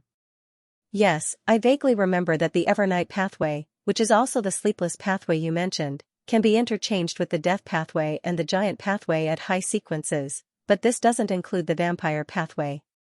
Of course, we can't rule out the possibility of your superior consciously accepting it. After all, vampires have a long lifespan, excellent physique, and excellent appearance. Compared to these benefits, a half-crazy state isn't unacceptable. Klein was taken aback. He never expected Mr. Aztec to provide such useful information. The death pathway refers to the corpse collector pathway. It can be interchanged with the sleepless pathway at high sequences. This is a secret I learned from Roselle's diary, but I didn't expect it to be interchanged with the giant pathway at sequence 4 and beyond. The giant pathway is the one controlled by the City of Silver, which is now the god of combat pathway. I've always suspected that the giant king, Ormer, is the ancient god of combat. Yes, Roselle the Great's diary described the Church of the Evernight Goddess and the Church of the God of Combat as incompatible as fire and water. Could it be because their sequences can be interchanged at high sequences? Based on this guess, the hatred between the three oldest churches, the Church of the Lord of Storms, the Church of the Eternal Blazing Sun, and the Church of the God of Knowledge and Wisdom, can be explained to a certain extent. This is because the Sailor, Bard, and Reader pathways they respectively control can be interchanged at high sequences. Yes, in the Pale Era at the end of the last epoch, the main culprits behind Death's fall were probably the Evernight Goddess and the God of Combat. The captain's usual state was very normal. Other than having a bad memory, he didn't show any signs of madness. He could rule out the possibility that he had consumed the vampire potion. Mr. Aztec has recalled many things recently. Could it be that creeping hunger really stimulated him? Klein nodded slightly and continued reading. Alien is not the name of a race but a description of many similar creatures. They are no different from human beings under normal circumstances, but they have instinctive, twisted, and repressed desires in their hearts. As long as they are stimulated by certain scenes or certain objects, they will burst out and turn into monsters. They will satisfy their desires of bloodthirst and killing. When everything calms down, they will return to normal, and every time they explode, they will become colder and more merciless. In the end, their minds will be completely twisted. The most common example that I can recall is werewolves. They are usually equivalent to humans and can't be identified with most Beyonder powers. But during the full moon, the twisted desires in their hearts will intensify, and their bodies will also undergo certain changes. Your superior might be a hidden mutant. The death of his teammates triggered his nature. The above are all my personal guesses. As my memories are incomplete, I can't guarantee that there aren't any other possibilities. Perhaps the precursor to losing control that you guessed can also be explained. And regardless of whether he consumed the vampire potion or is a mutant, there's no way to save him. Of course, some people have guessed that mutants were originally normal humans, but they were cursed or corrupted by evil gods and devils. That's why they would turn into different monsters under certain circumstances. In addition, I'm not sure if a precursor can be treated. I suggest that you report it directly to your superior's superior. I hope it's not too late. Putting down the letter, Klein looked at the desk with a heavy expression and thought for a long time. He had to admit that the possibility of a mutant existed, but he couldn't eliminate the possibility of it being a precursor to losing control. I can only wait for Ma Daly's feedback. I sent the letter last night, so she should have received it yesterday morning. If she replied in time, I would have seen it last night or this morning. It's almost noon. That little messenger doesn't dare to approach Cheney's gate? Or is Ma Daly held up by something else? Klein shook his head. He still felt exhausted, so he relied on cogitation to force himself to sleep again. In the hazy world, he suddenly woke up and realized that he was dreaming. Then, he saw Dunn Smith appear in front of him in a thin black trench coat. According to the normal reaction of a dream, Klein slowly called out a summon. "Good morning, Captain." Dunn nodded slightly. Leonard discovered a clue while investigating the Lenivas case. He needs your help. The mystery prior sent by the Holy Cathedral will only arrive tomorrow morning due to a malfunction on the steam locomotive. All right, Klein replied in a fleeting tone. Dunn thought for a moment before adding, "You don't have to return to Zutland Street. You don't have to return to Zutland Street. Go directly to 62, House Street. Leonard will wait for you there. Thank you for your hard work."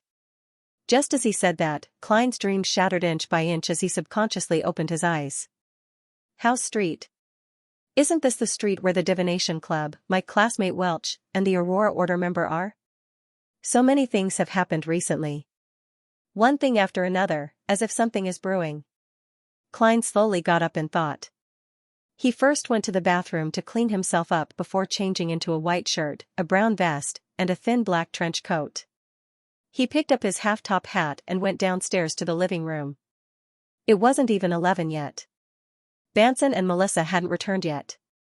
Klein told Bella that he didn't need to worry about his lunch. Following that, he took a public carriage to House Street and saw the midnight poet, Leonard Mitchell, with his messy hair, standing in front of Unit 62. In September, when the weather turned cold, Leonard was still wearing a thin white shirt and a pair of beige trousers. His green eyes swept the area and said, "That's right." His green eyes scanned the area and said, "This might very well be a house rented by Leonidas under an alias." "How did you find out?" Klein asked curiously. Leonard pointed to his head. "Since you've received clues from Hadoujen and suspect that Leonidas might be related to that member of the Aurora Order, the cloth merchant Cyrus Arpus, I can only change my line of thought since my normal investigations didn't yield any results. I'll start searching through the Aurora Order." Previous reports showed that Sirius had dealings with many residents of House Street. I checked them one by one and found some problems. "What's the problem?" Klein nodded slightly. Leonard raised his eyebrows. "It's a very obvious problem. The tenant rarely appears here. After Hannes Vincent died, he claimed that he was going to the southern continent to do business and never returned. His information is very authentic, and the police didn't find anything." "That can only be considered a coincidence," Klein said with a frown. "Of course, it's just a coincidence. But when I asked the surrounding residents about Leonidas's photo, an old man felt that he looked similar to the tenant of Unit 62, except for the glasses." Leonard took out a black and white photo from his pocket. "Why didn't you say so earlier?" Klein lampooned and followed Leonard into Unit 62 of House Street. According to his request, he began to divine if there was a hidden compartment or secret chamber. And the result was that there was a hidden compartment or secret chamber in this house. Klein wrote down a new divination statement and sat on the sofa. He closed his eyes as he recited it. After repeating it 7 times, he entered a dream. His vision was hazy. In the hazy world, Klein saw an oak bookshelf and rows of books. He saw one of the books being taken away, and the wooden surface beside it suddenly opened, revealing a hidden compartment. The scene quickly disappeared. Klein opened his eyes and said to Leonard, "Don't worry." In the study. He wrapped the topaz pendant around himself and followed Leonard into the study. He saw the oak bookshelf that he had dreamed of. "Take out that book. There's a hidden compartment in the place it's covering." Klein pointed to the book that was closest to the side. "Oh, it's here." "I searched the entire house and found nothing. I had no choice but to return to Zutland Street to ask for help," Leonard mumbled as he walked over and took out the book that Klein had pointed to. He fumbled around for a while and finally found the mechanism.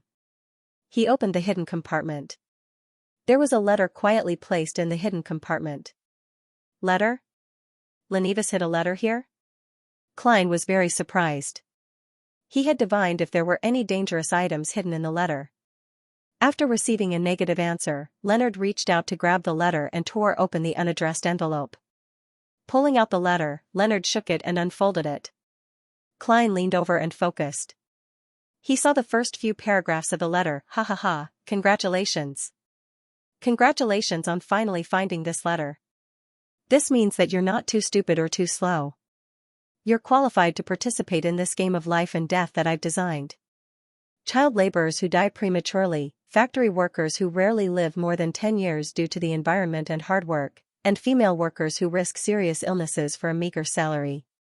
I see that every factory is shrouded in endless resentment, causing the surroundings to become oppressive and dark. This is the worst of times, and also the best of times. Our game will begin under such a backdrop. Idiots, get ready. I'm about to give you a hint." Upon seeing this, Klein and Leonard raised their gazes from the letter at the same time. They looked at each other and mumbled, "That's right." They looked at each other and mumbled, "He's probably a lunatic, right? Leonidas is a latent lunatic? He really is a lunatic with delusions and an antisocial personality." Klein's thoughts raced as his heart tightened. He hurriedly looked back at the letter.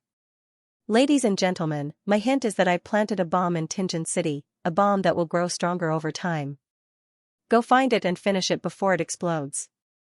If the game fails, the entire Tingen City will be reduced to ruins with a boom. Trust me, I'm not lying about this. Leonidas, who loves to surprise his friends." "Bomb? Klein looked at Leonard and muttered to himself. Leonard aimed the letter at the sunlight and flipped it around, but he didn't find any other clues. Bomb should just be a synonym. I've never heard of a bomb that can constantly grow stronger. Klein frowned and replied thoughtfully, no, what I mean is that this might be a bomb in the sense of mysticism. No, what I mean is, this might be a bomb in the sense of mysticism. For example, some evil ritual that constantly accumulates power. Leonard tilted his head as if he was listening to something. His expression suddenly turned solemn. His green eyes narrowed as he nodded and said, perhaps your guess is correct. Isn't there a description at the beginning of this letter? Child laborers who die prematurely, factory workers who rarely live past 10 years due to the harsh environment and hard work, female workers who risk serious illnesses for a meager salary, and factories that are shrouded in endless resentment. This might be the source of power for Lenivas's bomb to constantly grow stronger. Yes, it's very possible. Klein's emotions tensed up. We have to report this to Captain immediately. Leonard smiled and said, don't be so nervous. Don't be so nervous. You should know very well that Lenivas is a swindler. His description of not lying might be a lie in itself. Of course, no matter what, we have to return to Zutland Street and inform the captain. It would be best if we could request the Holy Cathedral to send a mysticism expert over to find the location of the altar through the abnormal gathering of resentment. He seemed very familiar with it. But why did he need Eugen's help to set up a similar altar? What role could a psychiatrist play in such matters? Klein did not object. He left 62 House Street with Leonard and took a rental carriage back to Zutland Street. As soon as he entered the Blackthorn Security Company, Klein saw two familiar faces. One was voluptuous while the other was skinny. They were Maynard's wife and sister. They still wore black dresses and black hats, and covered their faces with black veils. The two ladies were about to talk to Roshan when they suddenly saw Klein coming back, so they turned around and greeted him. You guys are indeed the most elite in this industry. Mrs. Maynard nodded slightly and said in a low voice, I'm very satisfied with this outcome, and I admire your style of doing things. This is the reward you deserve. The skinny lady handed a light brown paper bag to Klein. There was a thick stack of cash in it. There were £10, £5, £1, 5 soldi, and 1 soldi. A total of £230, the skinny lady said simply. Klein was not in the mood to care about money at the moment. He immediately threw the bag to Roshan and said, give this to Mrs. Oriana. I believe the two esteemed ladies won't count the money wrongly.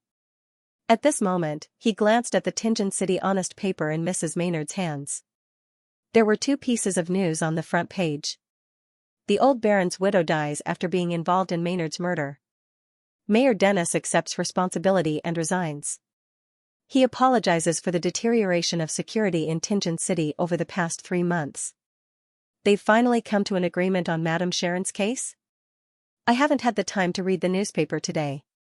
Klein nodded at the two ladies and followed Leonard through the partition to the captain's office. How is it? Did you find any clues? Dunn Smith closed the document and raised his head. He looked at Klein and Leonard with his deep gray eyes. We found a letter left behind by Lenivas. Leonard didn't elaborate and directly handed the letter that was filled with madness and provocation to the captain. Dunn unfolded the letter and quickly scanned through it. At the end, he rubbed his temples. When he was done, he rubbed his temples and said, what a lunatic. He's only a sequence 8, at most a sequence 7. Klein agreed sincerely, Lenivas is a dangerous person who can cause great damage to society's stability. Even if he's weak, we can't underestimate him. Following that, he described his and Leonard's conjectures. Dunn touched his receding hairline and said, that's what I think too. I'll immediately send a telegram to the Holy Cathedral and get them to send mysticism experts over to assist us. No one knows how dangerous Lenivas's so-called bomb is. We have to be careful. I'll arrange the follow-up actions after the Holy Cathedral gives me a reply. Klein and Leonard looked at each other and nodded in unison. All right. While the captain was sending a telegram to the Holy Cathedral, Klein returned to the reception hall and took a copy of the Tingen City Honest paper from Roshan. He stood at the partition and focused on reading the two pieces of news. The widow of the old baron of the Coe family, Madame Sharon, is suspected of being involved in the sudden death of Maynard. The police received a tip and were dispatched during the night. They discovered that Madame Sharon and her accomplices had knocked out the servants and attendants and were practicing devil worship in her bedroom. They refused to surrender and attempted to resist, resulting in the death of a heroic police officer. In the end, Madame Sharon and her accomplices paid the price with their lives for their evil deeds. Mayor Dennis resigned due to the deteriorating security in Tianjin City.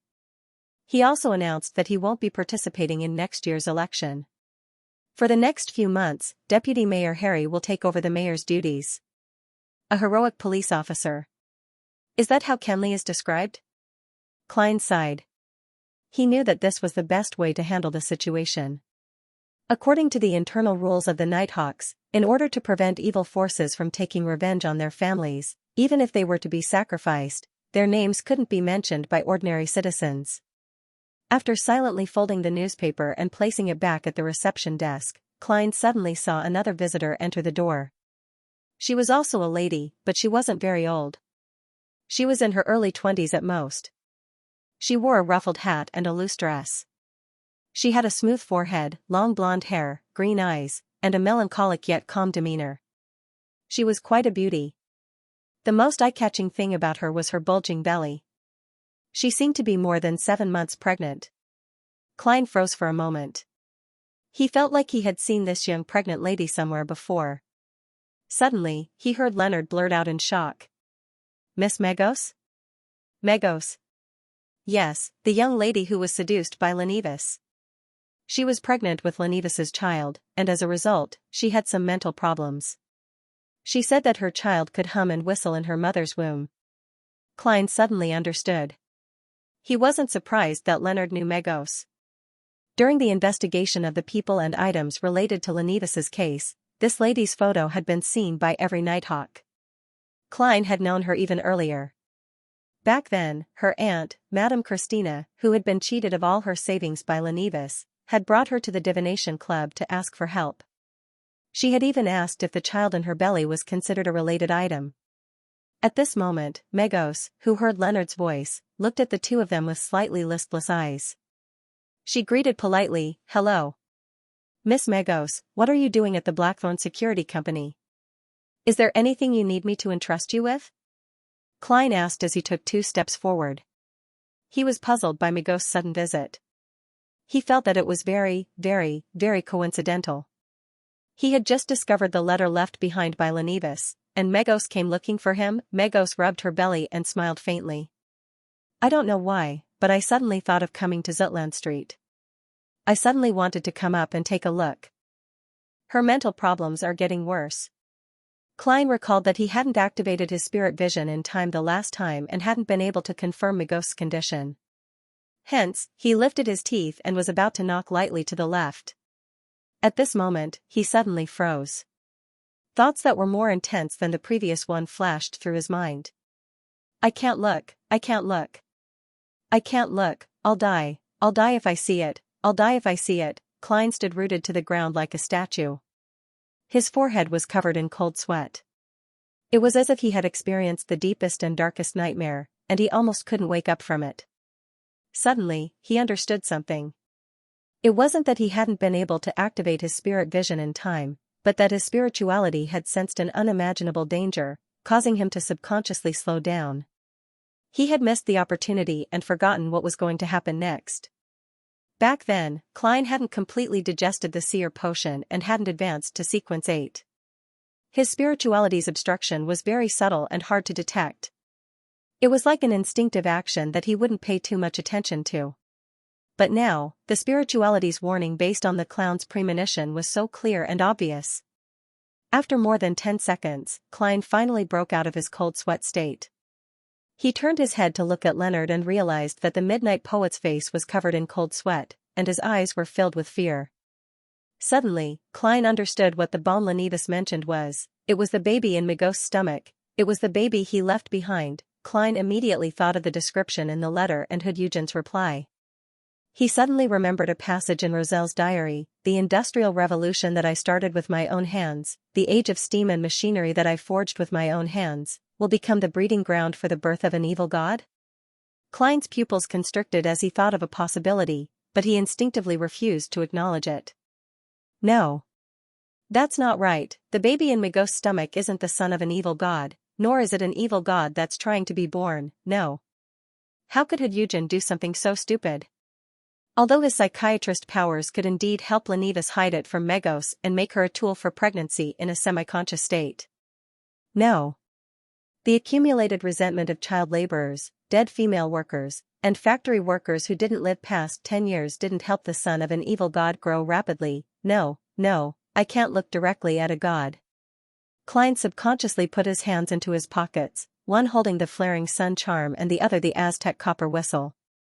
He acutely sensed that the cold but gentle beyonder sensation of the latter had disappeared, as if it was being suppressed by an invisible force. On the other hand, the former was still warm and comforting. Using this sense of comfort, Klein entered a semi-meditative state and got rid of his panicked emotions. He no longer had any hopes of getting lucky. He turned his head and signaled to Leonard Mitchell with his eyes and pouted at Migos. Then, he relied on his clown powers to control his expression and smiled at Migos. Do you want coffee, black tea, or nothing at all? Migos rubbed her stomach as if she was listening to something. A cup of warm water. I suddenly feel like talking to you about Lenivis. I feel like you know a lot. Who told you that? Leonard was no longer his usual frivolous and carefree self. His smile was rather stiff. Migos suddenly giggled. My child told me. He knows a lot. He's very smart. Klein resisted the urge to curse, turned around, and walked towards the partition. He gestured for Leonard to calm Migos down. Leonard forcefully curled up the corners of his mouth and pointed to the sofa. That's exactly what I wanted to talk about. We also wish to talk to you about Lenivis. Roshan, who was at the reception desk, looked at everything in confusion. She suddenly realized that she didn't need to do anything.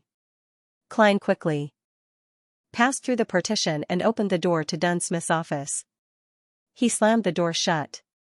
He looked at the surprised Dunn and said in a deep voice, Captain, something big has happened. I know what the Bon Lenivis was talking about. Dunn stood up and pointed outside. Migos?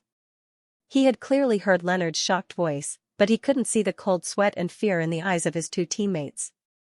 Klein nodded and quickly explained, that's not the case. I tried to activate my spirit vision to observe Migos to confirm her mental state, but my spirituality stopped me from trying.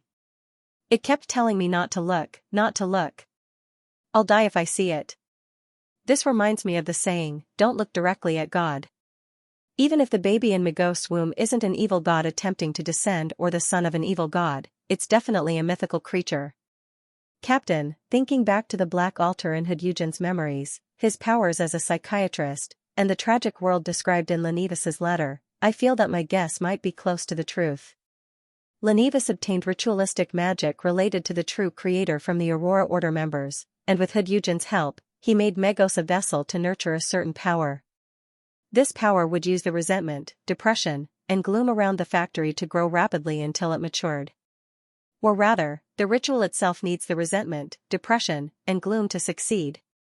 Dunn thought about it seriously for more than 10 seconds and nodded with a serious expression. I'll immediately seek help from the Holy Cathedral. I hope the baby in Migos' womb can still wait.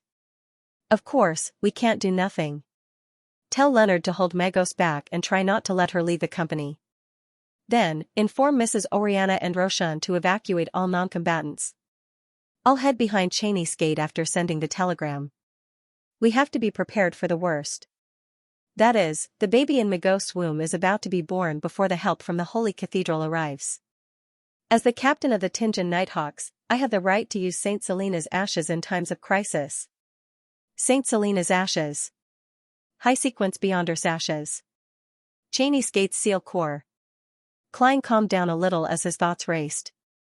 As he said, Captain, we can also seek help from the mandated punishers and the machinery hive mind. They should have similar holy relics. At this point, an idea suddenly flashed in Klein's mind as he muttered to himself, "That's right." He muttered to himself, Lenevis's case was previously handled by the mandated punishers. During that period of time, one of their senior members lost control. Old Neil and I helped him deal with it, as he murmured, his voice suddenly became louder. "Captain, can you ask the mandated punishers if the member who lost control had followed or monitored Megos? You suspect that his loss of control was due to the contamination of the baby in Megos' womb? During the reinvestigation, Megos was also under their charge." Dunn replied solemnly. "We can't delay any further. Go look for Mrs. Oriana and the rest. I'll quickly send a telegram and seek help from the Holy Cathedral. Then, I'll send a telegram to the mandated punishers and the machinery hive mind. Yes, I'll also send a telegram to the police department. Get them to think of an excuse to evacuate the surrounding citizens." "All right." Klein took a few steps out and suddenly thought of something. Megos' visit was so sudden and coincidental. The house with the red chimney flashed across his mind. He hurriedly turned around and said to Dunn, "Captain, there's something else." "Captain, there's one more thing. Do you remember the coincidences I mentioned? The house opposite the kidnapping case had clues to the Antigonus family's notebook. Ray Bieber didn't manage to escape Tingen in time. Hannes Vincent was exposed due to a coincidence. Another member of the Aurora Order happened to encounter me and lost his life. Wait. These coincidences are all relatively subtle and hard to detect. But today, Megos suddenly came to us after we found Lenevis's letter. It's too obvious and direct. This coincidence is already too obvious and can't be hidden anymore. I think the person behind this might be on stage soon. Also, why did Madame Sharon take the risk to kill Member of Parliament Maynard? Is this also a coincidence?" Dunn thought for a moment and replied seriously, "I'll add this to the telegram." "I'll add this to the telegram." Klein didn't waste any more time. He pulled open the door and walked straight to the accountant opposite him. Mrs. Oriana was working on the budget for the last 3 months of the year. She wanted to complete it ahead of time so that Captain wouldn't forget about it again and be unable to submit it in time. When she saw Klein enter, she smiled and greeted him. "Little Moretti, what are you going to be reimbursed for this time?" Klein exhaled and said, "Mrs. Oriana, you're on leave today." "Mrs. Oriana, today is a holiday. Go home immediately." Oriana was stunned for a moment. She stared blankly at the solemn face opposite her. A few seconds later, she stood up in a panic. "All right." Klein quickly added, "Go to the clerk's office and the armory and tell the others about this. I'll inform Roshan." "Okay." Oriana didn't pack much. She picked up her bag and ran to the accountant's office. After entering the corridor, she turned around and took a deep look at Klein. She drew the crimson moon on her chest and said, "I'm sorry. You will be blessed by the goddess." "Thank you." Klein replied silently. He passed through the partition and arrived at the reception hall. He saw Leonard chatting with Megos about Lenevis with a stiff expression. Klein leaned close to Roseanne, took out a cup, and picked up the thermos. Then, he whispered, "Go home. It's dangerous here. Come back tomorrow." Roshan opened her mouth in shock, but slowly closed it again when she saw Klein's solemn expression. She buried herself in packing for more than 10 seconds, grabbed her handbag, and left the reception desk. When she brushed past Klein, she bit her lower lip and lowered her voice. "Actually, I admire the Nighthawks as much as I hate others becoming Beyonders." After watching all the civilian staff leave the Blackthorn Security Company, Klein brought the warm water in front of Megos, bent down, and placed it on the table. "I still have something to deal with. I'll come back later." When he got up, he took the opportunity to whisper into Leonard's ear, "Don't worry. Calm her down." Leonard bared his teeth and grimaced before he continued chatting stiffly. He noticed that Megos was getting a little irritated, her concentration fluctuating from time to time, and her concentration waning. When Klein returned to the captain's office, he realized that Dunn had already gone underground. There was a translated reply from the mandated punishers on the table. "Yes. We'll come over immediately." Yes. That mandated punisher who lost control was indeed because of Megos. Klein paced down the corridor, unable to remain calm. He wasn't sure if he was waiting for the captain to come out with the holy ashes or for reinforcements to arrive. Sigh, I wonder if high-level Beyonders know how to teleport. It shouldn't be possible. He paced a few rounds and suddenly felt his body and mind calm down. He realized that the gas lamps on both sides had been dyed a ghostly blue. In the darkness, Dunn walked out along the underground stairs, holding a palm-sized urn with one hand. The urn looked like it was made of pure silver, but it also gave off a bone-like feeling. It was covered in mysterious patterns, and the closer he got to it, the colder Klein felt. It was as if a chill had seeped into his blood. Dunn's face reflected an icy blue glow as he said to Klein, "Go to the back of Cheney's gate and take a sealed artifact with high offensive power. Go to the back of Cheney's gate and take a sealed artifact with a strong offensive power. As for which one you choose, that will depend on your situation. I have already instructed Xianxia and the keepers to be careful and avoid any latent dangers. Among them, there are 3 Grade 2 sealed artifacts. Yes, I've taken Saint Selena's ashes, so Xianxia and the keepers can't leave their positions." At that moment, Fry and Royale were helping out at the Kenley family, preparing for the funeral, while the Bishop of St. Selena Cathedral had gone to the countryside to preach. "All right." Without hesitation, Klein turned around and walked underground. When he was about to reach the crossroads, he suddenly stopped. He knew that most of the sealed artifacts behind Cheney's gate in Tingent City were Grade 3. It would be difficult for them to affect the baby in Magos's womb, so they were at least a mythical creature. The mutated sun's sacred emblem should work, but it will take too long, so it won't be of any use. There are only 3 Grade 2 sealed artifacts in Tingent City, and they are all very dangerous and can easily kill me. Its power is probably about the same as my flaring sun charm. Yes, I won't hold back later. I'll use the flaring sun charm without hesitation. It's definitely stronger than a Grade 2 sealed artifact. After all, it contains the power of the god's blood.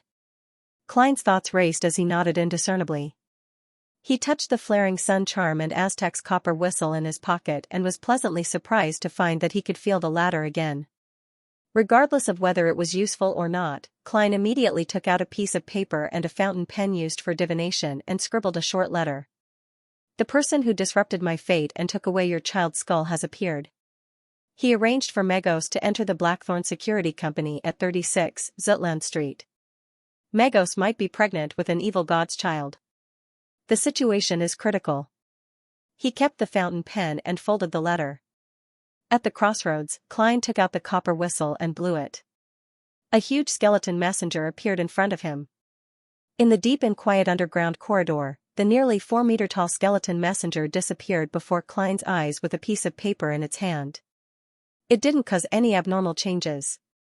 When there was only the elegant gas lamp on the wall left, he put away Aztec's copper whistle and continued walking towards Cheney's gate. In the process of writing the letter, he had already decided which sealed artifact he wanted to choose next. First of all, it was almost impossible for a Grade 3 sealed artifact to affect the baby in Magos's womb, unless it was an item with a hidden secret like the mutated sun's sacred emblem. But at that moment in time, Klein didn't have the mood or time to explore or study the secret that might or might not exist. Furthermore, sealed artifacts had hidden dangers that would cause great inconvenience to the user, and it might even bring danger. Therefore, Klein directly eliminated the Grade 3 sealed artifacts that wouldn't affect the enemy and would instead weaken him. Secondly, the Tingent Nighthawks didn't have any Grade 1 sealed artifacts, and there were only 3 Grade 2 sealed artifacts. This was a secret that Klein wasn't supposed to know, but due to the urgency of the situation, Dunn decisively used the emergency clause and told him the general situation. Dunn Smith couldn't pick up another sealed artifact while controlling St. Selena's ashes, not even one. And the Grade 2 sealed artifacts behind Tingent City's Cheney's gate were 2-030, 2-078, and 2-105. 2-030's name was inexhaustible poison. It came from a Beyonder whose sequence name was unknown, who had suddenly gone mad. He had committed suicide by cutting off his wrist, allowing his blood to flow into an ordinary silver cup. However, when his blood was drained, the silver cup wasn't filled to the brim. The liquid inside became crystalline and lustrous, making it extremely alluring. There were even Sequence 5 Beyonders who couldn't resist the temptation and drank the liquid, dying on the spot. After the poisoned person died, the venom would seep out from the pores of his skin bit by bit and gather together again. Compared to the beginning, it was no more and no less. According to Dunn, the researchers of the Holy Cathedral suspected that high-sequence Beyonders would die as a result, but the problem was that high-sequence Beyonders were almost never tempted by the cup of poison. Furthermore, due to the obvious characteristics of 2-030, it was impossible for them to consume it by mistake. To poison them to death, they had to be captured, controlled, and forced down their throats. But why go through so much trouble? 2-030 would constantly tempt the surrounding creatures to drink it. The user had to be fully focused to resist this power. If they were to relax even a little, they would habitually drink the poison in their hands. Almost at the same time Dunn finished describing it, Klein had already decided not to choose this sealed artifact. 2-078 was known as the Door of Death. Its appearance was that of an ordinary wooden door. Any creature that passed through it would die immediately. No high-sequence Beyonders had participated in the test. It had the characteristics of being alive and would constantly attempt to escape. It could also change its appearance and disguise itself as a door that already existed. If the user made a mistake and allowed it to escape control, then they had to be careful and not pass through any of the surrounding doors. They had to try their best to stay where they were and wait for help, or they could directly shatter the walls and leave. Klein considered using 2-078, but after careful consideration, he believed that the intuition of a mythical creature was definitely very sharp. It should be able to tell which door was the door of death. Therefore, the effects of this sealed artifact wouldn't be too good in actual combat. Finally, he decided to choose 2-105. This sealed artifact's name was Blood Vessel Thief. Its appearance was that of a thick, rigid blood vessel. Anyone who touched it, regardless of whether they were protected or not, would have their lives stolen. It wasn't obvious in the beginning, but if they didn't come into contact with it, then after half an hour, there would be a corresponding external manifestation. According to Dunn, a Sequence 5 cultist had lasted for 2 hours, turning from a stout man in his 30s into an old man with a hunched back, wrinkled skin, white and sparse hair, and all his teeth missing. The greatest characteristic of 2-105 was that the person who wore it had a chance of stealing an ability from a target within a certain range. High-sequence Beyonders could also have their abilities stolen, but the chances were relatively small. Within 10 minutes of the sealed artifact's ability taking effect, the person who had it stolen would lose the corresponding ability, while the wearer could use it skillfully. After 10 minutes, the ability would disappear, and the person who had it stolen would have to wait until the next day to recover. Regardless of whether it works or not, at least the chances of winning have increased from 5% to 10%.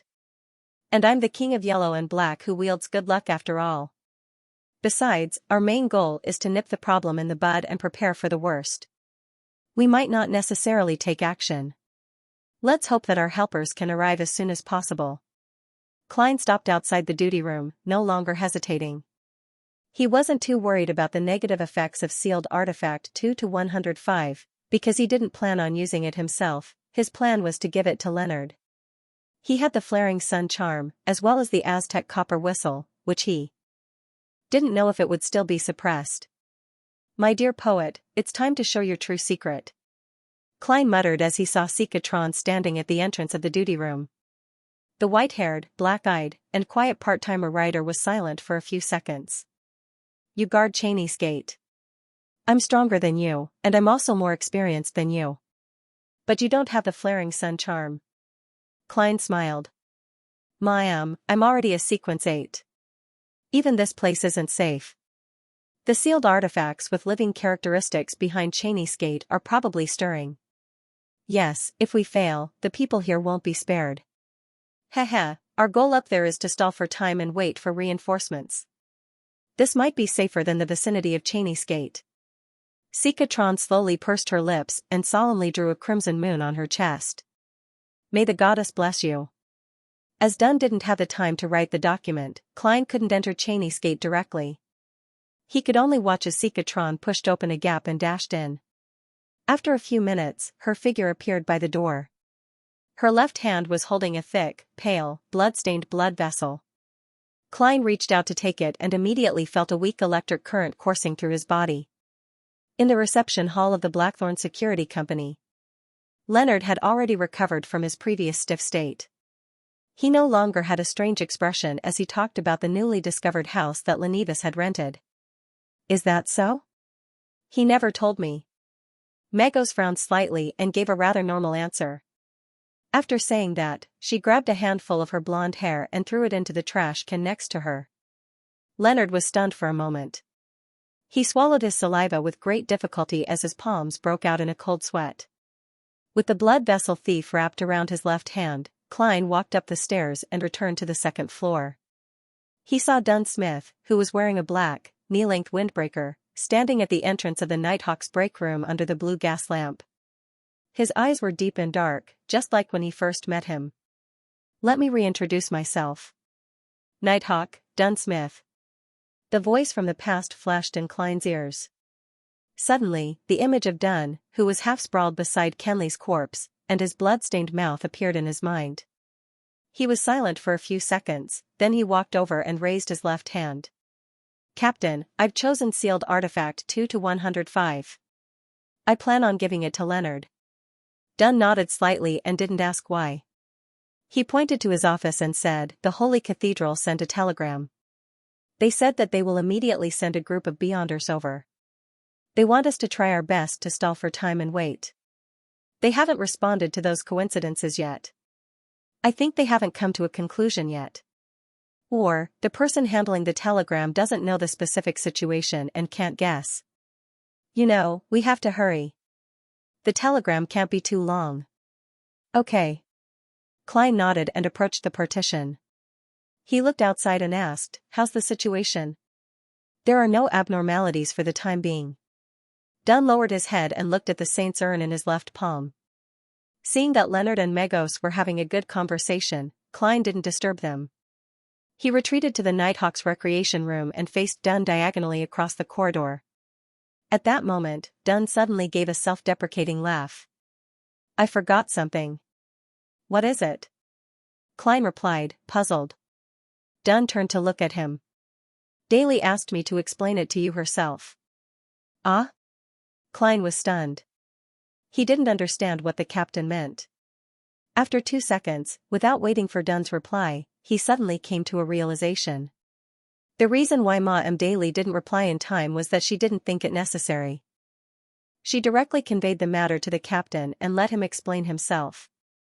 This means that there's nothing wrong with the captain. At this critical juncture, Klein suddenly felt a surge of joy from the bottom of his heart. Dunn sighed. "Back then, I did want to send you away because what I wanted to do involved a secret between the church and the Nighthawks.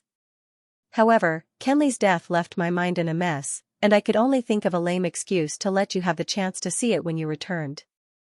"What secret?" Klein asked in a relaxed manner. He had almost forgotten that there was a suspected descendant of an evil god or a mythical creature outside. Dunn deliberated over his words and said, "In the field of mystery, there might be a law." Although I haven't read many books, I still know what a law means. This law is called the law of Beyonder characteristics indestructibility. Beyonder characteristics won't be destroyed or reduced. They will only be transferred from one vessel to another. Klein's eyes widened. Then, realization dawned on him. For example, sealed artifacts, mystical items, or potion main ingredients left behind by Beyonders who lost control? Yes. Dunn nodded solemnly. It's not just Beyonders who lose control. It's the same for normal Beyonders after they die.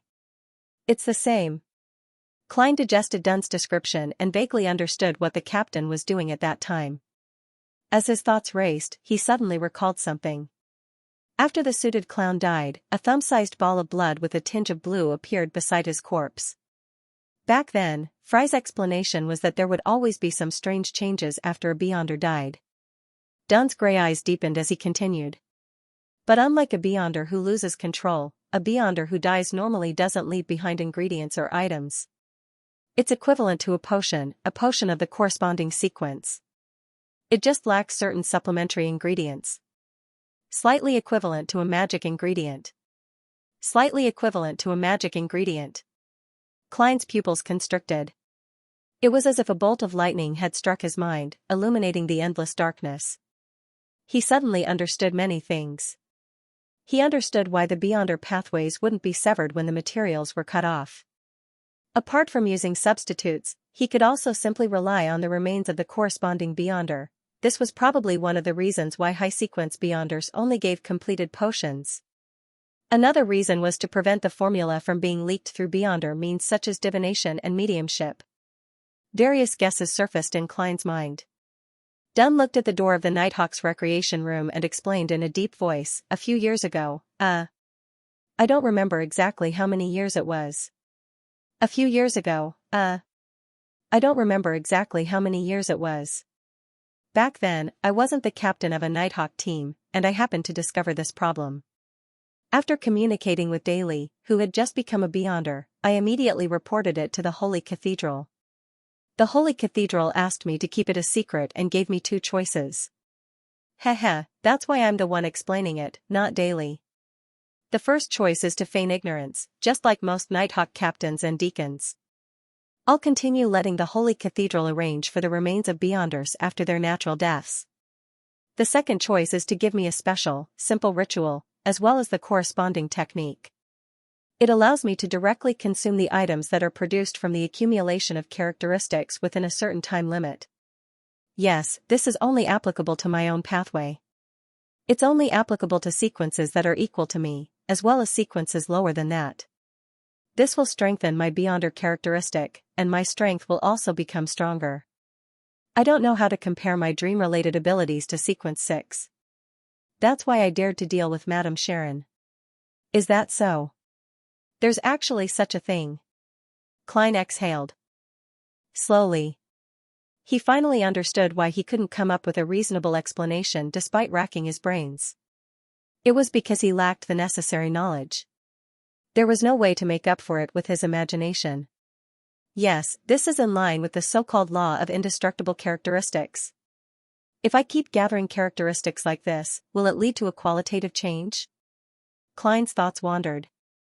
Glancing at him, Dunn revealed a bitter smile. I chose the second development, but not to become stronger. If I really want to become stronger, I need to digest the potion as soon as possible and advance. That's the best and most direct way. Yes. Klein agreed from the bottom of his heart. Gathering characteristics of the same sequence or lower sequence of the same pathway might increase the risk of losing control while increasing one's strength, right? Dunn shook his head solemnly and said, "No, this is something left behind by a normal Beyonder, not a Beyonder who lost control." Yes, after learning about the acting method, I re-examined it and realized that it would increase the difficulty of digesting it. Then why did you continue? Klein asked in surprise.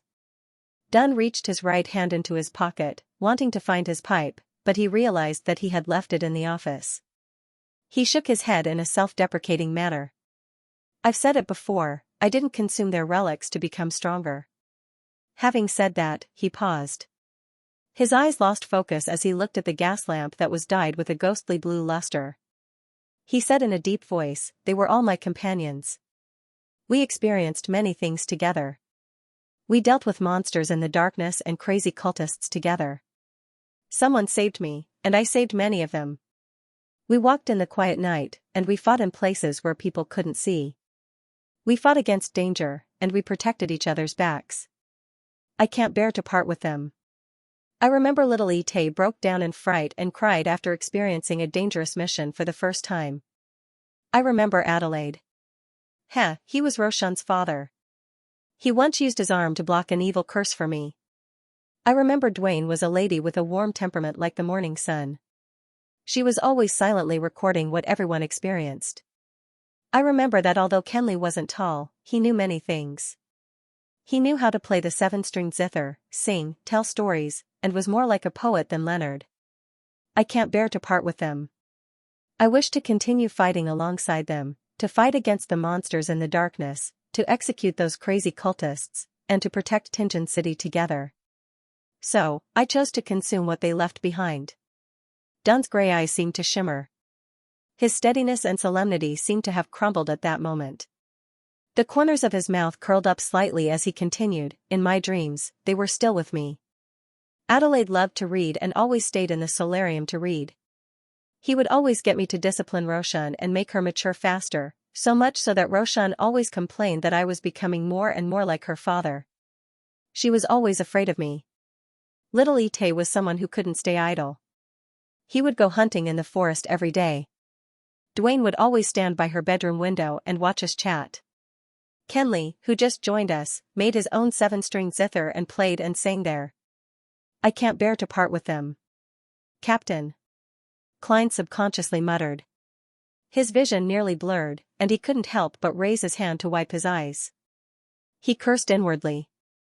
F***ck, Captain, you're bluffing me into crying, but I finally understand why Captain's acting method is so slow. Klein then sighed silently. It's a pity that old Neil lost control and died. Otherwise, he would have brought us a lot of joy. Dunn retracted his gaze and lowered his head to pinch the spot between his eyes. After a few seconds, he raised his head and smiled bitterly. This was a selfish decision. I didn't know what Adelaide, Kenley, and the rest's true intentions were, so I selfishly made the decision for them. I'm really a selfish person. No. Klein shook his head violently. In the sofa area of the reception hall, Leonard watched as Magos pulled out handfuls of hair. His expression stiffened again. Magos kept drinking water from her cup in frustration. Her face was a little distorted as she looked at Leonard. I don't know why, but I suddenly feel a little uncomfortable. Leonard was about to reply when he suddenly saw Magos raise her hand to grab at her own face. With a swoosh, she pulled out a piece of flesh. It was a long piece of flesh that was covered in blood. My face is a little itchy. Magos smiled in embarrassment. The corner of her mouth cracked all the way to her cheekbone, revealing her white teeth and bright red gums. XXXX. Leonard silently cursed. He felt that the situation was deteriorating too quickly.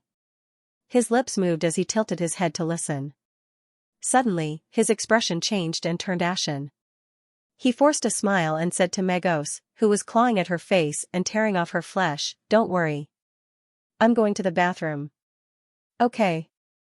Magos' tone became a little erratic.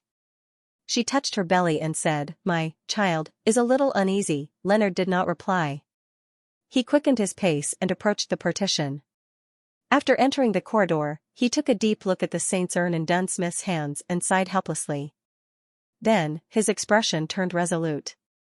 Captain, I'm afraid it's too late. We have to get rid of Magos and the baby in her womb immediately. Otherwise, the entire Tingen city will suffer huge losses. This isn't something that can be avoided by evacuating the surrounding citizens. I know you've already sent such a telegram. Dunn frowned slightly and asked in an unusually serious tone, "Are you sure the situation has deteriorated to such an extent?" Yes. In less than 3 minutes, Magos will mutate, and her child will be born prematurely, Leonard replied with certainty. As he spoke, he glanced at the thick blood vessel wrapped around Klein's hand and said in a deep voice, "Sealed artifact 2-105? Let me use it. I can better utilize its effects." All right. Klein handed the blood vessel thief to Leonard without any hesitation. This was what he had been prepared to do. At this moment, Dunn Smith tugged at his collar and patted his black windbreaker. He said firmly, "I'll bring St. Selena's ashes out first. I'll bring St. Selena's ashes out first. You guys wait for 10 seconds. Remember, only come out and fight after 10 seconds. By then, regardless of whether my condition is good or bad, you guys can't waste any time. Aim your most powerful attacks at Magos and the baby in her womb." After saying that, he turned around and walked towards the partition with the urn in his hand. "Captain." Klein's lips were dry as he shouted. "Captain," Leonard called out in a deep voice as well. Dunn stopped in his tracks and turned around. With a gentle expression, he said in a mellow voice, "Don't worry about me. Don't worry about me. I'm not alone. Adelaide, Dwayne, Kenley, and the others are fighting alongside me, no matter what danger we face." He paused for a moment and looked at Klein and Leonard with his kind gray eyes. "Don't be nervous. We're protecting Tingen City." The corners of his mouth curled up into a smile that was no different from his usual self. With that said, he didn't stay any longer. He looked outside and passed through the partition with determined steps. Only his black windbreaker fluttered slightly behind him. "Captain!" Klein and Leonard shouted at the same time. They couldn't stop their tears, but Dunn didn't hesitate at all. Beep, beep, beep. The transceiver in the captain's office suddenly went silent, as if a new telegram was about to appear. However, Klein and Leonard were already too distracted to pay attention to it. Their eyes were bloodshot as they silently counted the ticking of the second hand. 10. 9. 8. At that moment, Dunn Smith entered the reception hall with a square box that looked like it was made of silver and looked like a bone in his left hand. Megos, who was pulling out clumps of blonde hair and scratching out deep gashes, seemed to be agitated by something. She stood up abruptly and pointed at Dunn Smith, who was wearing a thin black trench coat. She screamed shrilly, "Don't you think you're going to die? You're trying to kill my child. You're trying to kill my child." Bang! As the shrill voice reverberated, Klein felt as if he had been smashed in the head by a hammer. He suddenly forgot to count, and his head hurt and he felt dizzy. His vision was instantly dyed red, and there seemed to be some kind of liquid flowing out of the tip of his nose. He instinctively turned his head to look and saw that the corners of Leonard Mitchell's eyes, nose, and mouth were covered in blood. His face was extremely pale, and his body was swaying as if he was about to fall. "I seem to be in the same situation." Klein suddenly retracted his thoughts and continued counting. He skipped 2 seconds. 5. 4. Amidst the shrill voice, Dunn Smith's deep gray eyes were filled with red veins. Every line could be seen clearly. The blood vessels on his face were also protruding like venomous snakes. Crimson water flowed out of his ears. However, he did not feel dizzy because of this. His right hand only paused for a second before, driven by his strong willpower, he pressed down on St. Selena's urn and opened the lid. It was extremely dark inside, and in the darkness, there were fine grains of bright sand. The scene was dreamy and beautiful, as if the starry night sky had been put into a box. The surroundings suddenly darkened, and the darkness enveloped the entire reception hall. Countless black, cold, and slippery threads appeared in the air. They surged toward Megos and wrapped around her almost instantly. It didn't look like spider silk, but more like the tentacles of some unknown creature. Megos' right eyeball had already been pulled out by herself. It hung under her eye socket with a blood-stained tie. She glared at Dunn Smith angrily and shouted, "You must die." Bang! Dunn was sent flying by an invisible force and slammed into the opposite wall. The wall cracked and bricks flew everywhere. He spat out a mouthful of blood, but he still held on to St. Selena's urn tightly, not letting it fall to the ground. The countless black, ice-cold, and slippery threads tightened, binding Megos to the ground. Be it the flames that suddenly rose with mold or the liquid secreted from Megos' skin that was filled with profanity, none of them were able to harm her at all. 3. 2. 1. Klein and Leonard dashed out of the partition at the same time. One of them held a warm, thin piece of gold in his hand, while the other had already wrapped the blood vessel thief around his left wrist.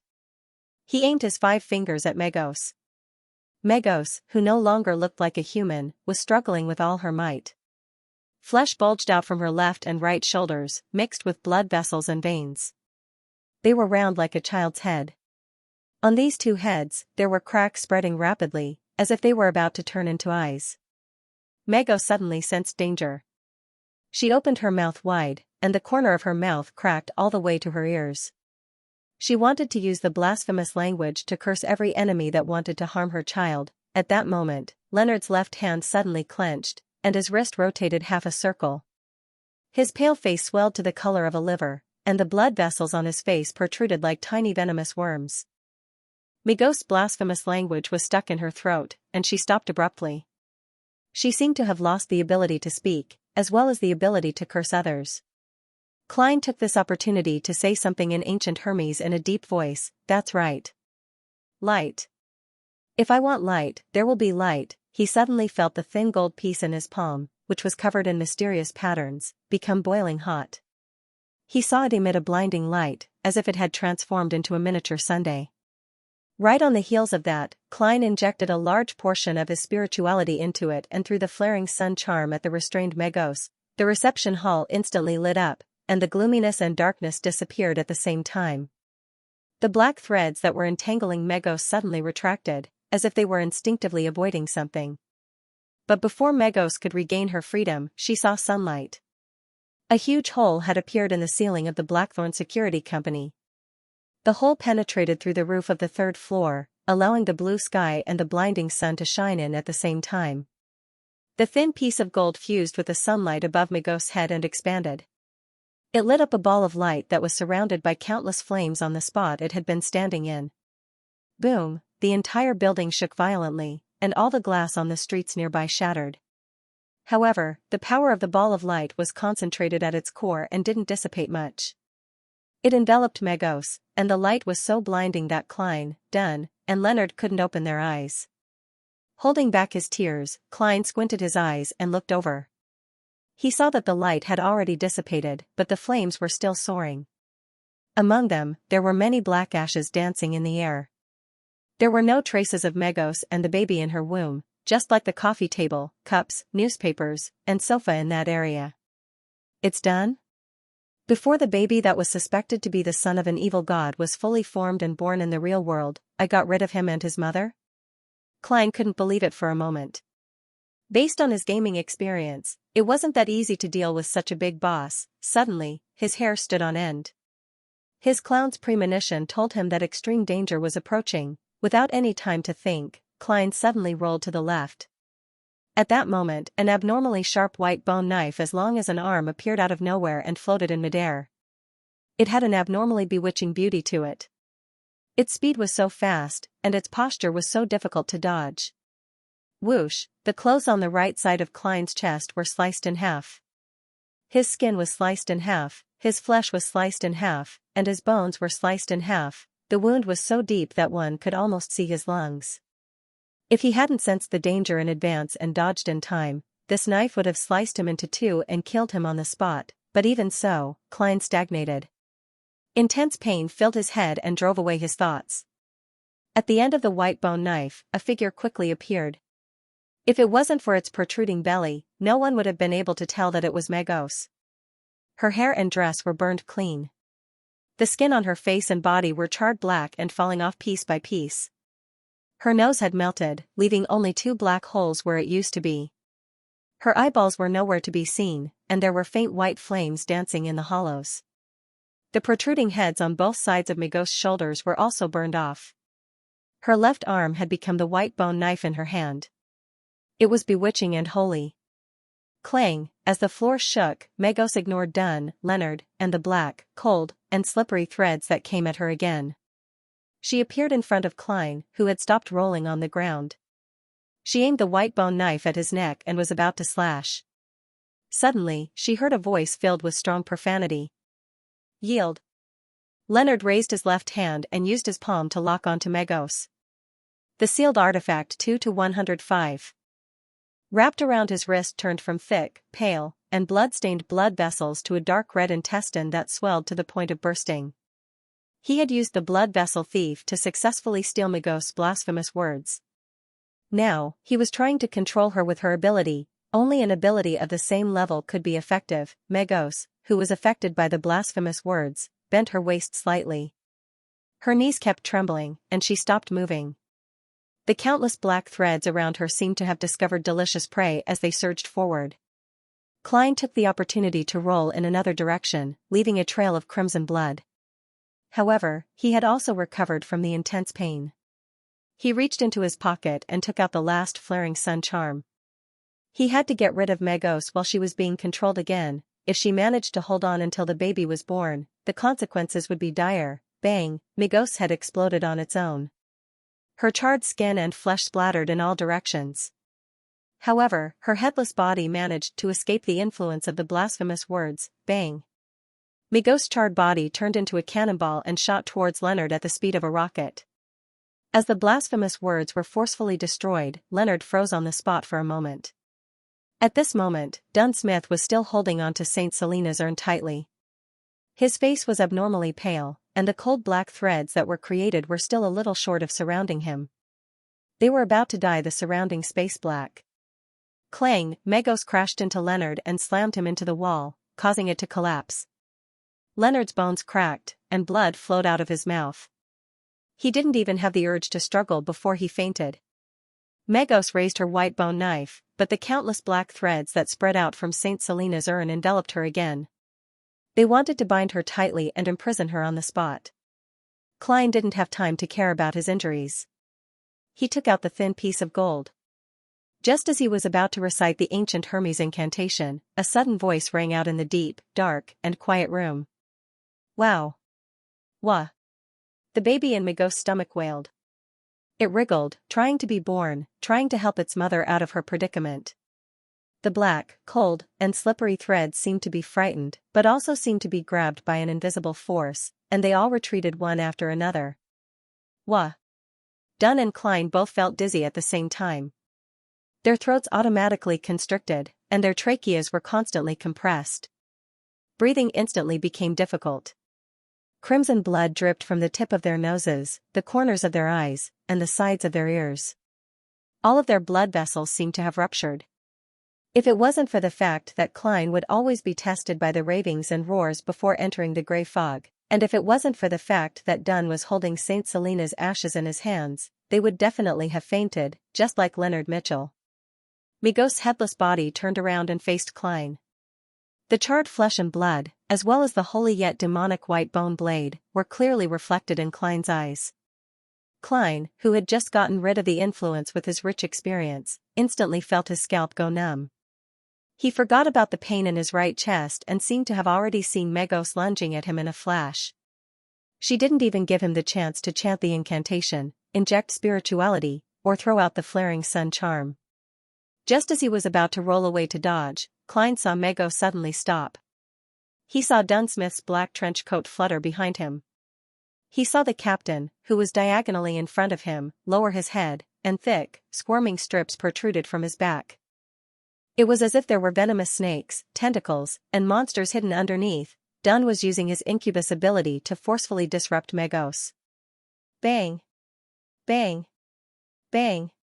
Megos only struggled for a moment before the thick strips protruding from Dunn's body exploded at the same time. A large amount of bright red blood splattered out and rained down on every corner of the room. The pale Dunn wasn't dismayed by this outcome, because the blood was absorbed by the black threads created by Saint Selena's ashes. Absorbed, the countless cold, slippery, and tentacle-like threads suddenly turned violent. They charged forward instead of retreating and wrapped themselves tightly around Megos. They wrapped themselves around her bulging abdomen that was starting to squirm. An opportunity. Klein was both nervous and delighted. He had already formed the ancient Hermes word for light in his throat. Wow! Wow! Wow! The baby's cries rang out again, more incessant and urgent than before. The black, innumerable, almost invisible threads suddenly paused as if they had been struck by lightning. They trembled and retracted. Dunn looked at this scene and realized that Megos was about to break free. His expression changed, and he retracted his right hand without hesitation. He spread his fingers and stabbed them into his chest, the left side of his chest. He quickly pulled his right hand out. It was stained with blood, and his fingers were holding on to a heart that was filled with the tranquility of the night and the ever-changing dreams. A heart that was still contracting and expanding. Captain. Klein watched helplessly as Dunsmith stuffed the heart he was holding in his right hand into Saint Selena's urn. His vision quickly turned blurry. Woo! Woo! Woo! A cry that sounded like a nightmare in the middle of the night rang out. The innumerable black threads tightened again with an abnormally cold and silent feeling, binding Megos tightly. Even though another baby's cry came from Megos' abdomen, they didn't loosen at all. They even locked the terrifying sound within their bodies. Klein's tears, mixed with blood, rolled down his cheeks as he muttered a word in ancient Hermes. Light. Light that illuminates the darkness. Light that brings warmth. Almost all of his remaining spirituality was injected into the thin gold piece that was engraved with mysterious patterns. His head instantly felt empty and dizzy. Mustering the last of his strength, Klein threw the flaring sun charm at Megos, who was bound by countless black threads. This time, the black threads didn't retreat prematurely. They didn't follow their instincts, as if they were instructed by a certain will. Thump. Thump, in St. Selena's urn, Dun's bright red heart was still beating continuously. Sunlight once again pierced through the hole in the ceiling and shone through the entire third floor. It shone into the Blackthorn Security Company, almost forming a solid pillar. It was guided by the flaring sun charm and reflected back at Megos. The two merged above the headless monster and exploded like a sun boom. Amidst the dazzling white light, Klein closed his eyes and engraved the final scene in his mind. Megos had lost her left arm, her head, and her charred body that had lost a lot of flesh and blood instantly disintegrated.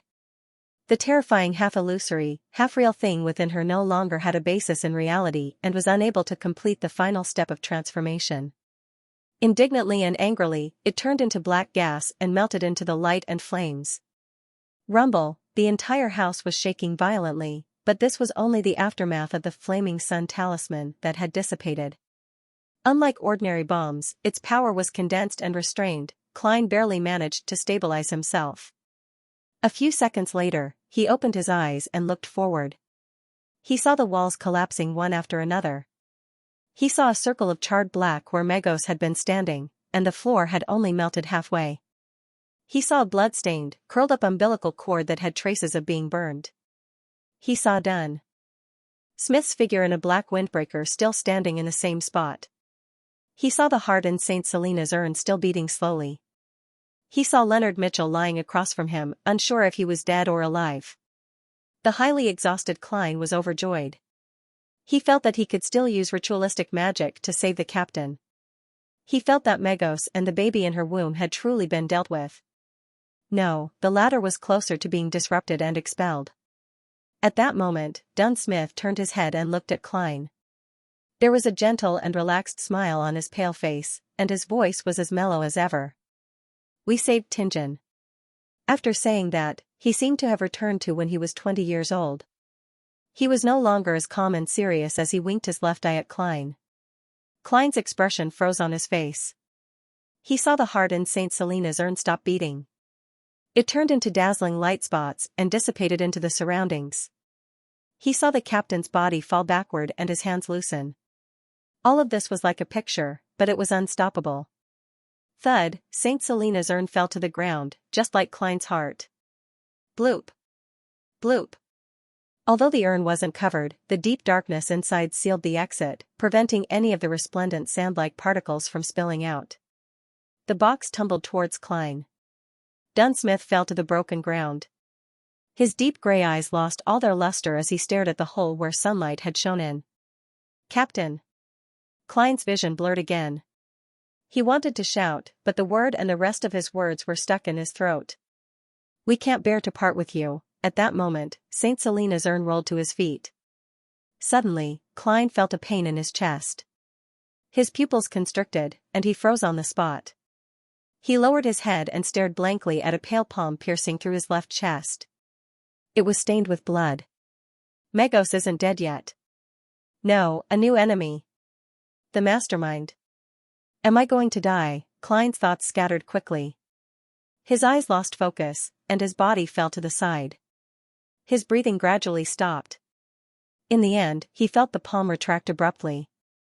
He saw a pair of shiny leather boots and a pale hand reaching down. It was holding onto St. Selena's urn.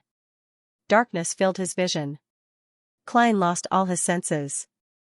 The Blackthorn Security Company was in ruins. There were burn marks and broken things everywhere, but there was no sound. It was like a graveyard. After a few minutes, Leonard's body moved, and he slowly opened his eyes. He straightened his body with difficulty and looked around. He saw Dun Smith lying on the ground, and Klein, whose eyes were wide open and frozen in shock. Both of them had obvious wounds on their left chests. "No." Leonard squeezed out a word. He staggered, half-crawled, and half-walked to where Dun was and stood beside Klein's corpse. He kept checking and going back and forth between the two, but in the end, he could only accept the result that couldn't be changed. Leonard's legs turned to jelly, and he knelt on the ground. His green eyes were filled with pain. Droplets of tears streaked down his face, washing away the blood and dust. He listened for 2 seconds, then suddenly half-knelt on the ground. With an angry roar, he clenched his fists and punched the floor. Thud. Thud. Thud, Leonard kept crying and pounding the floor. Amidst his grief, there was a clear sense of hatred and self-loathing. On the outskirts of Tianjin, in a house with a green lawn. It had a garden that had begun to wither in early September, and a dark red chimney. Behind the bedroom window of the house was a study table, and on it was an ordinary notebook. A pale hand flipped the notebook to the first page, and then it flipped back quickly. Amidst the rustling of the paper, the lines of text appeared faintly. Due to fatigue and hallucinations, the Secret Order's member, Regents, mistakenly sold the Antigonus family's notebook as an ordinary ancient book.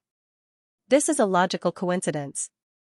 Due to the summoning of the Antigonus family's bloodline, the notebook secretly influenced its owners one by one. It passed through many hands and landed in the hands of the Aurora Order's members, Sirius Arpus and Hannes Vincent. After flipping through the contents of the notebook and copying the corresponding potion formula, Sirius and Hannes were worried that the Secret Order, who was good at divination, would track them down. After some discussion, they decided not to take the risk and sold the notebook to someone else. They didn't wait for Mr. Z's reply. Perhaps it was because he lived in Enmat Harbor. Through Sirius's introduction, Hannes got to know Koei University's history student, Welch McGovern, and sold the Antigonus family's notebook to him as an ordinary ancient book. After that, Sirius was attracted by the treasure that might exist on the main peak of the Hornacis mountain. He began entering Deweyville's library and flipped through the relevant information. He didn't think that there was anything wrong with leaving his real address and name. This was very in line with his character.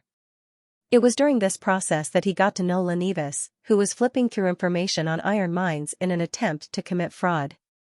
Lenevis's hidden madness and cunning impressed Sirius greatly. He decided to recruit him as a member of the Aurora Order. Of course, before that, an examination was unavoidable.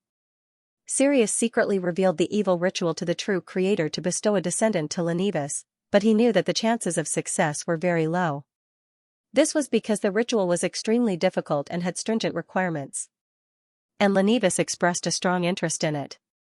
He was extremely tempted by the reward he might receive from the gods, so he planned to complete the ritual while building the steel company. The cunning Lenevis could tell that there was something wrong with Sirius Arpus, but he didn't expose him for his own goals. He visited Hyugen in the asylum again. They've known each other for a long time and know each other's situation. After a dark divination, the power of the Antigonus family's notebook was completely awakened. Welch and his classmates died. The survivor, Klein Moretti, was driven by the notebook and sent it to Ray Bieber's house. This was the destined outcome. Many lines have been blotted out, and new ones follow. What's puzzling, and what lacks sufficient reason, is that Klein didn't commit suicide and successfully survived. Through Welch's case, he got to know Dunn Smith and joined the Nighthawks. Although this exceeds in Zangwill's description, it doesn't seem to affect the development of the story. Bacchus and his brothers had bad luck. They lost all their chips at the gambling table and owed a lot of money. They decided to kidnap and blackmail a rich merchant. When they were choosing their final hiding spot, they coincidentally saw the room opposite Ray Bieber's house. At this time, Ray Bieber had already been attracted by the power of the Antigonus family's notebook. He hoped to digest the gift from his ancestors. However, in his half-crazed state, he didn't make the best and safest choice. He abandoned his dead mother, but he still stayed in Tianjin City. He only found a more secluded place to hold the digestion ritual. How tragic. If he was a little smarter, this story would be even more complicated. However, his choice was also consistent with his state and hidden logic. Bacchus and his men bought weapons and targeted the tobacco merchant, Vicroy's youngest son, Elliot. Finally, they successfully carried out the kidnapping and brought Elliot to the house opposite Ray Bieber's house. Vicroy's old butler, Klee, accepted his master's request and began seeking help from a security company. Due to Welch's death, there was a shortage of manpower in the security companies and the private detective industry. Klee happened to meet a waiter who delivered food, and he coincidentally learned of the existence of the Blackthorn Security Company. Leonard Mitchell and Klein accepted the request, and with their beyonder powers, they quickly rescued Elliot. Unfortunately, Klein didn't immediately discover the clues leading to the Antigonus family's notebook. However, his spirituality reminded him in his dream. The Tianjin Nighthawks had obtained the corresponding clues. Sealed Artifact 2-049 arrived in Tianjin. With the help of the Antigonus family's puppet, Dunn Smith led the Nighthawks to Ray Bieber and interrupted his digestion process. Ray Bieber turned into a monster, and the situation spiraled out of control. Finally, the Nighthawks, who were adept at cooperating, dealt with Monster Bieber. However, they were immediately attacked by the members of the Secret Order. Many lines were scribbled, making it difficult to read the original content. Leonard, who was hiding a secret, was about to end the matter without any doubts. However, Klein, who was supposed to be dead, once again inexplicably killed a Sequence 7 member of the Secret Order. This didn't affect the development of the story. Dunn Smith came into contact with the Antigonus family's notebook and flipped through its contents. He was secretly corrupted. After completing all the preparations, Lenivus bewitched Hodyugen and got him to help him hold a ritual. He tricked his fiancée, Megos, into becoming a vessel to give birth to the true creator's child. Lenivus had almost no chance of success. The most serious problem was that even with the protection of the ritual's power, Megos wouldn't be able to withstand the intercourse with the illusory projection of a deity. This would cause her to die on the altar. At this time, the kind-hearted Xianxia secretly helped Lenivus. He split half of the characteristics of Death's descendants that he had gathered and implanted them into Megos' body ahead of time. Hodyugen made Megos enter a semi-conscious state, making her treat the illusory projection of the true creator as Lenivus. Under the nourishment of the accumulated resentment in the factory area, and the materialized darkness and oppression, the ritual was a success. Megos became pregnant with the true creator's child. This deity saw the coincidence, but he didn't reject it as he wished to break through the seal of the 7 deities. Hodyugen was infected. After the ritual was a success, the crazy Lenivus regained his rationality. He knew very well that if the deity's child were to be born in the real world, he would become one of the sacrifices. How could a mortal become the father of a deity's child? This was a great blasphemy. Lenivus decided to leave Tianjin ahead of time. He told the Nighthawks, mandated punishers, and machinery hivemind about this bomb so that they could resolve any future problems for him. There's always a price to pay for madness. However, Lenivus didn't directly write a letter to the Beyonder teams. He felt that it would make him look like an idiot. He decided to leave the letter in one of the houses he rented and pretended to play a game with the official Beyonders. For this reason, he didn't warn Hodyugen about the problem of being infected. At the same time, he took away all his gains. To be safe, he even informed Sirius Arpus of the situation in a safe manner. The latter didn't quite believe it, but he felt that there was a chance of success. Selena would coincidentally saw the true incantation for magic mirror divination from her mysticism teacher, Hannes Vincent. Her bold attempt happened to encounter Klein Moretti. The latter successfully resolved this supernatural case that could have resulted in heavy casualties. The Nighthawks used this to find Hannes Vincent, but this Aurora Order member had just been rewarded for his success. Therefore, Dunn Smith coincidentally saw a clear image of the true creator in his dream and suffered a great deal of damage. However, he wasn't infected because of this. This would have been noticed by the upper echelons of the Nighthawks. This injury caused Dunn Smith's infection from the Antigonus family's notebook to worsen. His symptoms of absent-mindedness and omissions intensified. He would slowly fulfill Xianxia's request. Many lines were crossed out again. It's unbelievable. Klein Moretti sensed Xianxia's secret influence and saw the dark red chimney. This was because of the warning from Koei University's history faculty, Aztec. He had many secrets on him. But even so, it's surprising enough that Klein was able to discover specific clues. It's something that can't be explained. Regardless of the reason, Xianxia didn't stop his actions. The story continues. Klein encountered Sirius in the library and couldn't hold back in killing him. Thus, the clues regarding Lenivus's matter were cut in half. The discovery of the problem was delayed and pushed back. Klein encountered Megos, but his spirituality prevented him from investigating. Furthermore, he didn't notice the subtle abnormality afterward. This is very logical. Our story isn't fabricated. He gathered information about the red chimney, but he would always choose a route that didn't include the target. Perhaps he would only discover the real red chimney house 2 or 3 months later, when he was in the last batch. Line after line of text was crossed out. It was more than the previous lines combined. Dunsmith's problem has been alleviated. His condition is clearly improving. He has actually mastered the acting method. And this was taught to him by Klein Moretti. He found inspiration from the examples of Daly Simone and Old Neil. No, Nsangwil didn't believe it, but he could only change his original plan slightly. There's a new twist in the story. To search for his past memories, Aztec decided to head to Bakeland. It didn't take long. Klein and Dunn obtained clues from Hadujin.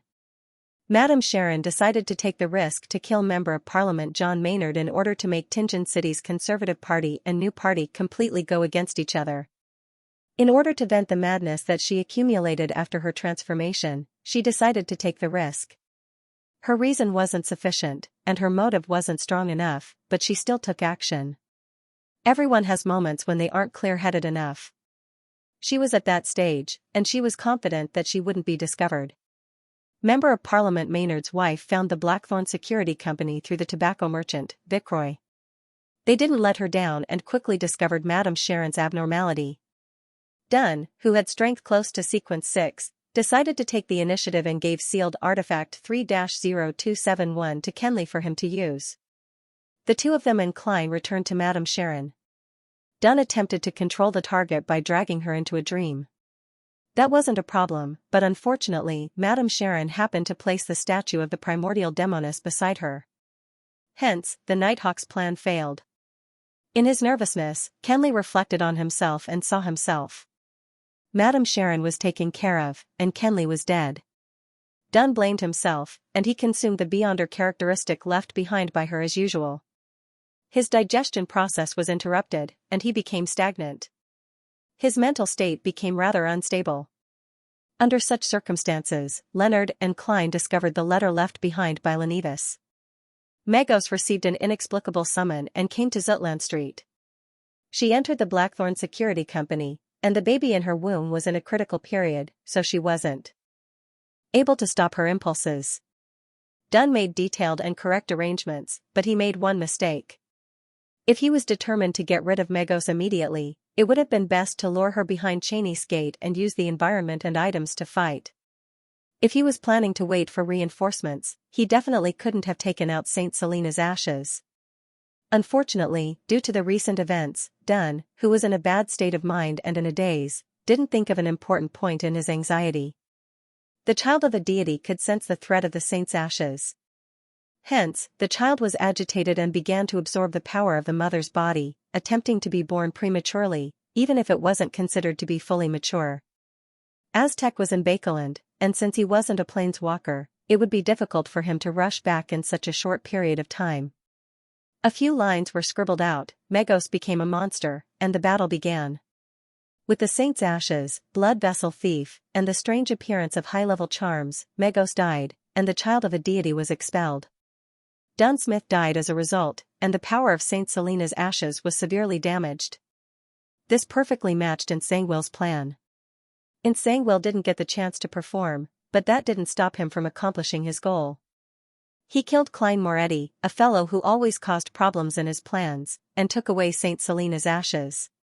Nsangwil used the remaining characteristics of a descendant of death to set up a ritual and consumed St. Selena's ashes. He successfully advanced from Sequence 5 Gatekeeper of the Death Pathway to Sequence 4 Nightwatcher of the Evernight Pathway. As a result, he obtained godhood and became a demigod. The sun continued shining on the land. Almost no one in Tianjin City realized that they had luckily avoided a huge disaster. Monster Ade Missile would be very puzzled by this. He flipped to the last page of the notebook. A middle-aged man with dark gold hair, a pair of dark blue pupils, a tall nose, tightly pursed lips, and a face as deep as a statue, without the slightest wrinkles, solemnly picked up a classic quill with his slightly pale hand. He did not touch the quill with ink, but he still wrote the words clearly. He simply said, "Don't worry about it. The story of Tianjin City ends here." In the basement of St. Selena Cathedral, in the guardhouse outside Cheney's Gate. Leonard Mitchell leaned back in his chair. He raised his legs and placed them on the edge of the table. His eyes were empty and unfocused. Even after the treatment with ritualistic magic, he still looked terrible. It was as if he had just recovered from a serious illness but had yet to recover. At that moment, the powerhouses sent by the Holy Cathedral were setting up the seal behind Cheney's gate. Due to the loss of St. Selena's ashes, they had conflicting opinions. Some hoped to use a new holy artifact to make up for the lack of power, while others thought that there was no need to go through so much trouble. After all, to the entire Church of the Evernight Goddess, holy artifacts were extremely rare and precious.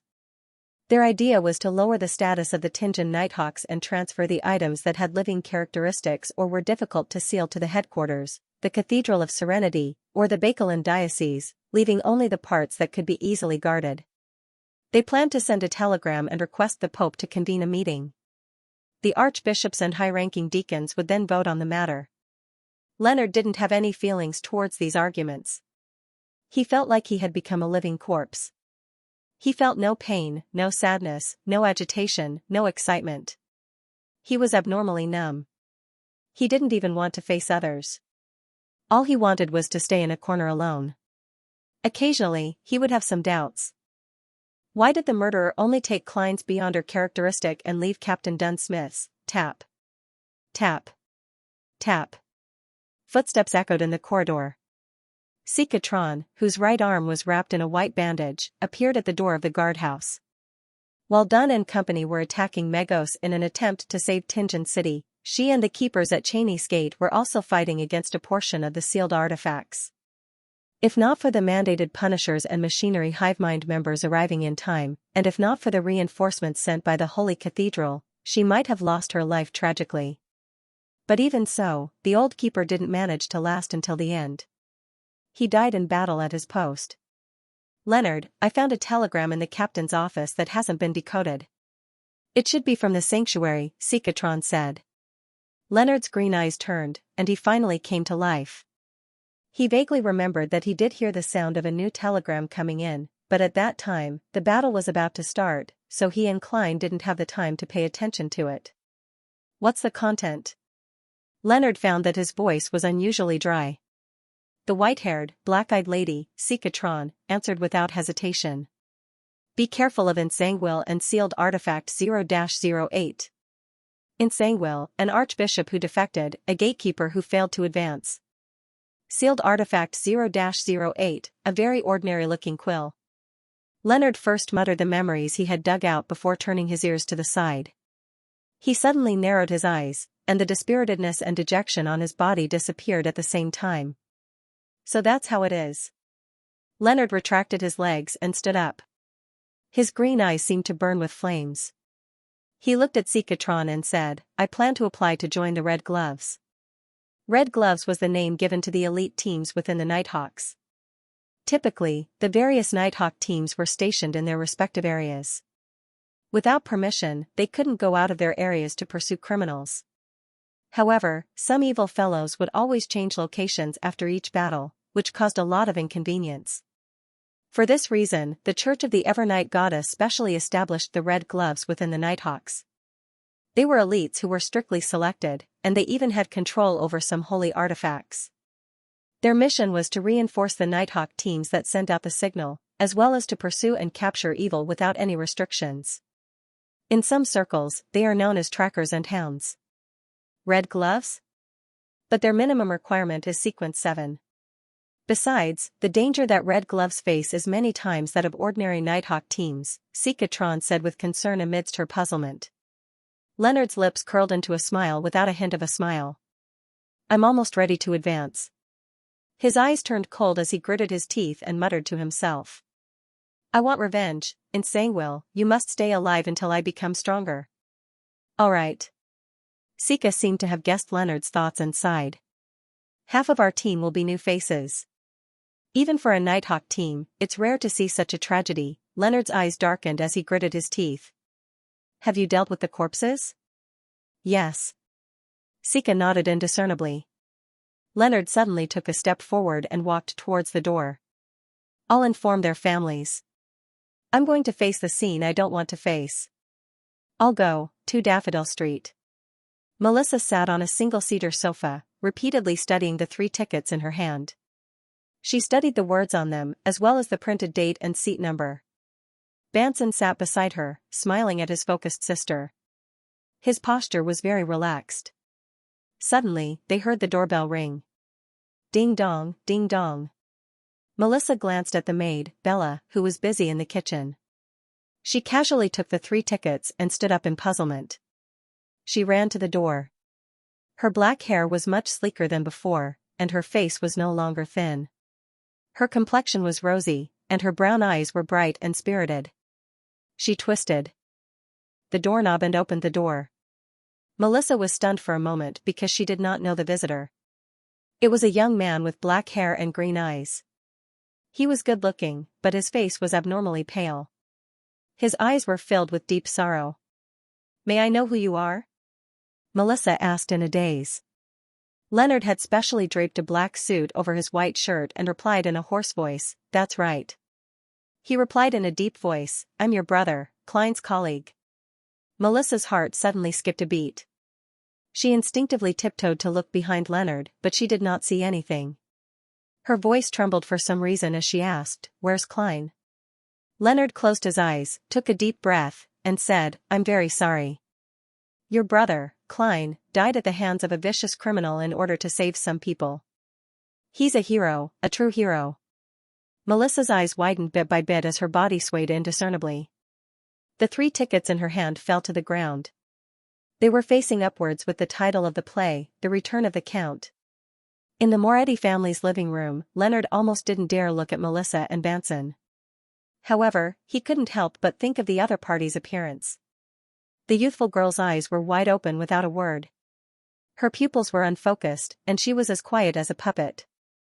The man who resembled Klein tried his best to maintain a normal posture, but he would fall into a daze from time to time, and his speech would be slow. "That's what happened. I'm very sorry that I wasn't able to stop it in time. The Blackthorn Security Company, the police department, and those who were helped have promised to give you a compensation, about £6,000. Leonard's eyes seemed to wander as he spoke. Suddenly, Banson interrupted him and asked in a hoarse voice, "Where's his corpse? I'm asking about Klein's corpse." He pursed his lips and paused for a moment. "When can we see him?" "In the company." "We can do it now," Leonard answered, unable to hide his sorrow. "All right." Banson twitched his stiff lips and said, "I'll go to the washroom first." Without waiting for Leonard's response, he quickly entered the washroom on the first floor and slammed the wooden door shut. Without waiting for Leonard's response, he quickly entered the washroom on the first floor and slammed the wooden door shut. Walking to the sink, Banson turned on the tap and let the water run down. He bent down and buried his head. He cupped the water with both hands and kept splashing it on his face. As he splashed, he suddenly paused. There was no change for a long time, and only the sound of running water reverberated in the washroom. After a few seconds, Banson looked up at the mirror and saw that his face was covered in water droplets. His eyes were so red that he couldn't hide them anymore. A few days later, in a corner of Raphael Cemetery. After ending Dunn's funeral, everyone gathered in front of a new tombstone. On it was a black and white photo of Klein. It was a very scholarly photo. Melissa stood in front of the grave, her eyes unfocused. Beside her, Elizabeth kept wiping her tears. Leonard, Banson, Fry, and Bright carried the coffin over and placed it in the grave. After the priest's eulogy and prayers, the soil began to fill the grave, covering the black coffin bit by bit. At that moment, Melissa squatted down and threw the copper whistle she had found on her brother into the grave. Leonard looked sideways at this scene. His heart ached, but he also admired the girl's strength. After hearing the bad news, she didn't cry or make a fuss. She was so silent that it was heartbreaking. The grave was filled and the stone slab was covered. Leonard took one last look at Klein's tombstone. There were 3 lines on his epitaph: the best brother, the best brother, the best colleague. In the mournful atmosphere, the people from the Blackthorn Security Company gradually left. Selina and Elizabeth also bade farewell under the urging of their families. Only Banson and Melissa were left at the scene. "I'll hire a rental carriage." Banson was in a bad state. He looked like he hadn't slept for a long time. All right. Melissa nodded lightly. After watching her brother leave, she looked back at the tombstone in a daze. Suddenly, she squatted down and buried her face in her arms. In the silence, after an unknown period of time, Melissa suddenly cursed. "Idiot!" she cried. Her tears flowed silently. She couldn't stop her tears. At Raphael Cemetery at night. The bronze-skinned Aztec held a bouquet of white flowers and stood in front of Klein's grave. He didn't speak for a long time. Finally, he sighed and said to himself, "I'm sorry, I'm 10 minutes late. But I should know who it is." He bent down to put down the bouquet of flowers and turned to leave the cemetery. He also left Tingen, but he didn't take the copper whistle with him. The crimson moonlight shone on the area. There was an indescribable silence and coldness. Suddenly, the stone slab that sealed the grave was flipped over. A pale hand reached out from the soil. It reached out, whoosh, the stone slab was pushed aside, and the coffin lid was pushed open. Klein sat up and looked around in a daze. His memory was still fixed on the pair of bright leather boots and the hand holding St. Selena's urn. After that, it was as if he had fallen into a dreamless sleep. Klein instinctively lowered his head and unbuttoned his shirt. He looked at his left chest and saw the hideous wound and the missing piece of his heart wriggling as it healed. It was just like how he had seen the bullet hole in his son Acupoint recovering rapidly in the mirror. The only difference was that it was slower and more difficult this time. P.S. Thank you again for your tip, boss. In the north of the Kingdom of Rouen, the cool September wind was tinged with a chill. After passing through the cemetery, it felt even colder. Klein jolted from the wind. He snapped back to his senses and muttered to himself with a wry smile, "That's right." He smiled bitterly and muttered to himself, "This transmigration really does have some secrets, but from the looks of it, I won't be able to resurrect after 2 more times. I wonder if this regenerative ability that doesn't usually appear will still be useful if I'm chopped into minced meat." After a few seconds of calming down, Klein buttoned up his shirt and realized that he was wearing his latest shirt and tuxedo, but they were both stained with dirt. Banson, Melissa really doesn't know how to be thrifty. He subconsciously had this thought as he propped himself up with his hand and stood up. He realized that the clown's powers hadn't disappeared. Best brother. Best brother. Best colleague. Klein looked at the tombstone and silently recited the inscription on it. His heart suddenly ached, as though he could experience the grief that Melissa and Banson felt. This might be even sadder than me witnessing Captain's death. He sighed, retracted his gaze, squatted down, and closed the coffin lid again. Although his thoughts were still a little scattered, Klein knew that he had to clean up the scene as soon as possible without being discovered by anyone. Coming back from the dead wasn't something an ordinary person could do. If the Nighthawks, mandated punishers, or machinery hive mind were to learn of this, Klein believed that he wouldn't have a good ending. Of course, if this were Earth, and he had consumed the lawyer or swindler potion, he could have fooled himself into becoming a god's blessed or a person of redemption. However, in this world, there was a true god that could respond to rituals. After filling the coffin with soil and covering the stone slab, Klein clapped his hands and stood up again. There was nothing special about this scene. He was like a gentleman who had come to pay his respects to a friend. In the middle of the night. The only thing wrong was that the person in the photo on the tombstone looked exactly like him. In the process just now, his spiritual perception detected the existence of the Aztec copper whistle, so he dug it out and wiped it clean. However, Klein did not plan to summon the messenger immediately. He decided to figure out the current situation first. Raising his left hand, Klein saw the topaz pendant that was still wrapped around his wrist. "Are these the funerary objects?" He laughed self-deprecatingly and took off the spirit pendulum. He raised his head and looked around. His expression gradually became serious. Captain should be buried in this cemetery as well. After changing directions twice, he finally confirmed the location of Dunn's grave with his spirit pendulum. 10 minutes later, Klein saw the captain's black and white photo. He had a gentle expression, a receding hairline, and his gray eyes were faintly visible. He did not look much different from usual. Under the photo were Dunn's name, date of birth, date of death, and the epitaph, "A true guardian. The most trustworthy companion." Captain forever. Klein looked at it in a daze. For some reason, his vision blurred again. He vaguely returned to that day when he saw the captain turn his head and squint his left eye at him. He said in a deep voice and relaxed tone, "We saved Tingen." "Captain!" Klein silently shouted. He stood there like a statue for a few minutes before he suddenly laughed. "Captain, you definitely weren't in a good state of mind that day. You even said that if old Neil hadn't lost control, you would have been able to bring him into a dream. He's a mystery prior, and you're a nightmare. There's no way for you to consume the Beyonder characteristic he left behind." Back then, you didn't even ask me what powerful attacks I had. Did you trust me, or did you forget about it? But you must have guessed something. I only took one sealed artifact, saying that it was for Leonard. You should be able to figure out with your toes that I have additional powerful attacks. At this point, Klein paused. He shook his head and sighed. I don't know what I am now. Maybe I'm just an evil spirit that crawled out of hell and wants revenge. As he spoke, he suddenly couldn't go on. Tears streamed down his face. Finally, he choked with sobs and shouted in a low voice, "Captain, we miss you too." Feeling the cold wind blowing past, Klein raised his hand to wipe his eyes and pinched his nose. Regaining his composure, he found a secluded spot, took 4 steps counterclockwise, and went above the gray fog. He wanted to use divination to figure out the person who had killed him that day. He wanted to figure out the real culprit behind all of this. Since it has already appeared in front of me, I can definitely divine some information. Klein pursed his lips tightly as he saw that the majestic palace and the ancient modeled table hadn't changed at all.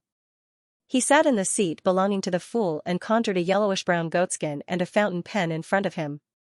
As his body was in a sparse state, he didn't waste any time. After some thought, he wrote a divination statement. The divination statement, "The person who killed me." He recited it 7 times and leaned back in his chair. With the help of cogitation, he entered a dream. In a gray world, countless specks of light fluttered and gathered, finally converging into an image. A pair of bright leather boots, a slightly pale hand, and Saint Selena's urn in the former's hand. As his gaze gradually moved up, Klein saw a middle-aged man with short dark blonde hair. He wore a black double-breasted frock coat, and he was obviously blind in one eye. His eye was a deep blue that was nearly black, and his facial features looked like they were carved without any wrinkles.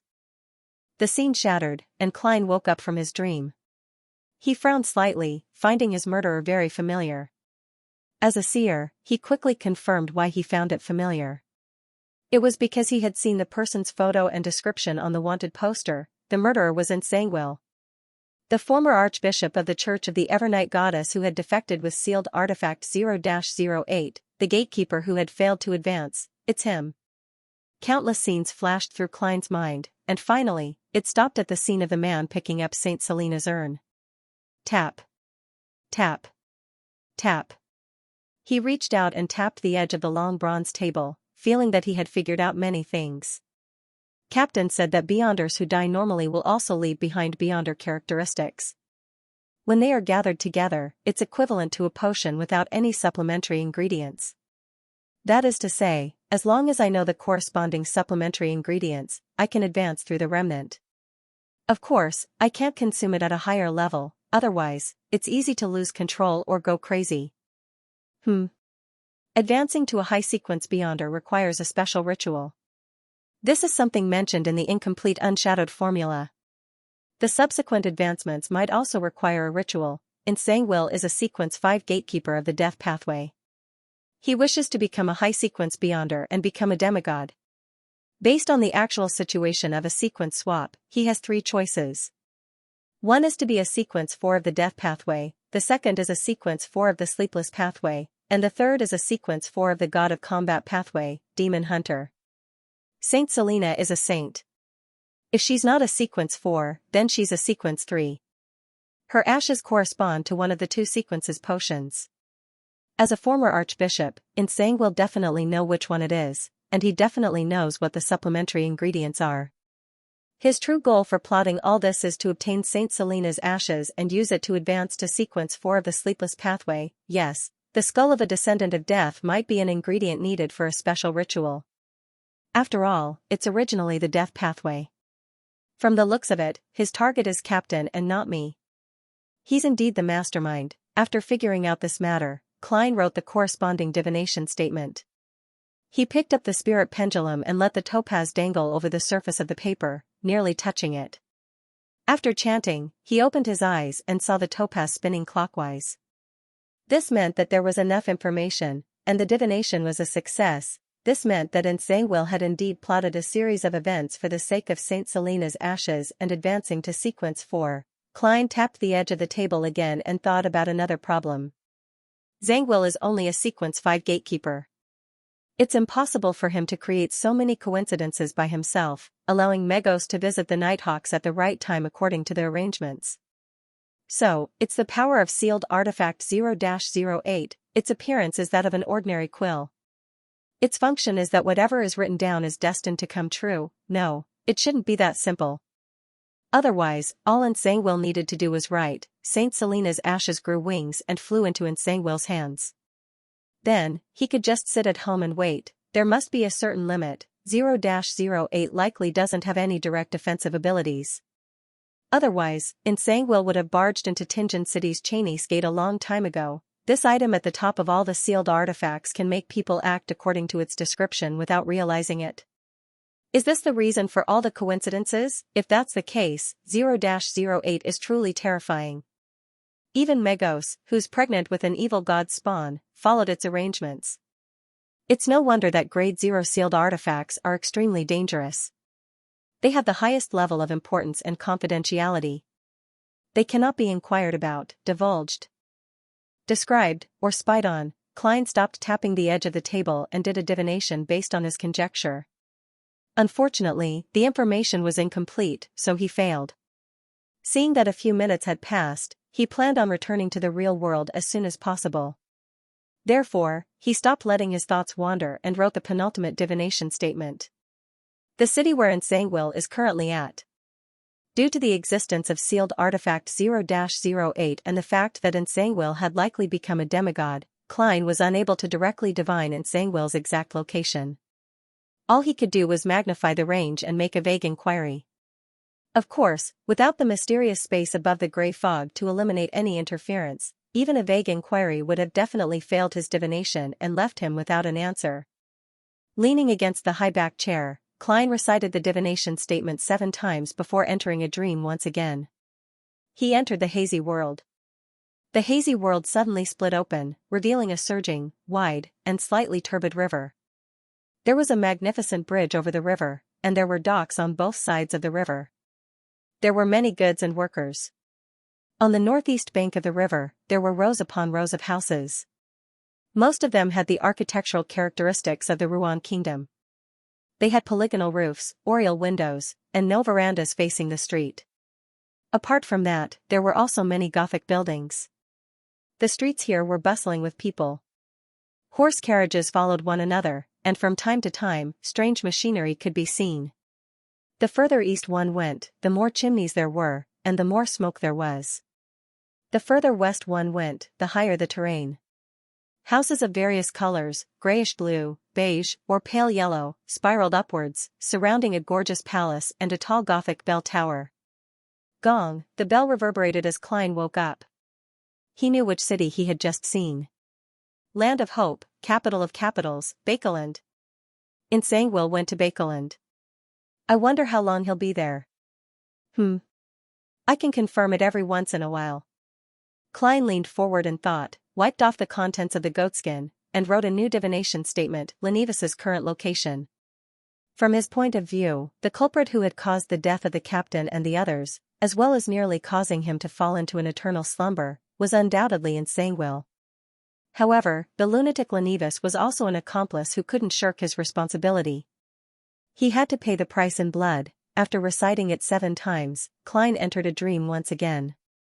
However, the scene that appeared after the grey world split open was exactly the same as what he had just seen, the wide, slightly turbid river, the docks one after another, the rows upon rows of houses, the Loanese style with all sorts of buildings mixed with the Gothic style, the crowded streets, the bustling scene, the chimneys that constantly spewed out fog, the extremely gorgeous palaces, and the towering, Iconic Gothic bell tower, Lenivus was also in the land of hope, the capital of capitals, Bakeland. Klein opened his eyes, slightly puzzled. This was because he wanted to divine Lenivus's exact location, but the result was still a very large and fuzzy range. This means that Lenivus's sequence is much higher than I expected. That's not right. It's also possible that he obtained great benefits in the process of helping the true creator descend. For example, a bit of godhood, or something similar to the umbilical cord-like item left behind by the baby in Migos' womb. The latter was likely taken away by Xianxia. Klein's thoughts raced as he muttered to himself, making a preliminary guess. After confirming the vague location of his two enemies, he considered another practical problem. He didn't have the strength to seek revenge at the moment. Even if Lenivus is only a sequence 7 or even a sequence 8, he wouldn't be easy to deal with after obtaining great benefits. Furthermore, he's clearly skilled in craftiness. It's normal for him to trick a powerhouse stronger than him. Xianxia is even more terrifying. He's a sequence 4 demigod and possesses a terrifying grade 0 sealed artifact. Although my transmigration still hides some secrets, it's obvious that it can't be converted into combat strength. It might not be possible for a long time. I can only continue raising my sequence and gather powerful mystical items. I have to use both methods. As his thoughts churned, Klein decided to add another divination. After deliberating over his words, he solemnly wrote, "My hope to become stronger." Gently putting down the fountain pen that had appeared, Klein leaned back into his chair and closed his eyes. As he chanted, he entered a deep slumber with the help of cogitation. In the hazy world, he once again saw the scene he had just witnessed. He saw the river, dock, chimneys, crowds, palaces, all kinds of machinery, and a Gothic clock tower. He saw the capital of the Ruan kingdom, Bakeland. Following that, the scene changed. He saw a towering mountain peak that pierced through the clouds, a magnificent, ancient palace, and a huge seat carved from stone, embedded with dull gems and gold. He saw a strange vertical eye formed from countless mysterious symbols. Silently, the scene shattered. Klein slowly sat up straight and reached out to tap the edge of the long bronze table. Bakeland has the hope for me to become stronger. The second scene refers to the main peak of the Hornacis mountain range, the treasure left behind by the Antigonus family. The strange vertical eye that was formed from countless mysterious symbols and transmitted to me by the Antigonus family's notebook after being corrupted by the misfortune cloth puppet is the key to everything. As these thoughts flashed through his mind, Klein decided not to rush to the Hornacis mountain range. The hidden dangers inside were so high that even a sequence 4 demigod might not be able to withstand them. Therefore, I'll go to Bakeland. Klein sighed and made his decision. He enveloped himself with his spirituality and simulated the feeling of falling before leaving the mysterious space above the grey fog. After returning to the real world, he slowly walked out of his hiding spot and returned to Dunsmith's grave. After taking a deep look at the picture and inscription on the tombstone, Klein slowly drew a crimson moon on his chest before turning to walk out of the cemetery. As a former Nighthawk who had to patrol Raphael's cemetery from time to time, he was very familiar with the movements of the cemetery keepers and the surrounding environment. Without causing any disturbance, he easily left the quiet and desolate area. Following the road made of rammed earth, he used the shadows of the trees as cover and headed straight for Tingen. The night was so peaceful, and the crimson moon was so dreamy. Klein walked alone, his thoughts running wild like a horse that had escaped its reins. At times, he would consider his revenge plan, and at other times, he would recall the unreliable memories of his captain. He would recall the sorrow hidden under old Neil's humor. Unknowingly, Klein walked into the nearest street like a wandering spirit and turned into a fork.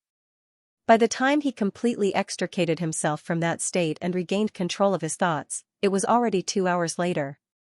He found himself standing on Daffodil Street. Opposite him was the home he shared with his brother and sister. Instinctively, Klein returned here. He took a step forward joyfully, but he suddenly stopped and revealed a bitter smile. He muttered in a self-deprecating voice, he muttered to himself in a self-deprecating manner, "If I were to knock on the door, Melissa would probably faint on the spot. Banson would probably start to lose his hair out of nervousness. Then, he would try his best to calm me down and persuade me in the name of the curly-haired baboon." Shaking his head, Klein took a deep look at the familiar door before walking towards Iron Cross Street. That's good, that's good. What I want to do in the future won't implicate them. The pension given by the Nighthawks and the police department will definitely be enough for them to live a stable middle-class life, even if Melissa doesn't find a job and Banson loses his job. After walking in silence for a while, Klein began to feel exhausted.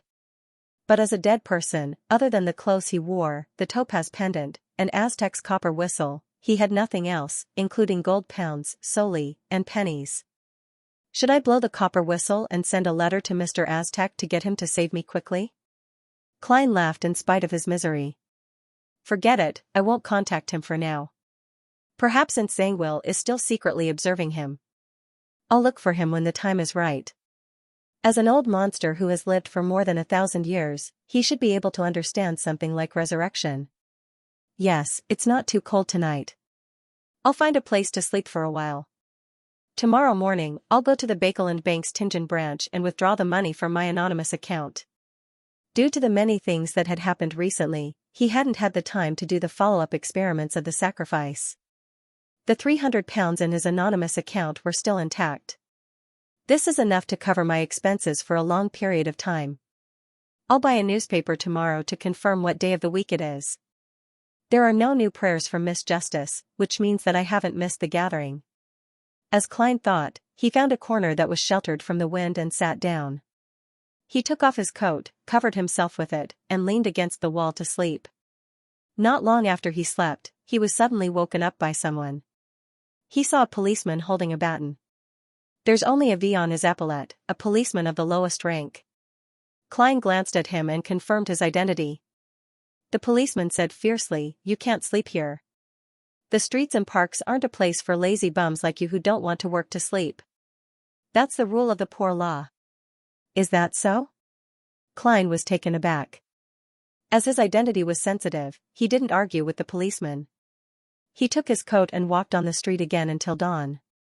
Soon, he lowered his head and entered the Tianjin branch bank in Backland. He used the default password to withdraw 200 pounds in cash. He left the remaining 1/3 of his savings in his account, just in case. When he wrote the ancient Hermes incantation that served as the password, Klein undoubtedly heard the prayers.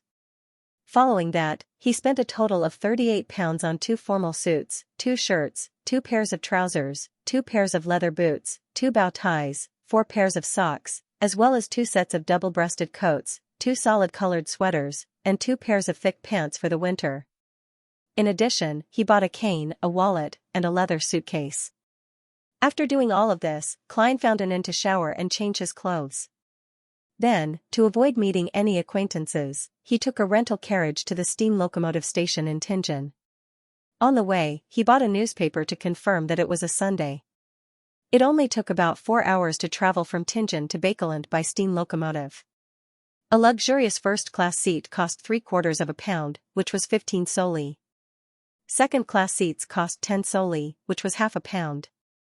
Third-class seats, which were extremely cramped and in poor conditions, were relatively cheap, costing only 5 soldi. Klein thought for a moment and bought a second-class seat for the 2:00 train in the afternoon. With his ticket and suitcase in hand, Klein found a random seat in the waiting hall. It was only a little past 9 in the morning. He was very glad that the Ruan Kingdom didn't have a strict household registration system. 3 months' worth of water, gas, and rent bills were enough to prove one's identity. It was even simpler to buy a steam locomotive ticket. All he needed was money. Sitting in the waiting hall, Klein's heart suddenly felt empty when he thought of how he would be leaving Tianjin in the afternoon and heading to the capital, Bakeland. He thought of his younger sister, who lived like a mother. He thought of his brother, who liked to tell sarcastic jokes. He thought of how the 3 of them had eaten too much and were paralyzed in their seats, none of them wanting to move. Scene by scene, Klein suddenly laughed. He laughed uncomfortably because he thought of Melissa's tortoise that was called a doll.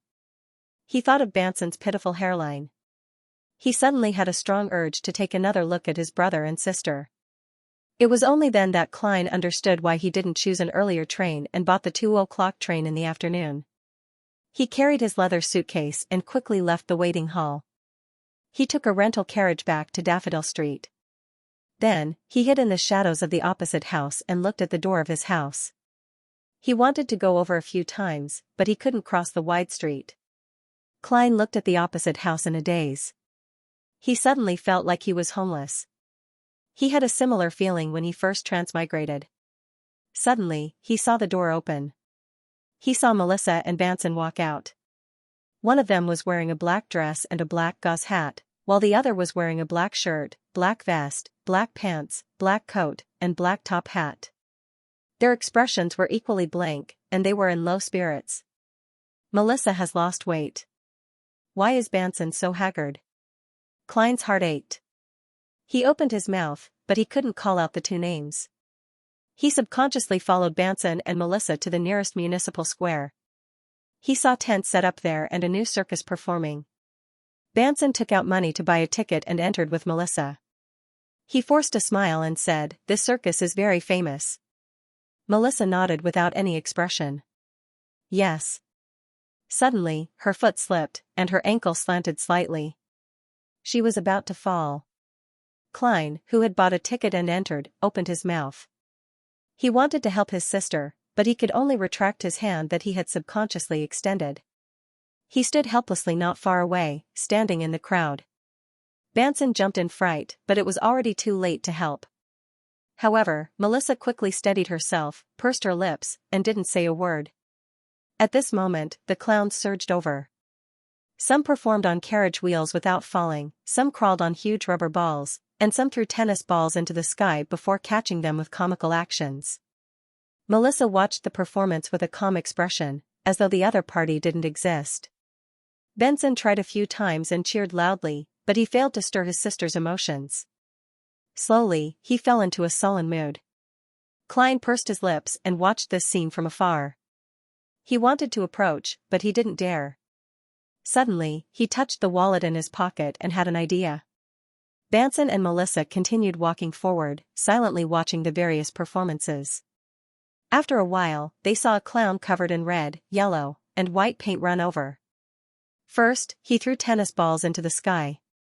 Then, while everyone's attention was drawn to the sky, he conjured a bouquet of flowers out of nowhere. It was a bouquet of Sylvia chrysanthemums. This bouquet of flowers was placed in front of Melissa and Banson. It was golden in color, a symbol of happiness. Melissa and Banson looked at the clown in a daze. They saw his face covered in red, yellow, and white paint. The corners of his mouth curled up high, fixing a happy smile. It was an exaggerated smile, a comical smile. First of all, I would like to thank everyone for their tips and subscriptions. I was supposed to write a speech at the end of June, but I remembered that the first book was going to end soon, and I could write them together, so I waited until today. When I was in my 30s, my energy level, especially my brain, would decrease by a lot. When I was in the Arcana school, the highest I could write was 5 chapters a day, which was 15,000. It was as if I was on steroids. But in the later years of my previous life, I could only write 3 chapters a day at most. Also, this was because I was thinking about the plot and writing the story other than sleeping and eating. As a result, I became anxious, depressed, and other abnormal mental states. Fortunately, I adjusted in time. When I was in the martial arts school, my body became ill because of old age, and I even had to stay in the hospital for half a month. Therefore, I could only compromise with my physical and mental state. I would write 1 chapter in the morning and 1 chapter in the afternoon. I would rest at night and stay healthy. Then, I would save 2 chapters to ensure that I could update on time and avoid anxiety. When I was in a good state and my mind was clear, I would consider writing 3 chapters. I can honestly say that my life was all thanks to my stockpile of manuscripts. For the entire month, I didn't write more than 4 chapters. The rest of the time, I relied on the stockpile of manuscripts. Finally, the stockpile of manuscripts dropped to the bottom line of 2 manuscripts. I can only say that we'll win with quality. With that said, it was time for the summary of the first book. Basically, everything that needed to be said had been expressed. The title "The Clown" ran through the entire book. Feel free to read my review of the book. As I said before, I was the one who had the most thorough consideration of the book structure, so please wait and see. I think it's passable. For the first book, I've written it in a way that I've never tried before. I've written it as a short to medium story. foreshadowing, setting up the plot, and so on. I've considered it as a whole. Of course, I've also left some foreshadowing for the full text. Anyway, from the current results, my attempt can be considered a success. Congratulations. As for the characterization, haha, I won't say too much, in case someone sends me a blade. Of course, there were definitely some areas that I wasn't satisfied with. First, when gathering, event, practice, and daily life began to circulate in a fixed pattern, my writing ability decreased. I believe that it was the same for reading ability as well. So, I tried to skip the timeline. And after I skipped the timeline, I was a little shaky at the beginning, but I slowly got better. Second, after Old Neil's death, the overall tone of the story became gloomy. When I cut into the daily life again, I felt that something was wrong. So, I deleted some of the predetermined plots and sped up the progress. As for the mysteries, I predetermined 6 to 8 books. The title of each book will be the name of a sequence potion, but it doesn't have to be from the seer pathway. It mainly depends on the theme or metaphor of the book. Finally, after the first book, as per usual, I'll take a break and organize the outline. I'll find an entry point for the second book and figure out the general plot. Yes, I'll rest for a day and a half. I'll resume the update at noon the day after tomorrow. Also, I'll be updating some of the information on 0-08 on Welcome Incorporated. I won't put it in related to the book because I'm afraid that new readers will see it. That way, I'll lose half of the fun of the first book. I'll be building a sealed artifacts section in the book reviews and comments section. If anyone has any thoughts on the sealed artifacts, feel free to post them there. Right, the second book, Faceless, please look forward to it. Whoosh, the whistle reverberated in every corner of the platform as the monster-like steam locomotive slowly came to a stop, dragging more than 20 carriages behind it. Dressed in a tuxedo and a half-top hat, Klein carried an exaggerated suitcase that didn't match his size as he steadily stepped onto the ground of Bakeland, the capital of the Kingdom of Rouen. The city was split into two by the Tussock River, which flowed southeast to the sea. It was connected by Bakeland Bridge and ferries. With a population of more than 5 million, it was the most prosperous city in the northern and southern continents. Klein looked as far as he could and saw light yellow fog everywhere. Visibility was extremely poor. The hanging gas lamps on the platform had long been lit, dispelling the gloom and darkness. It's only 6:30, right? It's like it's 9 or 10. Klein shook his head indiscernibly as he suddenly recalled a joke he had read in the Tussock Times. A gentleman who had just arrived in Bakeland lost his way in the thick fog. He had no choice but to ask a drenched gentleman who passed by him how to get to the Tussock River. The gentleman replied in a very friendly manner, "Go straight, don't stop. I just swam up from there." Note 1, every time I read a newspaper or magazine in Bakeland, a bunch of reporters and editors would mock the air pollution here and the increasing number of foggy days. Previously, the Bakeland Daily even did a special statistical report, saying that similar weather had increased from about 60 days 30 years ago to about 75 days now. For this reason, many knowledgeable people have established organizations such as the Soot Reduction Association and the Smoke Reduction Association. It's said that there's a motion in September that proposes the establishment of the kingdom's Atmospheric Pollution Investigation Committee. Klein put down the huge suitcase and pinched his nose to alleviate the sudden discomfort. Then, he followed the golden chain and took out a gold watch from his vest pocket. He snapped it open and glanced at it to confirm the time. After bidding farewell to his brother and sister, Klein specially went to a department store and spent £4 and 10 soldi to buy a gold pocket watch and a gold chain that cost £1 and 5 soldi. To him, not being able to grasp the specific and clear time at all times would create a sense of panic. Originally, Klein had planned on buying a silver pocket watch, feeling that it suited his temperament. However, after considering the true meaning of a clown, he finally chose a more ostentatious and grandiose gold watch. 6:39. I'm not that late.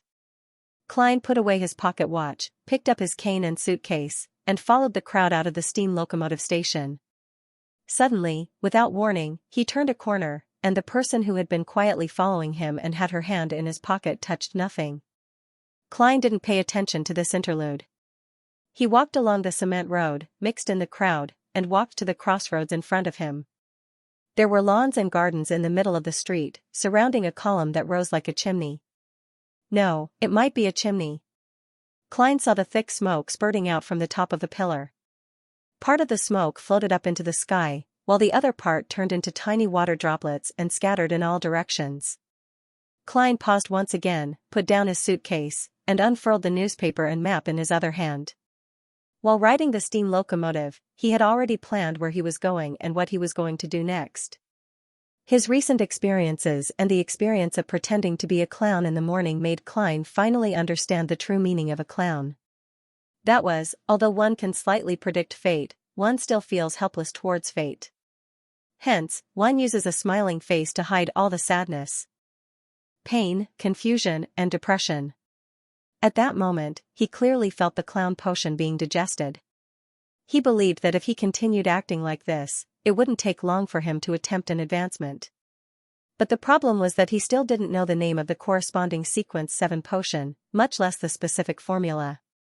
How should I obtain the formula? The secret order rarely appears. They seem to only be interested in the items of the Antigonus family.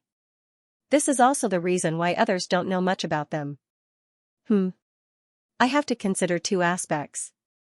One is to make contact with the local Beyonder circles to see if I can find any clues. The other is to take the initiative to set a trap and use the Antigonus family's treasure as bait to lure the members of the secret order out. After all, I have that strange vertical I formed from many mysterious symbols. But the risk is too great. I have to be careful. The bait I use can't be too good, nor can it be too bad. If it's too bad, others won't be interested. If it's too good, it'll be easy to hook a giant shark, one that can swallow me in one bite. The leader of the secret order, Zeradol, was a figure who guided Roselle the Great. Perhaps he even obtained the biggest piece of the cake from that feast of change. Of course, he might not be alive to this day.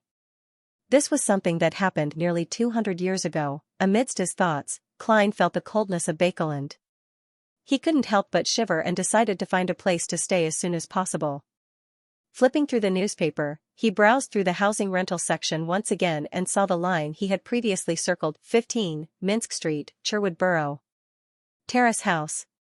Weekly rent of 18 solely. As for where to stay, Klein had repeatedly thought about it. Although Bakeland had a population of more than 5 million, he still had to be wary of the possibility of encountering the local nighthawks. Be it Daly, who had just been transferred here, or Larada, Iyer Harson, or Borja, who previously belonged to Bakeland, they would definitely be able to recognize him. Therefore, Klein eliminated the North Borough, where the headquarters of the Church of the Evernight Goddesses Bakeland Diocese, where St. Samuel Cathedral was located. He also eliminated Empress Borough and West Borough, which had the best security and strictest supervision. These 2 boroughs belonged to the nobles and top merchants, and the former was more inclined toward Empress Borough. After eliminating a few industrial areas, the dock area, the East Borough where the poor gathered, and the Bakeland Bridge area, Klein didn't have many choices. First, it was Hillston Borough, which had the Bakeland Stock Exchange, clearing houses, future centers, the headquarters of the 7 major banks, various trust funds, various railway companies, and various bulk trading companies. It was known as the economic, commercial, and financial center of the Kingdom of Rouen. Second, it was Sherwood Borough, which had many small companies and residences. These 2 boroughs had a large flow of people, and the security was relatively good, making it easy to hide. After serious consideration, Klein chose the cheaper Sherwood Borough. The reason why he didn't seek out organizations like the Metropolitan Housing Improvement Association or the Metropolitan Working Class Housing Improvement Corporation was that these required identification, and he wasn't able to produce one at the moment. If I can't successfully rent a house today, I'll find a motel that doesn't require identification to stay temporarily. Klein closed the items in his hands, picked up his suitcase, and walked towards what looked like a department store's entrance according to the map. It was the entrance to the Bakeland subway. Yes, the subway. When Klein first saw the term subway in the newspapers and magazines, he was given a fright. He never expected that such a means of transportation had become a reality before they even entered the electrical age. It was born 25 years ago. In the beginning, it connected the 2 banks of the Tussock River. Now, it had expanded to the main city. Of course, there weren't many stations. After passing through the entrance, Klein followed the person in front of him and walked towards the ticket booth. After waiting in line for a few minutes, he finally saw a ticket seller with beautiful blonde hair. The lady didn't raise her head as she pointed at the wooden signboard hanging near the window. During peak hours, 7 to 9 in the morning, 6 to 8 in the afternoon, there are 10 minutes, and the remaining 15 minutes. First-class seats are 6 pence, second-class seats are 4 pence, and third-class seats are 3 pence. The round-trip price is 9, 6, and 5 pence respectively. The annual pass is £8 for a first-class seat, and £5.10 solely for a second-class seat. There are no annual passes for third-class seats. It's cheaper than I imagined. There's actually no distance restriction. Melissa will definitely like this better than a carriage. This is the crystallization of machinery. As Klein thought about it, he suddenly felt a little upset. He revealed a bright smile, took out 4 copper pence, and handed it to the ticket seller. Second-class seats. Pa. The ticket seller tore a ticket, stamped it, and handed it to Klein. After finding the line that led to Cherwood Borough and passing through the not-so-strict inspection, Klein walked down the stairs and quickly arrived at the platform. Following the markings on the ground, he found the corresponding second-class seats. Woo-woo-woo, not long after, he heard the sound of a steam whistle reverberating like thunder. He saw the head of a huge steam locomotive break through the illumination of the gas lamps on both sides with a majestic feeling of power, clattering to a stop. Its massive shape, sinuous body, black metallic luster, and complicated machinery mixed together, giving it a unique sense of beauty. Bakel and Subway still used steam locomotives. The smoke that spewed out was specially designed to pass through the pipes above, enter the chimney, and rush out to the outside world. This was also the true use of the lawn and garden in the middle of the street. Amidst the sound of metal scraping, Klein waited for the passengers in front of him to alight before he slowly walked up with his cane and suitcase, and he was checked by the ticket seller. Unlike third-class seats, second-class seats were reserved for each person, so there was no need to worry about others snatching their seats. Just as Klein sat down, put down his suitcase, and leaned on his cane, he heard a series of hurried footsteps. He subconsciously turned his head to the side of the door and saw a thin boy with a youthful face rush into the carriage. The boy was wearing an old coat and a round hat that didn't match his age. He carried a worn-out satchel and had his head bowed low. "Sorry, I got on the wrong carriage. I'm in third class." He flashed his ticket and apologized to the ticket seller before briskly walking towards the third-class carriage. Klein retracted his gaze and confirmed his destination again as he waited for the carriage door to close. At this moment, he heard a flurry of hurried footsteps. Following that, he saw a few men in black coats and half-top hats rush into the carriage. They're chasing after the 15-year-old boy? This thought instinctively surfaced in Klein's mind. He shook his head slightly and continued reading his newspaper and map, no different from the other passengers in the carriage. "Did you see a boy in his teens? He's wearing an old coat." One of the men who had rushed into the carriage glared fiercely at the train attendant. From the corner of his eye, Klein noticed that the man was thin and muscular. His skin was dark as though he had been exposed to the sun for a long time, and his eye sockets were much more sunken than the typical Rouen citizen. A Highlander? Or a mixed blood? He nodded in thought. In the middle of the northern continent, at the beginning of the Hornacis mountain range, there was a dry plateau. Most of it belonged to the Phaenopoter kingdom, with the west belonging to the Republic of Intis, and the east being occupied by the kingdom of Rouen. The natives were thin and barbaric, but they were brave and skilled in battle. For a long time, they were one of the biggest headaches for the three countries, but with the improvement of gunpowder weapons and changes in the form of warfare, these Highlanders finally recognized reality and submitted completely. A large number of them left the plateau and entered Bakeland, Trier, Phaenopoter City, and the various bustling cities and ports of the northern continent. Some became workers, while others became the fresh blood of the local gangs. They dared to fight and were not afraid of causing trouble. The train attendant was a man in his 20s. When he heard that, he shrank back and pointed in the direction of the third-class carriage. "I saw it." He went there. The leader in the black coat and half-top hat nodded indiscernibly. He led a few of his accomplices and rushed to the third-class carriage, ignoring the gazes of the surrounding passengers. If I were that boy, I would have definitely alighted from the third-class carriage by now. As Klein read the newspaper, his thoughts wandered. After more than a minute, the steam whistle sounded, and the carriage door slowly closed. Clang! Clang! The steam metro sped up, but at that moment, Klein suddenly felt something. He looked up at the door that led to the other second-class carriages. The 15-year-old boy in the old coat, round hat, and worn-out satchel slowly walked into the carriage. His face was young, and his facial features were delicate. His bright red eyes were heavy and solemn. Impressive. He alighted from the third-class carriage, circled around, and boarded the first-class carriage? Are you afraid that the pursuer has accomplices waiting in the subway station? Klein was slightly surprised. He felt that the boy in front of him handled things very maturely and cautiously, much better than many people in their 20s. Tapping his left molar, he secretly activated his spirit vision and swept a glance at the boy. He saw that his body was in a state of exhaustion, and his emotions were tense and downcast. However, he still maintained the blue look of calm contemplation. Not simple, in terms of age. Klein muttered to himself as he continued to read his newspaper. The boy didn't realize that he had been scrutinized by a beyonder as he walked towards the third-class carriage again. The rest of the journey was smooth and calm. Klein arrived at one of the 3 subway stations in Sherwood Borough 20 minutes later. After another 10 minutes in the cab, he finally found Minsk Street, and following the description in the newspaper, he went to number 17, next to number 15, and rang the bell. Cuckoo! Cuckoo! As the bell reverberated in the room, a mechanical bird that didn't look too good appeared on the door. It was only the size of a palm, and it was made up of gears and other parts. It kept nodding its head, producing a sound similar to a cuckoo.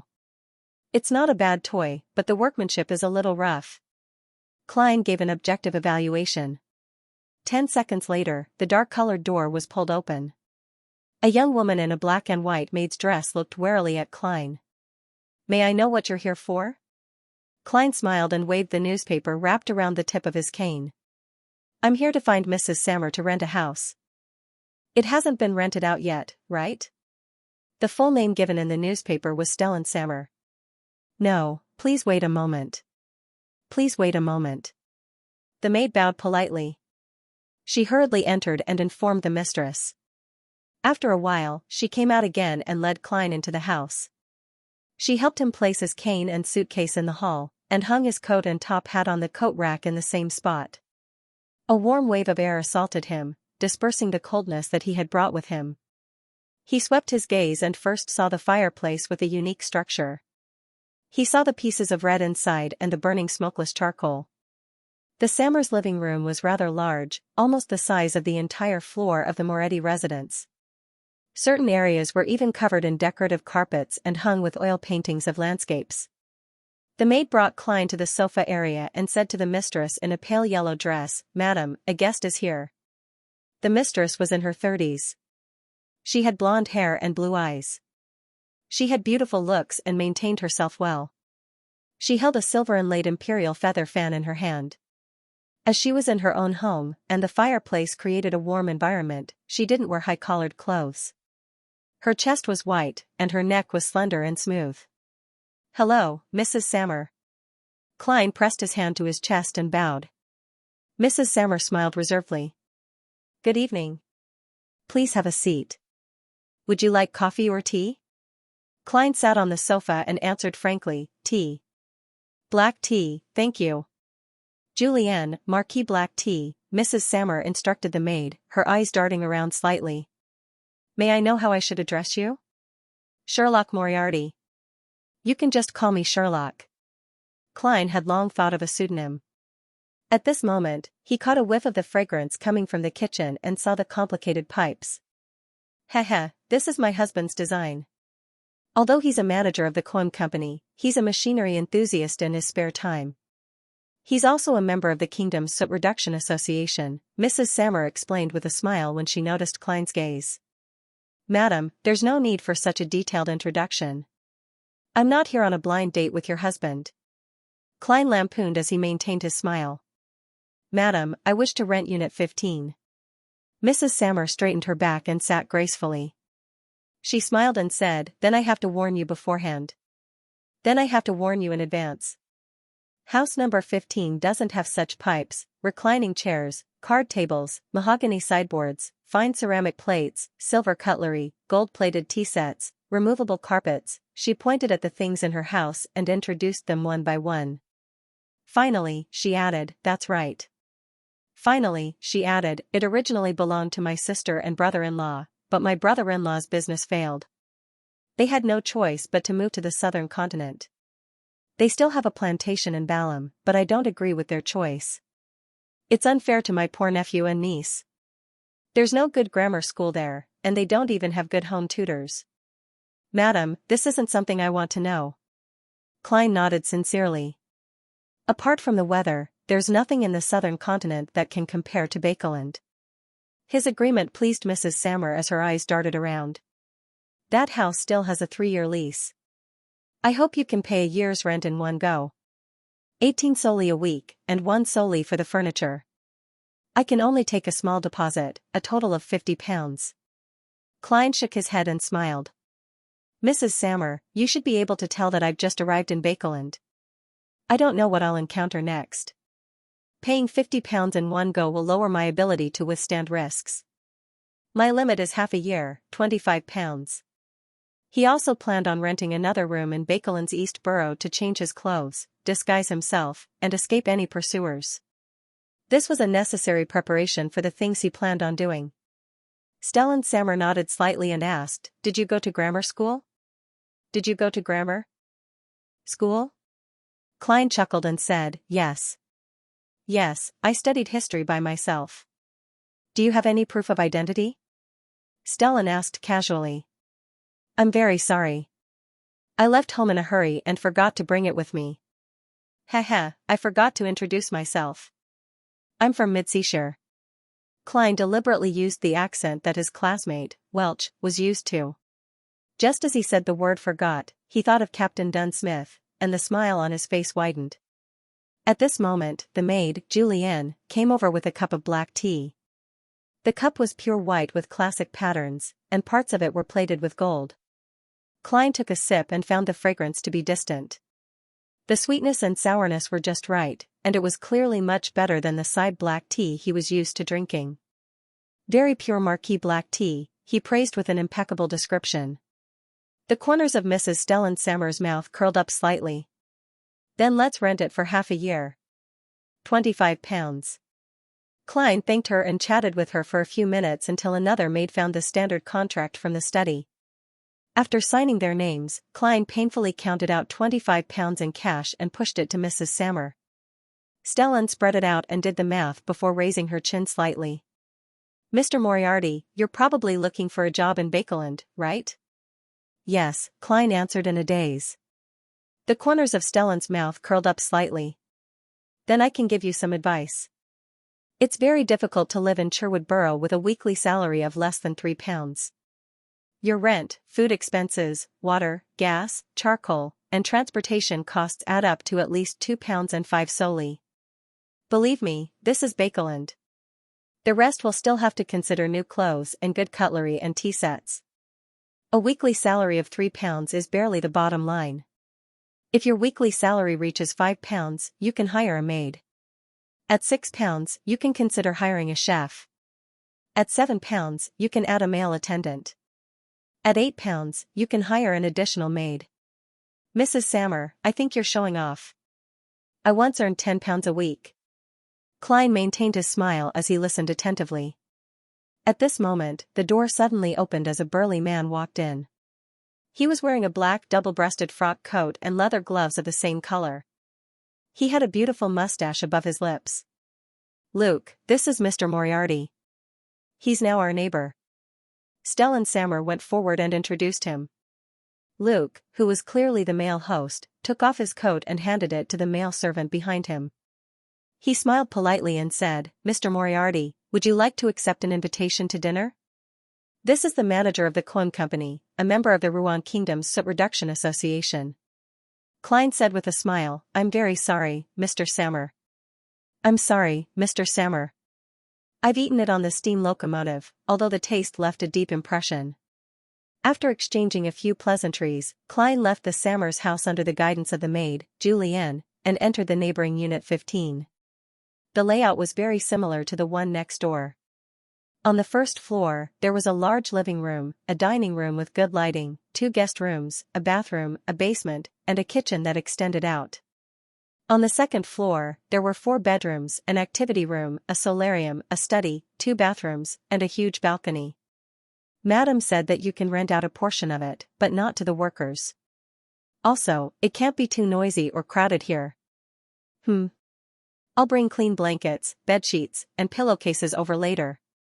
Julienne returned to the Sammers' house after giving some instructions.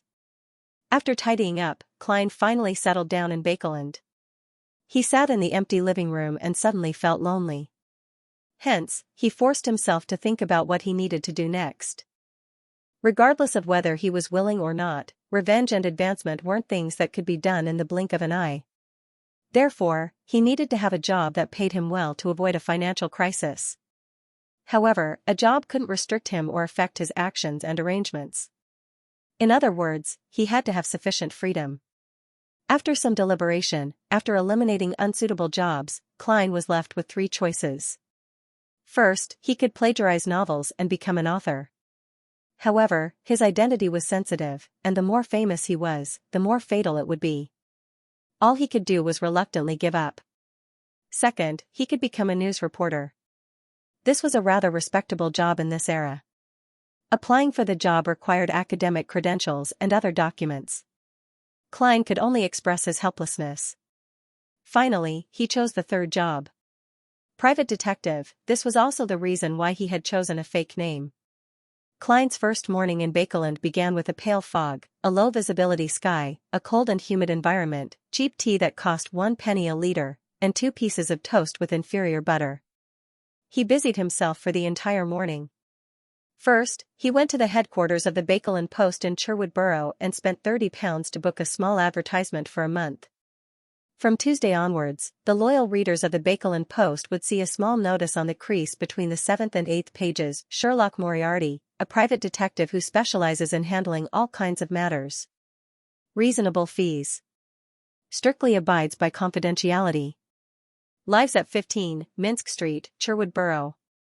The reason why Klein didn't choose major newspapers like the Tussock Times or the Bakeland Daily, which covered the entire Rouen Kingdom, was that his business was temporarily limited to the city of Bakeland, and he didn't want to be too well known.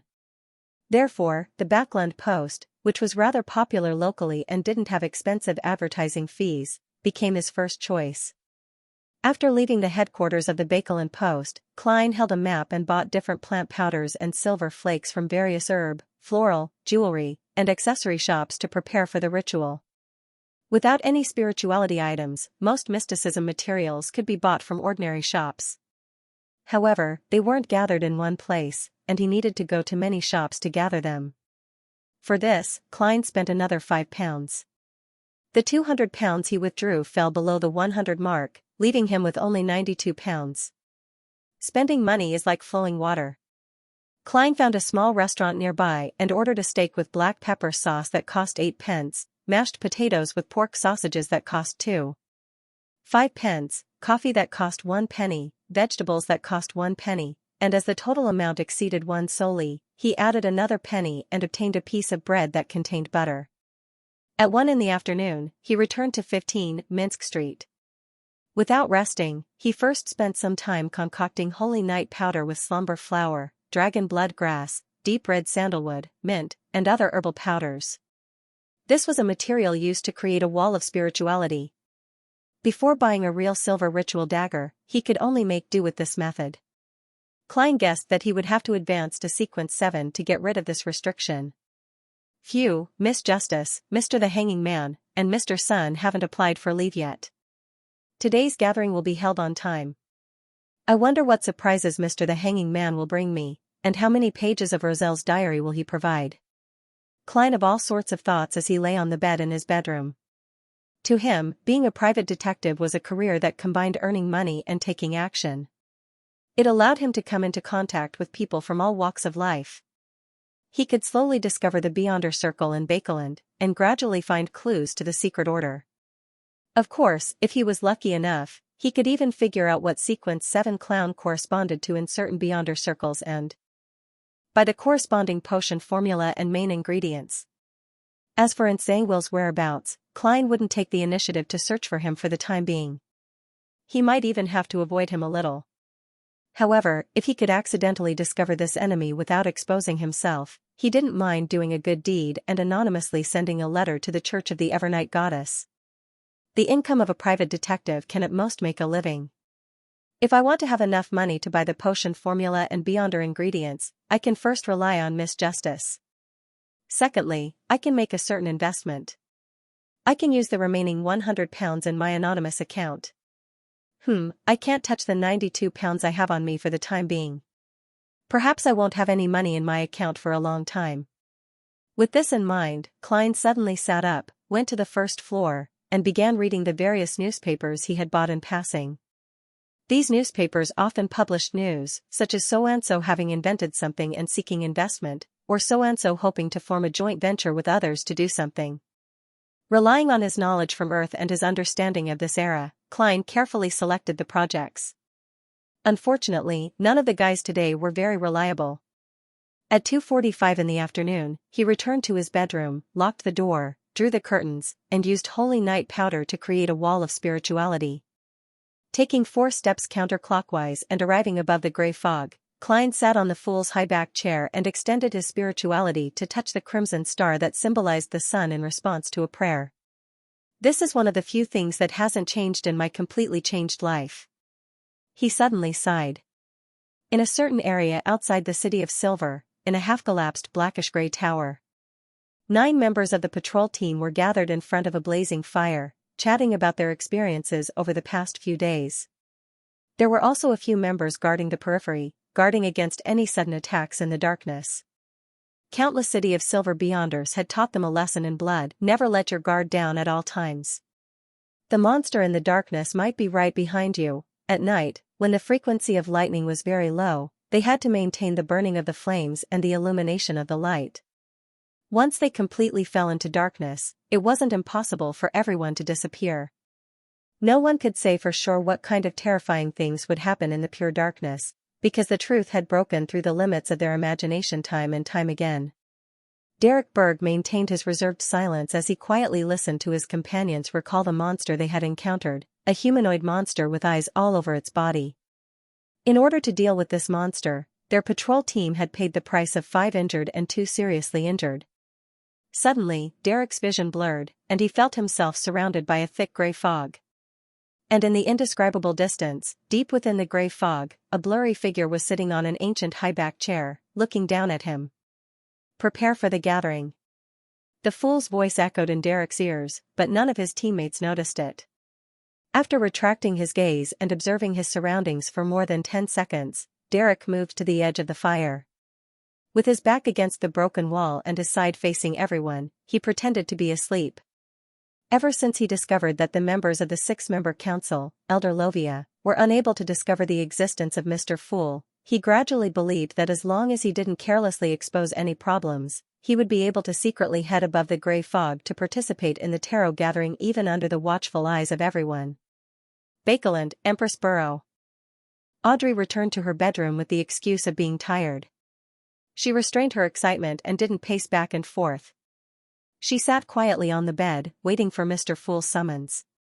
Father was busy communicating with the other counselors about the bills that were about to be submitted, and the Beyonder guards were no longer following me.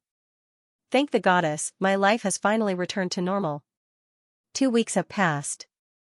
Mr. the Hanging Man must have prepared the pituitary gland of an adult rainbow salamander. I'm about to advance to sequence 8. Yes. Audrey's eyes sparkled as she thought. To her, this was more exciting and anticipated than obtaining a bounty of £30,000 and a large plantation worth at least £8,000. Finally, she saw the familiar illusory crimson light surge out like a tidal wave and drown her. On an ancient-looking sailboat. Alger Wilson locked the door to the captain's cabin and sat behind the sextant and nautical notebook, constantly memorizing the contents written on the thick stack of paper in front of him. After the investigation period, he, who had received the commendation from the upper echelons, didn't linger on the prosperity of Bakeland. He took the initiative to leave the metropolis and return to the sea, bringing with him a batch of secretly copied Roselle's diary. After digesting the seafarer potion, I'll be able to advance normally. My credit is enough to exchange for the formula and ingredients. But this will expose my knowledge of the acting method. There are pros and cons. Alger shook his head as his mind wandered. At that moment, he felt the summoning of the fool, and the face of Rear Admiral Hurricane Kalangos suddenly appeared in his mind. His flesh and blood were rapidly rotting, and pieces of his face were falling off his face. Alger instinctively lowered his head, allowing the crimson tide to devour him. Above the grey fog, in the palace that looked like a giant's residence. With his spirit vision activated, Klein examined Justice, the hanging man, and Sun to confirm their present state. Just as Audrey was about to greet them happily, she suddenly saw the hanging man make a gesture and speak first. "Mr. Fool, I've obtained a total of 19 pages of Roselle's diary. Here, I have to thank you for sending your adorer to help me get rid of Zillings. These diary pages are the reward I should pay, 19 pages? Not bad." Klein didn't speak further about the adorer as he smiled indifferently. This is the principle of equivalent exchange. As expected of Mr. Fool. A pirate admiral with a mystical item isn't even worthy of his attention. From the looks of it, there's no need for me to mention the bounty. I wonder how many high-sequence Beyonders Mr. Fool has. Audrey unknowingly began to use his name to refer to the fool. Upon hearing the fool's answer, the hanging man Alger said humbly, "My current memory limit is 6 pages. My current memory limit is 6 pages. Please allow me to give it to you in several batches." "No problem." Klein, who was shrouded in a thick grey fog, nodded slightly. Sun looked at the diary pages conjured by the hanging man and was very curious about the contents. With his previous experiences, he believed that the items that Mr. Fool was interested in definitely contained many mysteries. He glanced at Miss Justice, and seeing that she didn't have the urge to ask, he cautiously maintained his silence. Soon, the 6 pages of the diary were completed and arrived in Klein's hands. Audrey and company began to wait quietly. They were already used to such matters. Klein moved his gaze down and read the contents of the first page, December 16th. I once again contacted the poor fellow who was trapped in the depths of the storm and lost in the darkness. There's finally a follow-up to the previous page. Klein was delighted as he became even more focused. He called himself Mr. Dorr and attempted to teach me a complicated and difficult ritual to get me to help him return to the real world. He also promised to fulfill 3 of my requests. Does he think I'm stupid? I've lived for more than 60 years in both my lives. Can't I tell that this is the usual operation of an evil god or devil? But the history of the 4th epoch that he described is really interesting.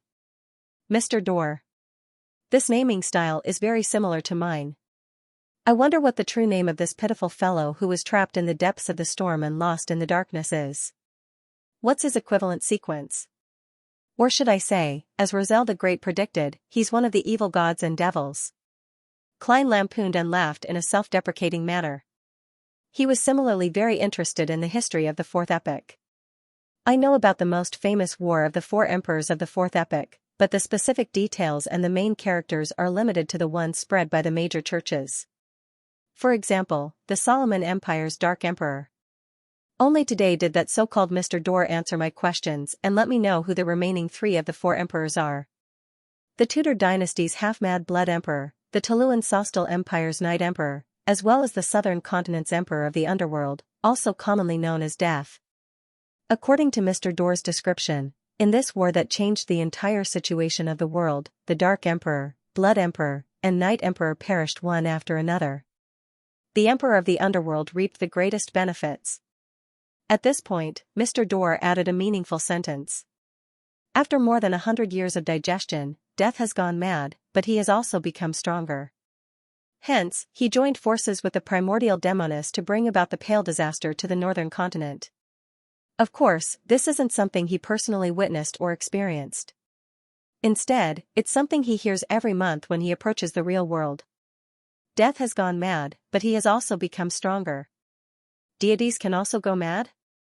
What a horrifying sentence. However, this also confirms one of my guesses. Before the fifth epoch, those deities would often descend into the real world and directly interfere with the situation in the northern and southern continents. They might even appear personally like death. I asked Mr. Dorr, did he participate in the War of the Four Emperors? If he did, what role did he play? And what stance did the seven deities maintain in this war, and what role did they play? Mr. Dorr didn't answer my question. He only said in a teasing tone that the number of top powerhouses in the fourth epoch was much more than I expected. In addition, he also mentioned two laws. One is the law of beyonder characteristics indestructibility, and the other is the law of beyonder characteristics conservation within similar sequences. This matches certain things that I learned from the most secretive and ancient organization, as well as some phenomena I observed. This can lead to many interesting conclusions. It can explain many things in a different way, one that leaves people terrified and trembling. For example, if there are more high-sequence beyonders of the same pathway, there will be fewer low-sequence beyonders, and vice versa. The total number of beyonder characteristics is fixed from the very beginning. It won't increase or decrease. Does this mean that there really is a Lord who created everything, an omnipotent and omniscient God, and everything originates from him? There is an amount of beyonder characteristics. The amount of to the information. The beyonder God, to door to. God, to.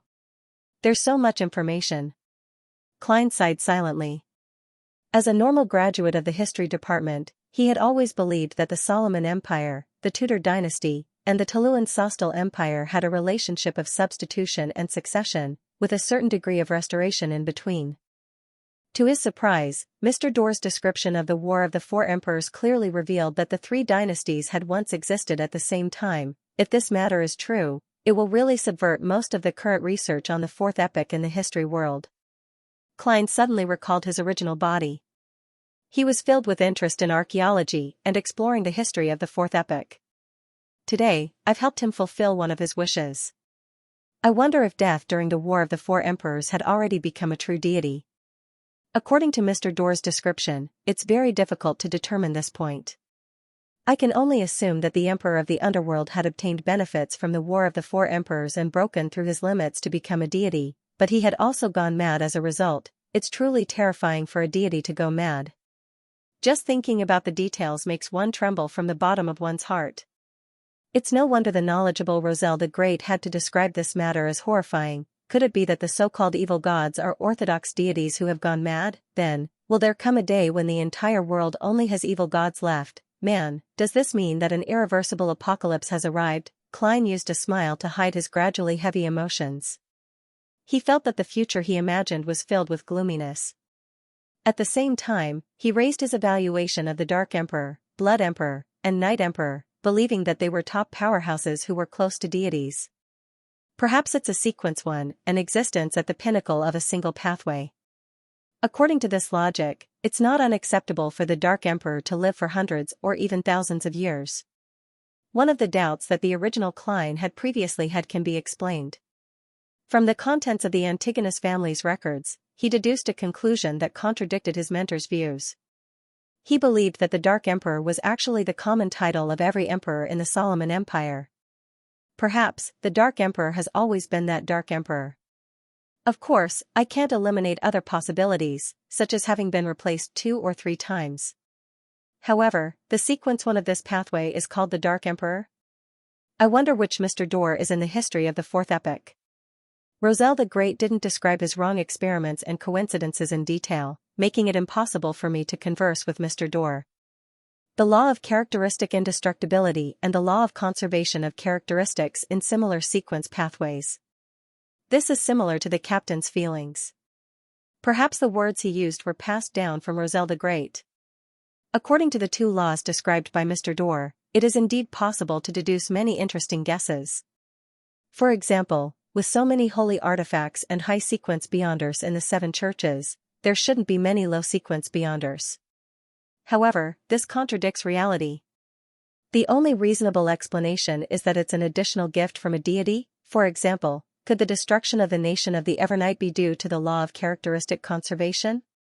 Or could it be said that their existence severely weakens the strength of the Evernight pathway, threatening the position of the goddess? For example, in theory, certain sealed artifacts can also be used as the main ingredient of potions. They can even be equivalent to potions. Of course, the premise is that the hidden latent dangers and madness are eliminated in advance. It's no wonder some of the excavated documents call the fourth epoch the Epoch of the Gods. It turns out that in this epoch, there are many records of the descent of deities. Then, what caused them to no longer descend, and even the oracles were nearly cut off, if it wasn't for the fact that ritualistic magic can receive a response, I'm afraid many Beyonders would suspect the existence of deities. Klein thought of many things and felt that he had delved deeper into the mystical domain and the Beyonder world. He quickly flipped through the last 4 pages of the diary and realized that it was no longer related to Mr. Dorr. He immediately felt disappointed. The clown's powers allowed him to conceal his emotions very well. Coupled with the gray fog's obstruction, even Miss Audrey, who was secretly sizing him up, didn't notice anything amiss. Reining in his chaotic thoughts, Klein read the 3rd page of the diary. September 10th. I've been holding it in for a long time, but I can't help but complain a little. I must have been King stupid to choose the savant pathway back then, right? Of course, this can indeed bring out my greatest advantage, allowing me to be valued by the church. But the problem is that the few sequences before it lack Beyonder powers for actual combat. I can only make do with mystical items and rely too much on external things. For example, Sequence 9 Savant only has Beyonder abilities such as memory, learning, and practical abilities. For example, Sequence 8 Archaeologist obtains a strong physique and the corresponding ancient knowledge. It can barely use some ritualistic magic. For example, Sequence 7 Appraiser has the ability to quickly identify mystical items. When using it, it can avoid latent dangers to the greatest extent.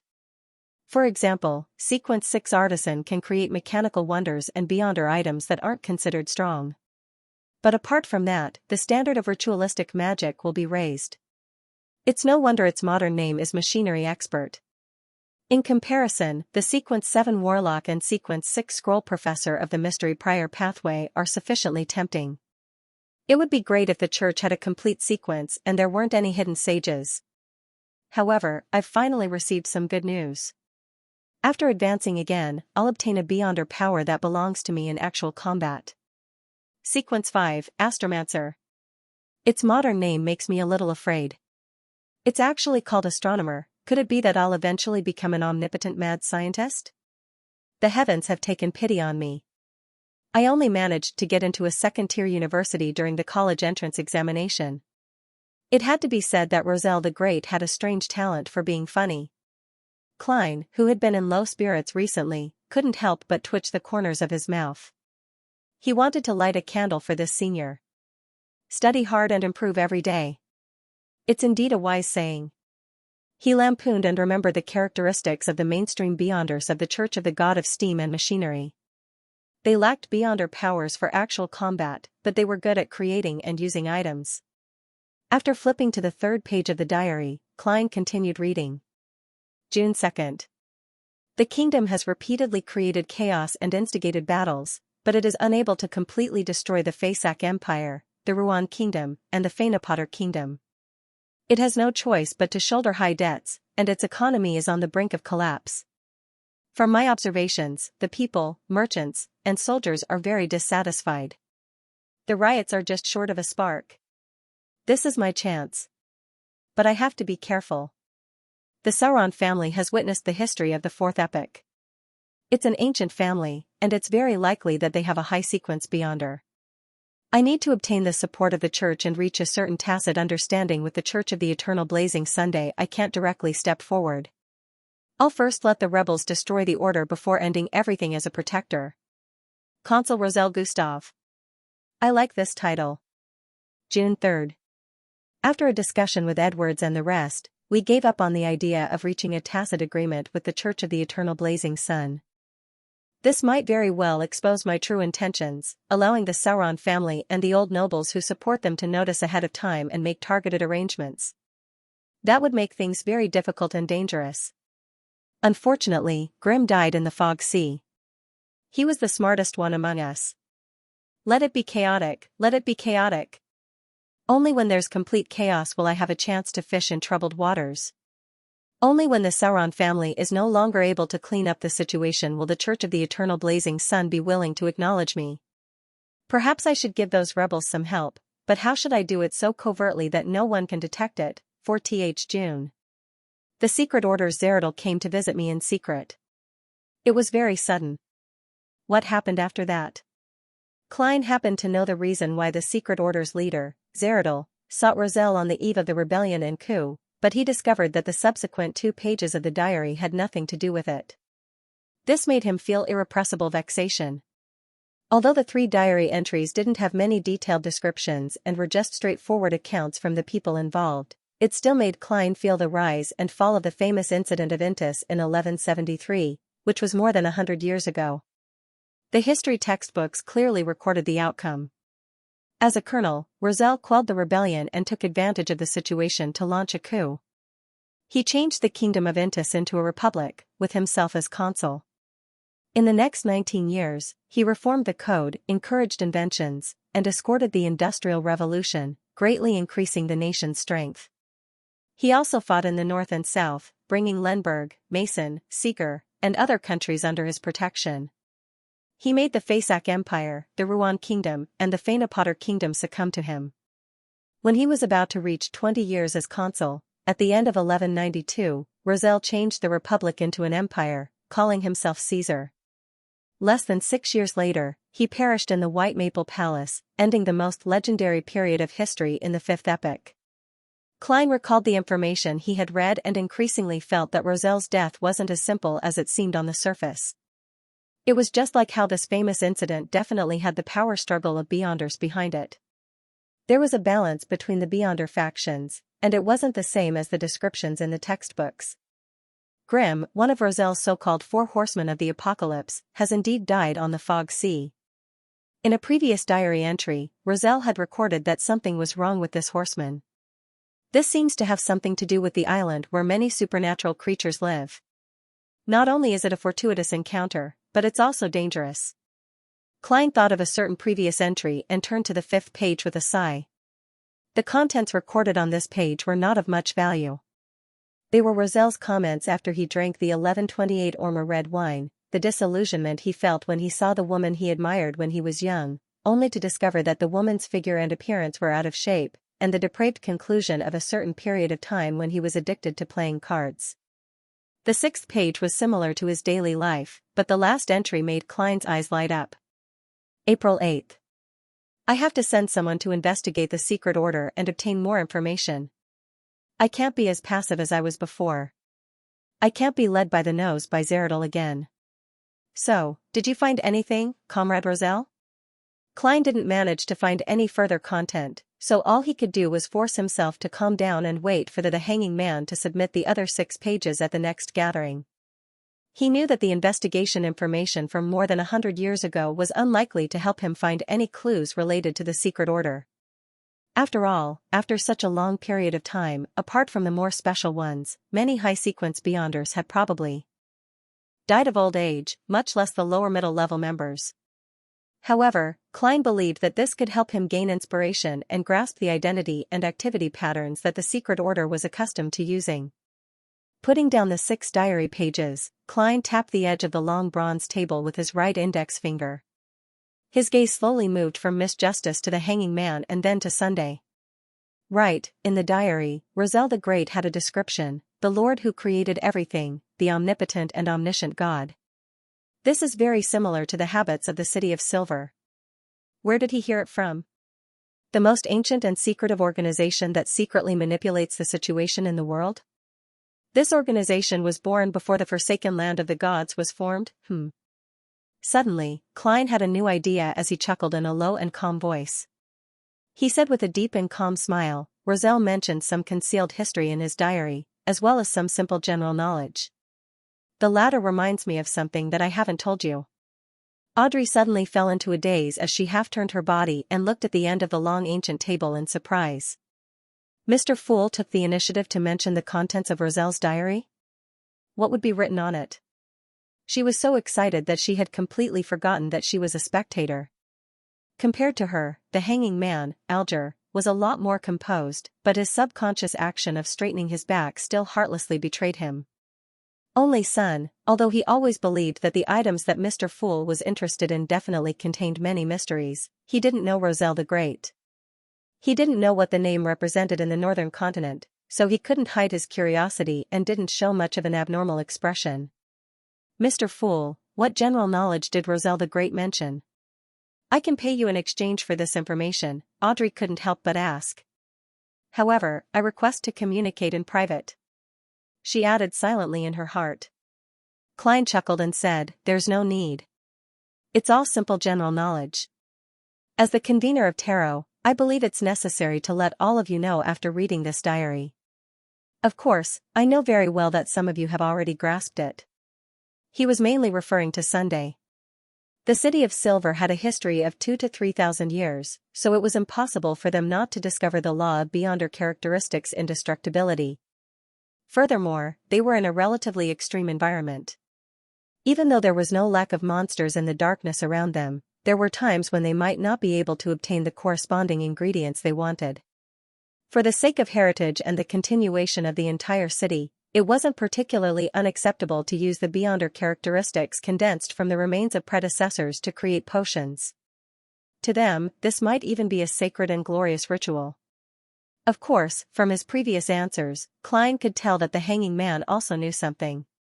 It's a pity that I can't always get Miss Justice to pay in gold pounds and transfer the money to my adorer. My adorer also needs to be impressive. I can't destroy the image of a powerhouse that Mr. Aztec has created. Yes, I'll try again when I have the chance. After all, no matter how powerful an existence is, there will always be subordinates that run errands at the bottom, just like the Evernight goddess is sleepless. No one will ever suspect that the Evernight goddess isn't a true god just because the Nighthawks are weak. Klein sighed silently. Thank you so much. Mr. Fool, you're really too generous. Audrey replied happily. She repented for 3 seconds for her vulgar attempt to use money to buy information. Klein stopped tapping his fingers and calmly described, the first common sense is the law of Beyonder characteristics indestructibility. The first common sense is the law of Beyonder characteristics indestructibility. Beyonder characteristics can't be destroyed or reduced. They just move from one thing to another. I've unknowingly used the tone of captain. The corners of Klein's mouth subconsciously curled up. It won't be destroyed, nor will it be reduced. It will just move from one thing to another. Audrey ruminated over Mr. Fool's description and felt that there was too much meaning contained in this simple sentence. Her emerald green eyes darted around, and when she saw that the hanging man and Sun didn't show any signs of surprise or thought, she immediately understood that the 2 tarot members had long known of this law. I'm the only one who didn't know. She thought, feeling a little aggrieved, but she quickly began to praise Mr. Fool's kindness. At that moment, Klein added, therefore, a Beyonder who loses control will leave behind an item that has condensed a Beyonder characteristic after their death. It might be the main ingredient of a potion, or it might be a mystical item that needs to be sealed. It's the same for a normal Beyonder after their death, but it will be equivalent to a corresponding potion without any supplementary ingredients. Of course, it will also possess certain Beyonder powers and can be used as a mystical item. These few plain words instantly echoed in Audrey's mind, layer by layer, continuously climbing, and finally converging into a huge thunderclap. Audrey made the connection to cannibalism and to a question she had previously asked the hanging man. If the source of the ingredients was cut off, would the sequence pathway be cut off as well? Now, she knew the answer, but she wished she hadn't heard it. She felt like she was having a nightmare. How could he be so cruel? How could it be so dark? Audrey had previously seen some bad things that involved Beyonders, but they all came from the wretchedness and evil of individuals, such as Mr. A and the Zillings. It didn't affect her yearning and love for the Beyonder world and the mystical domain. However, this time, she realized that the mysterious world was filled with gray and black. Wake up, Audrey, you can't be any more naive. Think about losing control. The cruelty and darkness described by Mr. Fool can be foreseen. Since I've chosen this path, I have to walk down it bravely.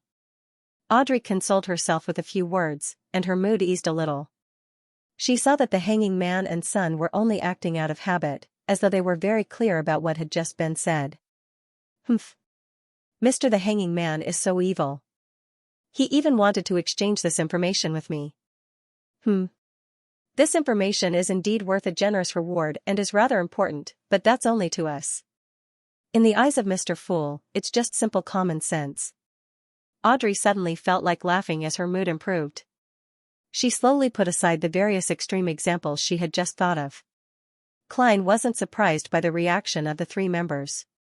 He continued in a calm tone, "That's right. The second general knowledge is the law of conservation of beyonder characteristics within similar sequences. Beyonder characteristics conservation." The Hanging Man changed his sitting posture slightly, feeling that he had understood something, but he was unable to completely figure out what this law represented or what it entailed. Justice and Sun felt the same way. They were unable to understand the true meaning of this law. Why is it a similar sequence? Alger couldn't help but ask. Klein replied with a smile, "Yes. What do you want to pay for the answer?" One of his thoughts just now was that general knowledge was free while explanations were charged. This was in line with his identity and would not waste information. If the fool had simply mentioned that there was some simple general knowledge recorded in Roselle's diary, the Hanging Man Alger might not have made up his mind to pay the reward to obtain an answer. On the one hand, it was because simple descriptions could destroy one's curiosity, and on the other hand, he was always on guard against making an exchange with the fool. This would remind him of the examples of transactions with evil gods and devils. But now, he knew the contents of the so-called simple general knowledge, and he had a strong interest in it. However, he was unable to understand a portion of the description, much less connect it to reality and have a deep grasp of it. Therefore, he couldn't help but ask respectfully, "Mr. Fool, what kind of reward do you wish for?" "Yes, yes." Audrey nodded very slightly, but at a high frequency, indicating that it was something she wanted to ask as well.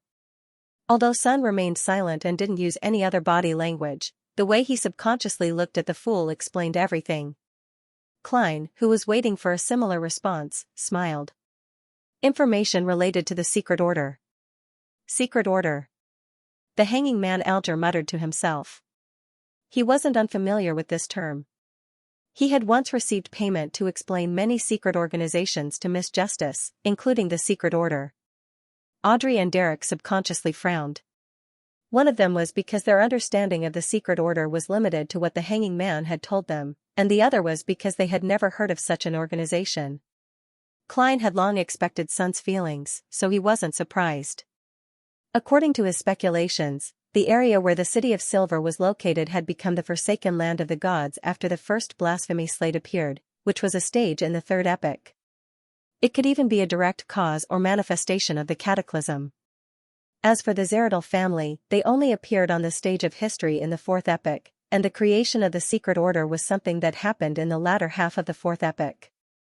There was no possibility of the two coinciding. If Sun knew of the Secret Order, Klein would be shocked.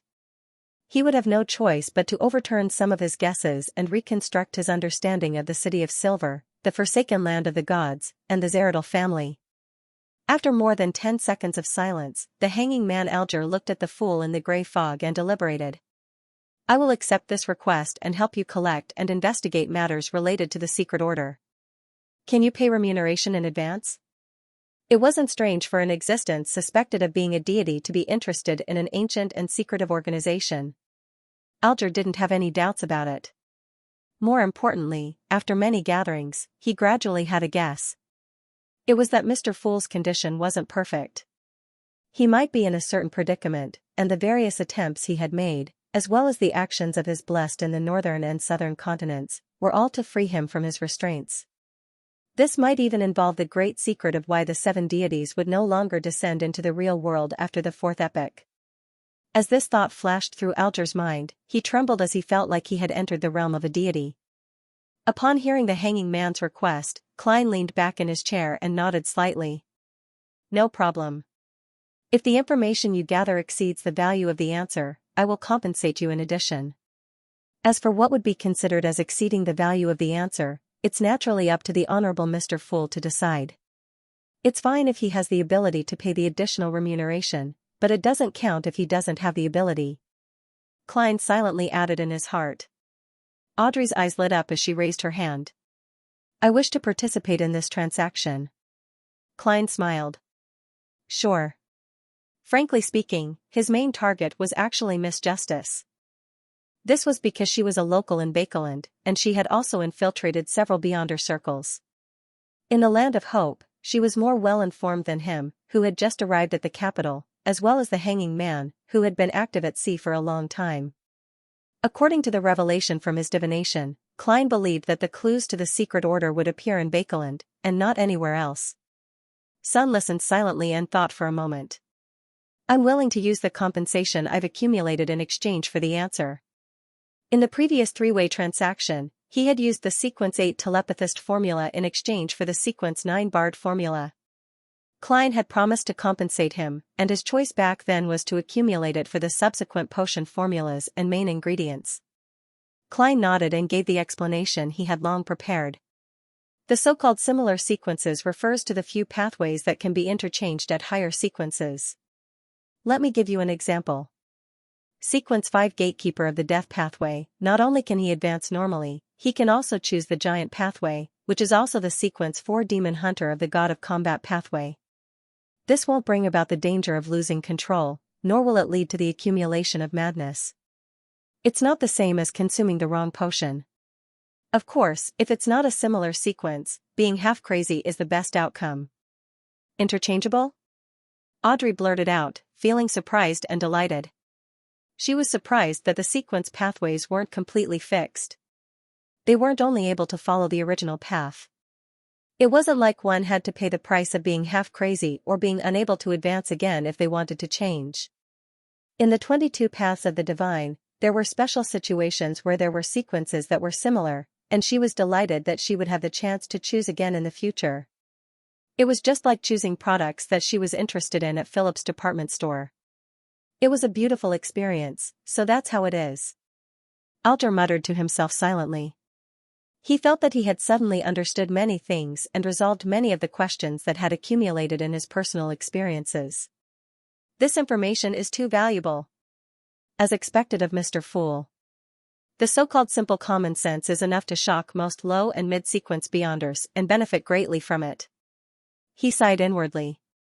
Sun was a little disappointed because he had no intention of changing his sequence. He wanted to become the sun that illuminated the darkness and dispelled the curse. However, he quickly recalled a past incident from the City of Silver. The former chief, a powerhouse who was most likely to break through the limits of a demon hunter, had built a mausoleum for himself deep underground. Then, he moved in and made it his home. After that, he appeared less and less, until the mausoleum's door could no longer be opened. Back then, the citizens of the City of Silver believed that something had gone wrong with the chief's advancement and that he had become a lunatic. He was on the verge of losing control and finally resolved himself. Now, combined with the fool's description, Sun suddenly thought of another possibility. That chief might have been attempting to advance to a similar sequence. In one of his experiences exploring the depths of the darkness, he had obtained the corresponding formula for the death pathway, and the mausoleum might have been a special requirement. But he still failed in the end? But why didn't he turn into a monster? What exactly did he encounter in that dark mausoleum? The City of Silver doesn't have the potion formula for the sequence after Demon Hunter. Amidst his thoughts, he was suddenly jolted awake by Miss Justice's pretentiously reserved voice.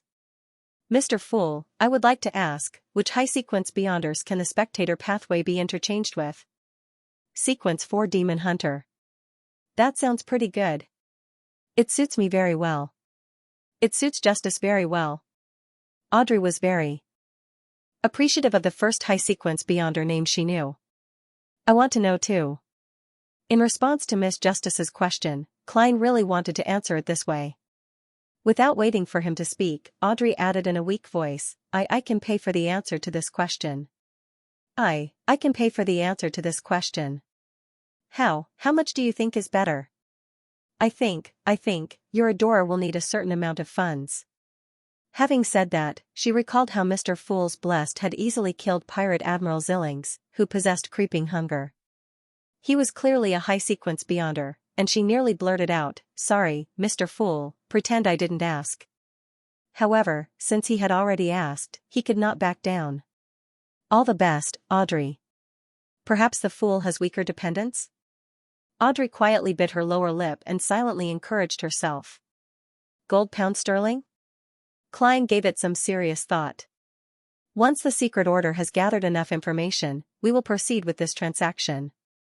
As he spoke, he thought of his informant in psychological alchemy, Daxter Guderian.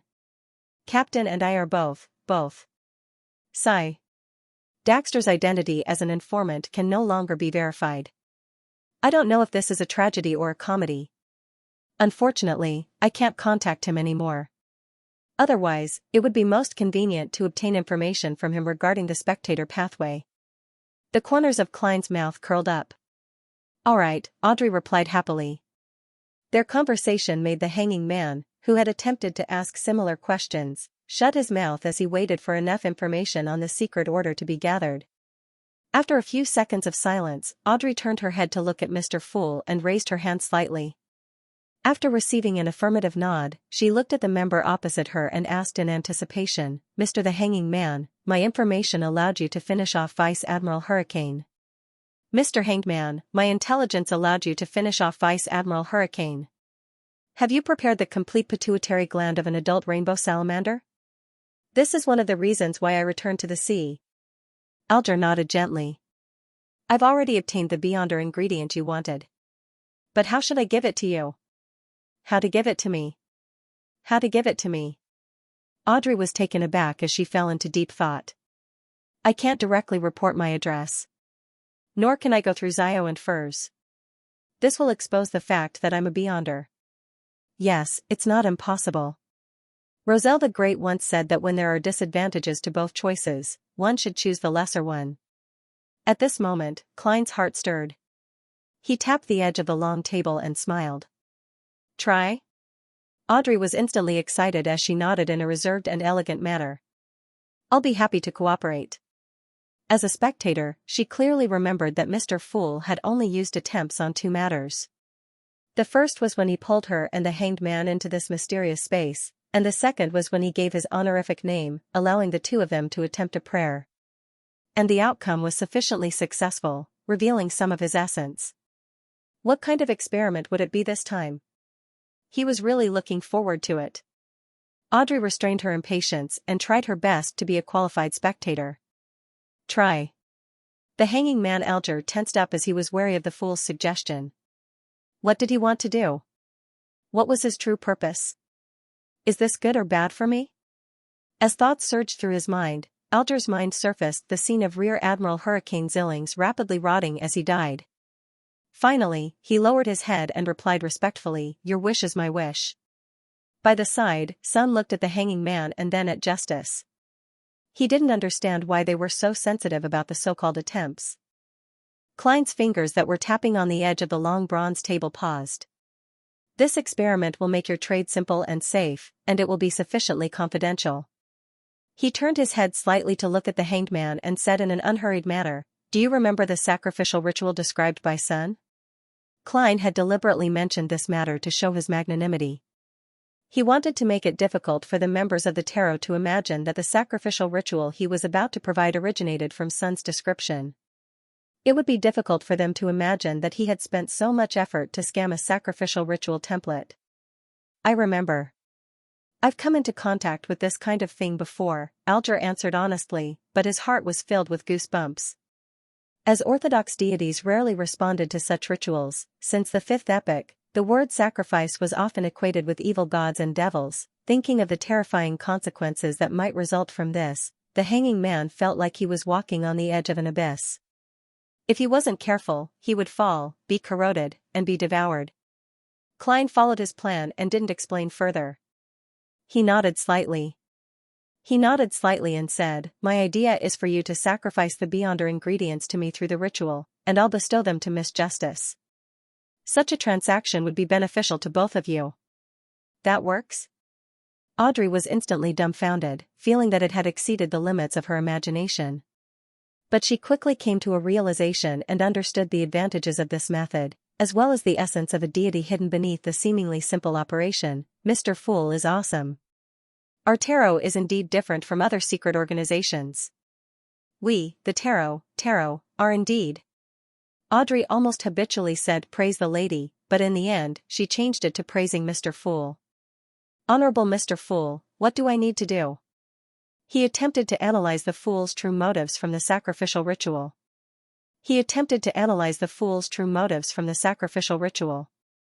As I said, this is just an attempt.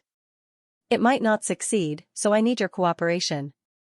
First, prepare an altar. It doesn't have to be too complicated. It can be very simple. The only requirement is to engrave or draw this symbol. As he spoke, a screen of light appeared in front of him. On it was the mysterious pattern formed by the pupilless eye, which symbolized concealment, and the contorted lines, which symbolized change. It was the pattern behind the fool's high-back chair. As he spoke, a screen of light appeared in front of him. On it was the mysterious pattern formed by the pupilless eye, which symbolized concealment, and the contorted lines, which symbolized change. It was the pattern behind the fool's high-back chair. After experimenting without using any spirituality materials, Klein was certain that the sacrificial ritual he designed could create an illusory door above the gray fog, similar to the door of summoning. However, his own strength wasn't enough to build a stable passageway, so he couldn't use the uniqueness of the mysterious space above the gray fog to complete the sacrificial ritual. Therefore, he was 90% confident that the ritual would ultimately succeed. The only problem was, could he use ordinary materials that contained spirituality to build a passageway, or did he need Beyonder materials? Enough Beyonder materials? I'll let Miss Justice and Mr. the Hanging Man bear the cost of this experiment. After all, they knew from the beginning that the tarot itself was a product of an experiment. It's foreseeable that there will be other experiments in the future, and it's inevitable that they will fail. Even deities are no exception. Klein decided to pass on the costs. As the Hanging Man, Justice, and Sun were attempting to memorize the symbol, Klein chuckled. If you forget, you can pray to me. Then, you'll be able to recall. All right. Audrey replied briskly. With Mr. Fool, the ritual isn't that tiring and troublesome anymore. She thought happily. Seeing the Hanging Man nod, Klein continued his description. Secondly, follow the normal procedure, but there's no need to burn any additional herbs or smear any holy oil. There's no need to choose a specific time. Just recite my name. Remember, recite it in ancient Hermes or Jotun, and match it with the following prayer. Your faithful servant prays for your attention. I pray for you to accept his offerings. I pray for you to open the door to your kingdom. After you finish reciting, combine the materials that contain spirituality with the natural vibrations caused by the incantation, and wait for my response. If you don't succeed at this step, change the materials that contain spirituality to Beyonder materials, and try again from the beginning. The Hanging Man Alger listened quietly, feeling that his previous guess was very likely close to the truth. The fool was in a certain predicament. He had given an inductive attempt, a step-by-step attempt to use himself, Justice, and Sun to slowly break free from his shackles. In the end, he might descend into the real world. This was also the true reason why he had pulled people into this mysterious space and agreed to establish the tarot. Even without his previous guess, Alger believed that he would have come to the same conclusion after hearing about this sacrificial ritual that involved trial and error and comparing it with previous attempts. The only thing he couldn't understand was that Mr. Fool had a powerful adorer, so there was no need for him, Justice, and Sun to use him. His adorer could have made similar attempts. There must be a secret that I don't know or can't guess at. The attempt has to be sufficiently concealed, and his adorer is being watched by some existence? The Hanging Man Alger's thoughts ran wild. After Klein finished describing the ritual, he asked in a low but gentle voice, the sacrificial ritual needs a fixed time. Mr. the Hanging Man, when do you plan on attempting it? This was different from responding to prayers, which could be delayed. The stable passageway created by the sacrificial ritual could only exist for a short period of time, so Klein had to wait above the gray fog in advance. For the time being, I only have the rainbow salamander's pituitary gland as a Beyonder ingredient. I do have quite a number of ingredients that contain spirituality. Mr. Fool, after the gathering ends, I'll immediately attempt the first scenario. If I fail, I'll search for other Beyonder ingredients. After I obtain anything, I'll inform you by praying to confirm a time. As Alger spoke, he couldn't help but glance at Miss Justice. As a spectator, Audrey instantly understood what he meant and replied without hesitation, "That's right.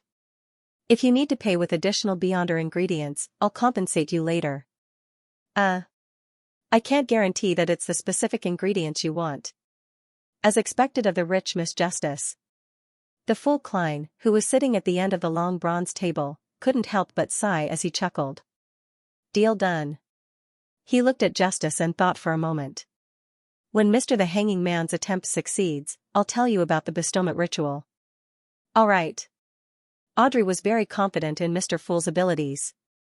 After answering, she suddenly had an idea.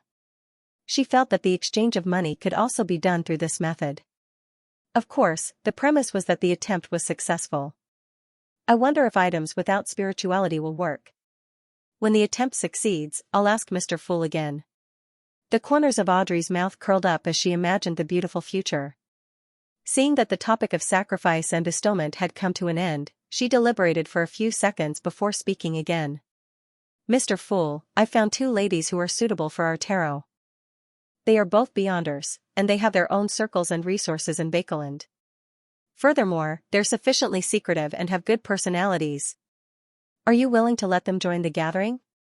Justice wants to increase her influence within the tarot? This was the most instinctive thought of the hanging man Alger. Derek was very interested in this matter as he turned his head to look at Mr. Fool, waiting for his reply. Klein was slightly troubled. In his previous expectations, the members of tarot should not know each other. Then, they would each develop a certain number of subordinates and form a relatively tight organizational structure. This way, even if a certain member was exposed, captured, or channeled, it wouldn't affect the tarot too much. However, Miss Justice's description just happened to hit his weakness. He was hoping to get to know Beyonders with different circles and resources in Bakeland, so as to find clues about the secret order and Lenivus. Through Justice, they will ultimately hold back. However, I'm not sure if chanting my name will allow me to pull them above the gray fog. In order to maintain his image, Klein didn't think too much and used the method of stalling. He said calmly, "This requires a certain amount of investigation. Miss Justice, use a covert and unexposed method to let them know of my name and become interested in it." Seeing that her suggestion was close to being accepted, Audrey immediately replied excitedly, "Yes, Mr. Fool." Above the undulating waves of the Sonia Sea, the Blue Avenger was like a leaf. At times, it would be tossed up high, and at other times, it would be swept down. However, it showed no signs of capsizing. Alger Wilson stood in the captain's cabin, his back facing the rack of red and white wine as he subconsciously paced a few steps. Finally, he gritted his teeth and returned to the mahogany desk with a grim expression. He took away the brass sextant, found a piece of paper and a fountain pen, and bent down to draw the complicated and mysterious symbol that the fool had given him. With his memory as a seafarer, Alger quickly completed the first step of the sacrificial ritual. Following that, he pulled open the drawer, took out candles, and arranged them according to the duality method. One was placed above the symbol formed by the pupil lessi and contorted lines, and the other was placed in the middle, representing the person who would be sacrificed. After tidying up the junk on the table, the hanging man Alger condensed clear water on his palm and wiped the altar. With the help of the ritual dagger, he barely created a sealed wall that surrounded the desk.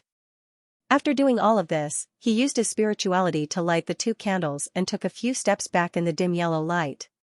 Instinctively taking a deep breath, Alger lowered his head and chanted in ancient Hermes, "The fool that doesn't belong to this era, you are the mysterious ruler above the gray fog, you are the king of yellow and black who wields good luck, your loyal servant prays for your attention, I pray that you accept his offering, I pray that you open the gates to the kingdom."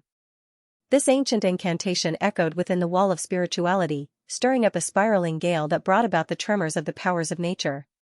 It was the most ancient sacrificial language created by human Beyonders. It contained many mysteries, but it lacked sufficient protection for the user. Alger endured the pain of his skin being scraped by a knife as he took out a dark brown glass bottle from his pocket. He unscrewed the cap and poured out many sesame-shaped particles. These particles swirled with a metallic luster, giving them an indescribable sense of beauty. The hanging man Alger scattered these particles into the wind. Whoosh, the violent wind became more and more turbulent, but it was no longer fierce. Instead, it was dyed silver and black. As they constantly collided and fused, the two winds of different colors entered the candle flame that symbolized the Fool. It expanded and tore out a normal-sized illusory door. The symbol engraved on its surface was the one that Alger had just drawn. At that moment, Klein, who was above the gray fog, was witnessing the blurry door that he had seen before appear behind the high-backed chair. He also felt the power of spirituality spreading out in waves, stimulating the mysterious space. It seems possible. Klein suddenly had a premonition. He immediately spread out his spirituality and added vibration and stimulation. Clang, amidst the unreal sound, the hazy door slowly opened. Alger, who was in the captain's cabin, suddenly saw the illusory door formed by wind and light open. Behind it was deep darkness, countless indescribable, almost formless shadows, pure brilliance that contained vast knowledge, and the thick gray fog above them. It was an ancient palace that overlooked the real world. In such a scene, Alger couldn't help but tremble. It was a deep fear and an inexplicable excitement. He hurriedly picked up the rainbow salamander's pituitary gland that he had long prepared. Holding it with both hands and with his head lowered, he handed the palm-sized object that was constantly changing colors and had a soft, hilly surface to the illusory door. Amidst the suction force that suddenly appeared and instantly disappeared, Alger's hands became lighter. He lost the slight prickling sensation that came from the rainbow salamander's pituitary gland. He didn't dare look up until he heard the Fool's deep voice that kept reverberating in his ears. "Well done."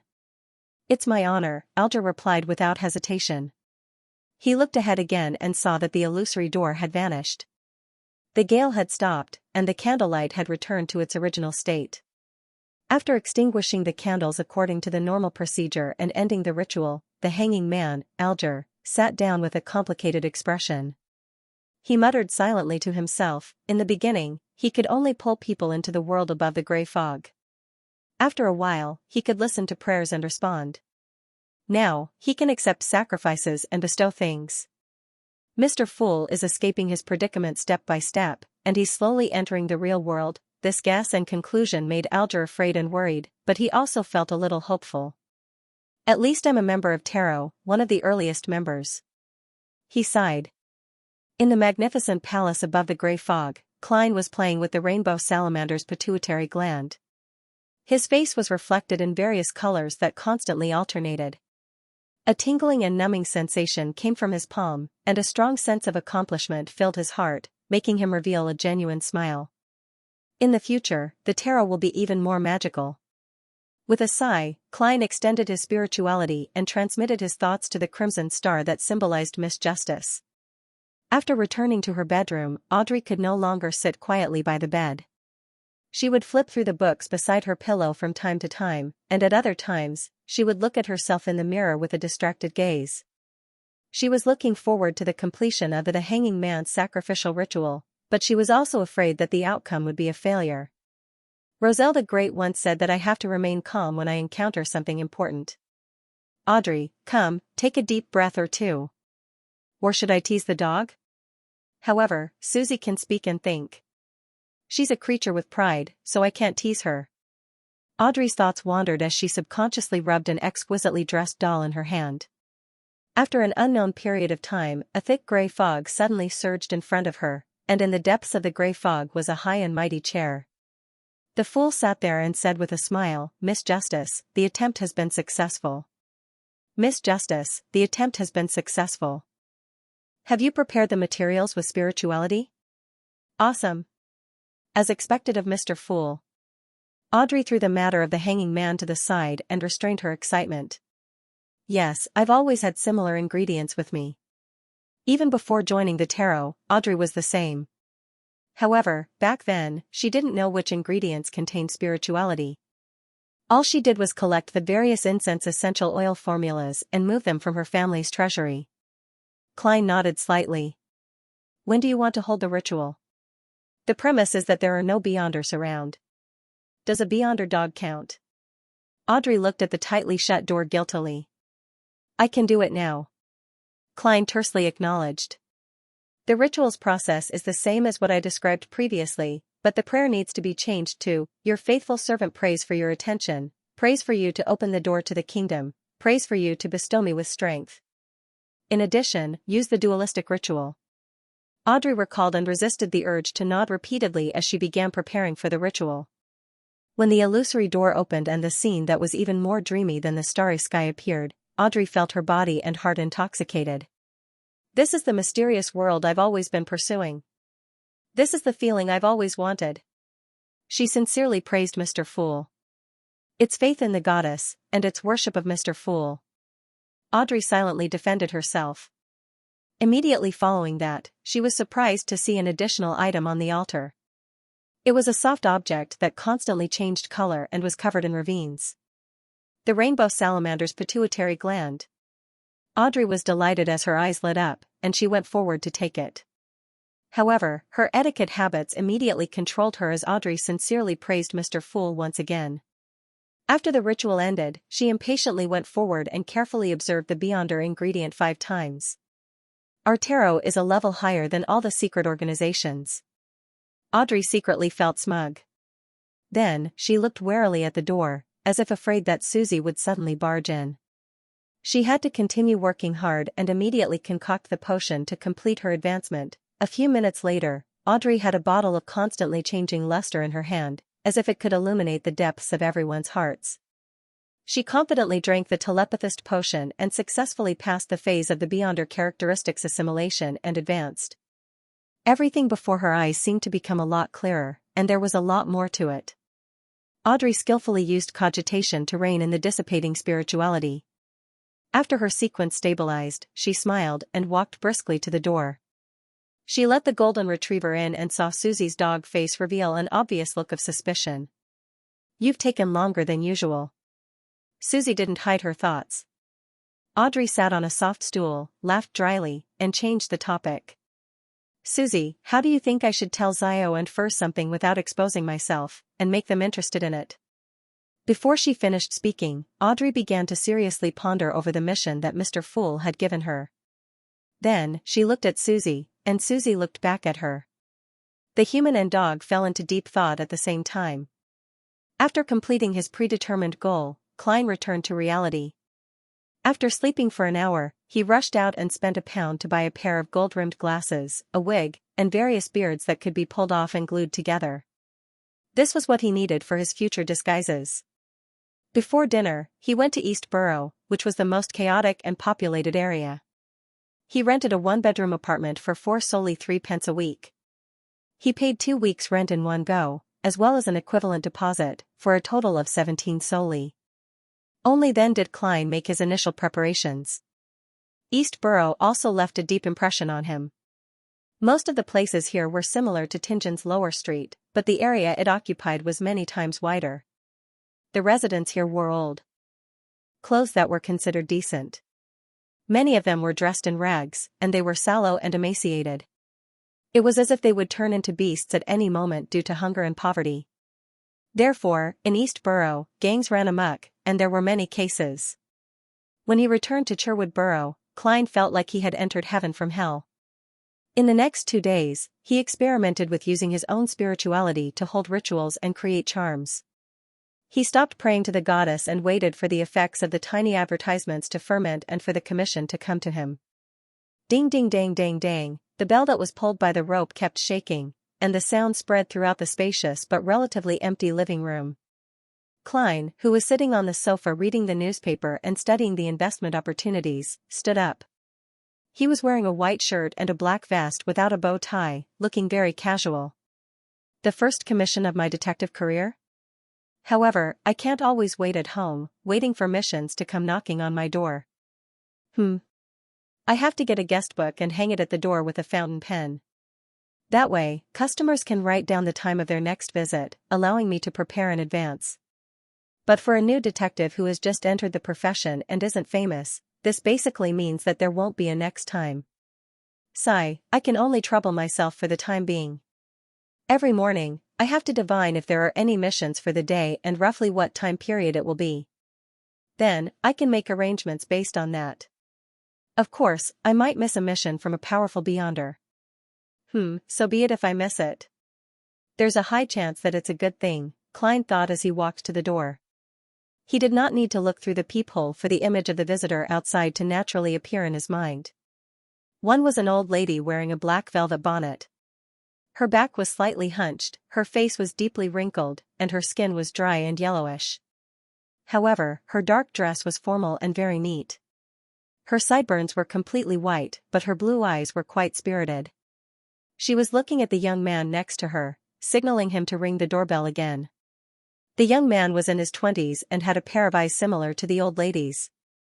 In the increasingly cold weather, he was wearing a black double-breasted frock coat popular among the Bakelin gentry, a half-top hat, and a bow tie like he was attending a banquet. It seemed that he would not relax his requirements for himself at any time or in any situation. With the help of a clown's premonition, before the bell rang again, Klein twisted the doorknob and opened the door. "Good morning, ladies and gentlemen. Today is a good day. I've seen 5 minutes of sun so far." He talked about the weather in a slightly exaggerated way, a popular topic of conversation in Bakeland for over 100 years. Yes, it always shyly hides behind the fog and clouds, and refuses to come out. The old lady nodded in agreement. The young man asked, "You're Detective Sherlock Moriarty?" "Yes, what can I do for you?" "Excuse me, please come in. Let's talk on the sofa." Klein turned his body sideways and pointed to the guest area. "No, there's no need. I don't want to waste any time. My poor Brody is still waiting for me to save him." "It?" Klein noticed the most important pronoun and suddenly had a bad feeling. The very formally dressed young man nodded affirmatively. "Brody is a cat owned by my grandmother, Madame Doris. It went missing last night, and I hope that you can help us find it. We live at the end of this street, and I'm willing to pay you 5 solely for this. Of course, if you can prove that the time and effort you've spent exceeds this amount, I'll compensate you in addition." "Looking for a cat?" "The reason why he asked me to do this is because it's on the same street. It's very convenient." Klein felt that this wasn't the detective career that he had imagined. "This makes me look like a clown. All right, I can't turn down the first business deal. This is the point of view of a seer." He pondered for a few seconds. "Can you describe it in detail?" Before the young man could speak, Madame Doris said, "Brody is an adorable, lively black cat. Brody is a cute, lively black cat. He is very healthy and has a pair of beautiful green eyes. He loves to eat cooked chicken breasts. Goddess, he ran away last night just like that. No, he must have lost his way.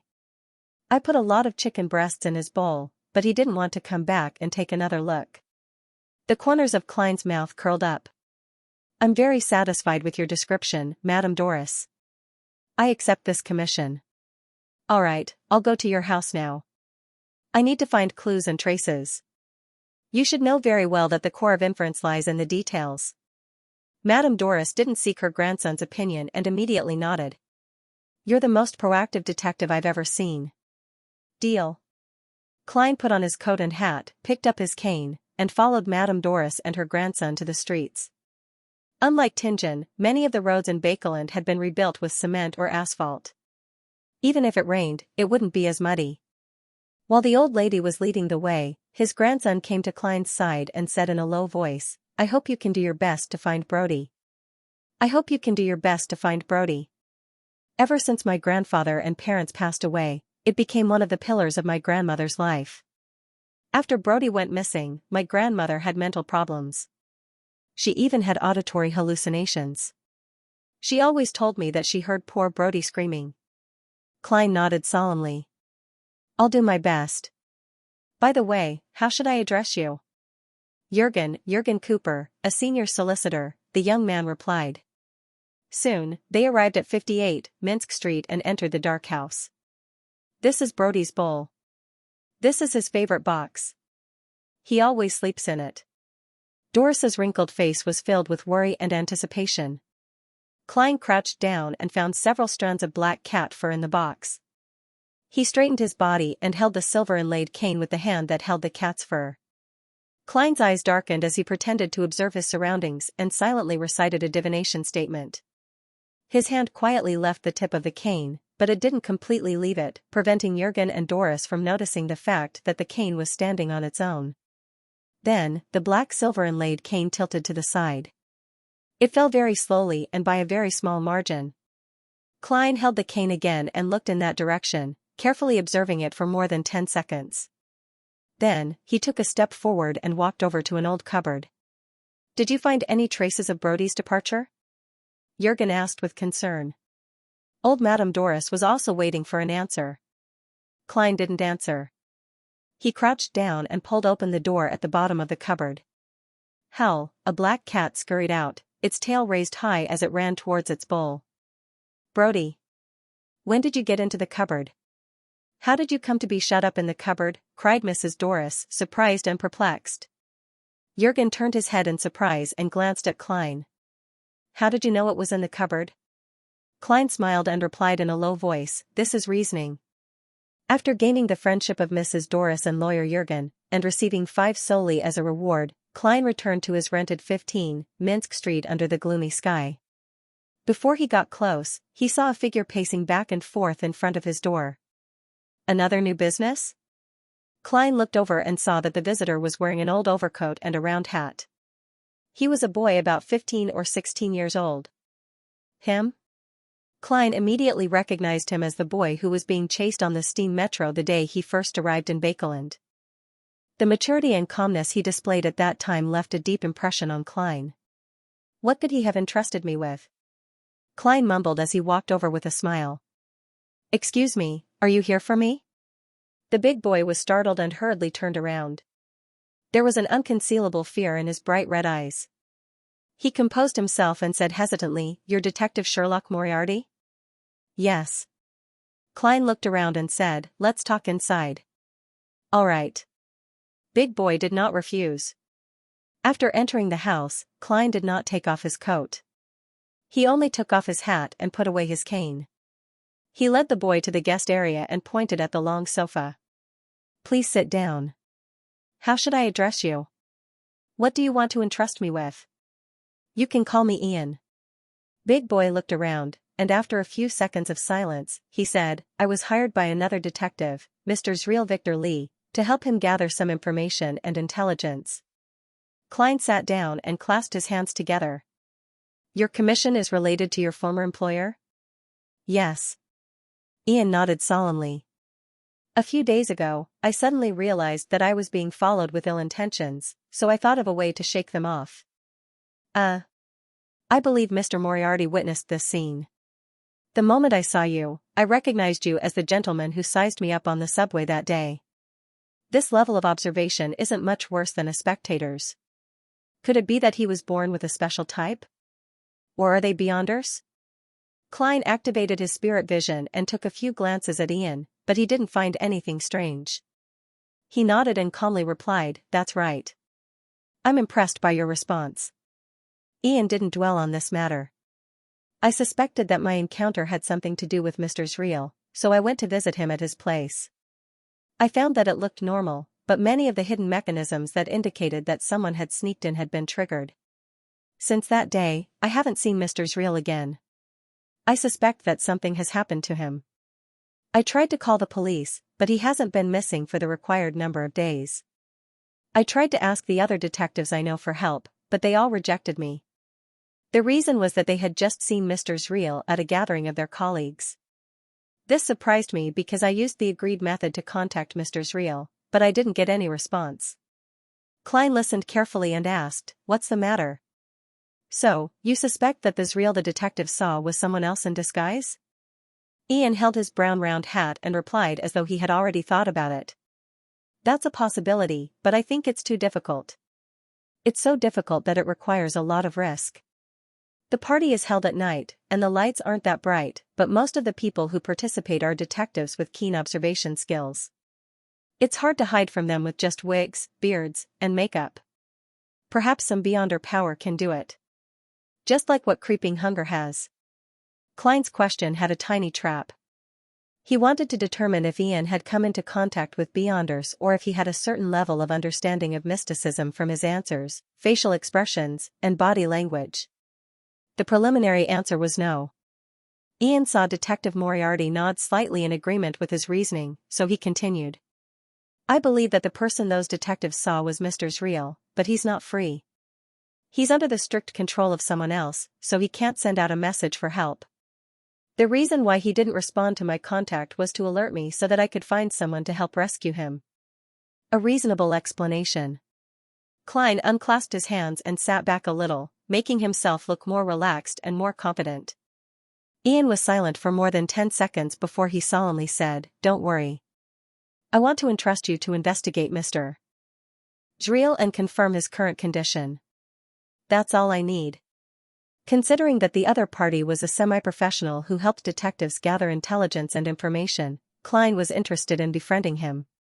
How much do you plan to pay? You should know very well that this matter may be very dangerous. Ian discreetly looked down at the pocket of his old coat and deliberated before saying, That's right. There are 2 ways. The first is for me to directly pay you enough to satisfy you. After that, no matter if the mission is easy or difficult, it will be the same amount, unless you suffer a relatively serious injury. Second, I'll pay £5 in advance, and when you complete the task, I'll increase the fee depending on the difficulty of the task. But this can easily cause a dispute, even if there's a contract.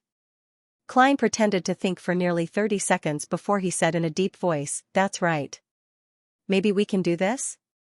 You'll pay me £5 in advance, and when the mission is over, help me do 3 things. Don't worry, they won't be difficult things. They're all within your capabilities, and they won't make you feel too embarrassed. We can agree on this in the contract. Ian frowned and immediately stood up. He leaned forward and extended his right hand. All right. Klein shook his hand and pulled out a standard contract that he had prepared earlier from the coffee table. He picked up a fountain pen, added all the details that they had just discussed, and pressed his fingerprint. After signing the contract, he gave Ian a stack of white paper and watched him write down information about Detective Zriel. After a while, he flipped through the information and asked casually, If there's an emergency, or if I confirm Zriel's condition, how should I contact you? Ian pursed his lips and did not speak for a long time. It was only when Klein raised his head and looked at him that he replied stiffly, There's no need to contact me. I'll appear when the time is right. He didn't say anything else and took out a thick stack of bills from the pocket of his old coat. They seemed to be stacked neatly according to the denomination, from large to small. Ian first pulled out 3 1-pound notes from the bottom, then counted 6 5-soldi notes, and finally 10 1-soldi notes. Seeing that the other party had arranged the bills neatly, even the portraits of the kings had to be facing up without any mistakes, Klein suddenly felt a little irritated. This is late-stage obsessive-compulsive disorder. He exhaled silently and took the payment that the other party pushed over. According to his visual estimation, Ian didn't have more than £3 left in cash. He probably brought all his savings with him. If I had asked for more, would he have shirked in the end? He doesn't look like that kind of person, but you can't judge a book by its cover. Klein casually folded the bills and stuffed them into his pocket, not caring if they were neat or not. Thus, he successfully saw Ian's expression distort slightly. I'll try to complete the investigation as soon as possible. Klein stood up and stretched out his hand, gesturing for the guest to leave. Thank you for your help. Ian thanked him sincerely because the other party had clearly given him a discounted price. Watching the boy, who looked much more mature than his actual age, leave, Klein stroked his chin and muttered to himself thoughtfully. The water in this matter is very deep. From the beginning to the end, Ian never mentioned what Detective Zriel was investigating recently or what kind of information he instructed him to collect. Forget it. I don't care how much I get paid. I just need to confirm Zriel's current situation. He turned around, walked back to the living room, and took out a quarter penny from his trouser pocket. Ding! As the copper coin tumbled upwards, Klein's eyes darkened as he silently wondered if there were any beyonder factors involved in this matter. Then, he spread out his right hand in an attempt to catch the falling copper penny. Ding! The coin slid past his fingertips and fell to the ground, rolling far away. This result meant that the divination had failed. It looks like Ian is hiding more than I thought. There's so little information that I can't even get a vague divination result. Klein pursed his lips, took a few steps forward, and bent down to pick up the copper coin. That night, in the wee hours of the morning, at 138, Long Row Street in the Bakeland Bridge area, Klein had changed into a cheap, light blue worker's uniform.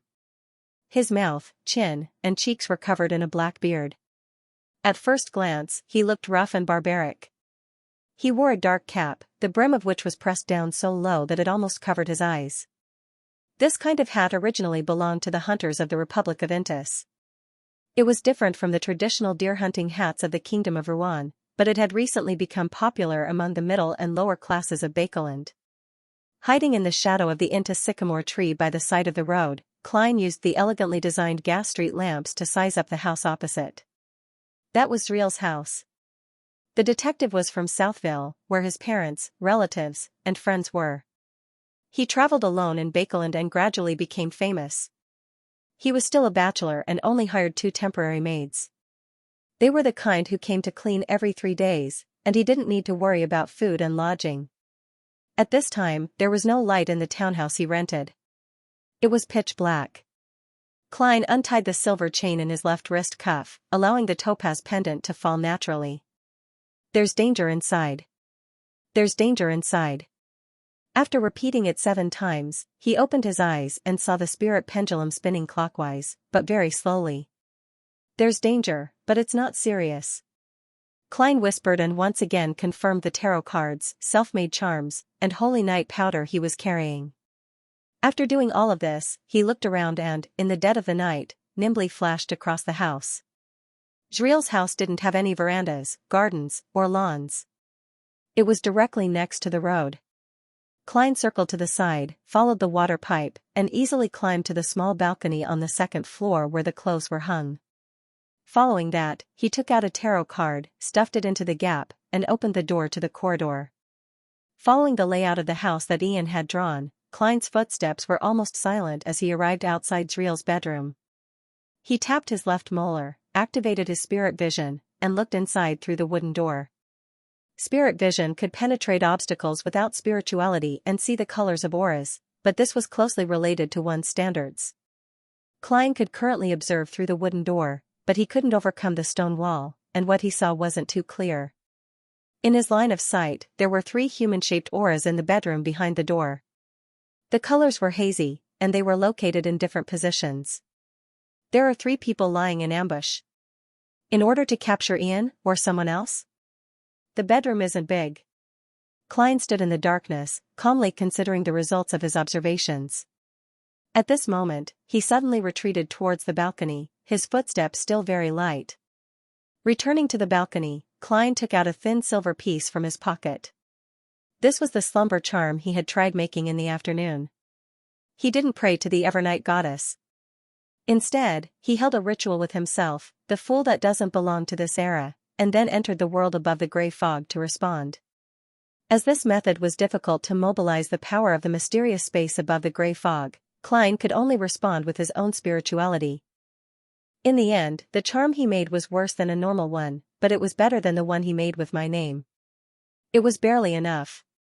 Looking around again, Klein covered his mouth and whispered a word in ancient Hermes, crimson. After feeling the coldness of the charm, he quickly but silently moved to the door of Zriel's bedroom. As he held the handle, he injected his spirituality into the silver piece. Creak. Klein carefully twisted the handle and quietly pushed the door open a crack. Then, he threw the slumber charm in his hand in. Retracting it slightly, Klein closed the door again and began to count silently. 3, 2, 1. He suddenly pushed open the door and rolled on the ground. As he didn't sense the movements of the 3 people, Klein stood up and began to size up the room with the help of the crimson moonlight shining in from the window. It was a bedroom with a normal layout. There was a bed, a row of wardrobes, a desk, a small sofa, and a coat rack. On the other side of the bed was a man in a black coat. He was sleeping soundly. In addition, there was another person beside the sofa and in front of the wardrobe. They had all fallen into a deep sleep. After confirming the state of the 3 people, Klein lightened his movements and walked to the head of the bed. He bent down and found a few strands of short, tawny hair. According to Ian's notes, Detective Zriel was a man with short, tawny hair. There should be no mistake. Klein muttered as he held the few strands of hair that had fallen. He came to the small sofa and slowly sat down. Sitting in the darkness that was dyed crimson, he planned on using dream divination to find Zriel. Leaning back on the sofa, the corners of his mouth curled up as he silently mocked himself. The dim room was covered with a thin layer of red moonlight. Everything was blurry and indistinct. 3 men in black coats were sleeping soundly in different spots. And on the small sofa, Klein's eyes were half closed as though he was in a deep sleep. His dream was a gray and distorted world that occasionally flashed with brilliance. Finally, the brilliance froze into a scene. It was a gloomy corner with dirty water flowing on the ground. A man with short tawny hair, a white shirt, and a brown vest was leaning against the wall, surrounded by gray rats. Half of the man's lips had been bitten off, revealing yellowish teeth and rotten gums. His nose was only left with bloodstains mixed with some short hairs. The flesh on his face had disappeared bit by bit, revealing the ghastly white bones. White, fat maggots were crawling in and out of his body, constantly wriggling. His throat seemed to have been bitten by a wild beast, losing at least half of it. Klein could barely make out that it was real Victor Lee. He was no longer the mature and handsome man in the black and white photo Ian had given him. Zriel is already dead. In a few days, he'll probably be gnawed to the point where only his bones are left, or maybe not even his bones are complete. Klein left the dream and recalled the scene he had just seen. His past experiences had allowed him to calmly witness similar corpses. Looking at the crimson moon outside the window, Klein thought for about 10 seconds and decided to try channeling the spirit of the man in black beside the sofa. He had already concocted a bottle of the corresponding Amantha extract and Eye of the Spirit potion in the past few days of preparation. As for the tranquility potion, Klein didn't need it. He could maintain his calm and reason when others invaded his dream and forcefully channeled the spirit. After setting up a simple altar and letting the serene fragrance spread out, creating a half-awake state, Klein prayed to himself, "To the fool that doesn't belong to this era." Then, he entered the world above the gray fog and used more than 2/3 of his spirituality to respond. When I advance to sequence 7, a similar prayer should be able to slightly stir the power of the mysterious space above the gray fog, just like the summoning and sacrificial rituals. Looking around, Klein made a rough judgment and quickly returned to the real world. He passed through the starry sky and chaotic and noisy thought storms, entering the mind of the target man, and saw his illusory figure floating in midair. "Who sent you to Zriel's house?" Klein glanced over and asked in a deep voice. The man's illusory eyes were lifeless as he replied, "Masalt. Masalt sent me to wait for a boy named Ian." The light in his mind world changed, revealing a thin, capable, dark-skinned man. He was none other than the leader of the group of people who had chased after Ian on the steam subway. It really is him. Klein had expended too much of his spirituality while responding to the prayer. He was beginning to feel exhausted and hurriedly asked, "Who ordered Masalt?" "I don't know. He's our Xianxia gang's executioner." "No one can order him, except for our boss," the man said blankly. Xianxia. The word for warrior in the language of the Highlands. Klein, a pseudo-historian and true mysticism expert, suddenly felt a throbbing pain in his head, and his body involuntarily flew out of the thought storm. It didn't take long for him to leave his spirit channeling state, and he felt his head convulse emptily. He wasn't in a hurry to leave. He methodically packed up the materials and his short, tawny hair, and opened the oriel window, allowing the cold night wind to blow in, dispersing the smell of Amantha extract and Eye of the Spirit medicine. During this process, Klein returned to the balcony, locked the door from the inside, and wiped off all the places he had touched.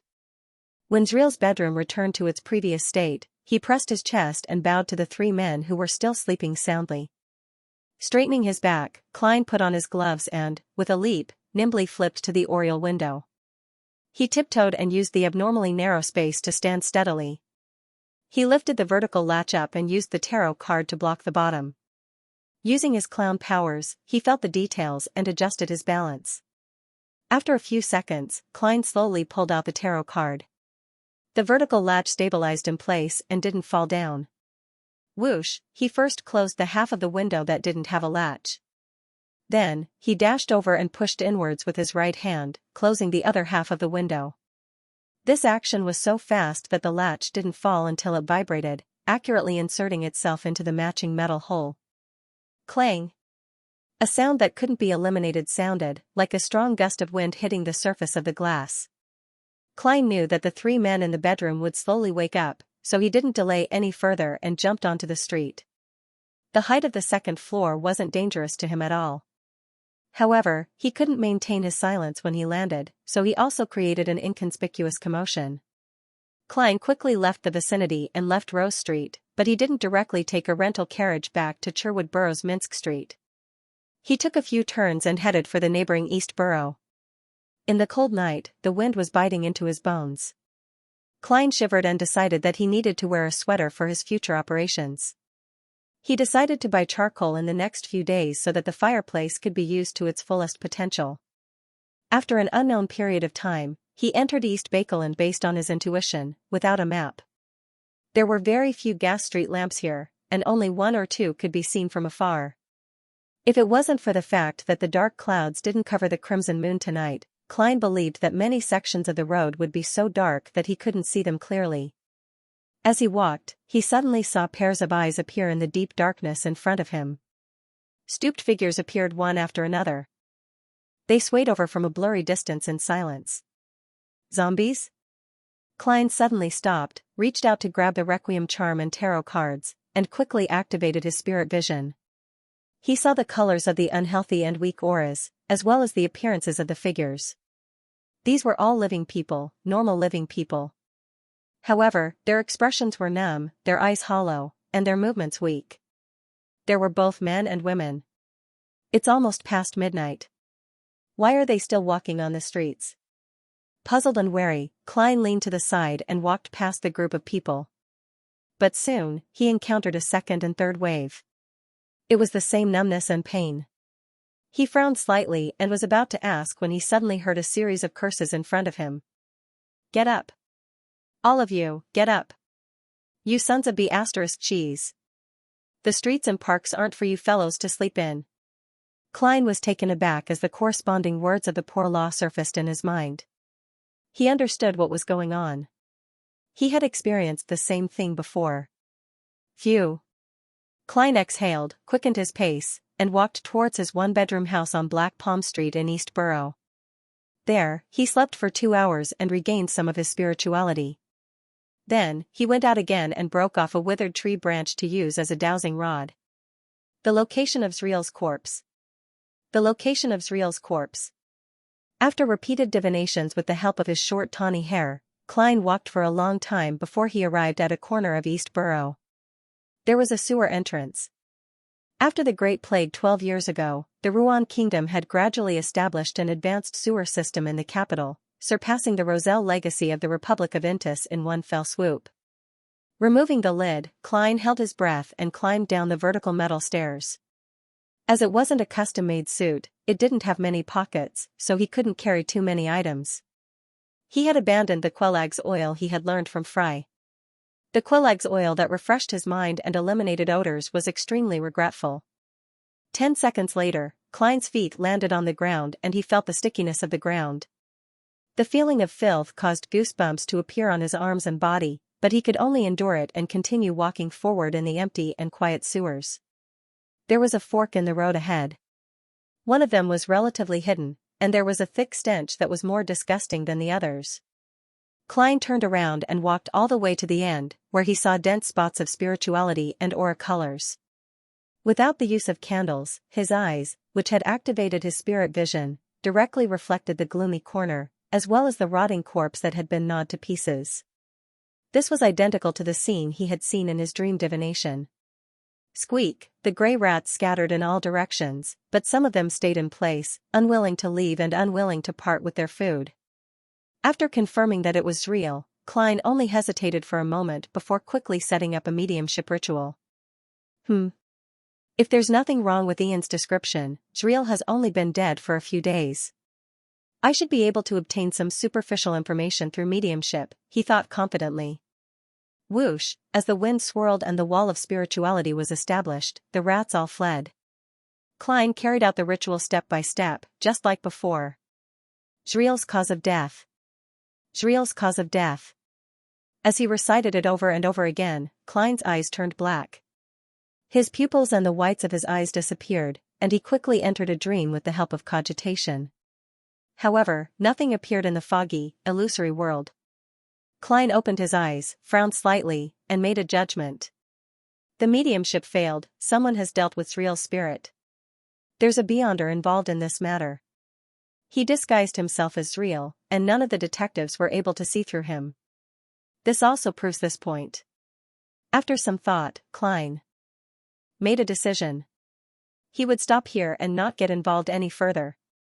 After all, he had overfulfilled his mission. Klein didn't touch Zriel's corpse as he retreated out of the fork. Thump.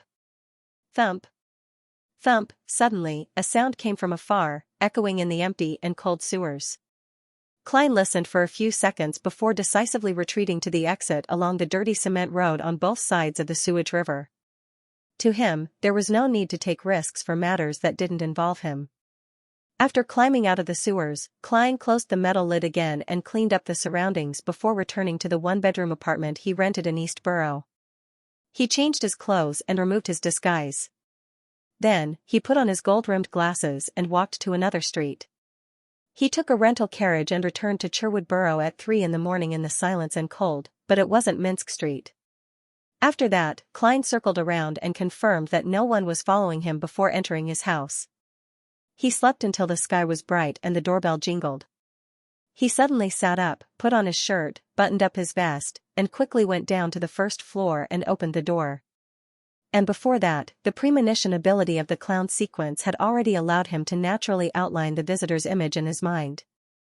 An old coat that didn't quite fit him, a round brown hat, a tattered satchel, bright red eyes, a delicate face, and a calm temperament. It was none other than the boy who had come to commission the mission yesterday, Ian. "Good morning, Detective Moriarty," Ian greeted and looked around. "Any luck?" I was just passing by and wanted to ask." Klein nodded solemnly. "Yes." Ian seemed to jump in fright and couldn't say a word for a long time. After a while, he pursed his lips and asked in surprise, "Have you confirmed Mr. Zriel's condition?" "Yes." Klein paused and said seriously, "I found Zriel's corpse." "Yes." Klein paused and said seriously, "I found Zriel's corpse." He wasn't too obviously surprised, as though he had already expected the worst outcome. "Corpse." Ian's pupils constricted as he repeated softly. Klein watched quietly without interrupting. "Phew." Ian exhaled and looked around vigilantly. "Your efficiency is amazing. Can you take me to see Mr. Zriel's body?" "No problem. In fact, that's what I'm planning to do." Klein thought for a moment and said, "I hope you won't mention me when you call the police. Just say that you found it yourself. I think you know how to make up a story." Ian was not surprised by this. He knew very well that not every detective liked to deal with the police. In fact, other than the famous detectives who often provided advice and assistance to the police department, the others were discriminated against by the police, ostracized, and even blackmailed. This was the current situation of the Kingdom of Rouen. "Okay." Ian readily agreed. Considering that he was going to enter the sewers, Klein changed into a set of ordinary working-class clothes, put on a deerstalker hat, and took out a lantern. The two of them took a public carriage to East Borough. Under the gazes of numb or malicious eyes, they walked for half an hour to the remote sewer entrance. "How did you find it?" Ian asked in surprise and curiosity as he watched Klein remove the cover and climb down. Klein looked down and casually replied, "Skillful training." "Skillful training. This includes a lot of reasoning, investigation, tracking, and interrogating skills." Ian followed him into the sewers and nodded without feeling disgusted. "You seem to have received very professional training." Klein didn't answer directly. Holding the lantern that had long been lit, he led Ian into a fork in the road and arrived at the gloomy corner. As soon as he approached, his eyes narrowed slightly. This was because Zriel's corpse was much more mutilated than last night. It was missing an arm and half a rib. "This isn't something a rat can do," Klein muttered to himself, not reminding Ian. With the help of the lantern's light, Ian clearly saw the corpse's appearance. He suddenly squatted down and vomited, gradually vomiting yellowish-green bile. Klein took out the Quelag's oil he had prepared, unscrewed the cork, and bent down to bring the port to Ian's nose. Ian suddenly jolted and calmed down. 10 seconds later, he whispered weakly, "Thank you." He slowly stood up and carefully examined the mutilated corpse a few times.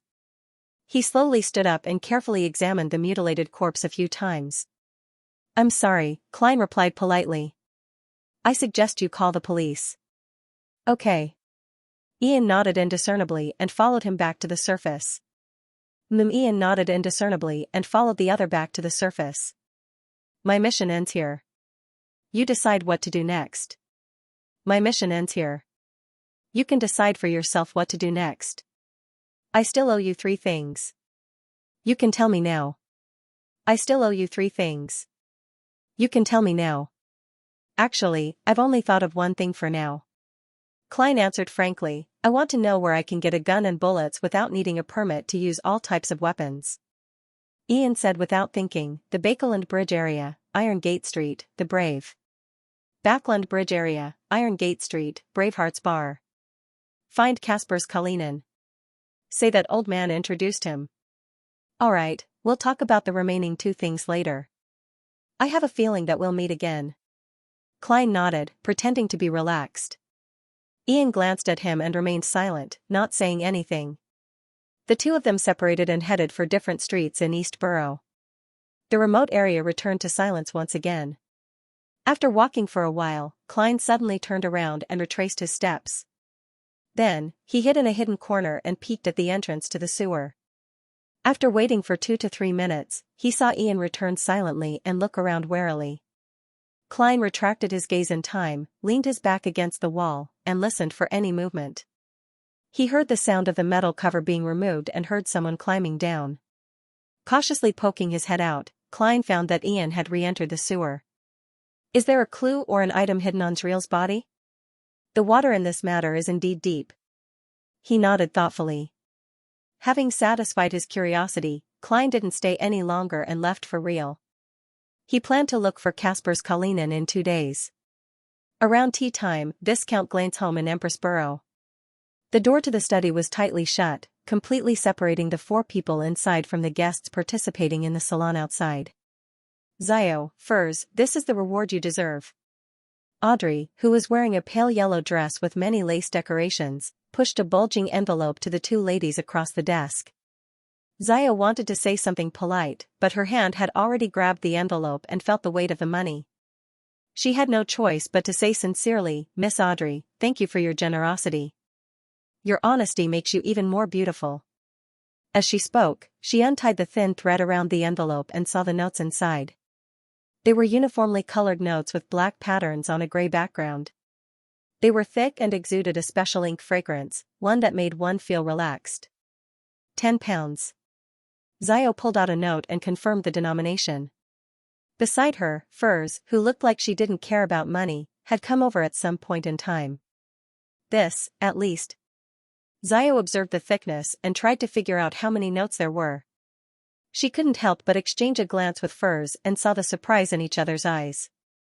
The reward was clearly much more than they had imagined. Audrey smiled faintly and said, "It's a total of £800. It's a total of £800. You decide how to split it. That incident put you in danger. I'm very sorry for that £800. No, there's no need to apologize. If I do it again, even if I knew the possible consequences, I would still accept that commission. Even if it's split equally, with my savings, it's enough to buy the Sheriff Potion formula." The 1.5-meter-tall Zio stared blankly at the notes in the envelope, wishing that she could pull them all out and count them repeatedly. She believed that the generous and beautiful Miss Audrey would definitely not be short of payment, but what if the other party counted wrongly? Everyone makes mistakes at some point in time. Zio raised her right hand and paused for a few seconds before silently lowering it. The corners of Furs's mouth couldn't help but curl up. "That's more than the total remuneration I've received for Stormwind Mountain Villa. Should I praise Miss Audrey, or laugh at the writer's poverty?" She added silently. Viscount Glaint, who was sitting on the sofa, was also a little envious, but it wasn't because of Zio and Furs. As a Viscount with a decent financial situation, £800 wasn't a huge sum. What he envied was that Audrey was so generous and didn't feel any burden. Ahem. Viscount Glaint cleared his throat. If you can get the apothecary formula, I'll also give you a handsome reward. We'll do our best. Xiao replied without hesitation. Then, she looked at Audrey. We've recently come into contact with people suspected to be psychological alchemy. We'll soon have clues to the spectator potion you want. Xiao, I'm already a sequence 8. I'm better than you. Audrey smiled reservedly. I'm looking forward to it. After they were done with their business, the four of them chatted about the various rumors in the Beyonder circle. Under Audrey's example, they began searching for the books they wanted to read. Suddenly, Xiao's eyes lit up when she saw 2 hard-covered books. History of the Ruan Kingdom's Aristocracy and Heraldry. At the same time, Furs also found the books she was interested in. Geography of the Faesac Empire and Traveling Around the Northern Continent. Honorable Viscount Glaint, may I borrow these 2 books? I'll return them very soon. Xiao looked pleadingly at the owner of the study. Glaint nodded nonchalantly. No problem. Upon hearing his answer, Furs hurriedly made a request and received permission as well. After witnessing all of this, Audrey's lips curled up slightly. She looked to the side reservedly and pretended to look for books. As a qualified and promoted spectator, she had accurately grasped Xiao's and Furs's preferences in certain aspects after several interactions. She had used this to make arrangements in advance, arrangements that no one had noticed.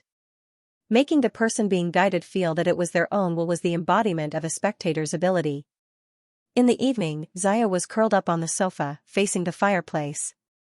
Under the light of the gas lamp, she was reading History of the Ruan Kingdom's Aristocracy. Furs, on the other hand, was attending a gathering of the writers' circle.